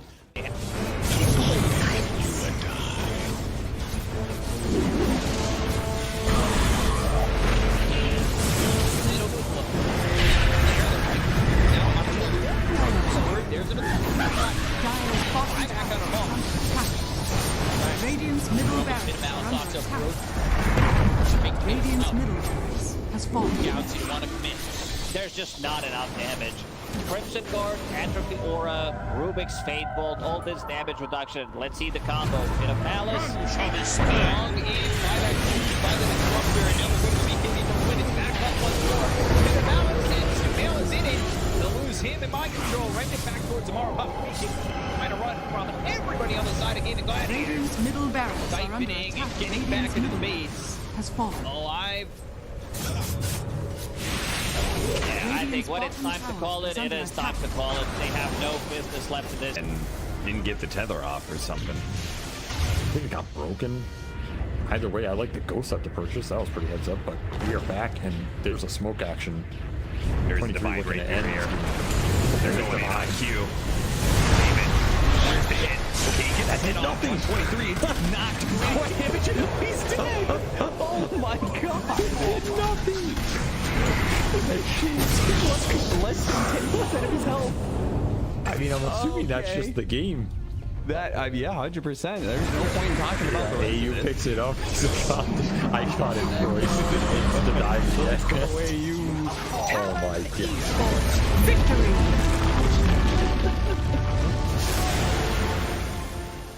We find finally get to see them have a little bit of lead. But they need to have good vision, good entry to Radiant engage. We're down up on high ground. Or Bulbaca, Red Panda, this would be huge if we can find a Static Storm before the Tombstone. Not bad. Stone from Lulu. He's thrown now over the Bulbaca. There.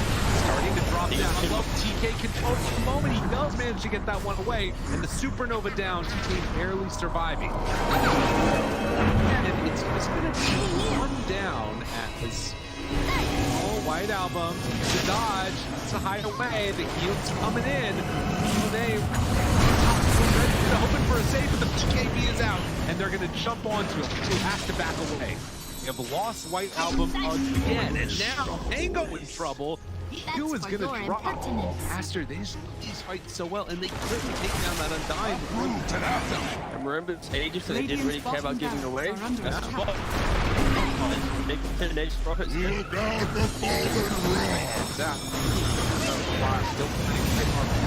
is out on the play.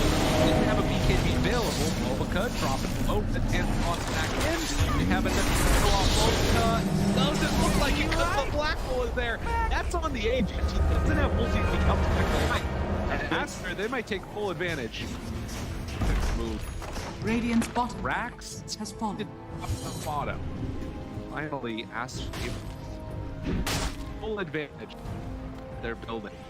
Radiant's middle tower is under attack. Oh, just for a brief second, had more network. There it is, back again with the higher network. When you click on the out, it's not really an inspiring network. Blink, BKB, Radiant. You might be able to get on top of a hero, but that's not the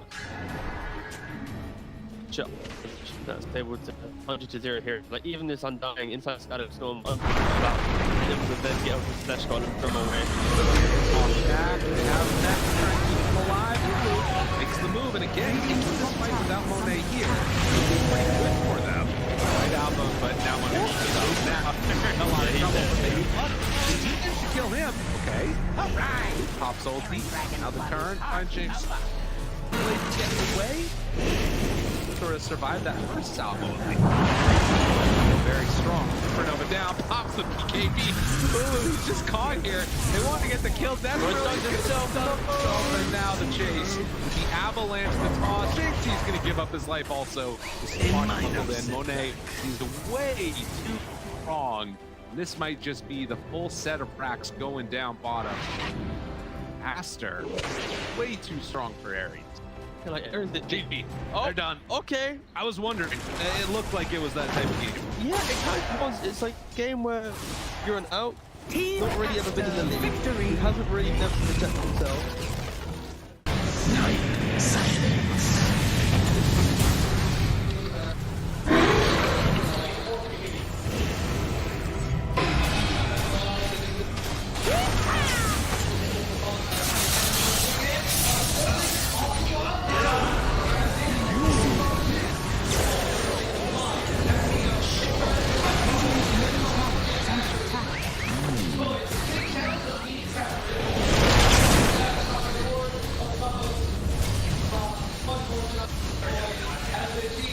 Radiant structures are fortified.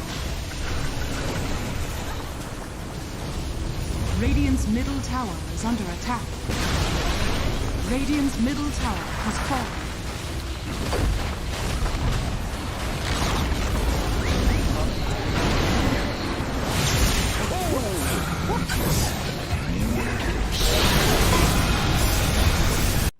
Boom. Look at the base. Standing. How are they just standing right now? I can't help but fidget with my hero half the game. I'll be running around in circles. Yeah. Pirouetting on the spot, the song. Blinking from Pure. They see Yatoro, 3 lined up. Potentialized path play. They're trying to go in. Toronto Tokyo is blown up by Collapse. Has to fly back. Gathering up his BKB. Pure with another song. Sprints in. Who are they aiming for? Where is the target acquisition? They can't catch anybody. Collapse BKB runs down south. Lol being chased out as well. Oh my god, Nightfall. Hazy on disc refresher. Blinks to high ground. Gets away from danger for now. Pure, what's he up to? He's back to the high ground too. Mirror image out, Aegis claimed, lull in the fire, still surviving and blowing up GPK. Team Spirit nothing to do. Sprinting out their base, they don't catch Nightfall on the way out, he's blinked out of the range of Mirror. They're still hunting though, and he's gonna find Toronto Tokyo. Who cares, Gem? I see Jakiro. Eon disc popped. And with this rapier damage, like short work and a twin-headed dragon. Unstoppable. Laurel the collapse waiting in the back line actually worked. He stormed out of the tree line and he just then started eviscerating the two supports with the help of Laurel. He completely jumped over. They dodged everything that Naga was trying to set and prep there. And Yadoro was also just firing the cannon from the top there. Did the combined damage of Collapse and Laurel together. He is a monster. Oh, pure. Lol. Oh, God. Nightfall's gonna get a bit of vision here with the Hawk. Imagine. Can they? Imagine. Will they? They have to do something kind of crazy. They're gonna be losing their base pretty soon. Lash has buyback. Naga Beastmaster have to get back to base to defend. Drow Rangers up here. Tier 3 gone. Barracks to follow. There's no buyback or collapse though. That's a big one. And Mira. Radiant structure. Look at all the wolves. Look at all the summons. It's vulnerable. I guess. Away from there. Help of the Glimmer Cave to jump in from Lol. Disruption of self-save. Barracks taken out. Lol. Oliver tries to fight. Nightfall. He'll just pop, but he can't get any control of Lol. It's Lol. Puck is all over the place. Now they go into the GPK though. Aiming for the puck. They're going to find him at long last. They get him and the Rapier's on the floor. He messed up the phase shift. He canceled it. Oh no. Did you see that? I'm not crazy, right? I don't know. Yeah, he phase shifted and accidentally ended it. There's an Axe Blessing recipe. There's a Rapier. There's all sorts of stuff everywhere. An Axe Blessing recipe. What's that there? Okay. Not sure what the story on that one is. Meanwhile, Save, I think he had a refresher shard, right? Because Laurel dove him, he disrupts himself, and he tries to kill him again after it Save just refreshes, and then uses it again. How have they not got the Rapier? That was another DD. I don't think they care. You know what Toronto Tokyo is going to take it, is he? Oh yes, the Jakiro with the Rapier. Coming to feed it back to them, guys.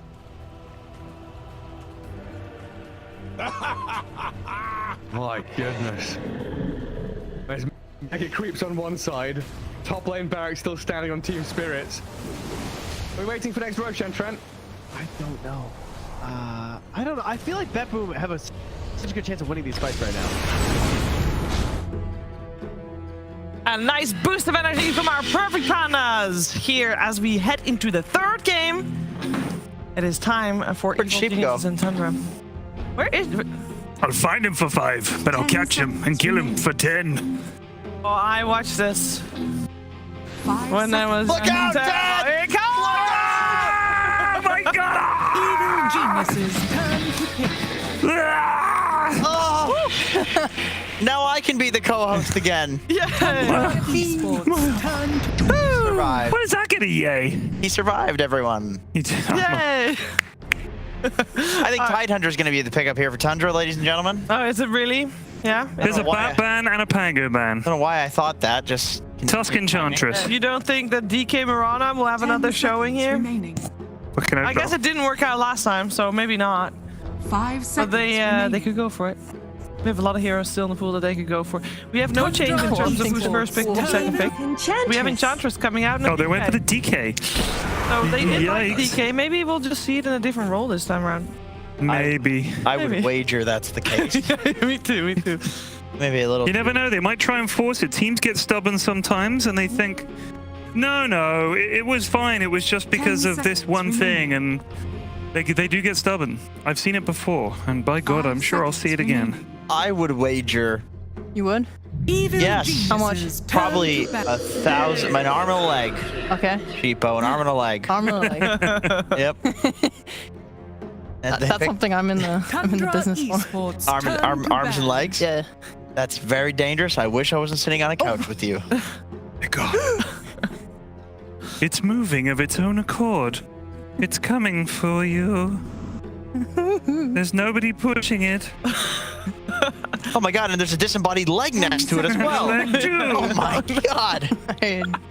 Who was that? 5 seconds. Oh, wait, I'm an analyst. I'm supposed to bring it back. Right. Okay, No, that's the host. So looking at the draft, ladies and gentlemen, we did pick up a ghostly figure in the Death Prophet, a hero that was very popular at the start of the tournament and a little less so these days. But, you know, still makes its way to the first phase every now and then, especially when you have it on that 8th pick. And that's because it's EG, baby. Oh my God, EG Chris Luck on the Death Prophet. This is one of their strongest openings. Every single game they would get their hands on it in the DPC, in the tournaments. They would just first phase it straight up. That was an auctioneer type thing that I really going once, Chris Luck, going once, Chris Drugs, going twice, going third. And sold to Chris Smile. Yeah, no, they play off too, but it has looked really good when Chris Luck plays it. Typically, it was like a wrestling announcer. In the tournaments like that when they set up the bout inbox. In the bottom left corner in the red.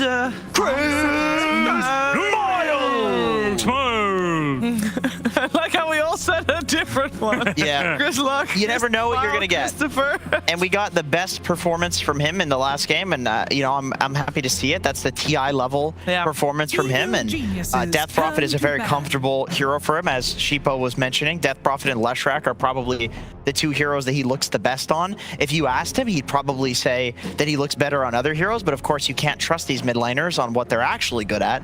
They never know, but as spectators we can see he owns in all of these games. He has these heroes. Now it looks like Batrider's up there too for him. Yeah, it was great.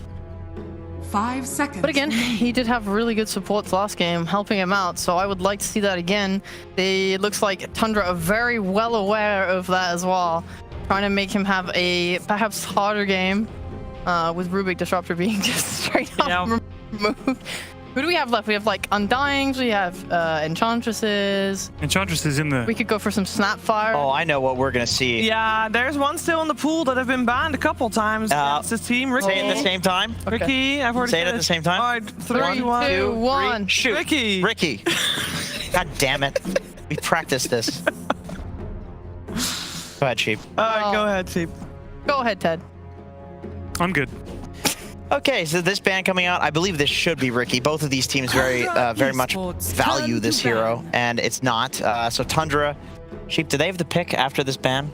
Evil Geniuses have the next pick, right? EG has the next do pick. not have the first pick coming out of it. It is Tundra does. Tundra. Yeah, I always forget because I'm used to seeing it in game when Brian is doing it, and then I can. Yeah, you can see the owner. I can see him screw up the draft in game. Yeah, I respect that. So yeah, so they can ban something else and then pick up the Ricky. We saw Gaimin pick Bounty Hunter to counter the Ricky yesterday. That's true. So they could ban BH and then pick Ricky if they want to be a little spicy. It did work. It did work. They do ban out the They ban the Richard. They don't want to play Ban themselves. Ricardo. Oh, there's ban. the Snapfire. Snapple. Yeah, I was looking at that for both teams.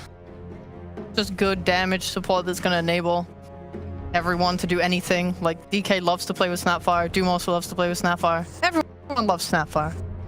Yeah, she's an amazing +1. I mean, you can like save people with Cookie. You can kill things that require certain numbers of hits. I know that's very specific, but against Undying, Phoenix, you really hate playing into Snapfire. And then the ult, I feel like if you have Snap on your team, you just never lack damage. +1. She's such. He's learning. I did it correctly, I believe. Are you saying she's a +1 or +1 to what I said? Ask Sheep. I He's stole saying it from +1 to your point because he agrees with it. So he's +1ing my +1 because I said she's a +1. Yes. Okay, that makes a lot of sense. +2 for me. So EG, I feel like they have two kind of +1s with the Death Prophet and the Doom. Disruptor would have been an amazing pick if it wasn't banned, but some sort of like stunning support that just locks people down in one place would be great. Might be Lion, who knows? They could Nyx Assassin if potentially into Snapfire. I would love to see a Nyx pick up. All right, I got a question. I mean, why does no one ever pick Venge? Because she's dog poopy. No damage, better saving supports currently exist. But you wanted something that with some save and a stun, and doesn't that cover both bases? He's right, you know. What do you have to say about what's your defense? Vengeful Spirit? BSJ thinks that it's good. That's why I think it's terrible. Wow, Luna. They're going all in with their cause, huh? God damn. That makes you sad as a Snap. Even though you're not all just about your ult, it does make you sad. It does. It means she's no longer a damage dealing +1 hero. Well, then again, I mean, I guess you have the Shard, which does a bit of damage. It was nerfed by 50%. but it still will allow with like one other damage dealing hero to still combo with the DK just fine. I like Luna a lot. I don't know how you guys feel about this hero, but I like her too. I love that you can go for the Aghanim Scepter late game, and because of the Ag Shard giving you damage per Lucent Beam, it gives you right-click damage while also letting you do a magic damage build. So the heroes like Terrorblade that used to beat you by just making an illusion of you and out carrying you 1-to-1, you can still go for a carry build on Luna and then like burst him with the ulti. You're getting like 2 builds in one. You're getting magic damage Luna and a physical damage Luna. I think Shopify is ahead of the curve on the Luna pick, and EG's taken a page out of their book. Also with Luna and DP, that is a lot of building hitting right there. That is a lot. Yes, it is. Very. Because she just goes, just melts everything in the base. It's pretty brutal. And with the aura early game, both of these heroes like grouping up and pushing towers early, so it's a pretty active lineup. I definitely maybe would have preferred a different support to Silencer, because Tundra haven't necessarily shown their offlane, and Snap can enable a lot of kill offlanes. So I'm concerned if they are able to just like kill Silencer 100 times, then Luna could have a pretty rough game. That's true. That definitely happens. They're also Maybe they pretty can put it light off. on stuns here as well, aren't they? Yeah, like maybe they could put the Silencer off with Doom and then pick another 5. Yeah, that's true. Silencer 4 is definitely pretty solid, and I feel like against TB in lane, you'll do fine, but against the Enchantress, it feels kind of bad, right? That's why I was like, okay, but with the Doom, you can eat the creep at least. True, yeah. So I guess that makes up for it. But I do know like Silencer 1-to-1 has a very bad win rate versus Enchantress. In fact, she's like one of the highest in the game because you just don't do shit to the creep. But the Doom, that counteracts that for sure. It is a comfort hero, so I'm willing to be okay with it. Because when I look at it, I'm like, okay, I'm not a fan of it into end. Dragon Knight's going to buy some Manta Layer down the line. He doesn't really care. Sure, it's good against Snap, but it's like a high committal ult for just her ult, you know, if you're using it like that. Yeah. And it doesn't body for Luna. But it does allow them to just go take these big fights with a global covering them. And yeah, that is true. If they ever get the jump with the Doom, they know that there's going to be no save coming out because of the global. Which is nice. So EG, let's see, they need a Matthew hero. They need a support. They need either a Matthew or a Panda hero, but very likely a Matthew hero. And I honestly feel like they need a hero that goes in, like Clockwork. Clockwork would be pretty good. Evil geniuses turn to pick. They think it's an offlaner that's coming out. But then who's going to play the support? What? Other than Silencer, of course. That's a great question. Next question. Next question. Doom, I mean, there was a small window recently where people were trying to play the Doom as a support. It didn't go so well, obviously. Otherwise, we would see it way more. But I do remember pros experimenting with it recently, fairly recently, with like the bongo boots. I'm still feeling like Clockwork is really solid. They need hero that just bodies. I agree with Sheepo. Like, there's not enough to really body for the Luna right now. I guess you could Undying potentially, and because if you want to ball up with the Luna, you can just play off Soul Rip and yeah. You mentioned balling up. How about the snowballing person, Tusk? Yeah. No, go for the lion. Okay, going for that line again. Wow. I didn't know it came with the face. Yeah, it's fine. I mean, we always go whenever he picks lion, but it's worked out for it goes well. It goes well. Yeah. I batted for it the first time today because I've seen them win with it before, but then I watched it die to a Lycan. Is Lycan in the pool? Any Lycans? Yeah, it's gone. We're safe. What are the other summons, guys? Visage, Beastmaster's got to be gone. Oh, we knew it, you were ladies right. and gentlemen. You called it before the draft began. It's just a feeling you get. They messaged you. No, it's just a feeling. You feel like there's something in the water. Something that could be to the left of Shiva right now. Yep, that's right. That was spooky. Some of these things are just written in the stars, Ted. Sometimes it's written in the reflection of the stars in the ocean. That sounds a little fishy, if I do say so myself. See, you're wasted as a co-host, my man. You are a born analyst. You picked that out of the bag. Phenomenal. Yeah, I picked completely at random and was right, so that was really good for my career. That's what I do. Wow, that's good. It's good for us. Tonight. They have really solid team fight, actually. Now I'm looking at it. Oh, right. I have to analyze. Yeah, like if EG are looking, I mean, they're gonna get Greaves, so they won't care about the global. They'll be able to use Ravage whenever they want. They have to Doom this Tide every single fight, which lets Skitter go kind of wild. We've seen a lot of Tides being picked into Doom, which is considered, you know, usually the Doom is like, what's the one guy we can kill a Tide with, and then people pick Doom. Yeah. So I'm not super sold on that conceptually, but you're tanking it for your team. Yeah, maybe that's the thing. Maybe they also think like with the Meteor Hammer build that 33 has been doing that the timings are like a little bit different, and you know Doom goes for like this Vanguard, Greaves, Midas. Like all I'm saying is maybe the timings don't work out the same way that they used to, where Doom was a counter to Tide, and pros have figured that out. So who do we favor? I like EG's lineup actually. EG I like them a lot. For Jenkins. Cheap. I kind of like Tundra's a bit more. I just think their support duo seems a little bit more angry and aggressive, whereas EG are reliant on their ults for the supports, and it's kind of lame. Long cooldowns, actually. Yeah. Every single hero on EG has a long cooldown ulti. Okay, I'm actually going to switch my pick. No, you cannot. Nice. Period. I'm going to say Tundra because even with what I considered a poor draft and a bad start, they still made problems for EG. This is a better draft. I think they're going to round it out. 2-1 to Tundra. 2-1 to Tundra. My correct. Playful Geniuses take this one. We're finding out as we're heading into the third game. I gambled. Thank you very much, Shiva. Yes, the deciding game now between Evil Geniuses and Tundra. Fogged, we're getting kind of the switch around with the carries. This time, Skeeter. He's able to get his hands on the Terror Blade after Picard's had a fantastic game 2 on it. And this time on the side of EG, Picard's, he's going to be kind of bringing in a bit of a lunar flare. You know, something that we see like Liquid like to run. Picard's, he's going to show that these guys can make it work as well. Let's have a look, see if they can do it here. As outside of that as well, you've got Chris on his Death Prophet. You know, one of the strongest you were saying last game that you always like to see him on. Taking it to the mid. He executed incredibly well last game. I mean, they literally just destroyed 9. He didn't really get to play until, I mean, somehow he did get to play, but they shut him down super hard that he barely did get to play his own game. And yeah, I think for EG, this is a lineup that they have to get ahead and stay ahead on. I think if they start falling behind in this one at Tundra, they have a super good draft. It's very comfort for them. It's literally their bread and butter. HTB, DK on 9, 33 playing the Tide, Saxa/Aramis playing the Snapfire. So I think for this top lane in particular, Pakaz and the Silencer, they have to really shut down this Tide. It can sometimes be that good lane with the Lunar Blessing that can do decent. Not with the Silencer so much, but like a Rubik Luna, I've seen them do very well versus the Tide, but 33, he's a different form of Tide. I've seen him always do well. Begins. I'm with the panel on this one. I like the way the Tundra set things up here. But if EG, they're able to play and get ahead, then perhaps we can see some magic happen. But I'm just not the biggest believer in Lion and Silencer supports anymore, even though I know it's their bread and butter. Well, let's see what we get.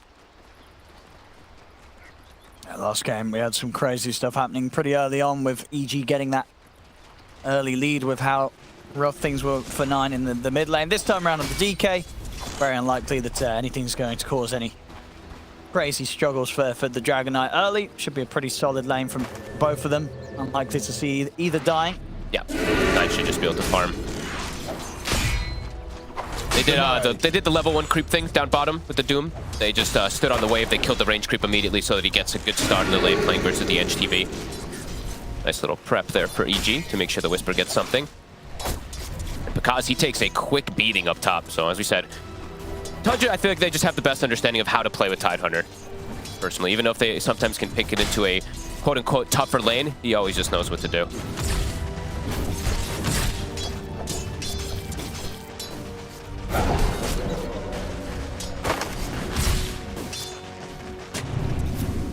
Let's see how strong this lane does feel for Tundra. If once again, just having the power of snaking on the Enchantress will create ample amounts of space for Skeeter. I mean, Skeeter should tree farm down here, unless there's some big mistakes. Maybe he can give up a couple deaths depending on what creep Whisper finds, but at the moment right now, not available.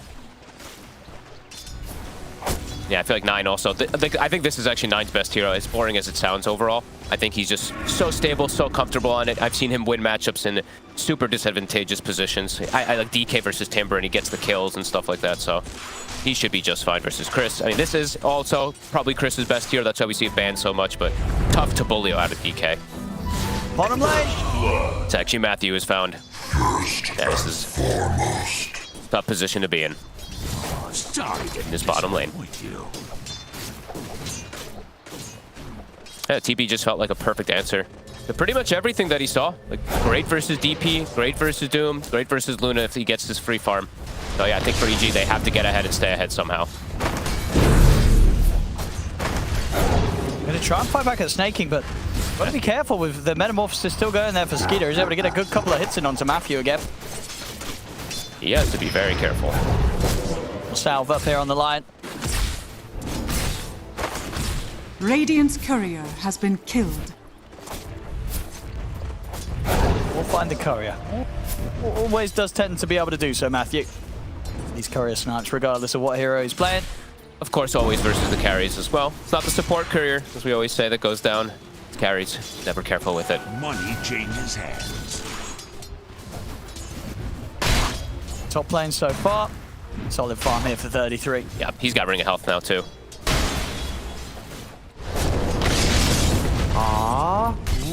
Won't connect. Every time meta's available, there is definitely a kill threat down here for the side of Tundra.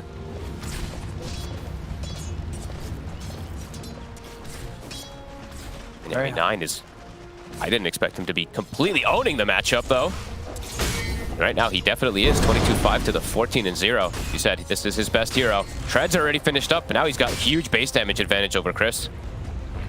Constant breathe fire puts him low. Monster steps up. Well, they should have him there. We'll lose some beam. Well, actually, that's going to be enough to save. Just a bit of a mini stun there to stop 33 getting in a couple more right clicks.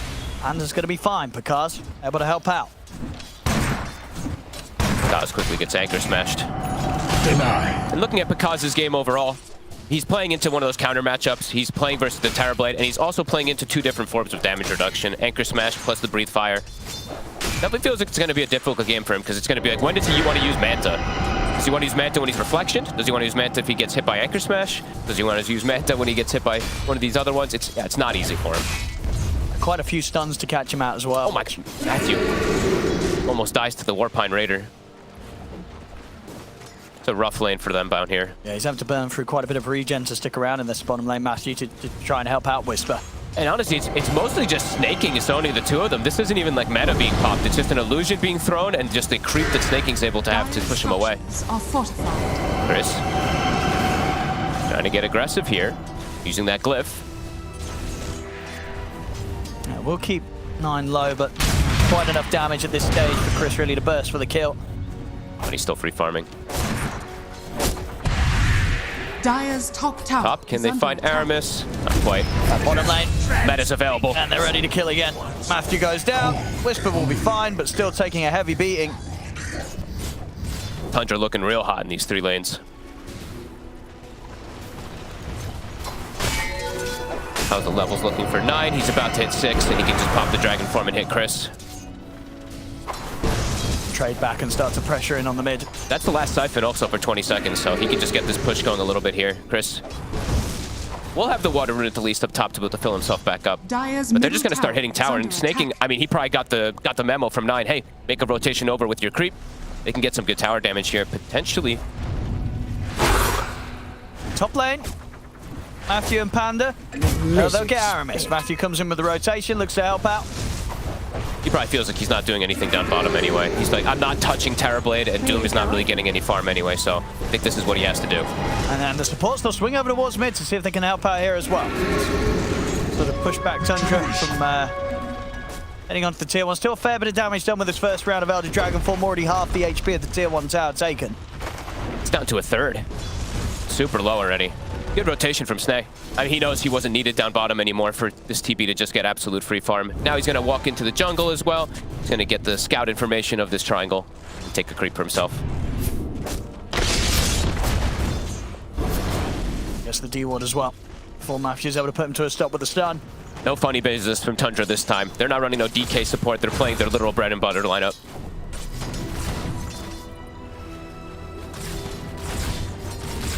DK form back up in about 15 seconds. I mean, Chris, he looks like he's like wants to maybe move, but then he's like, oh my god, wait, if I leave the mid lane, the tower's just dead. So has to go right back toward it. And let's see if they do a double rotation with the supports again to try to set up for 9. Aramis, though, he's actually the one joining, and there's the DK form. They're pinging it out. Can they punish it? Matthew's here. Got the ghost. He just walks away. And the cookie's there to make sure the 9 is far enough away that Matthew will not be able to get the catch on it. Is under attack. Chris, gonna take quite a bit of damage here. Oh my goodness, they nearly do. If they had Cookie, he used it before, of course, to save him, but oh, Jesus, Chris, be careful.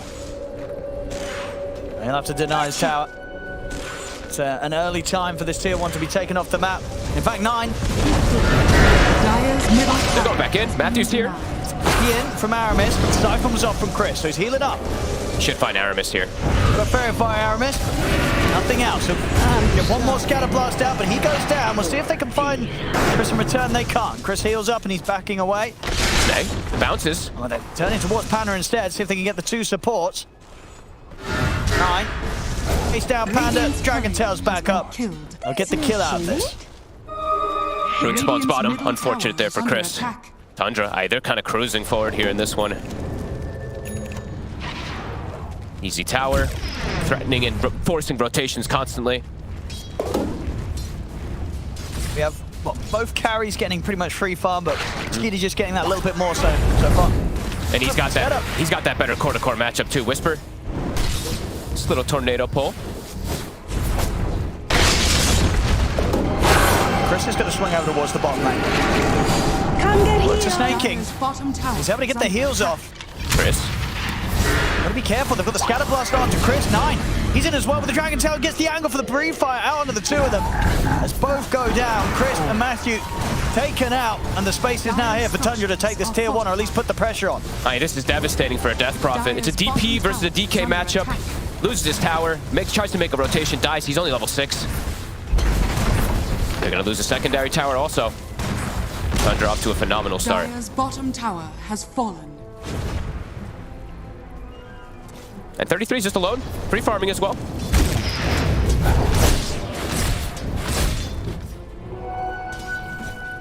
Difficult now with the position that this DP's in. It's really hard for Chris to really pressure almost anything, right? Like no matter where he's going to turn up to go for some type of pressure play, there's got to be responses. There's got to be damage for him. Tundra has done such a good job of shutting him down. First exorcism got like pretty much 0 damage onto the tower. Dire's top tower is under attack.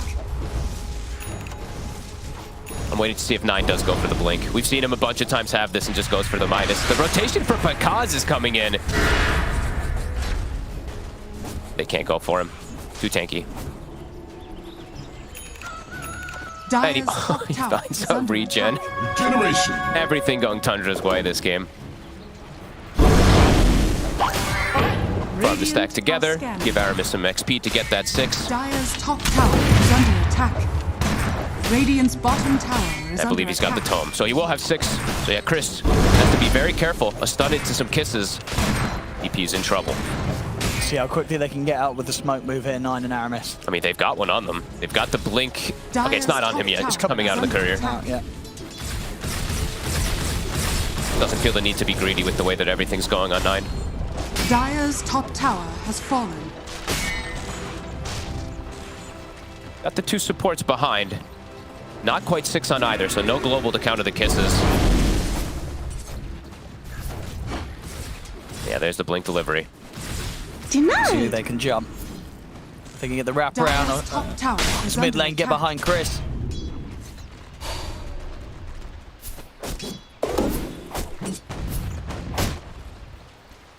The Whisper's got. He steps up, he's looking pretty dead. He's playing careful though. He is. He knows something's up. I mean, look at Chris as well, too. Chris is sitting at the tier 2. I mean, they know that the timing's going to be there from 9 and he's off the map. They've got global available now, too, so they have a way to stop the kisses when it comes out.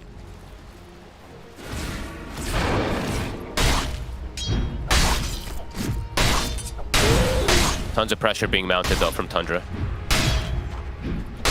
Chris literally sat at the tier 2 there for 45 seconds, not even farming a jungle camp. Now he will step up forward since they have that global to protect.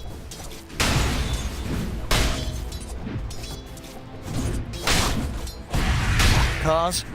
He won't be ready to turn up to a fight really until he has the BKB done. Double damage. Cute little tumble play. And I believe 33, I think he has his pipe already finished coming out on the courier. Getting ready to get aggressive inside of EG's own jungle. Chris. Snake will poke him. And back up in the form of Whisper comes over. TP's in. EG. Got the numbers here as well. Their form of initiation is very awkward, though. I think Matthew has to just kind of charge in and throw away his life in order to get one. There's a full pipe on 33. Super tanky. Kaz does have the point in clips. We'll push them out of the jungle, but I think Tundra's pretty happy with that. I mean, Skitter is literally just getting to farm the enemy triangle here. That's like the dream here for Tundra. Two supports trying to make a move onto him. Don't be mad. Matthew, actually perhaps getting a good wraparound here. They get the Doom. They should find him. Looking very, very dead hit. I get the finger snap. Nicely done. Tundra, at least in response, will immediately try and get the pressure onto the tier 2, popping the dragon form here, Knight. Kaz, and he'll have access to his triangle here too, so he'll be able to keep up with the net worth of the TB. Can Chris get an exorcism onto the tower here? Maybe a bit afraid to. Radiant's middle tower is under attack. I mean, this tower, it's like less than half HP already. Matthew's here. Quite a bit has been committed already, though, from EG and Matthew. The kisses. They'll pop the global, but can he actually get away? Oh, he's actually going to live, Matthew. Alrighty. Backup's coming in. Here comes Chris. Chris is in with the ghost. Harris will be able to cookie up to the high ground. Chris turns his attention over towards 9 instead. Whoops. As Matthew gets a little too close, 9's able to turn, take him out with a brief fire. Also able to get the Dragon Tail stun off the Siphons, bringing 9 low. No way. They'll finish him off. 9 goes down. Great tornado play. Whisper, he actually hurricanes Chris forward to get on top of 9. Nice done. Matthew does walk in and take a stray breathe fire, though. It does end up dying at the end of it all, but they get the bigger kill. I mean, does that feel good enough, though, for EG? Using the ghost, using the global, you just get 1 kill. No, not really. I mean, Pakaz is getting space, so they're probably like, okay, whatever. Luna's farming, so we're happy. The top tower, it's almost just dead here. What else can they make? Tundra's going to try and get straight back on it here with 33 shoving in this top lane. Chris feels the need to just go first item BKB. I don't blame him. Dire's top tower is under attack. Are scanning. See if they can go again. Still 30 seconds until Whisper has Doom back up. Off the glyph, Matthew. Can't quite line up the stun.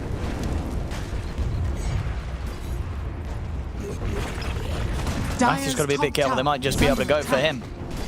He has ward coverage at the least, so he does C9 if he's approaching. But yeah, tier 2 drops 15 minutes in.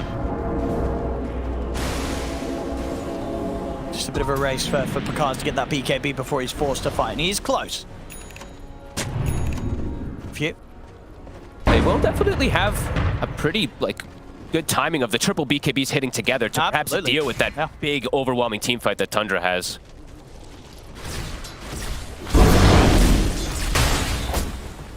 And sort of in these fights as well, will it very much be a case of kind of pop BKB, try and kill the Terrorblade while you're under the coverage of the BKB, or do you go for the quick, easy kills onto the supports? You know, what's going to be top of EG's list? Hey, just pop BKBs and survive. If they can just survive the initial go, then perhaps they can chase out a lot of these core heroes. The ideal target, of course, is that Terrorblade and Tundra. They actually find a DD top. I believe it was scouted from the illusion. Dire are scanning. Could look to threaten a Roche pretty soon. Yeah, Dire's already throwing the scan out. Skitter finds a DD. He's got meta. Is under attack. What does he look to hit? I'd imagine it's the Roche. Yeah, it's gonna be that. EG, how's the timing? BKB's finished on Chris. I mean, they're pretty strong, and they've got all their ultimates up, EG. Pakaz is just far. He's gonna drop pretty quick here. Pakaz, I don't know. He's BKB's coming. Let's see. I mean, it's looking like they won't make it. Don't think so. They're not going to be able to put a stop to this. Tundra, they're getting the Roche. EG just not quite set up, even though those timings they were there. They just got the BKBs delivered. I guess just a moment too late, because it wasn't at a time where they could make the sort of coordinated move to get over towards that Roche and contest it. As Skeeter, he's able to grab the Aegis. I mean, sometimes this happens, right? You scan, it doesn't end up clipping, and then a DD spawns outside Roche, and Tundra's just like, oh, a blessing. Thank you.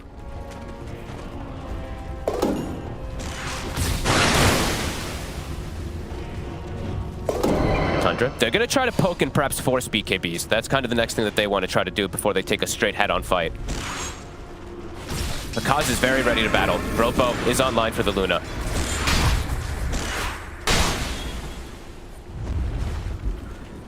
Level 2 Eclipse and the Max Lucent Beam as well. They want to try and fight EG despite the fact that there's this Aegis on Skeeter. It's a risky call, but they do feel strong with these BKBs. Still tough for them to get full initiations onto the cores. As always, he's the one to tank it, and in fact, he doesn't have any time. No way, he's able to get the heals up. They use the finger for that as well, but they won't quite get him. Snaking's healing up. Chris, he'll pop the ghost. He'll charge straight in on the action. But now they'll fight him, and the Metamorphs is up from Skeeter. Chris has to put the BKB to run. He caught by the Dragon Tail Ravage as well. Pakaz is dead. Uh-oh. They just went for it a bit too hard there. They really tried to force the fight, EG. It cost them the 2 lives, and it cost them the big one as well. Pakaz is taken out. Not a chance to pop his BKB in that one. I mean, Snay just runs in, and he's actually just too tanky for them to bring down, even with a finger. Hunting bounties. Dire's middle tower is under attack. Tier 2, another one. We'll see it again. I mean, I can't believe they can't even finish him. They're very good at this, Tundra. We're mistakings on the Enchantress so many times. He's the one to sort of tank just the attention and the focus, and they really wanted to make this work. Chris committing him with the exorcism. And as you see, I think we're sort of all the focus behind the tier 2 Pakaz. He wasn't ready to get clipped from this other angle. No, 9 just gets in his face. And they do end up using Global. They use Finger, they use Exo, and they get literally nothing out of it. The pipe coverage there from 33, perfect to protect Snaking. Snay the Masturbator. Does this so much for them. Just can't go on this Enchantress. No. You've got to find some way around it. If you see the Enchantress, you've got to kind of call it bail. Bail on the fight. Committing to a fight when you're dropping spells on Snaking just never feels good when you're playing against Tundra. I mean, EG probably just felt forced because they have triple BKB. They're like, yeah, we got to make something happen with this. But yeah, Tundra, they're like, okay, thank you. They actually just walked right into us. Wraith Pact now done for 33. Even more damage reduction. As we said, Breathe Fire, Anchor Smash, now a Wraith Pact as well. Thinking about going on the time. Get the Doom on him. Get the Eclipse as well. It's a lot of damage. It's a good one. They can catch more. Towards Aramis, they will. A Snapfire. Such a full EG, finally able to find that move that they hoped for. Take out 2, and they're able to push in it and not lose anything themselves. Tower is under attack. Radiant structures are fortified. They didn't use any of their BKBs either, too, which is nice for the upcoming engagement. Keeping Pakaz pretty much the same net worth as the Terrorblade. The next item, though, for Skitter, that's going to be the devastating one versus that ranged carry. Terrorblade versus Luna, just getting that benefit from the aura. Scotty will be about 2,000 gold away from him.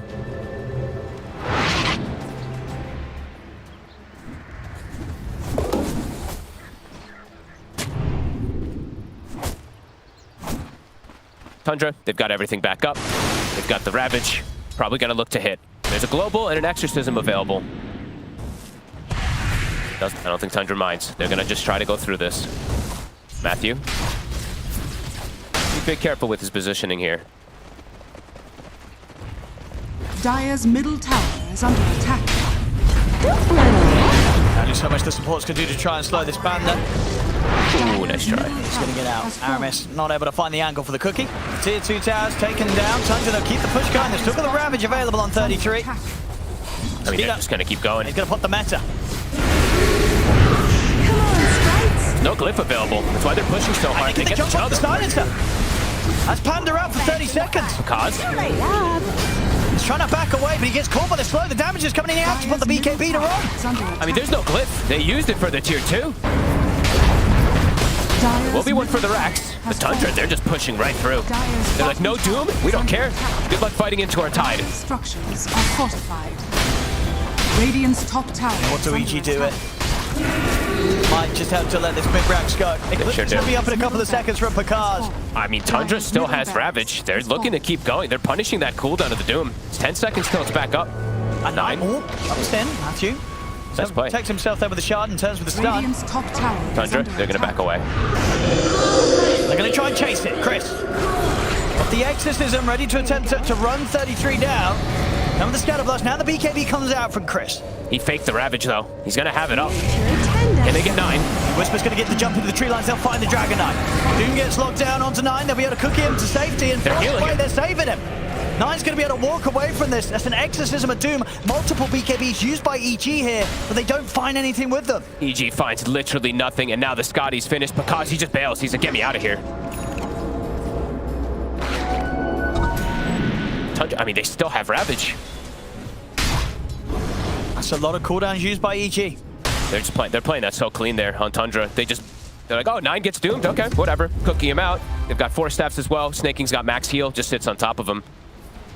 I mean, Chris just wants to sort of charge in and run at them, but in terms of just the overall lockdown from EG's heroes, it's not really there. They really struggle to kind of just keep someone in position on Tundra, so Chris and Cars can focus them down, and now with the jump up to the high ground, they're going to catch on Matthew.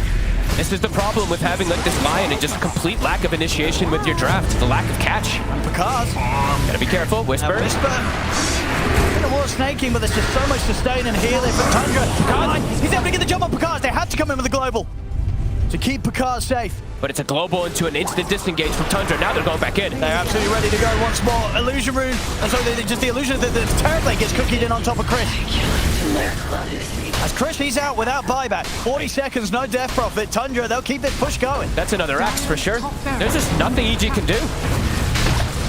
Tundra just cleanly playing this perfectly. Like, nicely resetting, knowing when to jump in and get the catch. 9. Dire's top barracks has fallen. He's going to get on top of Whisper. Whisper, they'll be forced away from the base, back in the base. I mean, Skeeter, he's in on top of Panda. Panda, not a chance against the damage of the Terrorblade at this stage. Because if he just gets stunned, he's dead. I mean, they're just looking onto the tier 4s now. 24 minutes in, Tundra. Is under attack. There's just no hope. EG, they're gonna have to try to buy back. It's 24 minutes, Owen. What, 9? Caught by the Hex. Buybacks to come out from Panda. Tundra. One of the tier 4s pretty much taken out for cards. He's looking for 9. Nice dodge. The Dragon Tail here with the Manta style. They are on top of 9. The BKB's there. 9. He's out of the fight. And they still can't commit. I mean, there's no Doom, so 33 just parking himself in front of them. He's got the Ravage at the ready. I mean, this is a total dismantling. There's like... I'll take that. What does EG do?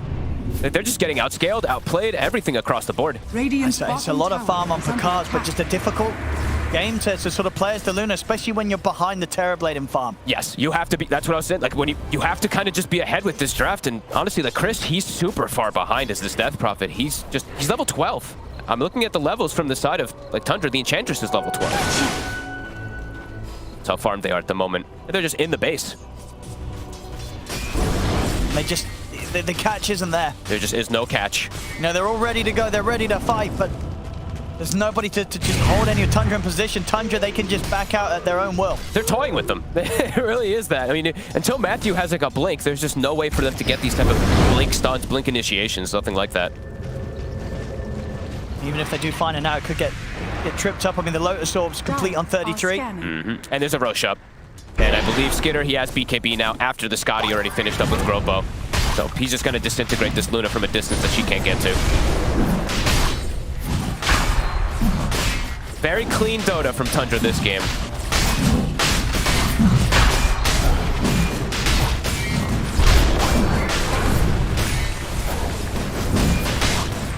With this Aegis, highly likely that Tundra will have everything they need to close this one up. Yep, so just going to shut bottom. They already have top and mid cleared out. Snaking, he's going to start getting the push going. Takes a range creep, and they're going to go meet him.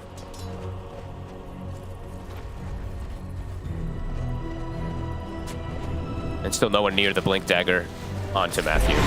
Still nowhere to start fights.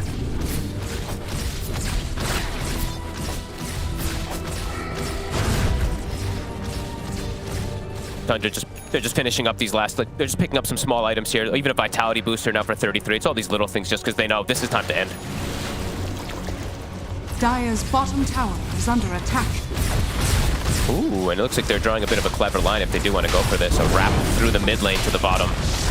Dire's bottom tower. Don't know if it's necessary. They probably can just walk in. And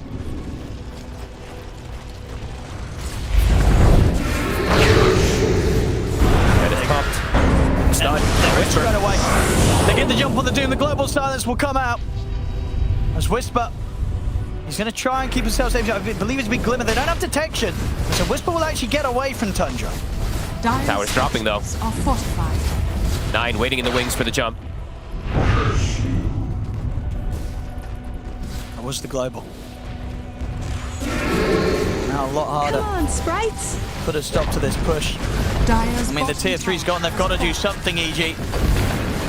How do they approach this though? Dyer's bottom barracks. Chris? He's going to put the BKB, but still it's just so much physical coming out from Skeeter. And he will land the stun. Get the Doom drop down onto Skeeter. Because he's got that Aegis. And if they can get him the once, he's going to be back for round 2. He will have the BKB and Manta ready to pop on the respawn. Back in 9. He'll come in with the BKB. There's the Ravage from 33. Comes and hits the 4 of them. Only Whisper able to dodge it with his BKB. As Picard is out for a minute. He gets the stun on the Chris. Chris will get the ghost out, but he's getting forced away from the barracks. Tundra, they can look to claim the Megas. They played this one flawlessly. Yeah. GG, EG. They had no hope in this one from start to finish. 9. Yeah, honestly, everybody across the board, perfect performance. Enchantress rotation to mid. 9 wins mid. TB's free farming. Tide's free farming. This was easy for Tundra. Yeah, difficult one for EG. They just never got that lead, never got...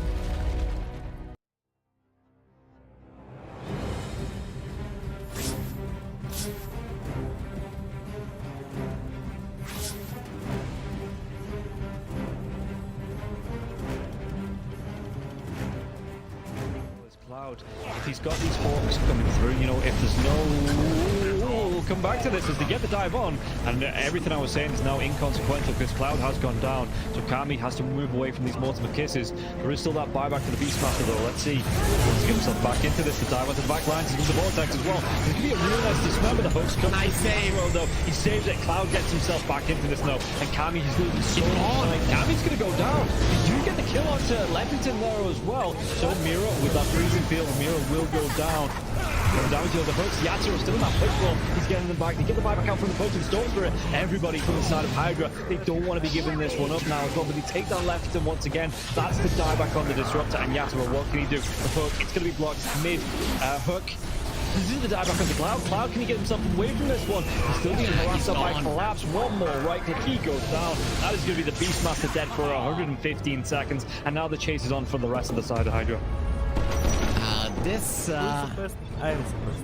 Aghanims on the Morphling is just making him impossible to deal with. First of all, they use the little shredder on the Budge to get rid of his armor. He has solid amounts of it, but it is just not enough. And then Yatoro just destroys him, and he knows that he can stand his ground because he cannot be stunned. You literally cannot be stunned. How do you stun water? Well, a lot of their damage, if not most of it, is on the Morphling. Oh, the glimpse comes back though. Inside the Static Storm Mirror, he has that Lotus going, and now if Zofra actually dives a little bit further, the Thunder comes out with Pod King. He's dove in, yeah. They're going to be able to get the kill onto the Storm Spirit. Can they take down the push? They're going to be able to catch up and cancel off the TP.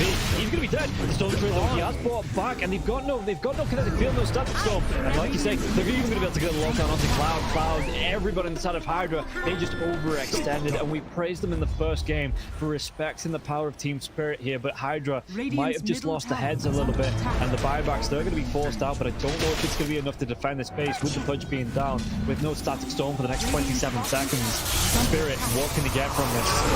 I've been worried though, they're going to be able to get them. They get two, they do! They take them down, the cookie comes out, the Yatoro, freezing field, they might lose. Happy, is this the dieback? They do the break the Lincoln Sphere though. Morphlin, Law wants to come right back into this fight because he have the boots of travel to do it. It might take him a little bit longer now. Well, the boots of travel though, so he's going to have to use the blinks to just do it by foot, it seems. Level 25 Storm with a beast stats with so much damage. They're going in for the Morphling. He doesn't have a buyback. No, he gets. Do they get the kill? He goes down. Warwick has to go down though. It's going to be him left alive. No, it's not. The creeps are pushing in. There's no buybacks available on the side of Hydra, and this is going to be 4 heroes, even with the death of the Morphlin. No way Warwick defends this. It's pretty much over. They don't have the glyph. The game is over. They gave it their best. Hydra, they made Team Spirit work for it. The team that is most likely going to be at the top of Eastern Europe DPC Division 1.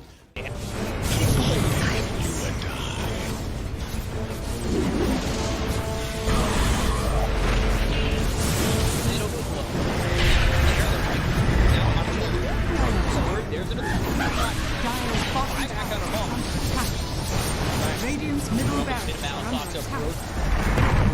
Radiant's middle barracks has fallen. Scouts, you want to commit. There's just not enough damage. Crimson Guard, Atrophy Aura, Rubik's Fate Bolt, all this damage reduction. Let's see the combo. Bit of Malice. Long in by that by the Disruptor, and now we're going to be getting to win it back up once more.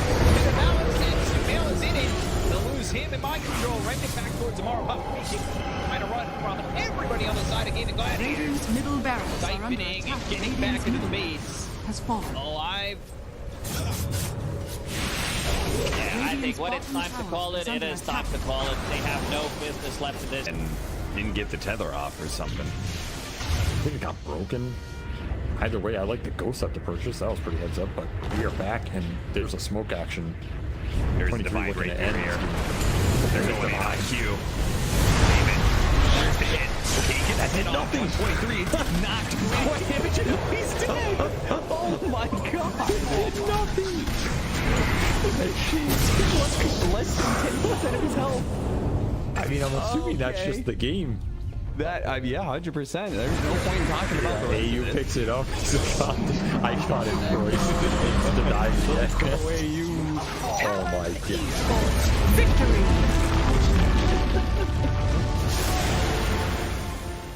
We finally get to see them have a little bit of lead. They need to have good vision, good execution to engage. We're down up on high ground. Our Bulbaca, Red Panda, this would be huge if we can find it. Static Storm before the Tombstone. Not bad. Stun from Lulu. He's thrown now over the Bulbaca. There. Starting to drop down. I love TK control for the moment. He does manage to get that one away. And the Supernova down. TK barely surviving. And it's just going to be one down at his... Oh, White Album, the dodge, to hide away, the heal's coming in.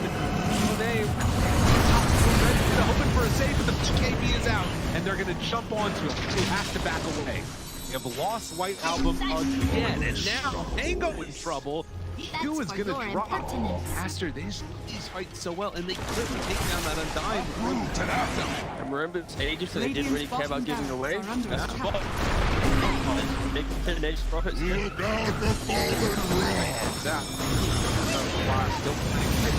Stun is out on the play. Didn't have a BKB available. Bulbaca dropping low. The 10th on back in. They have a off Bulbaca. Doesn't look like he could. The Black Hole is there. That's on the agent. He doesn't have multi to come back. And Aster, they might take full advantage. Move. Radiant's bottom Rax has fallen. Up the bottom. Finally, Aster full advantage. They're building. Radiant's middle tower is under attack. Oh, just for a brief second, had more network. There it is, back again with the higher network. When you click on the out, it's not really an inspiring network. Blink, BKB, Radiant. You might be able to get on top of a hero, but that's not the... Shut. That's stable to 100 to 0 here. Like even this Undying inside Static Storm, able to then get up with Slash Golem from away. Back, they have that trying to keep him alive. Makes the move, and again, into this fight without Monet here. Pretty good for them. Right album, but now Monet shows up. Now, a lot of trouble, but they he managed to kill him. Okay. Alright. Pops ulti. Now the turn. Punching. Really getting away. Sort of survived that first salvo. Very strong. Supernova down, pops the PKB. Ooh, he's just caught here. They want to get the kill. That's really himself up. And now the chase. With the avalanche, the toss. Thinks he's going to give up his life also. This is in. Monet, he's way too strong. This might just be the full set of racks going down bottom. Aster, way too strong for Ares.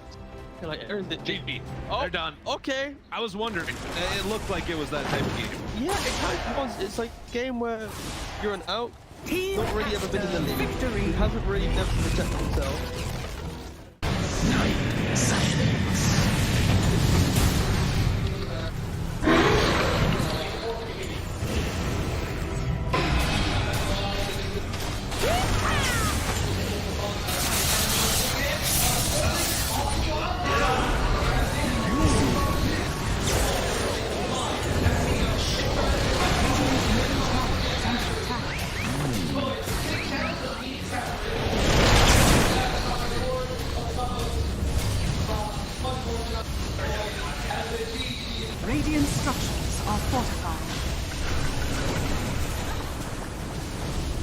Radiant's middle tower is under attack. Radiant's middle tower has fallen.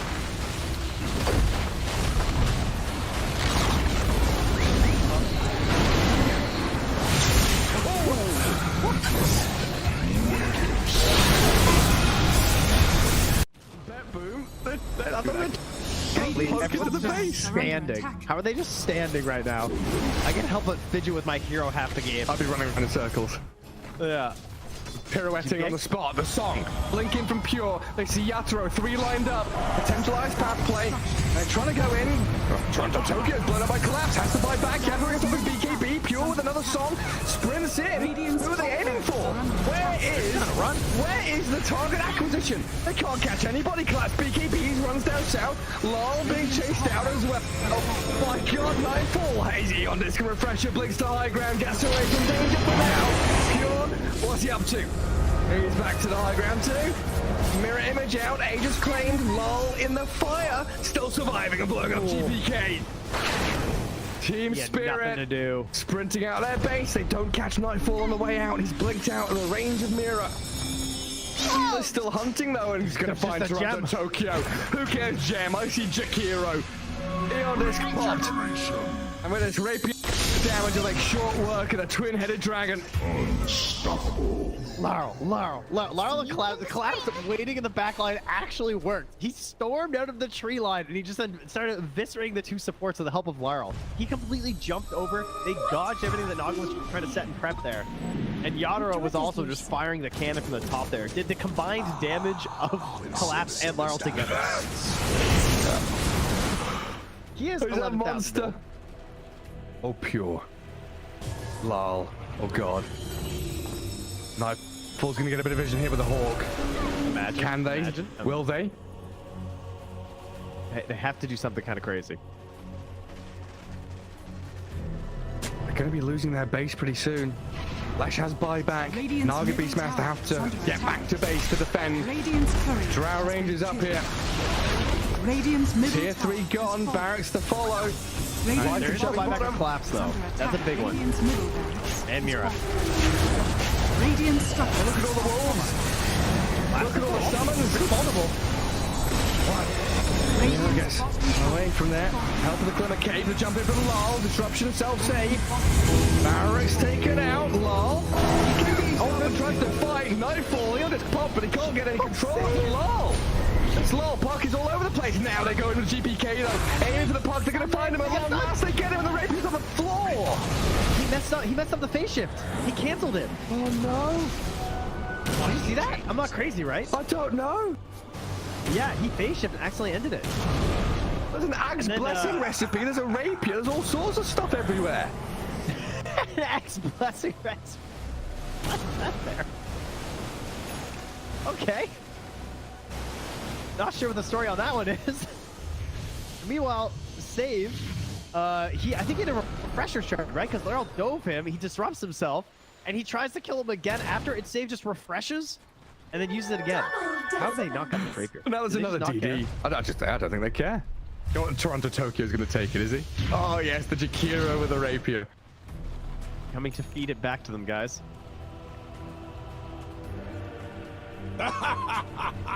My goodness. There's Mega Creeps on one side. Top lane Barracks still standing on Team Spirits. Are we waiting for next Roshan, Trent? I don't know. I don't know. I feel like BetBoom have such a good chance of winning these fights right now. They just can't get, like, swarmed in the back line. They missed the stun on BK. He's trying to hold his ground, but look at my dodge! Oh my god, Yatoro shreds. Where'd he go? Daedalus hits, refreshes, blinks forward, kills off Save as well. SD's gone, TP home. Get the hell out of here, BetBoom now. Lucky he didn't get coiled. Dude. Leshrac vanished. He looked okay until he didn't. Until he got hit for 1,350 damage from a single right click? Yeah. Oof. Yeah. Right until that. Ow. Luckily, Toronto Tokyo was not there to feed the Rapier back, so that's good. And now Team Spirit running down lanes, coming for the Radiant base. Balls are still there to hold on to. This has got to be mentally debilitating for Bet Boom. Mini 71 minutes. Team Spirit is wearing them down.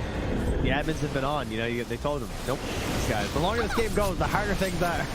Well, it's like Moomiander was saying in that Seb documentary. You know, this isn't Dota you're playing. This is a slogfest. You're going to wait it out and play 60-minute games. Long as one. There's a long line. Watch get very far forward. He unders from Mira, but the Undying will fall inside the Radiant base. He'll as Mira gets off one last finger of death and the turn from Yatro. They kill GPK. It's a dialect of the ledge. Naga now in trouble. Song of the Siren trying to buy a bit of time, but Yatro moves forward, gets the damage in. Will is dead. Oh god. It all comes crumbling apart for Bet Boom now. Wait, back. They're on to Mira. They kill off Nightfall, save though, and lol. He opens up on them. The howitzer is here. Massive 40 mil cannon just shattering into Bet Boom. Drow saved by the rip. The soul is dying. There's two. And she's called it over. Team Spirit. Look at them. Look at Mira. Oh my god. The shard to anybody who would listen at Halima Major. Which, yeah, nobody's taken him up on it yet. But if you see a shard being picked up by any team that was at Halima Major that speaks English, then you could probably source it. It's good. I'm like, this shard is actually good. I don't know when, and I don't know how you get there. That's all. I actually found a better game as a word recently with the shard. Pretty good. I mean, I think they got real good Slark for sure. Oh, yeah. Slark with that shard is crazy. It's actually a broken strat. If Gallery is still on top, you can take that. Maybe that enemy needs to get back to the top. Shadow Walk his way back to the top. And then you're ready to go to 1,000 comments, but because I say it and nobody comes to me. I will say the other good thing about Bounty Hunter for the Magnus is we've got two different memes here. The Bounty Hunter shard, the Magnus Ags. He does have extremely high base. And again, he probably has highest base armor, starting base armor in the game, which can make him really good at laning phase for trading. Yeah. He's versatile. Terrible. Oh, yeah.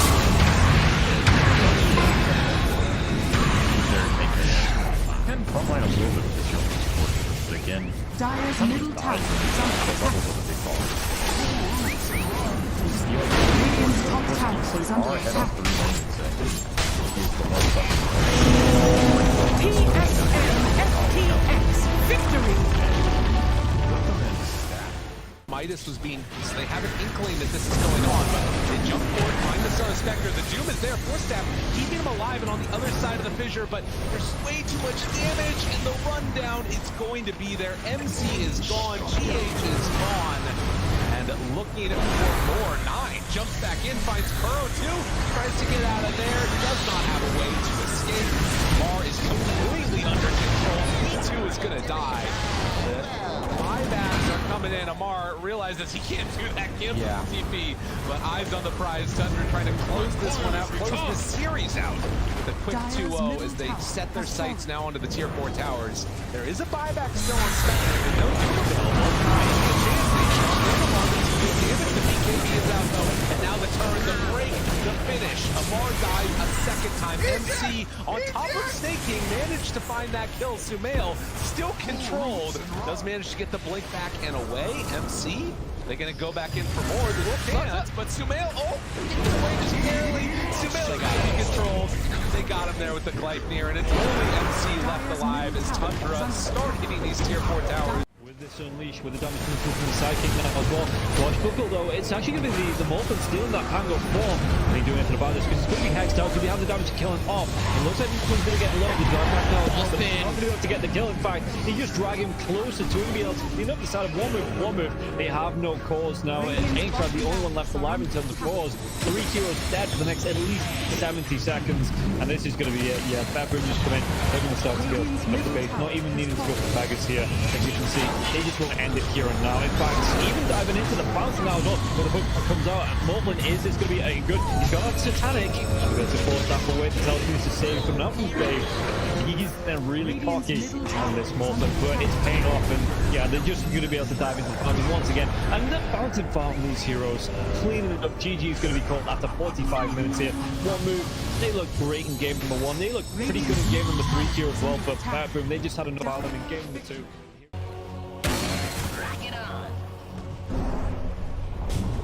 Dire's middle tower has fallen. Be right. I keep my enemies close.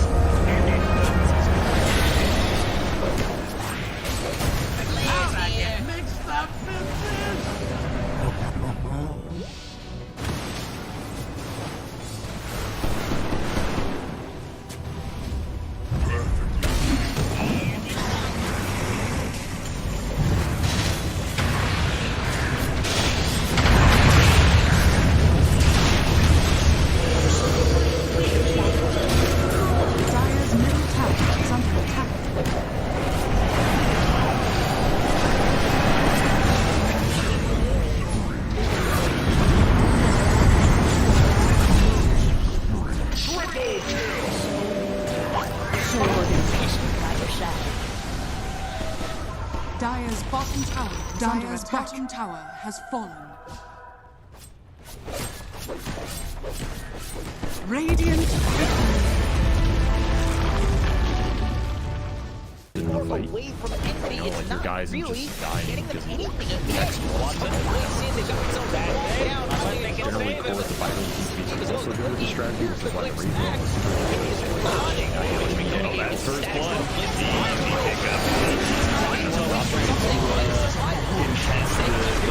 Behind tower, but he's got to be careful. His alchemist is actually pretty dangerous because literally rocks that really light stuff. And then you get more minus armor out of Athens Grave for a physical damage nuke of an unstable concoction. It's a deadly mixture. You're winning 3 lanes here for Kingsley.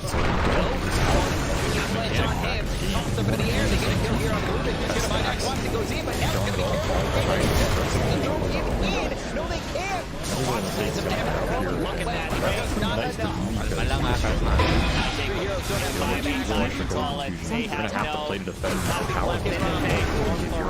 Won't finish him off. Lots of Radiant's bottom tower. That's going to be 2-0 here for the side of Dream's not having a whole lot of fun with this. 10 stick charges, and he did manage to at least get the Jingo stacks off of the Bounded Strength.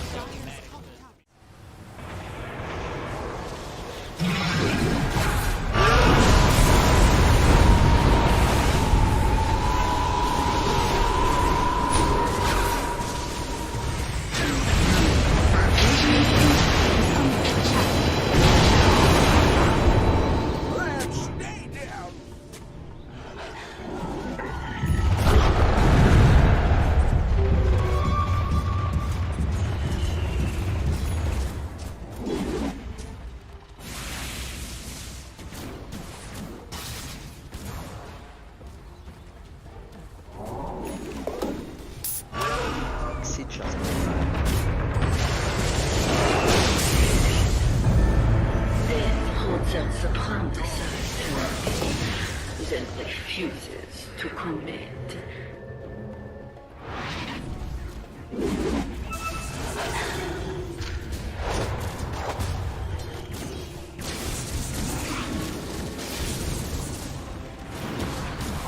Sanaba.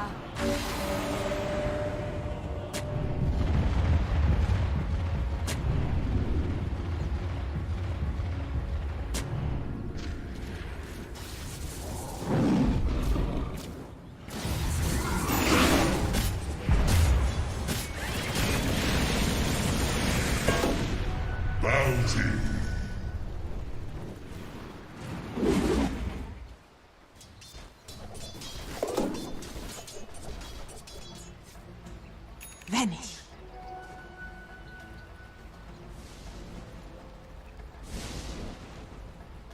Radiant are scanning.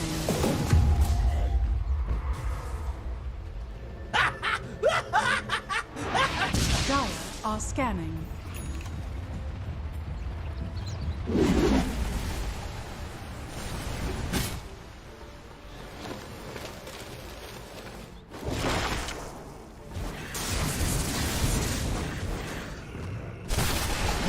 wonders of the world. Radiant's courier has been killed.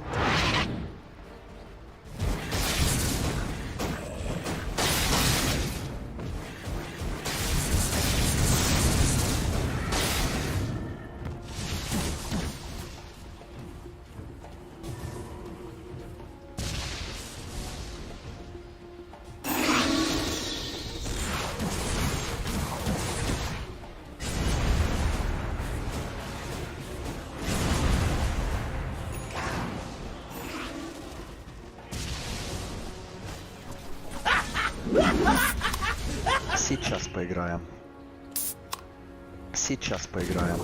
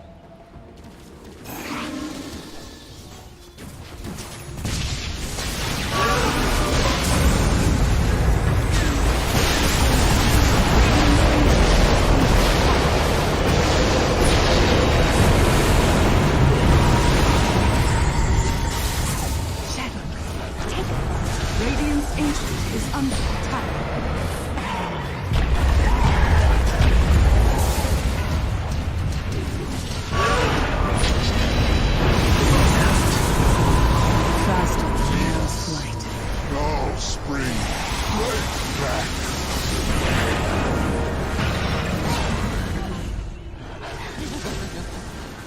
Radiant's Ancient is under attack.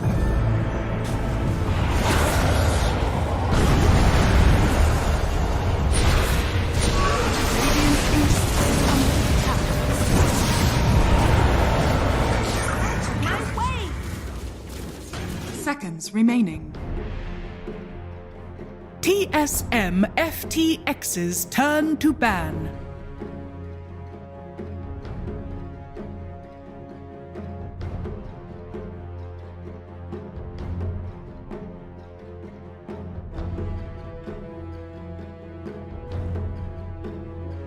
Seconds remaining. 5 seconds remaining.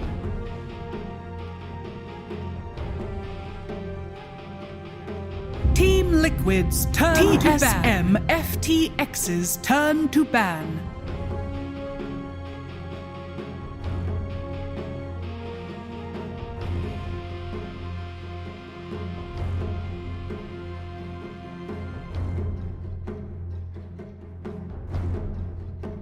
Seconds remaining. 5 seconds remaining. Team Liquid's turn to ban.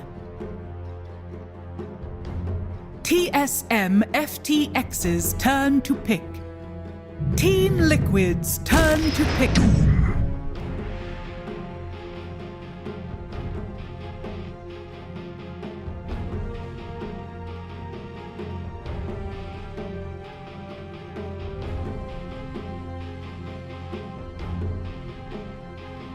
Seconds remaining.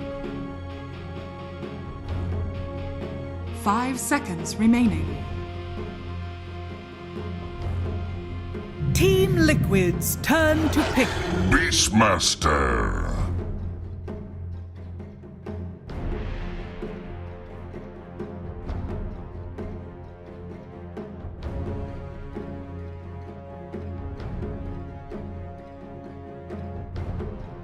10 seconds remaining. 5 seconds remaining. TSM FTX's Enchantress.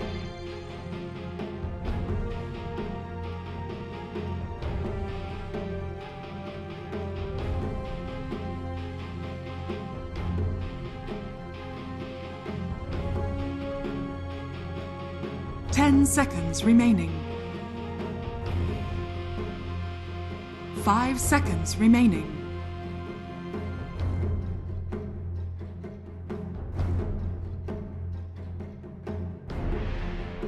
TSM FTX Night Stalker.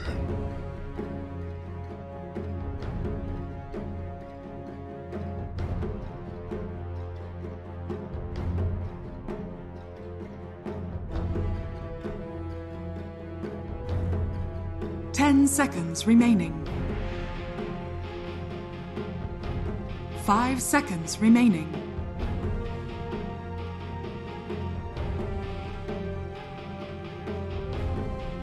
Team Liquid's turn to ban.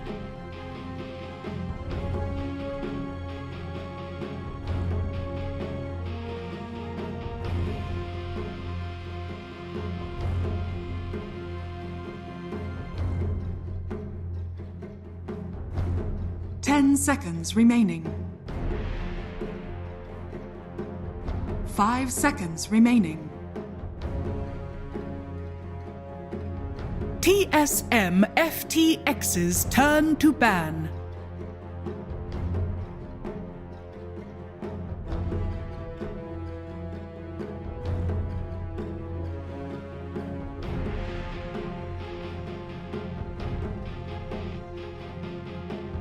Seconds remaining. 5 seconds remaining.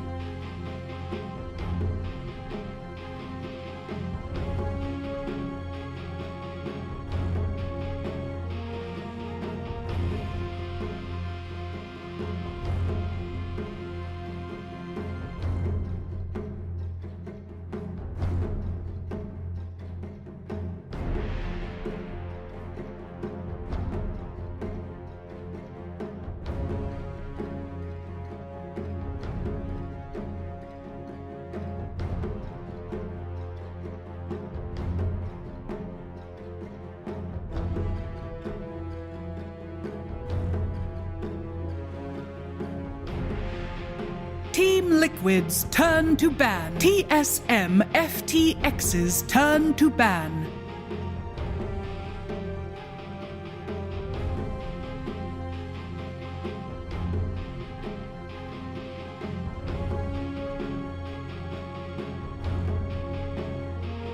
Team Liquid's turn to ban.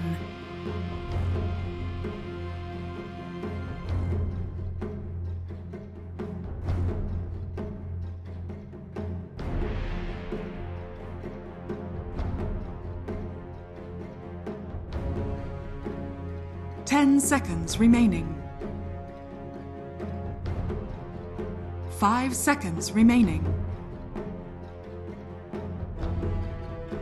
Team Liquid's turn to pick. TSM FTX's The Undying waits.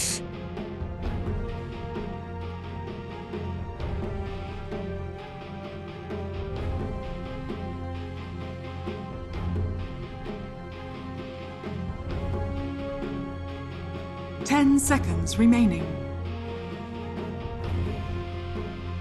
5 seconds remaining.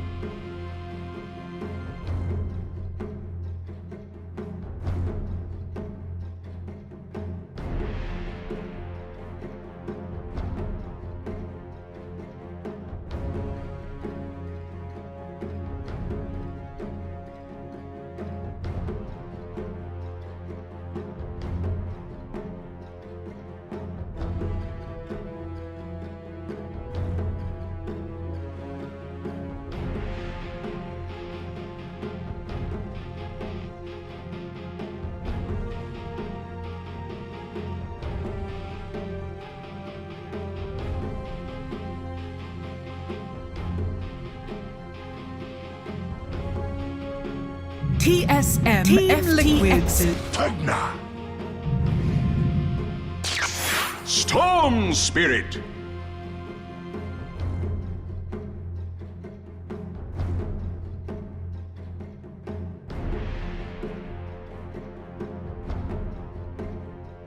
Ten seconds remaining.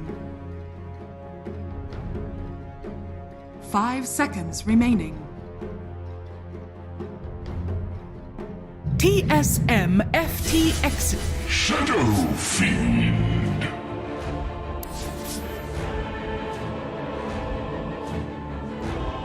TSM FTX's turn to ban.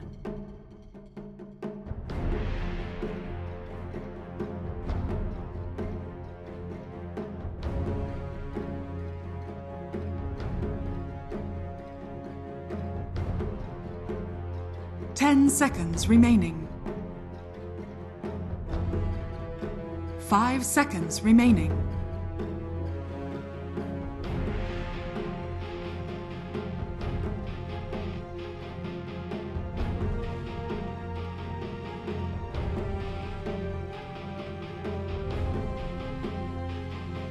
Team Liquid's turn to ban.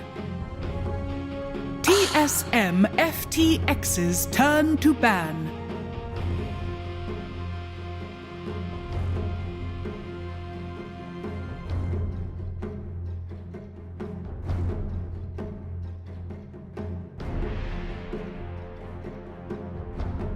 Ten seconds remaining. 5 seconds remaining.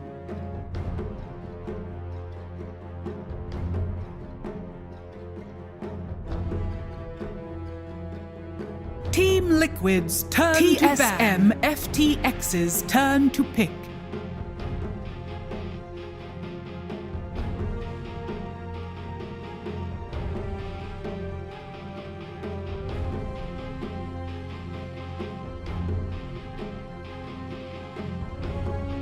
Ten seconds remaining.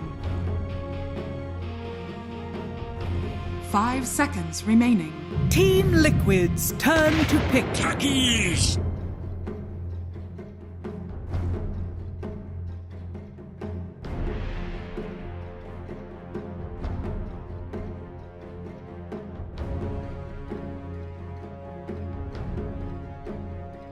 Ten seconds remaining.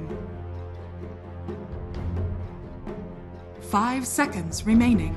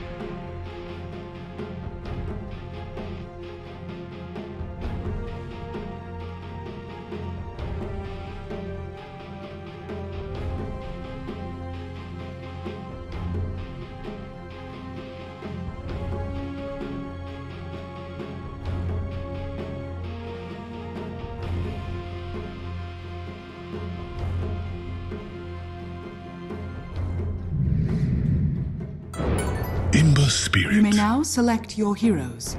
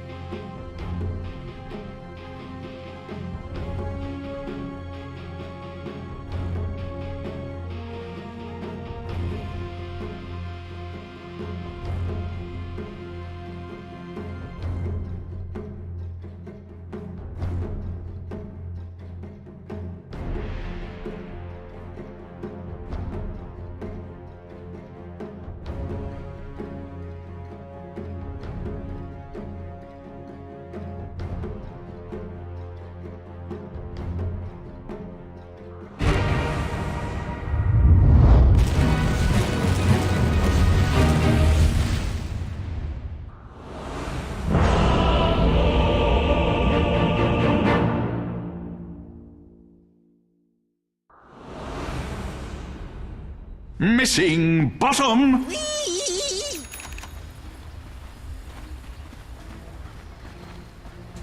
Prepare for battle. It's just not Looking for me. Looking for me. Relax aja, Brody.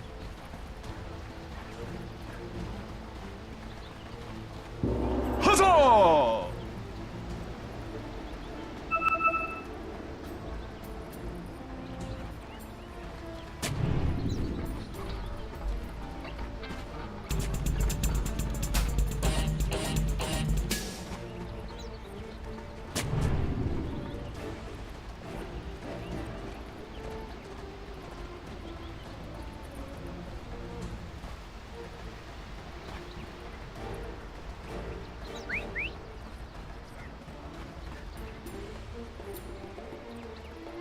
Ah! 30 seconds to battle.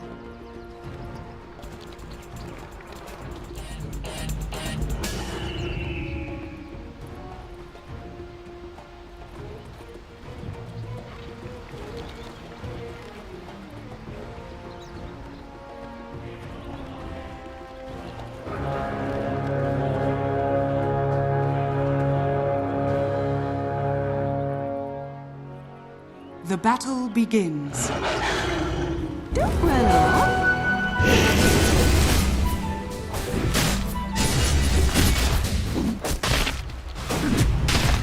First blood.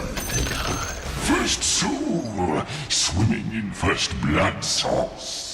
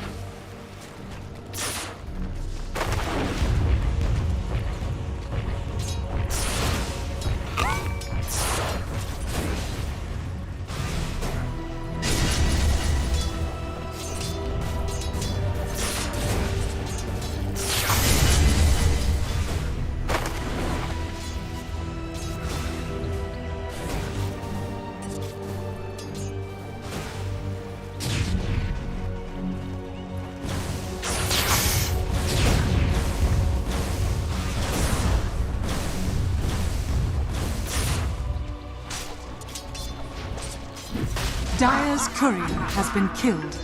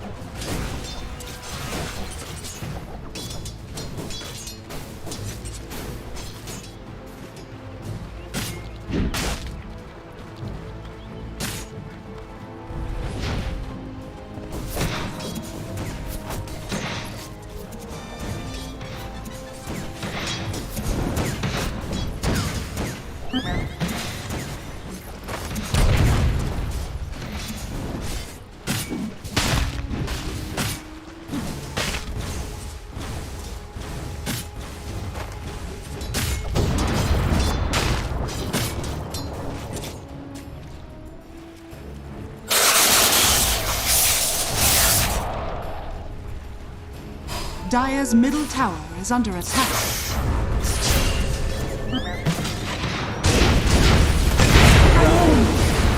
Relax aja, Brody.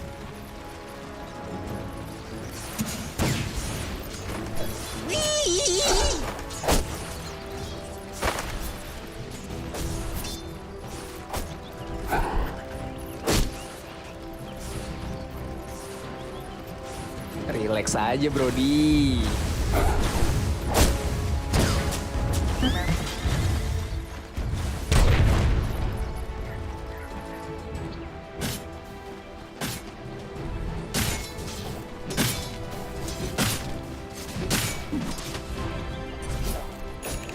Dire's courier has been killed.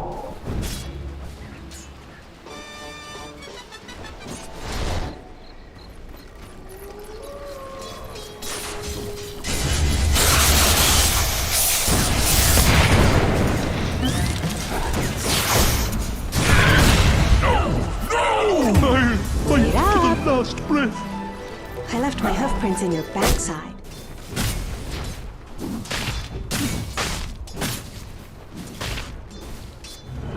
Relax aja, Brody.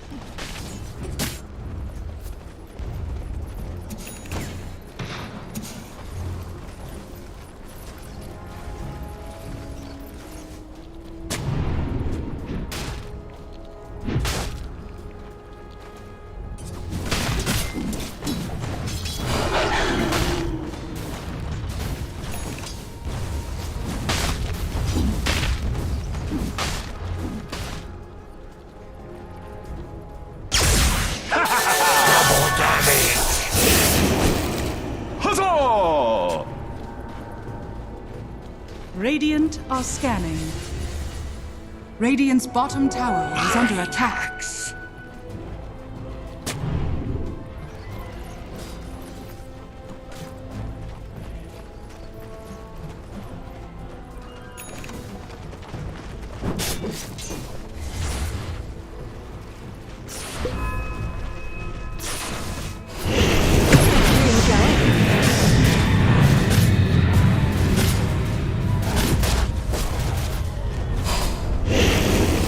Radiant's bottom tower is under attack. Radiant structures are fortified.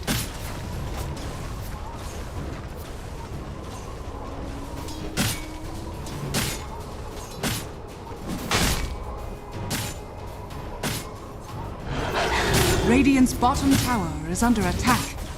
Dire's middle tower is under attack.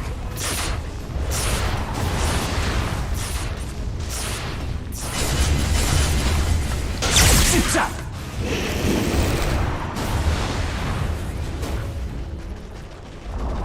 Radiant's bottom tower has fallen.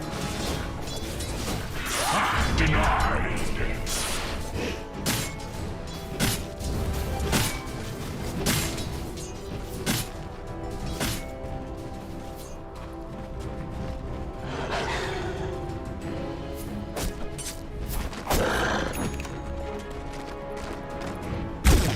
Dire are scanning.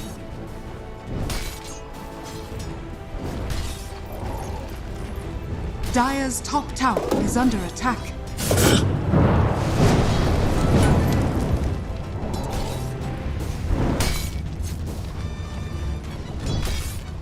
Dire's top tower is under attack.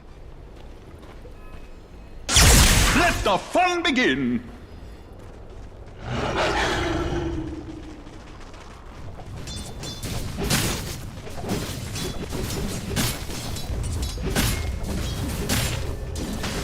Dire's top tower is under attack.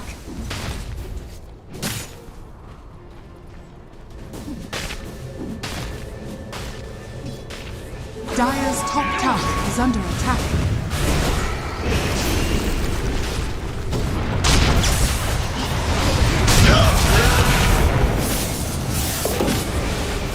Radiant's middle tower is under attack. Dire's top tower is under attack. Radiant's courier has been killed. Radiant's middle tower is under attack. Radiant's courier has been killed. Radiant structures are fortified.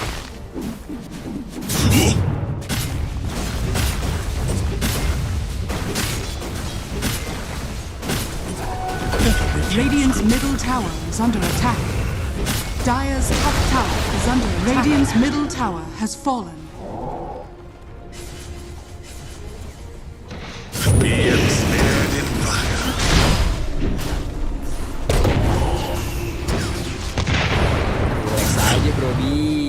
Dire's top tower is under attack. Dire's top tower has fallen.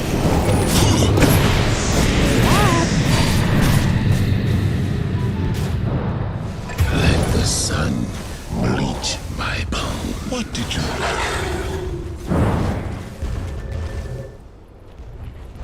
Dire's middle tower is under attack. Radiant's bottom tower is under attack.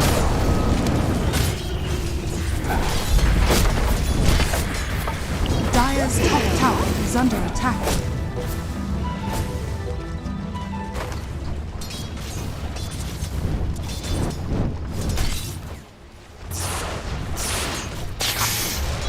Dire's middle tower is under attack.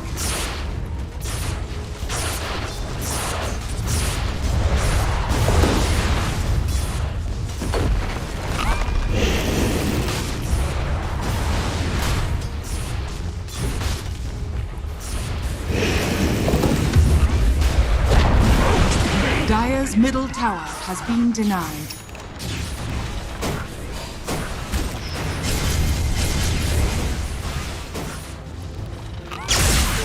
Here I am!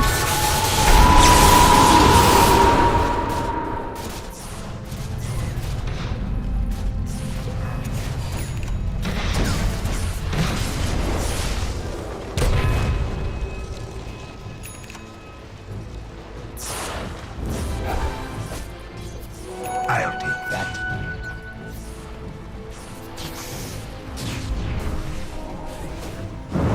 Huzzah!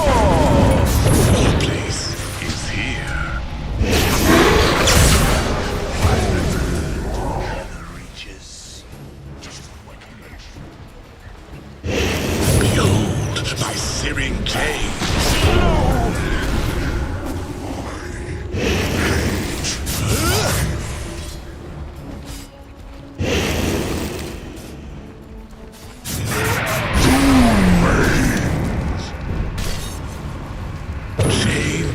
Aja Brody. Relax aja Brody.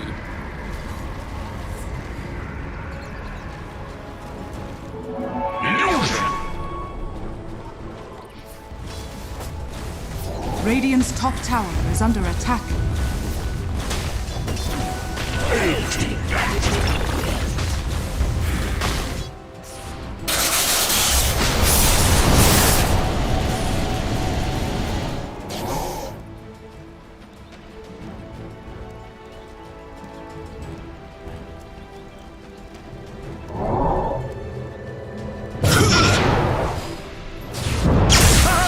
Radiant's top tower is under attack. Over here! Radiant's top tower has fallen.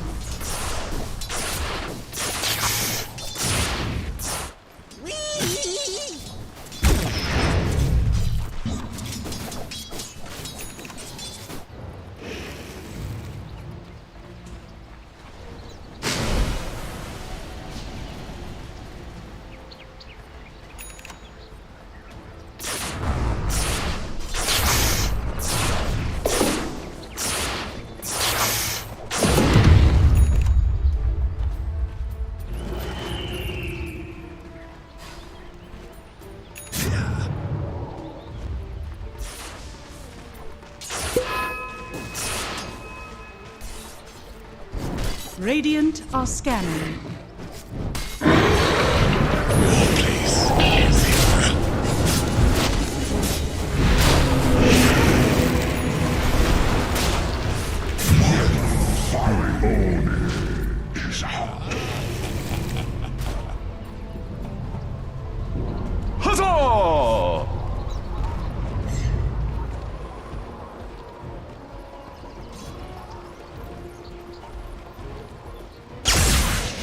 up. Cooking pop.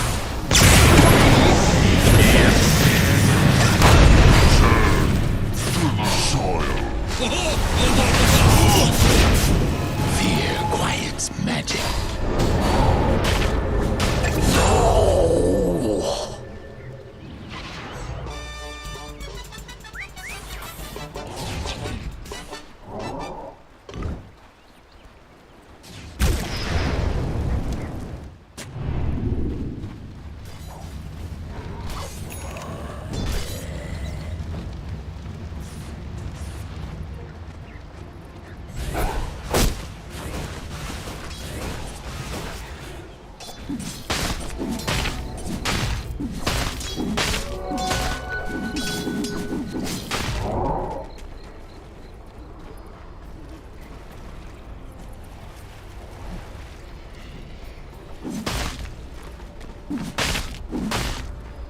Dire's bottom tower is under attack. Never refuse.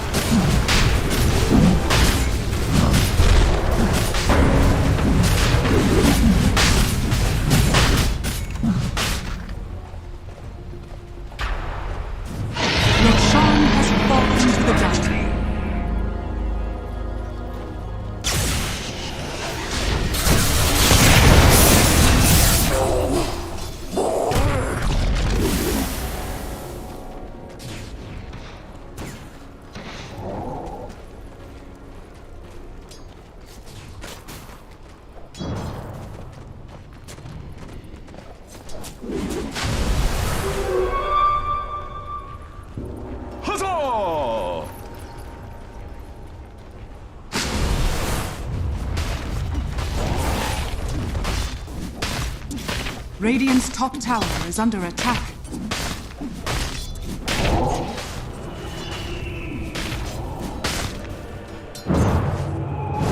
Bonded, you and I.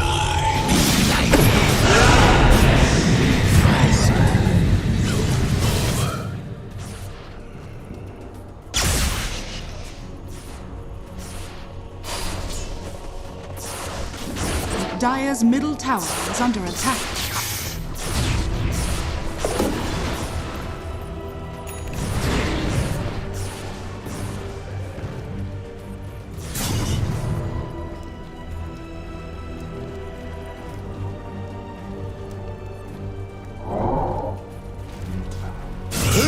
Radiant structures are fortified. Radiant's bottom tower is under attack. Dire's structures are fortified. Radiant's bottom tower has fallen.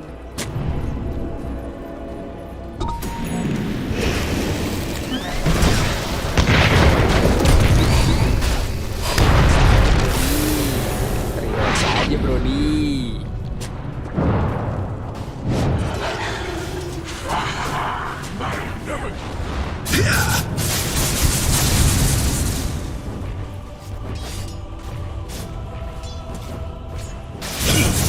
Stupendous!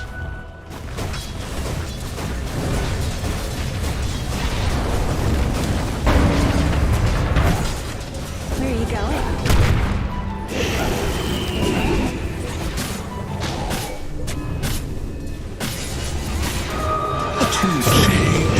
Searing heat.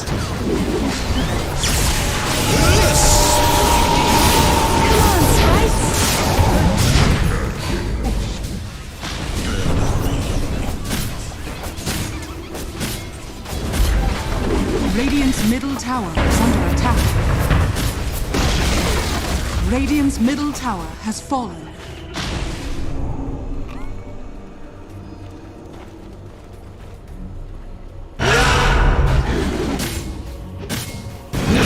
Silence.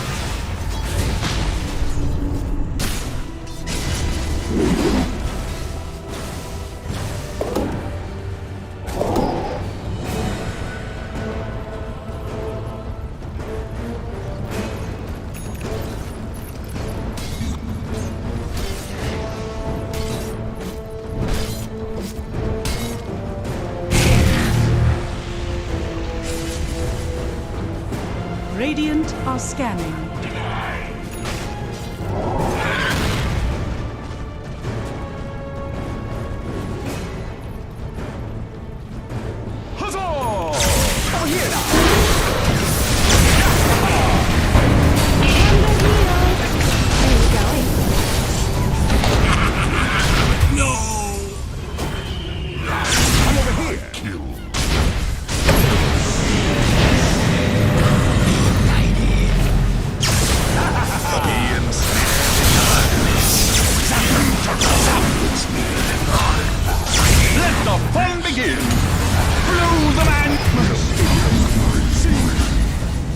Points for trying. Wait up.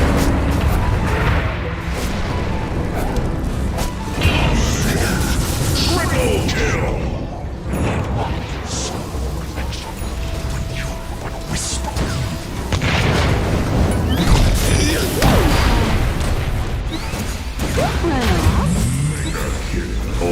Radiant's top tower is under attack. Don't be mad. Relax aja, Brody. Relax aja, Brody. Radiant's top tower has fallen.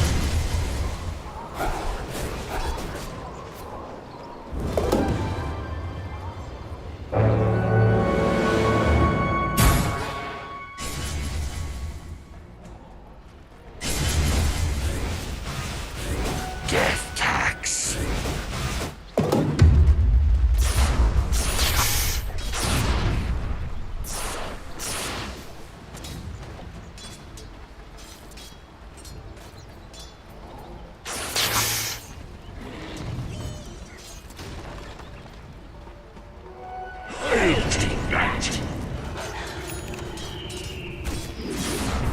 Where's the party?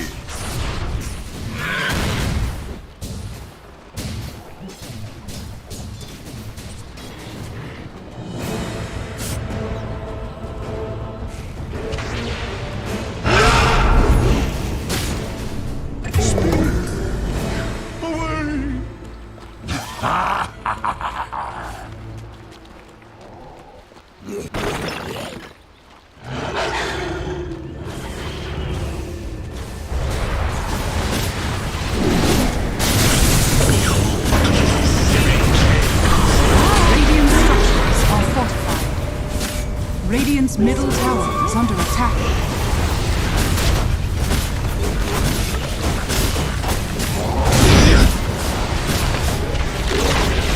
Radiant's middle tower has fallen. Radiant structures are fortified.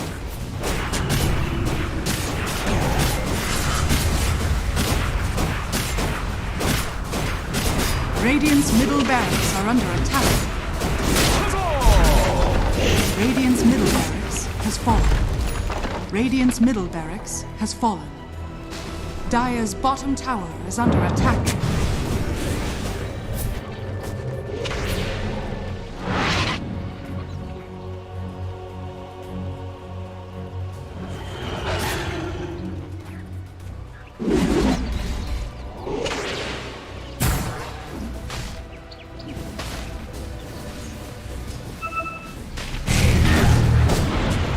Nature attend us. Don't run off.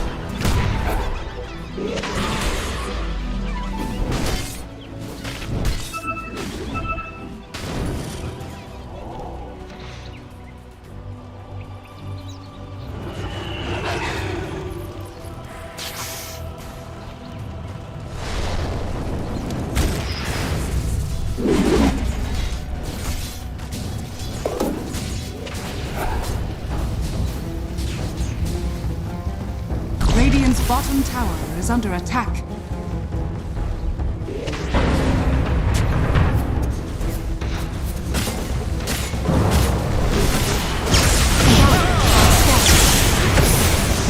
Dire's top tower is under attack.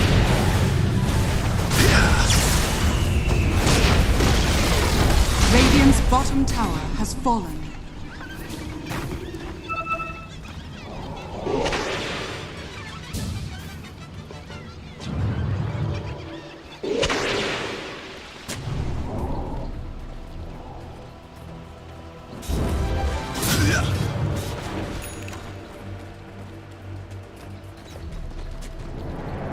Never refuse good wish.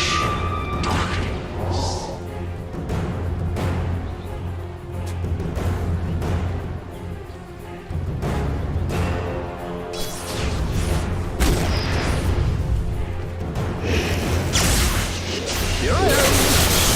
Here I am!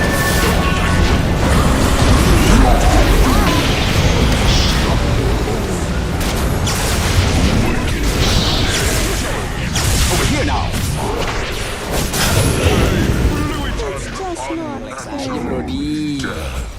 Radiant's bottom barracks are under attack.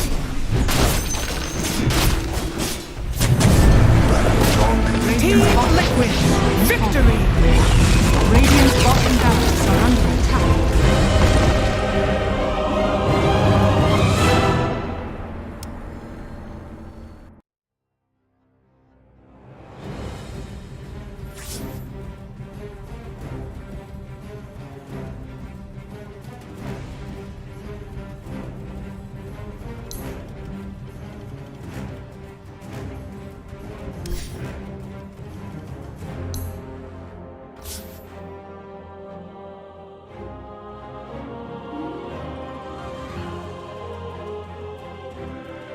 Cloud, if he's got these hawks coming through, you know, if there's no...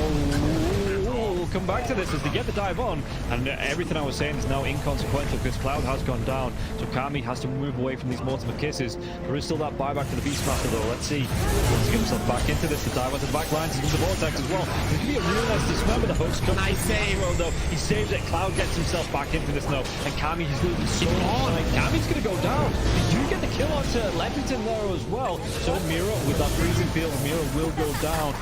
Going down to the hooks. Yatsuro's still in that push roll. He's getting them back. They get the buyback out from the poaching Storm Spirit. Everybody from the side of Hydra, they don't want to be giving this one up now as well, but they take down Leppington once again. That's the dieback on the Disruptor, and Yaturo, what can he do? The hook, it's going to be blocked mid.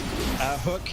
This is the dieback on the Cloud. Cloud, can he get himself away from this one? He's still being harassed up by Collapse. One more right click, he goes down. That is going to be the Beastmaster dead for 115 seconds, and now the chase is on for the rest of the side of Hydra.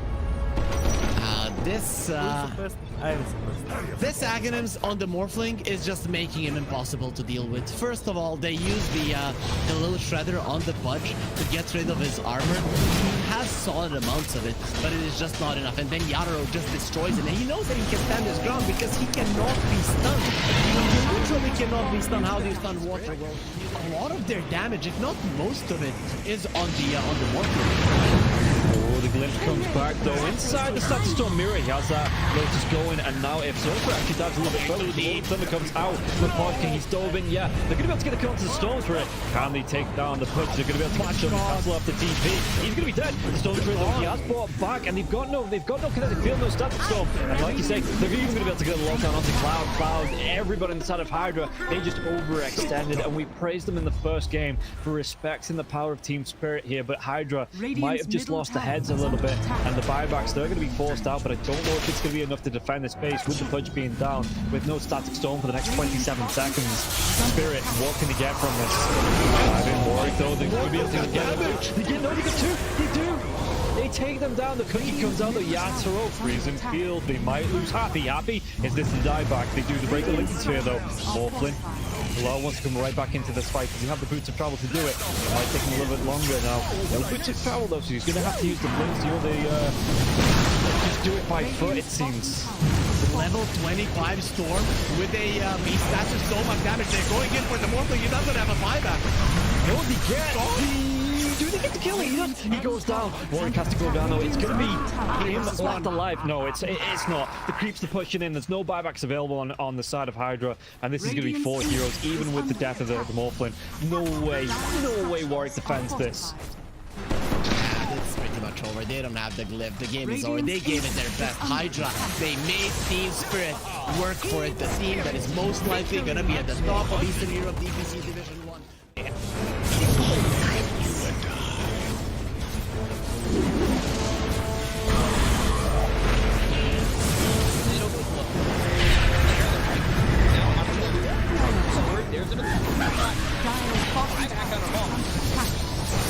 Radiant's middle barracks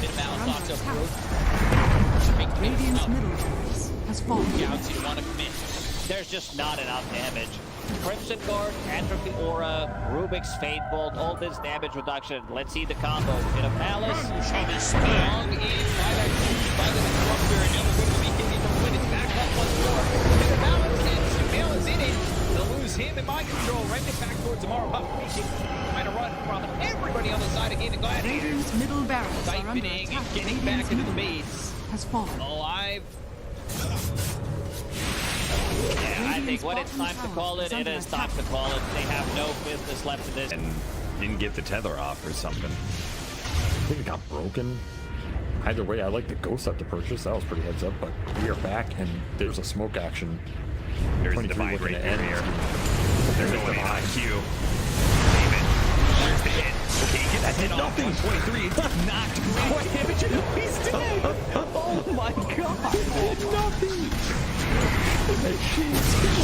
Less than 10% of his health. I mean, I'm assuming that's just the game. That, yeah, 100%. There's no point in talking about the rest AU of it. picks it up. I got him, boys. It's the dive. Let's go away, you. Oh my god. Victory!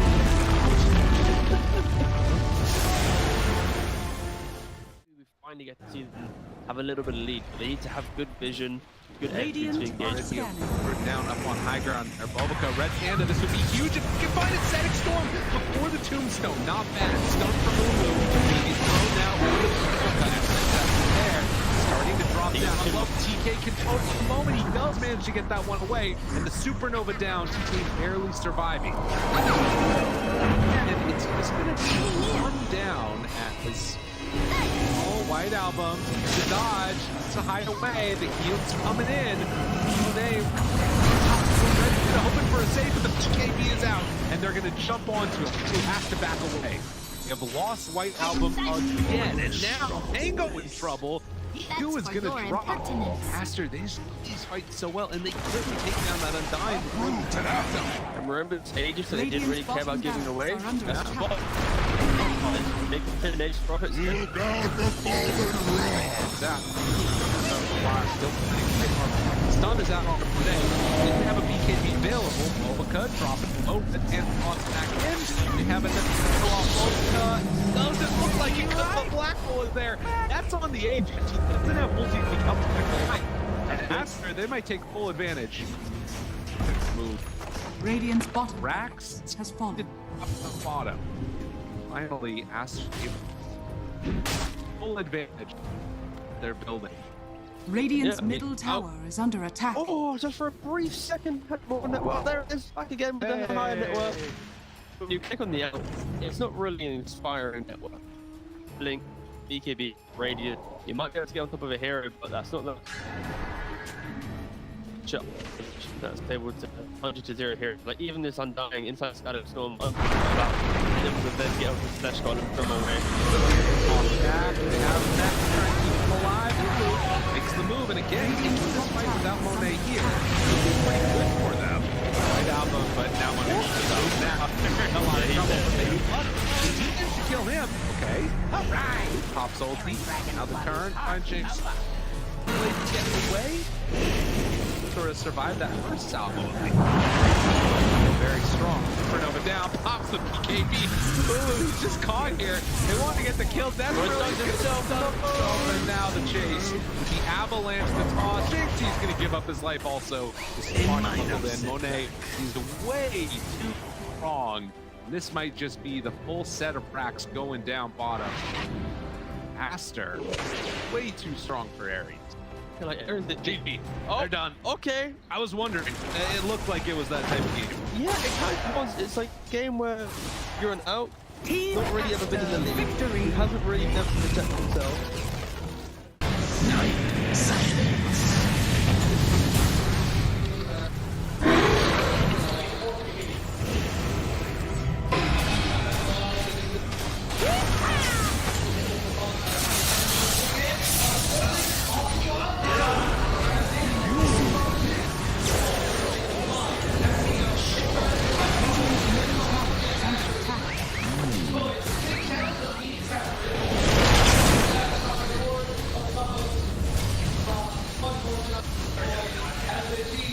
Radiant structures are fortified. middle tower is under attack. Radiant's middle tower has fallen.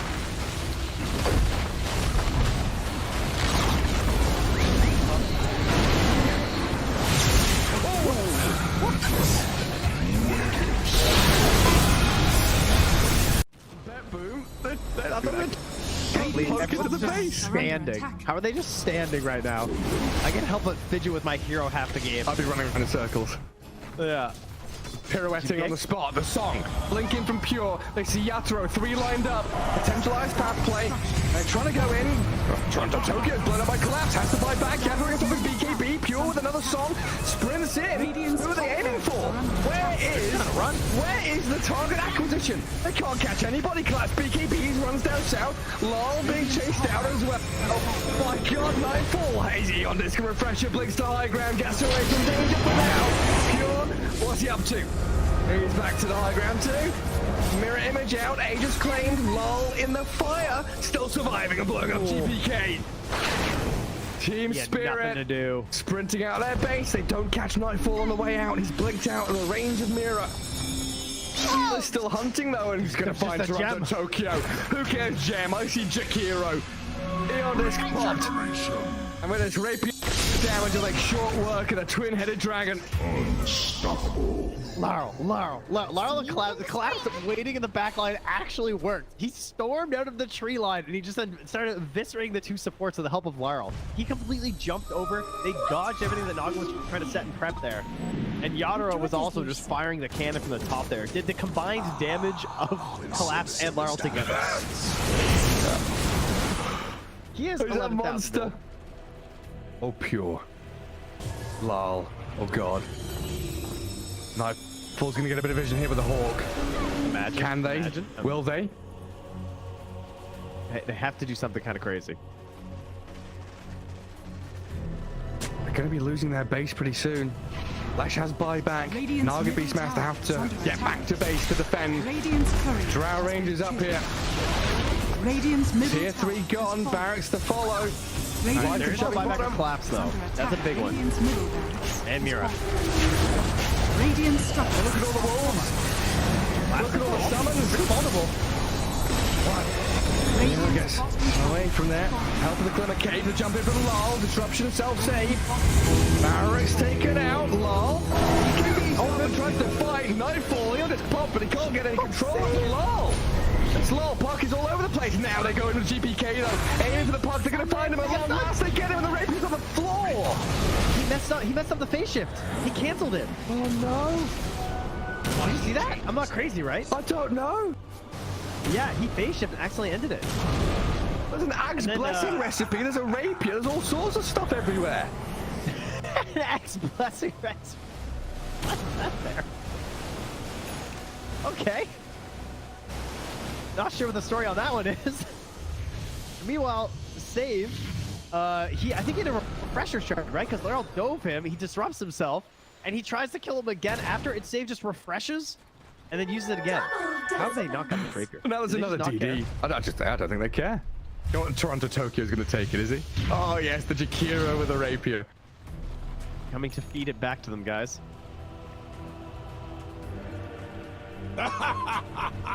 My goodness. There's Mega Creeps on one side. Top lane Barracks still standing on Team Spirits.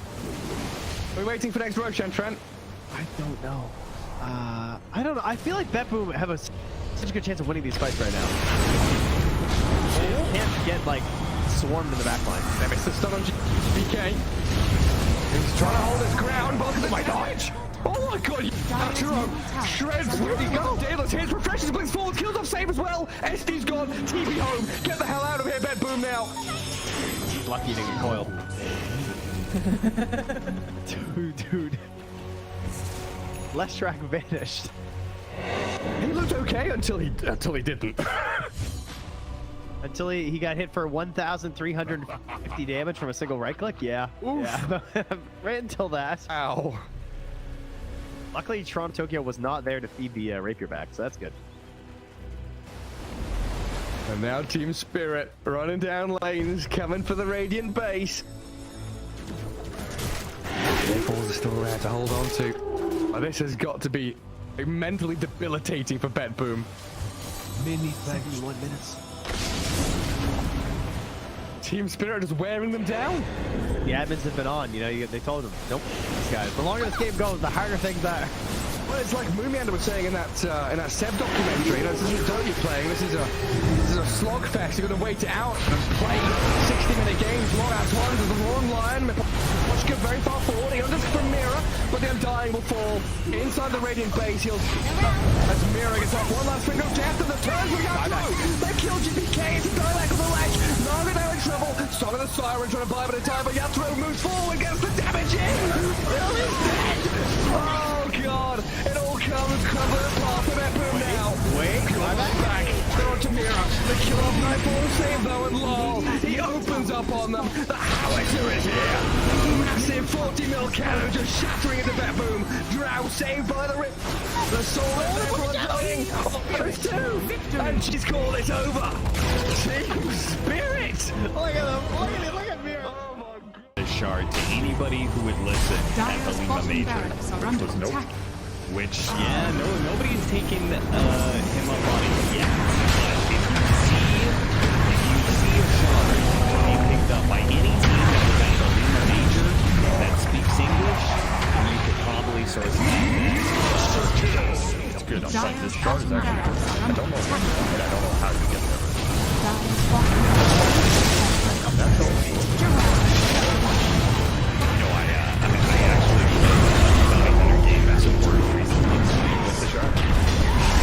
Pretty good. I think that's really Oh, yeah. Slark with that shard is crazy. It's actually a broken strat. If Jowly doesn't use it still on top, you can take that. Maybe that enemy needs to get back to the top. Shadow Walk is way back to the top. And then you're ready for 1,000 columns, but because I say it and nobody tells me. I will say the other thing about Bounty Hunter, but we've got two different memes here: the Bounty Hunter shard, the Magnus hat.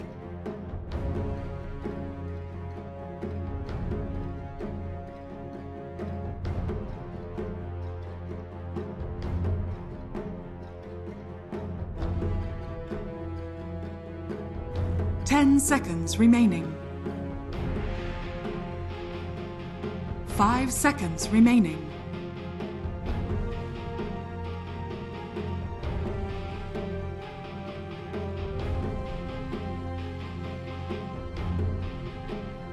Team Liquid's turn to ban. FTX's turn to ban.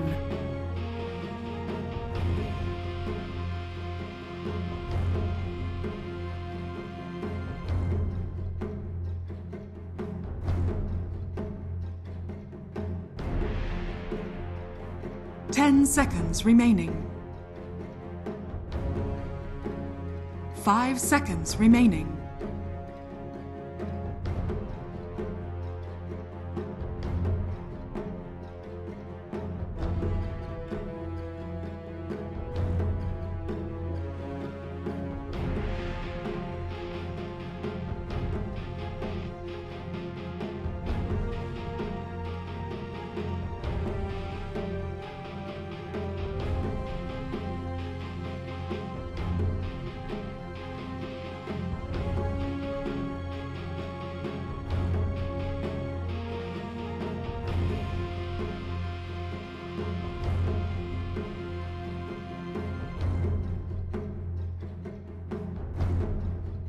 Team Liquid's turn to ban. TSM FTX's turn to pick.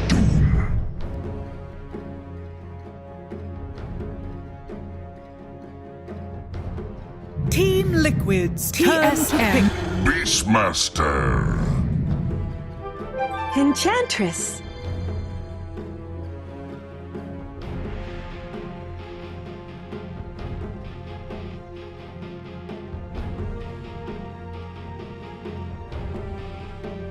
TSM FTX. The Undying waits.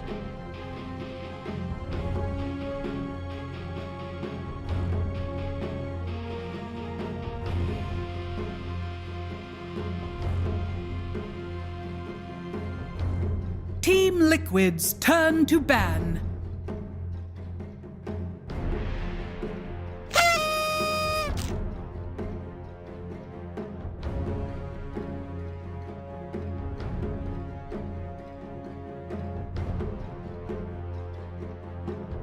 Ten seconds remaining.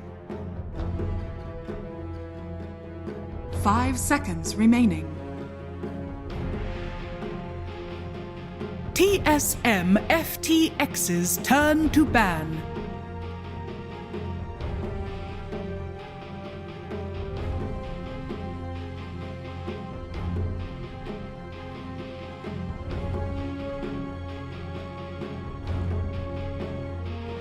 Ten seconds remaining. 5 seconds remaining.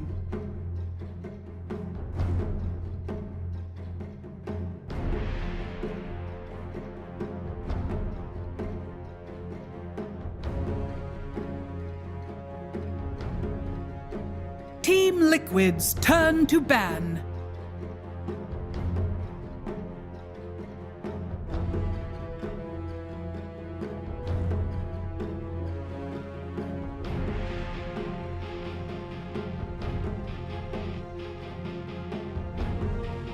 Ten seconds remaining.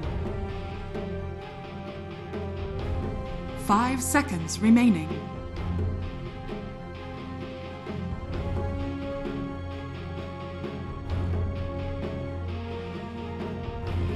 TSM FTX's turn to ban.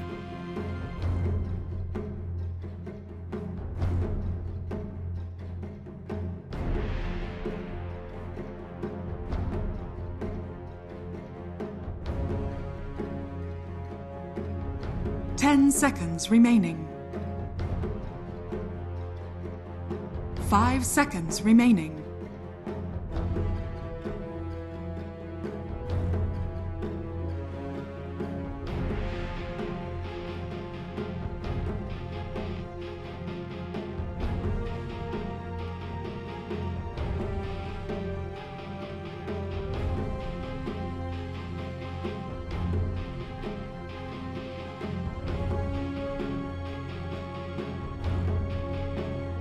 Team Liquid's turn to ban.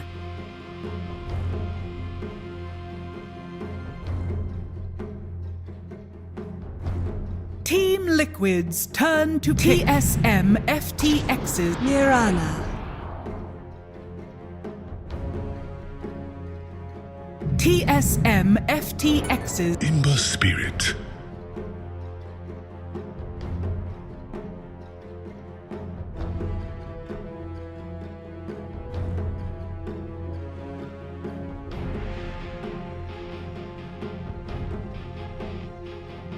Team Liquid's turn to pick. Naga Siren.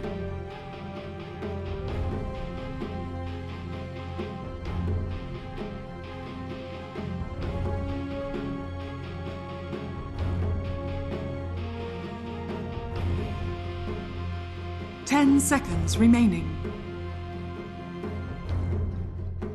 5 seconds remaining.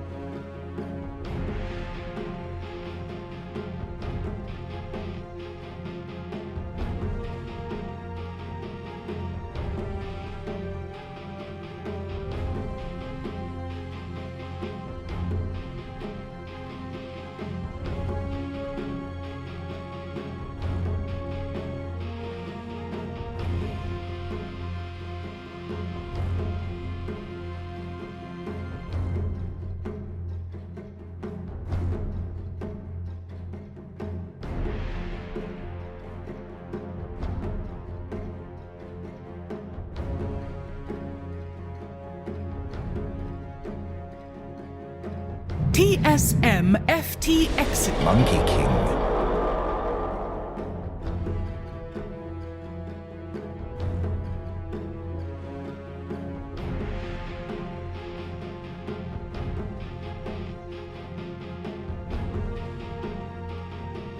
10 seconds remaining.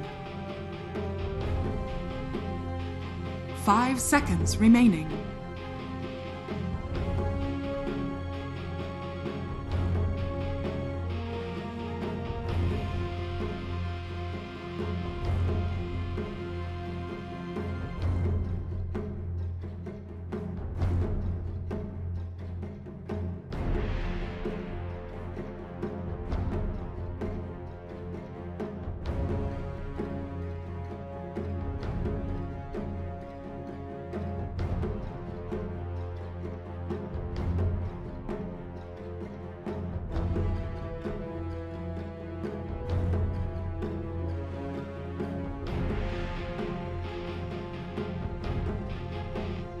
Team Liquid's turn to ban. FTX's turn to ban.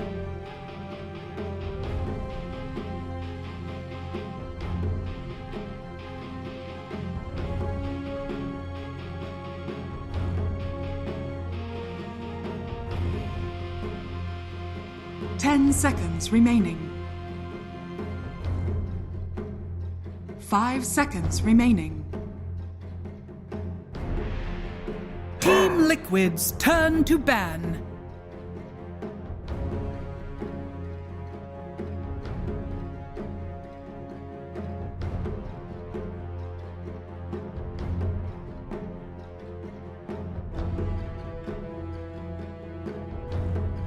Ten seconds remaining.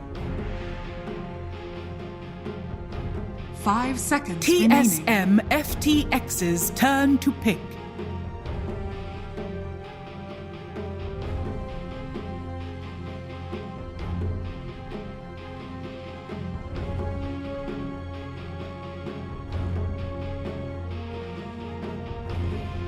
Ten seconds remaining. 5 seconds remaining. Team Liquid's turn to pick. Skywrath Mage.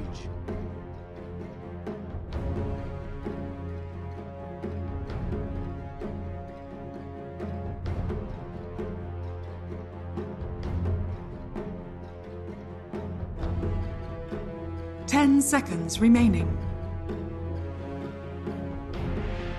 5 seconds remaining.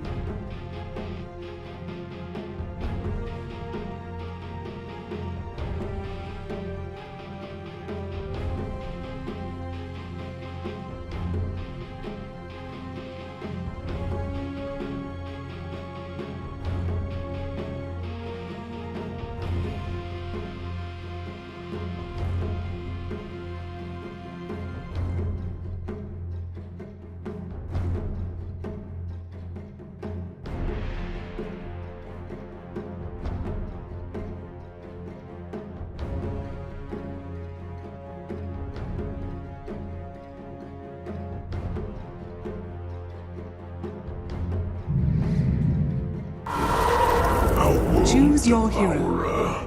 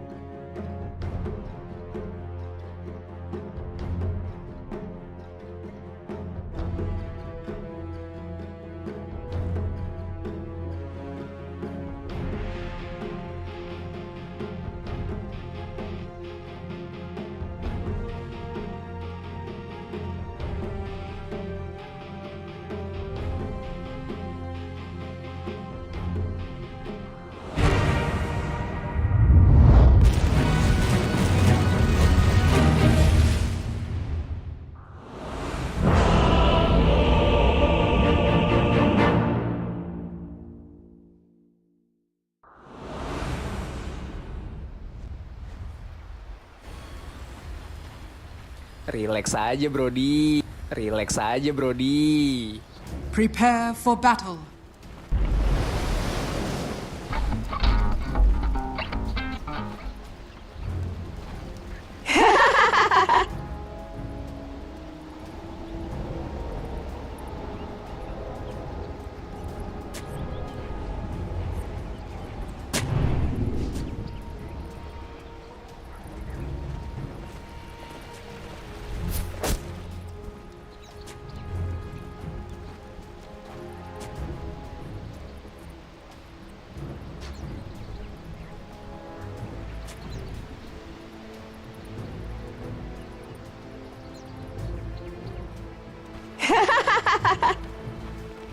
It's just not fair.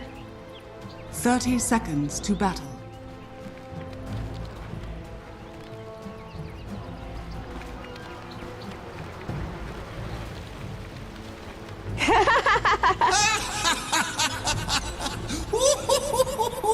Oh, he.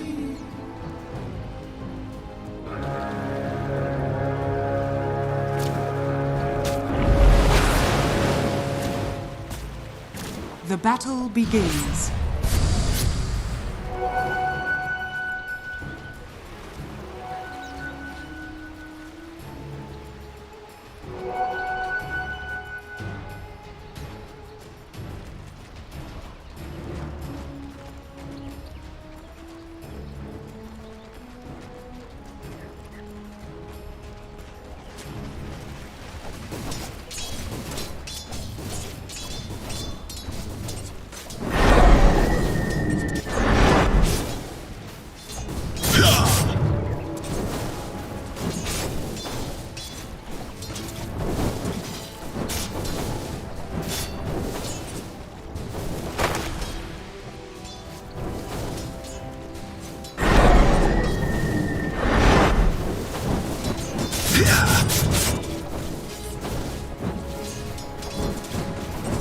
No.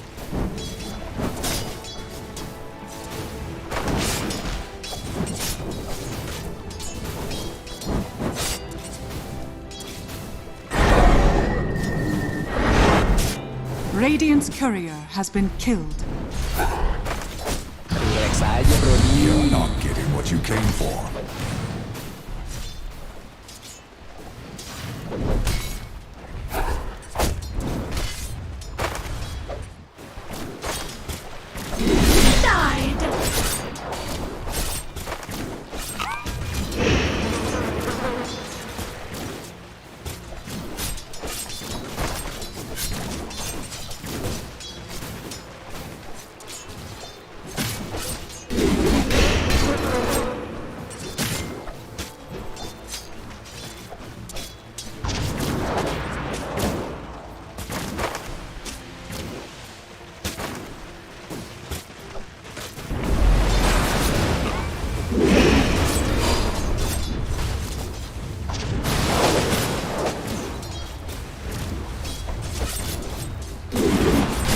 Relax aja, Brody.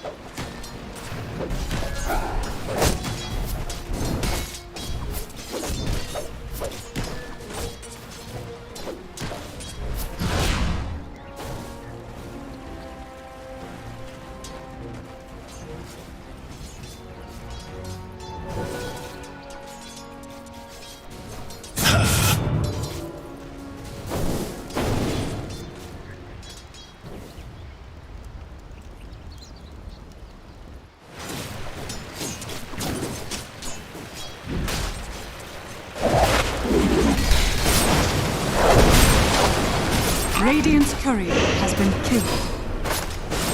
First blood. Maybe I am the princess. They sing the song of death. So, I'm sending you back to the Seven Hells.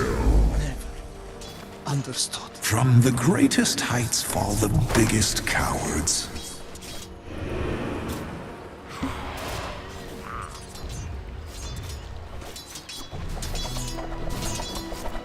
Sorry to disappoint you.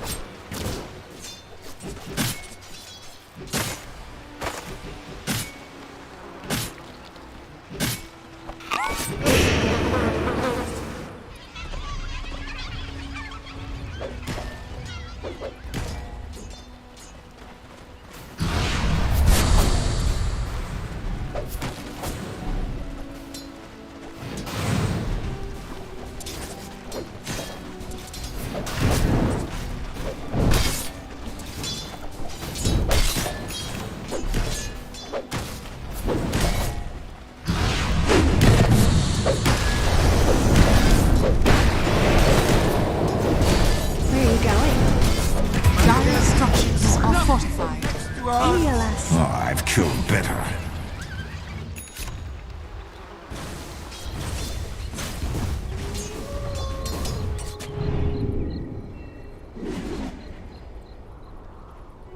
Bounty.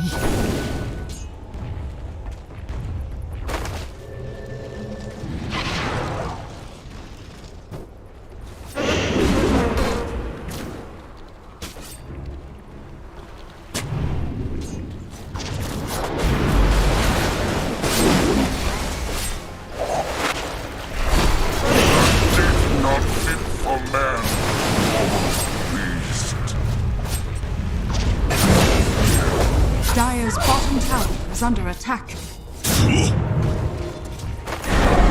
Gotcha. Relax aja, Brody.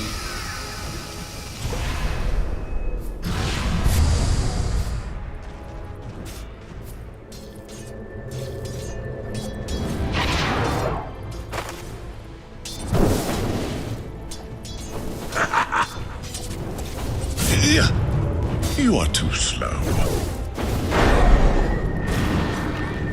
All lined up for another shot. You have learned well. Don't think I was.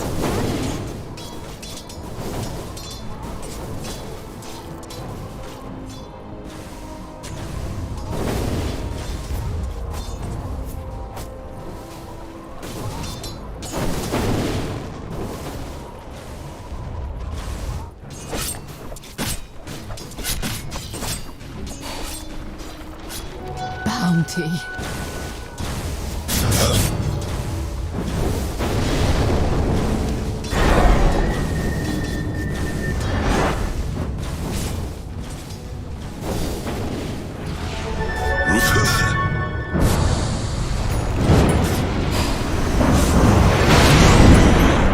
All lives must end.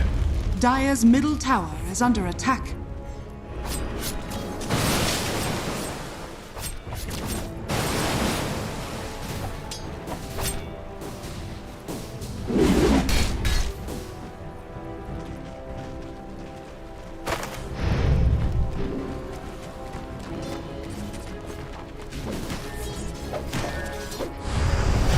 Dire's courier has been killed.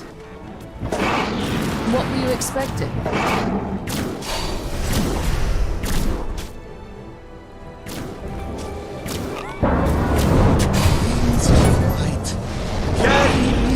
The Helio Imperium will never bow to the ghastly ire.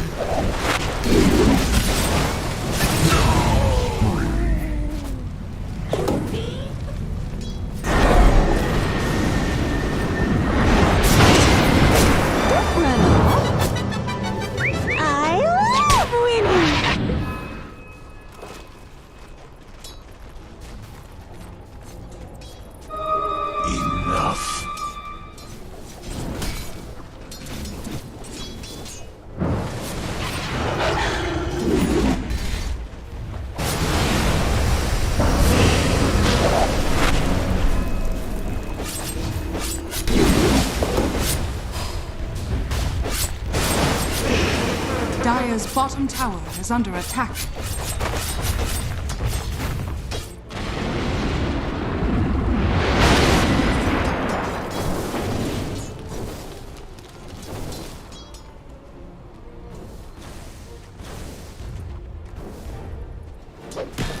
Dire's bottom tower is under attack.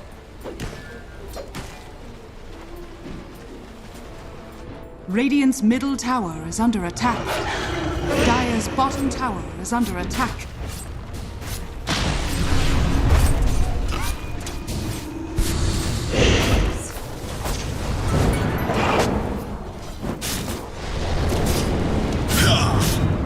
Radiant's middle tower is under attack.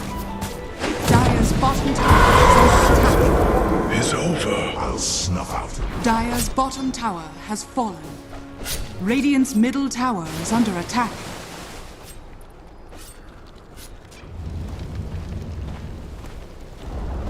Radiant's middle tower has fallen. Dire's top tower is under attack.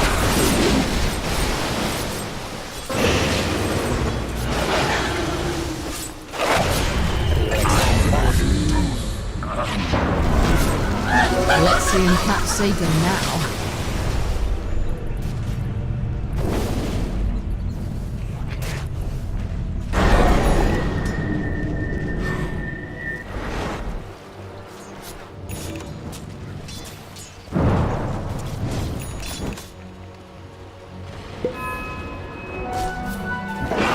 Come on, sprites!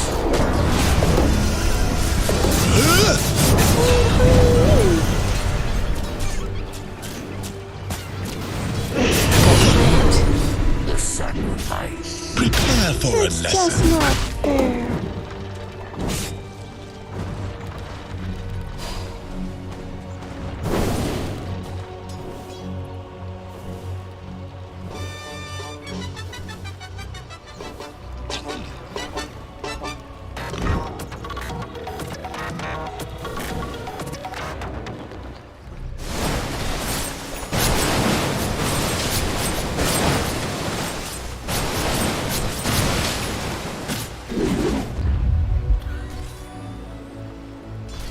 Gotcha!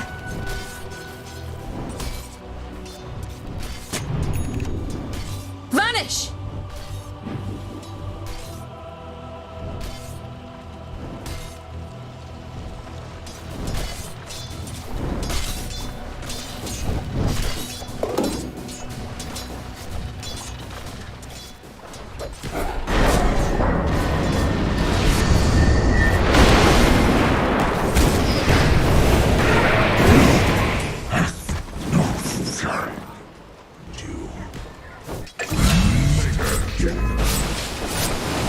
Out of your depth!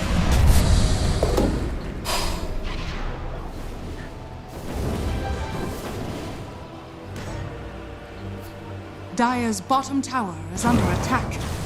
Radiant's top tower is under attack. I'll move into position, and then I'll strike.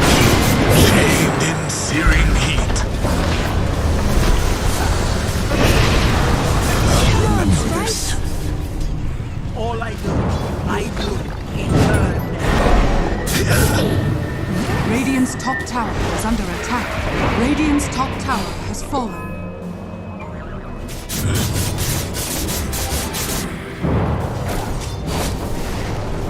Dire's middle tower is under attack.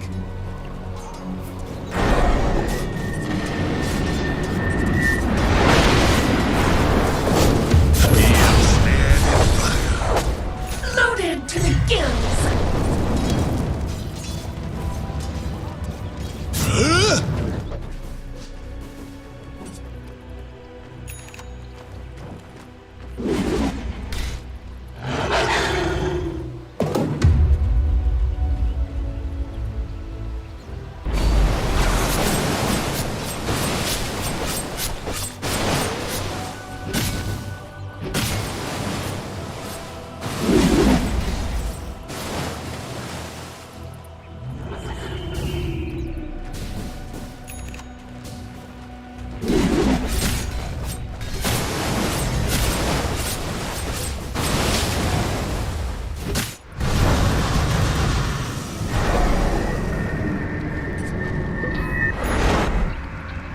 They got the better of me.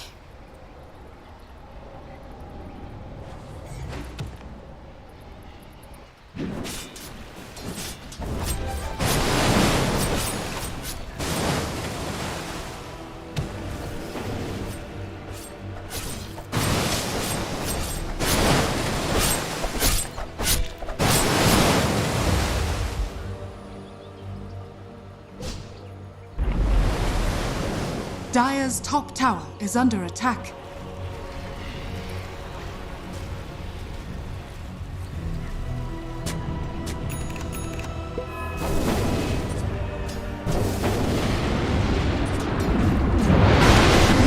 All I can give us is a choice.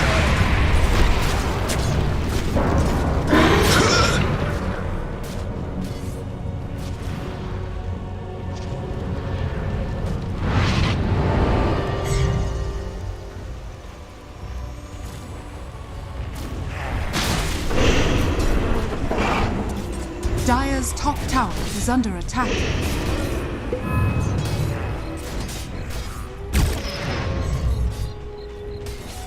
Dire's middle tower is under attack. Radiant structures are fortified. Where's mine? Needed that coin. Radiant's bottom tower is under attack. Dire's top tower is under attack. Dire's structures are fortified.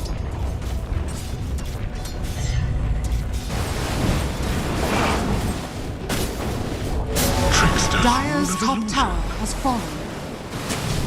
Dire's middle tower is under attack.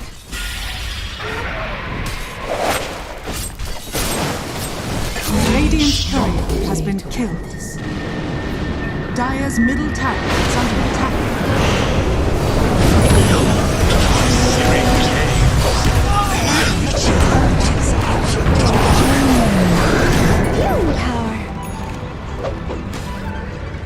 Radiant's bottom tower is under attack. Dire's top tower is under attack. Wicked persist in me. I commend you to the depths. Dire's top tower is under attack. Double decibel. Radiant's bottom tower is under attack.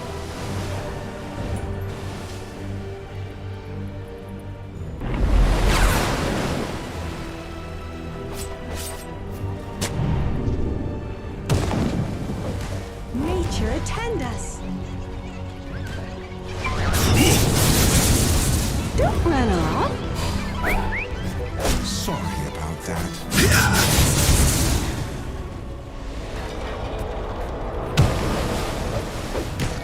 Bonded, you and I.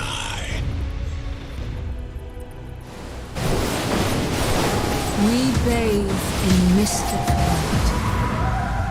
As I expected.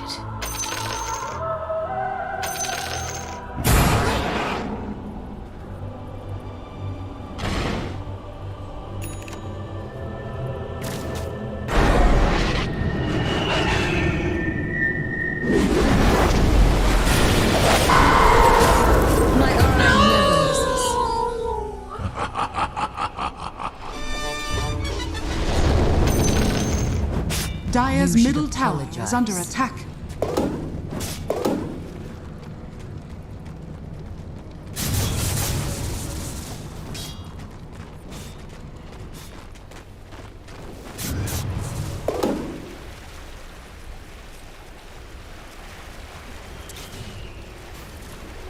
Almighty money.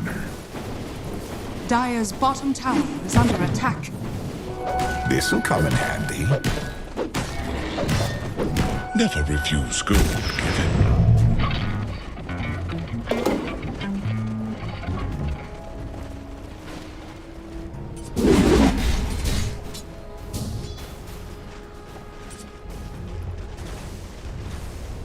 Radiant's top tower is under attack.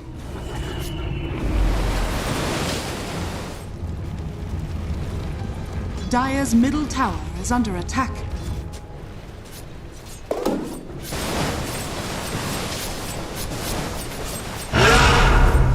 Dire's middle tower has been denied. Spite's with us. It's just not fair. Radiant's top tower is under attack.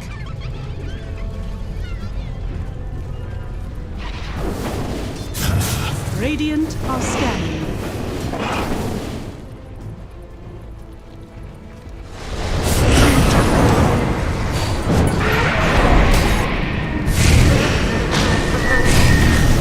Battle isn't over yet. Comforting rune flames clear the way.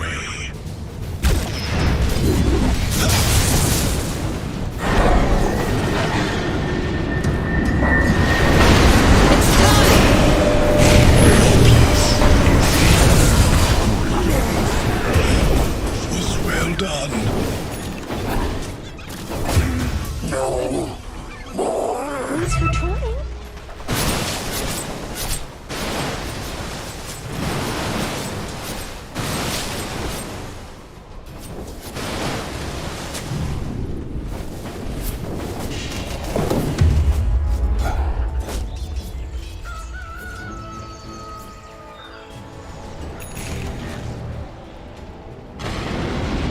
Haste!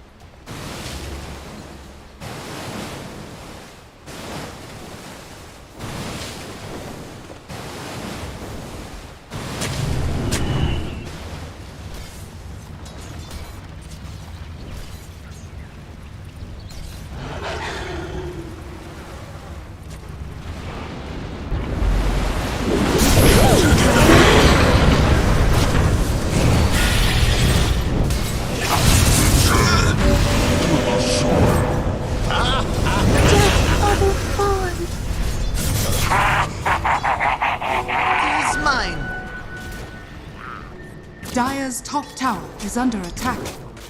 Dire's structures are fortified. Dire are scattered.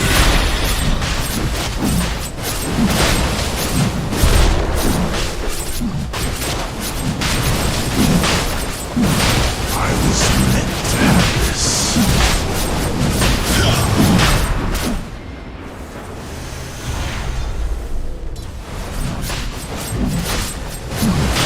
Radiant's bottom tower is under attack.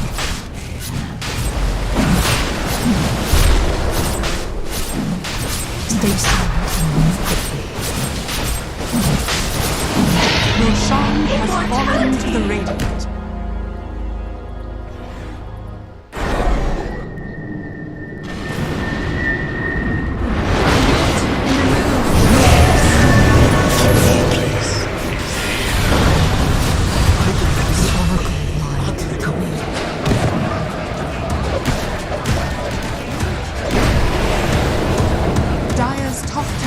Under attack.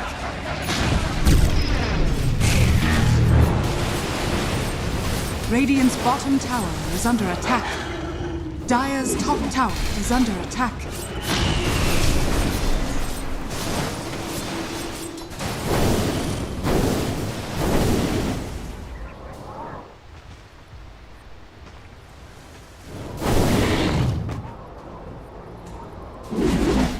Dire's top tower is under attack.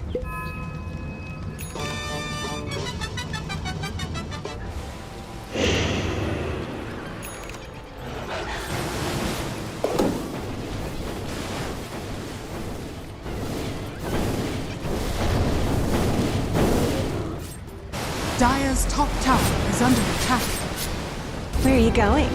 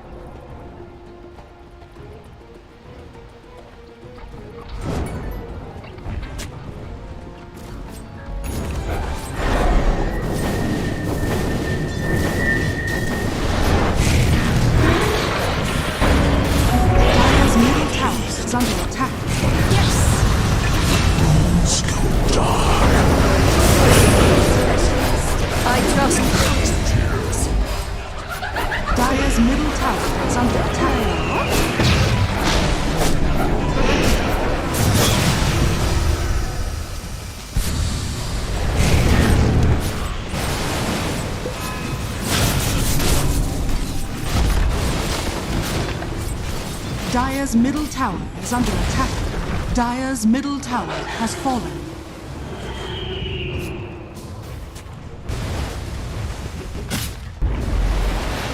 Dire's top tower is under attack. Where are you going?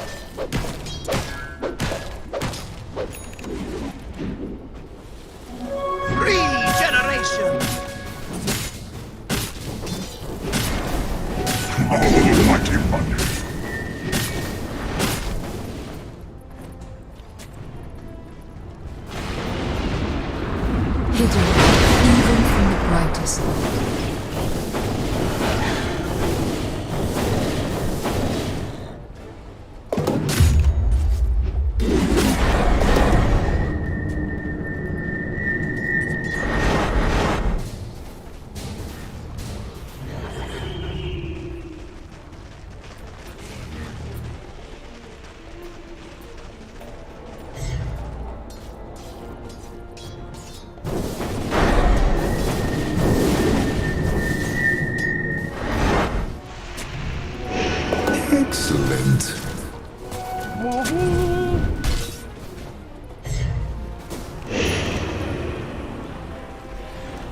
Radiant's bottom tower is under attack.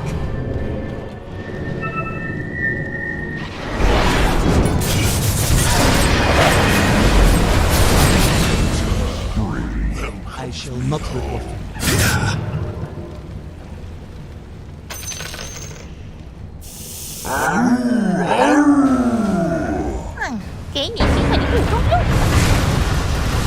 I'll do better next time. Skriok's talons. Nothing will stand in my way.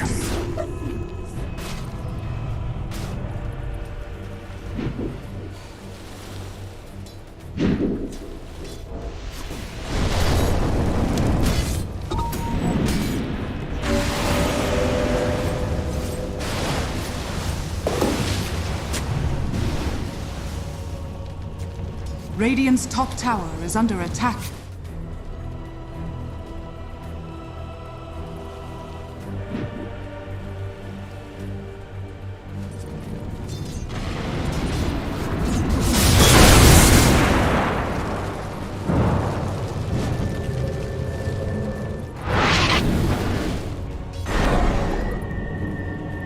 Raise no hand in anger and draw hearts from sight. Radiant's top tower is under attack.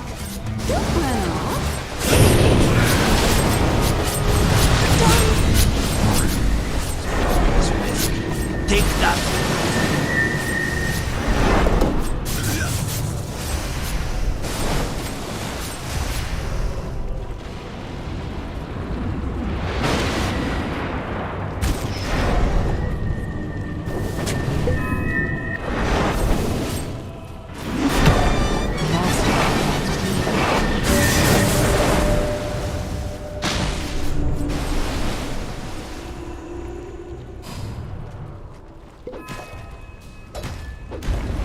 Dire's bottom tower is under attack.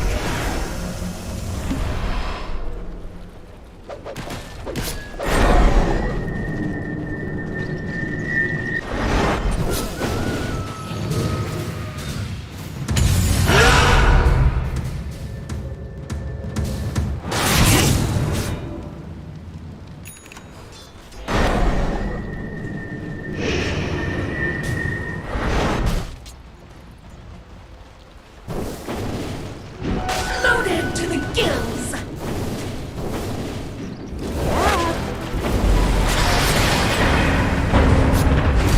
Heal us. Ensnared in fire.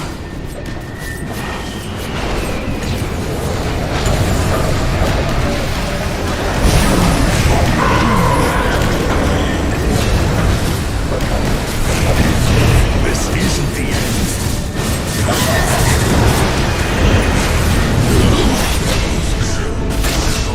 More than I could endure.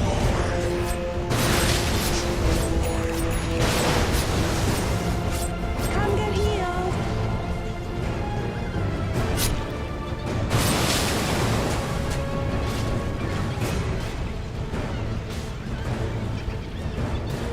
Death tax.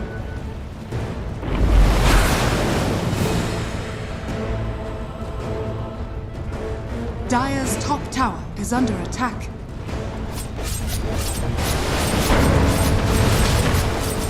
Dire's top tower has fallen. Dire's middle tower is under attack.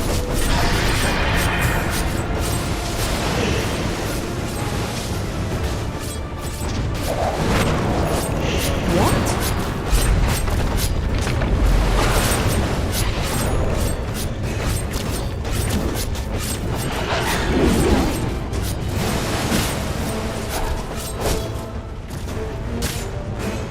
Dire's bottom tower is under attack.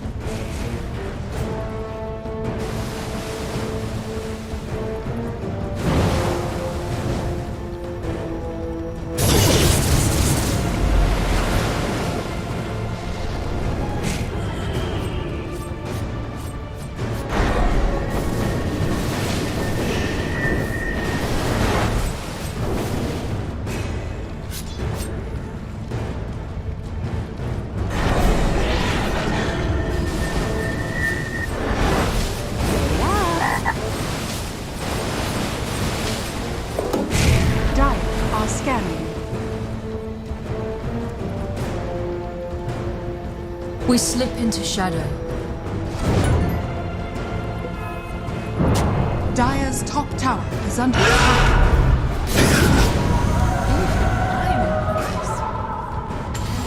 Speedy rune of haste.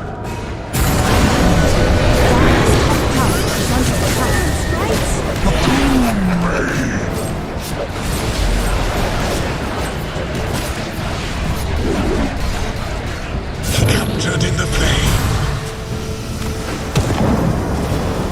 I admit, it's satisfying. Dire's top tower is under attack.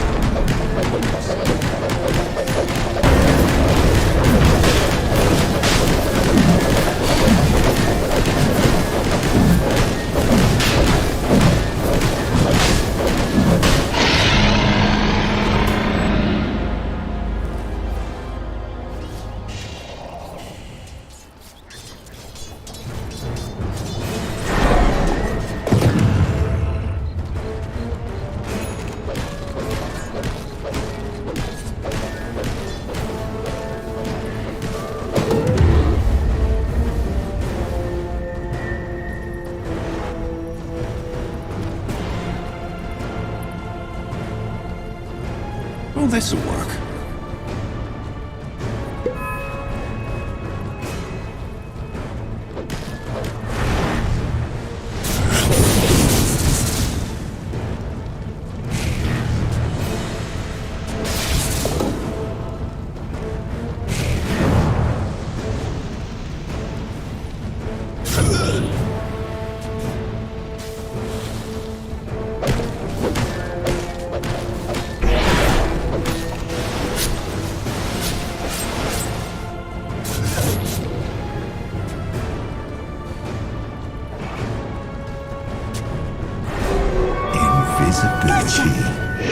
Only the wary won't find us.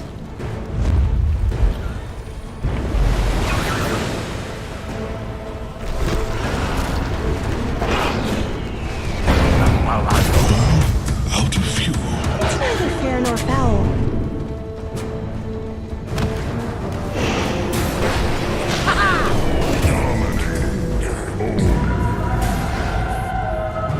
Will remember your death.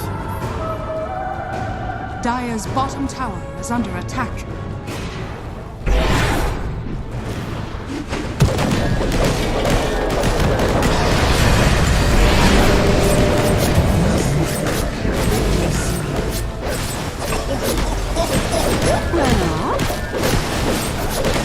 Dire's bottom tower is under attack.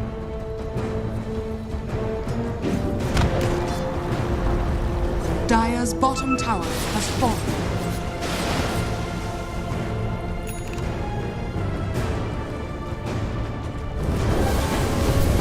Radiant's middle tower is under attack. Radiant structures are fortified.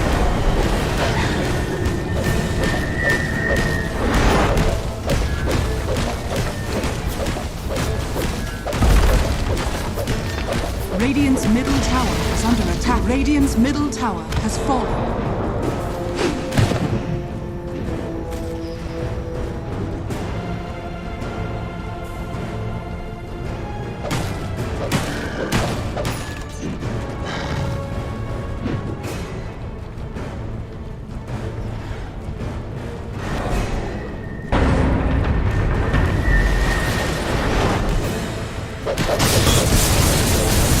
Radiant are scanning. Shadows, take us. Double damage. There's no honor.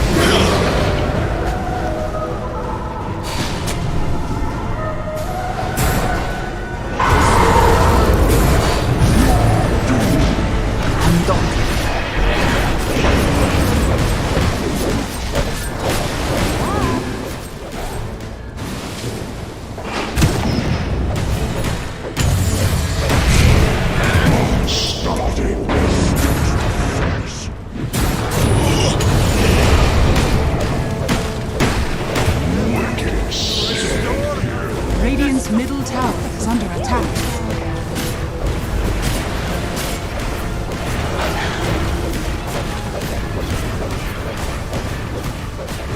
Flame in searing heat.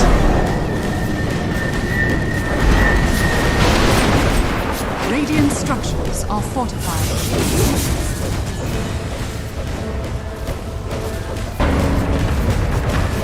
Radiant's middle tower has fallen.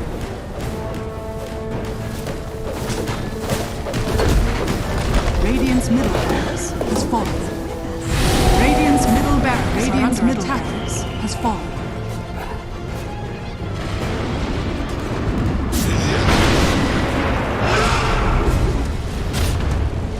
Was that a personal attack?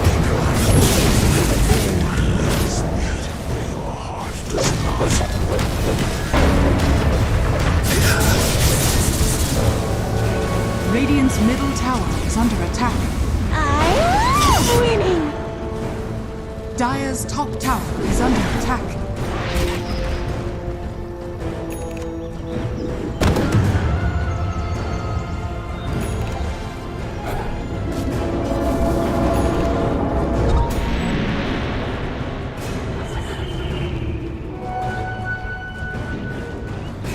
Dire's middle tower is under attack.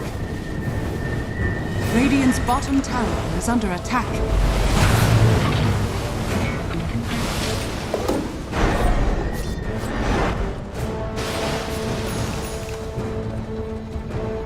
We can't let them see us.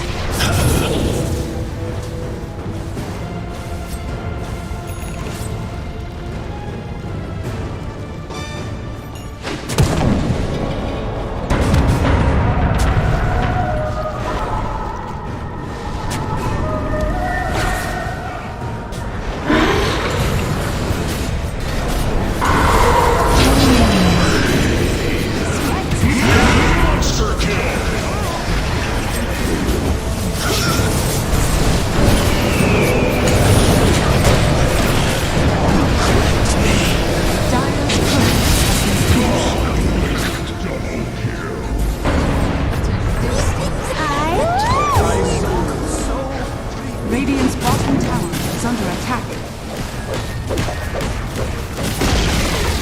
Radiant's bottom tower has fallen.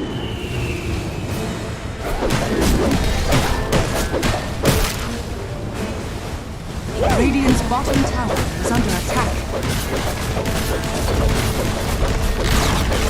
Radiant's bottom tower has fallen. Radiant's bottom barracks are under attack. Radiant's bottom barracks has fallen. Radiant's middle tower has fallen. Radiant structures are fortified.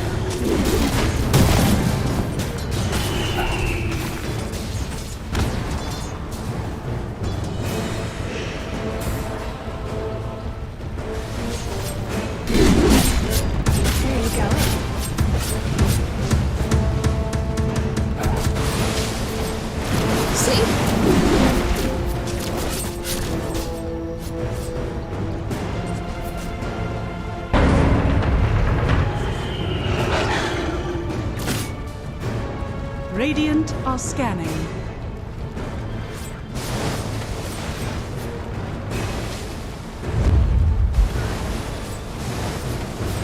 I fear nothing but invisibility. I was meant to have this.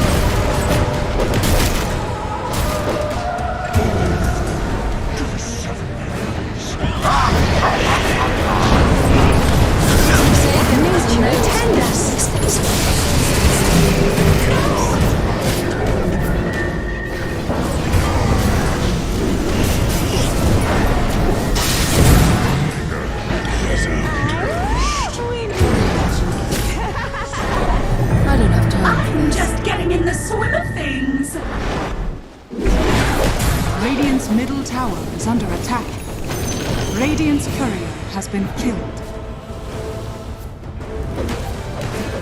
Radiant's top tower is under attack. Radiant's top tower has fallen.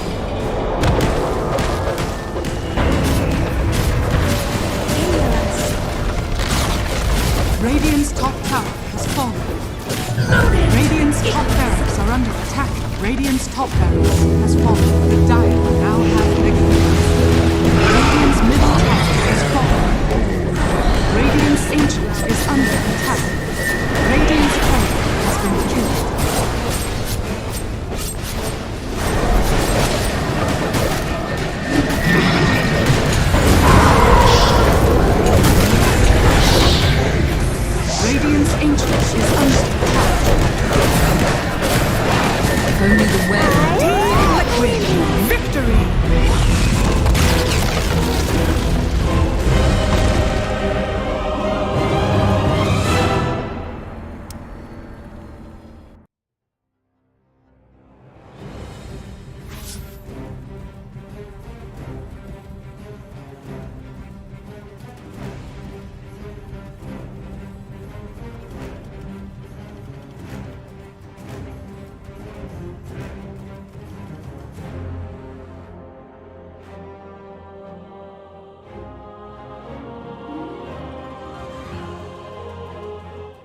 out. If he's got these 4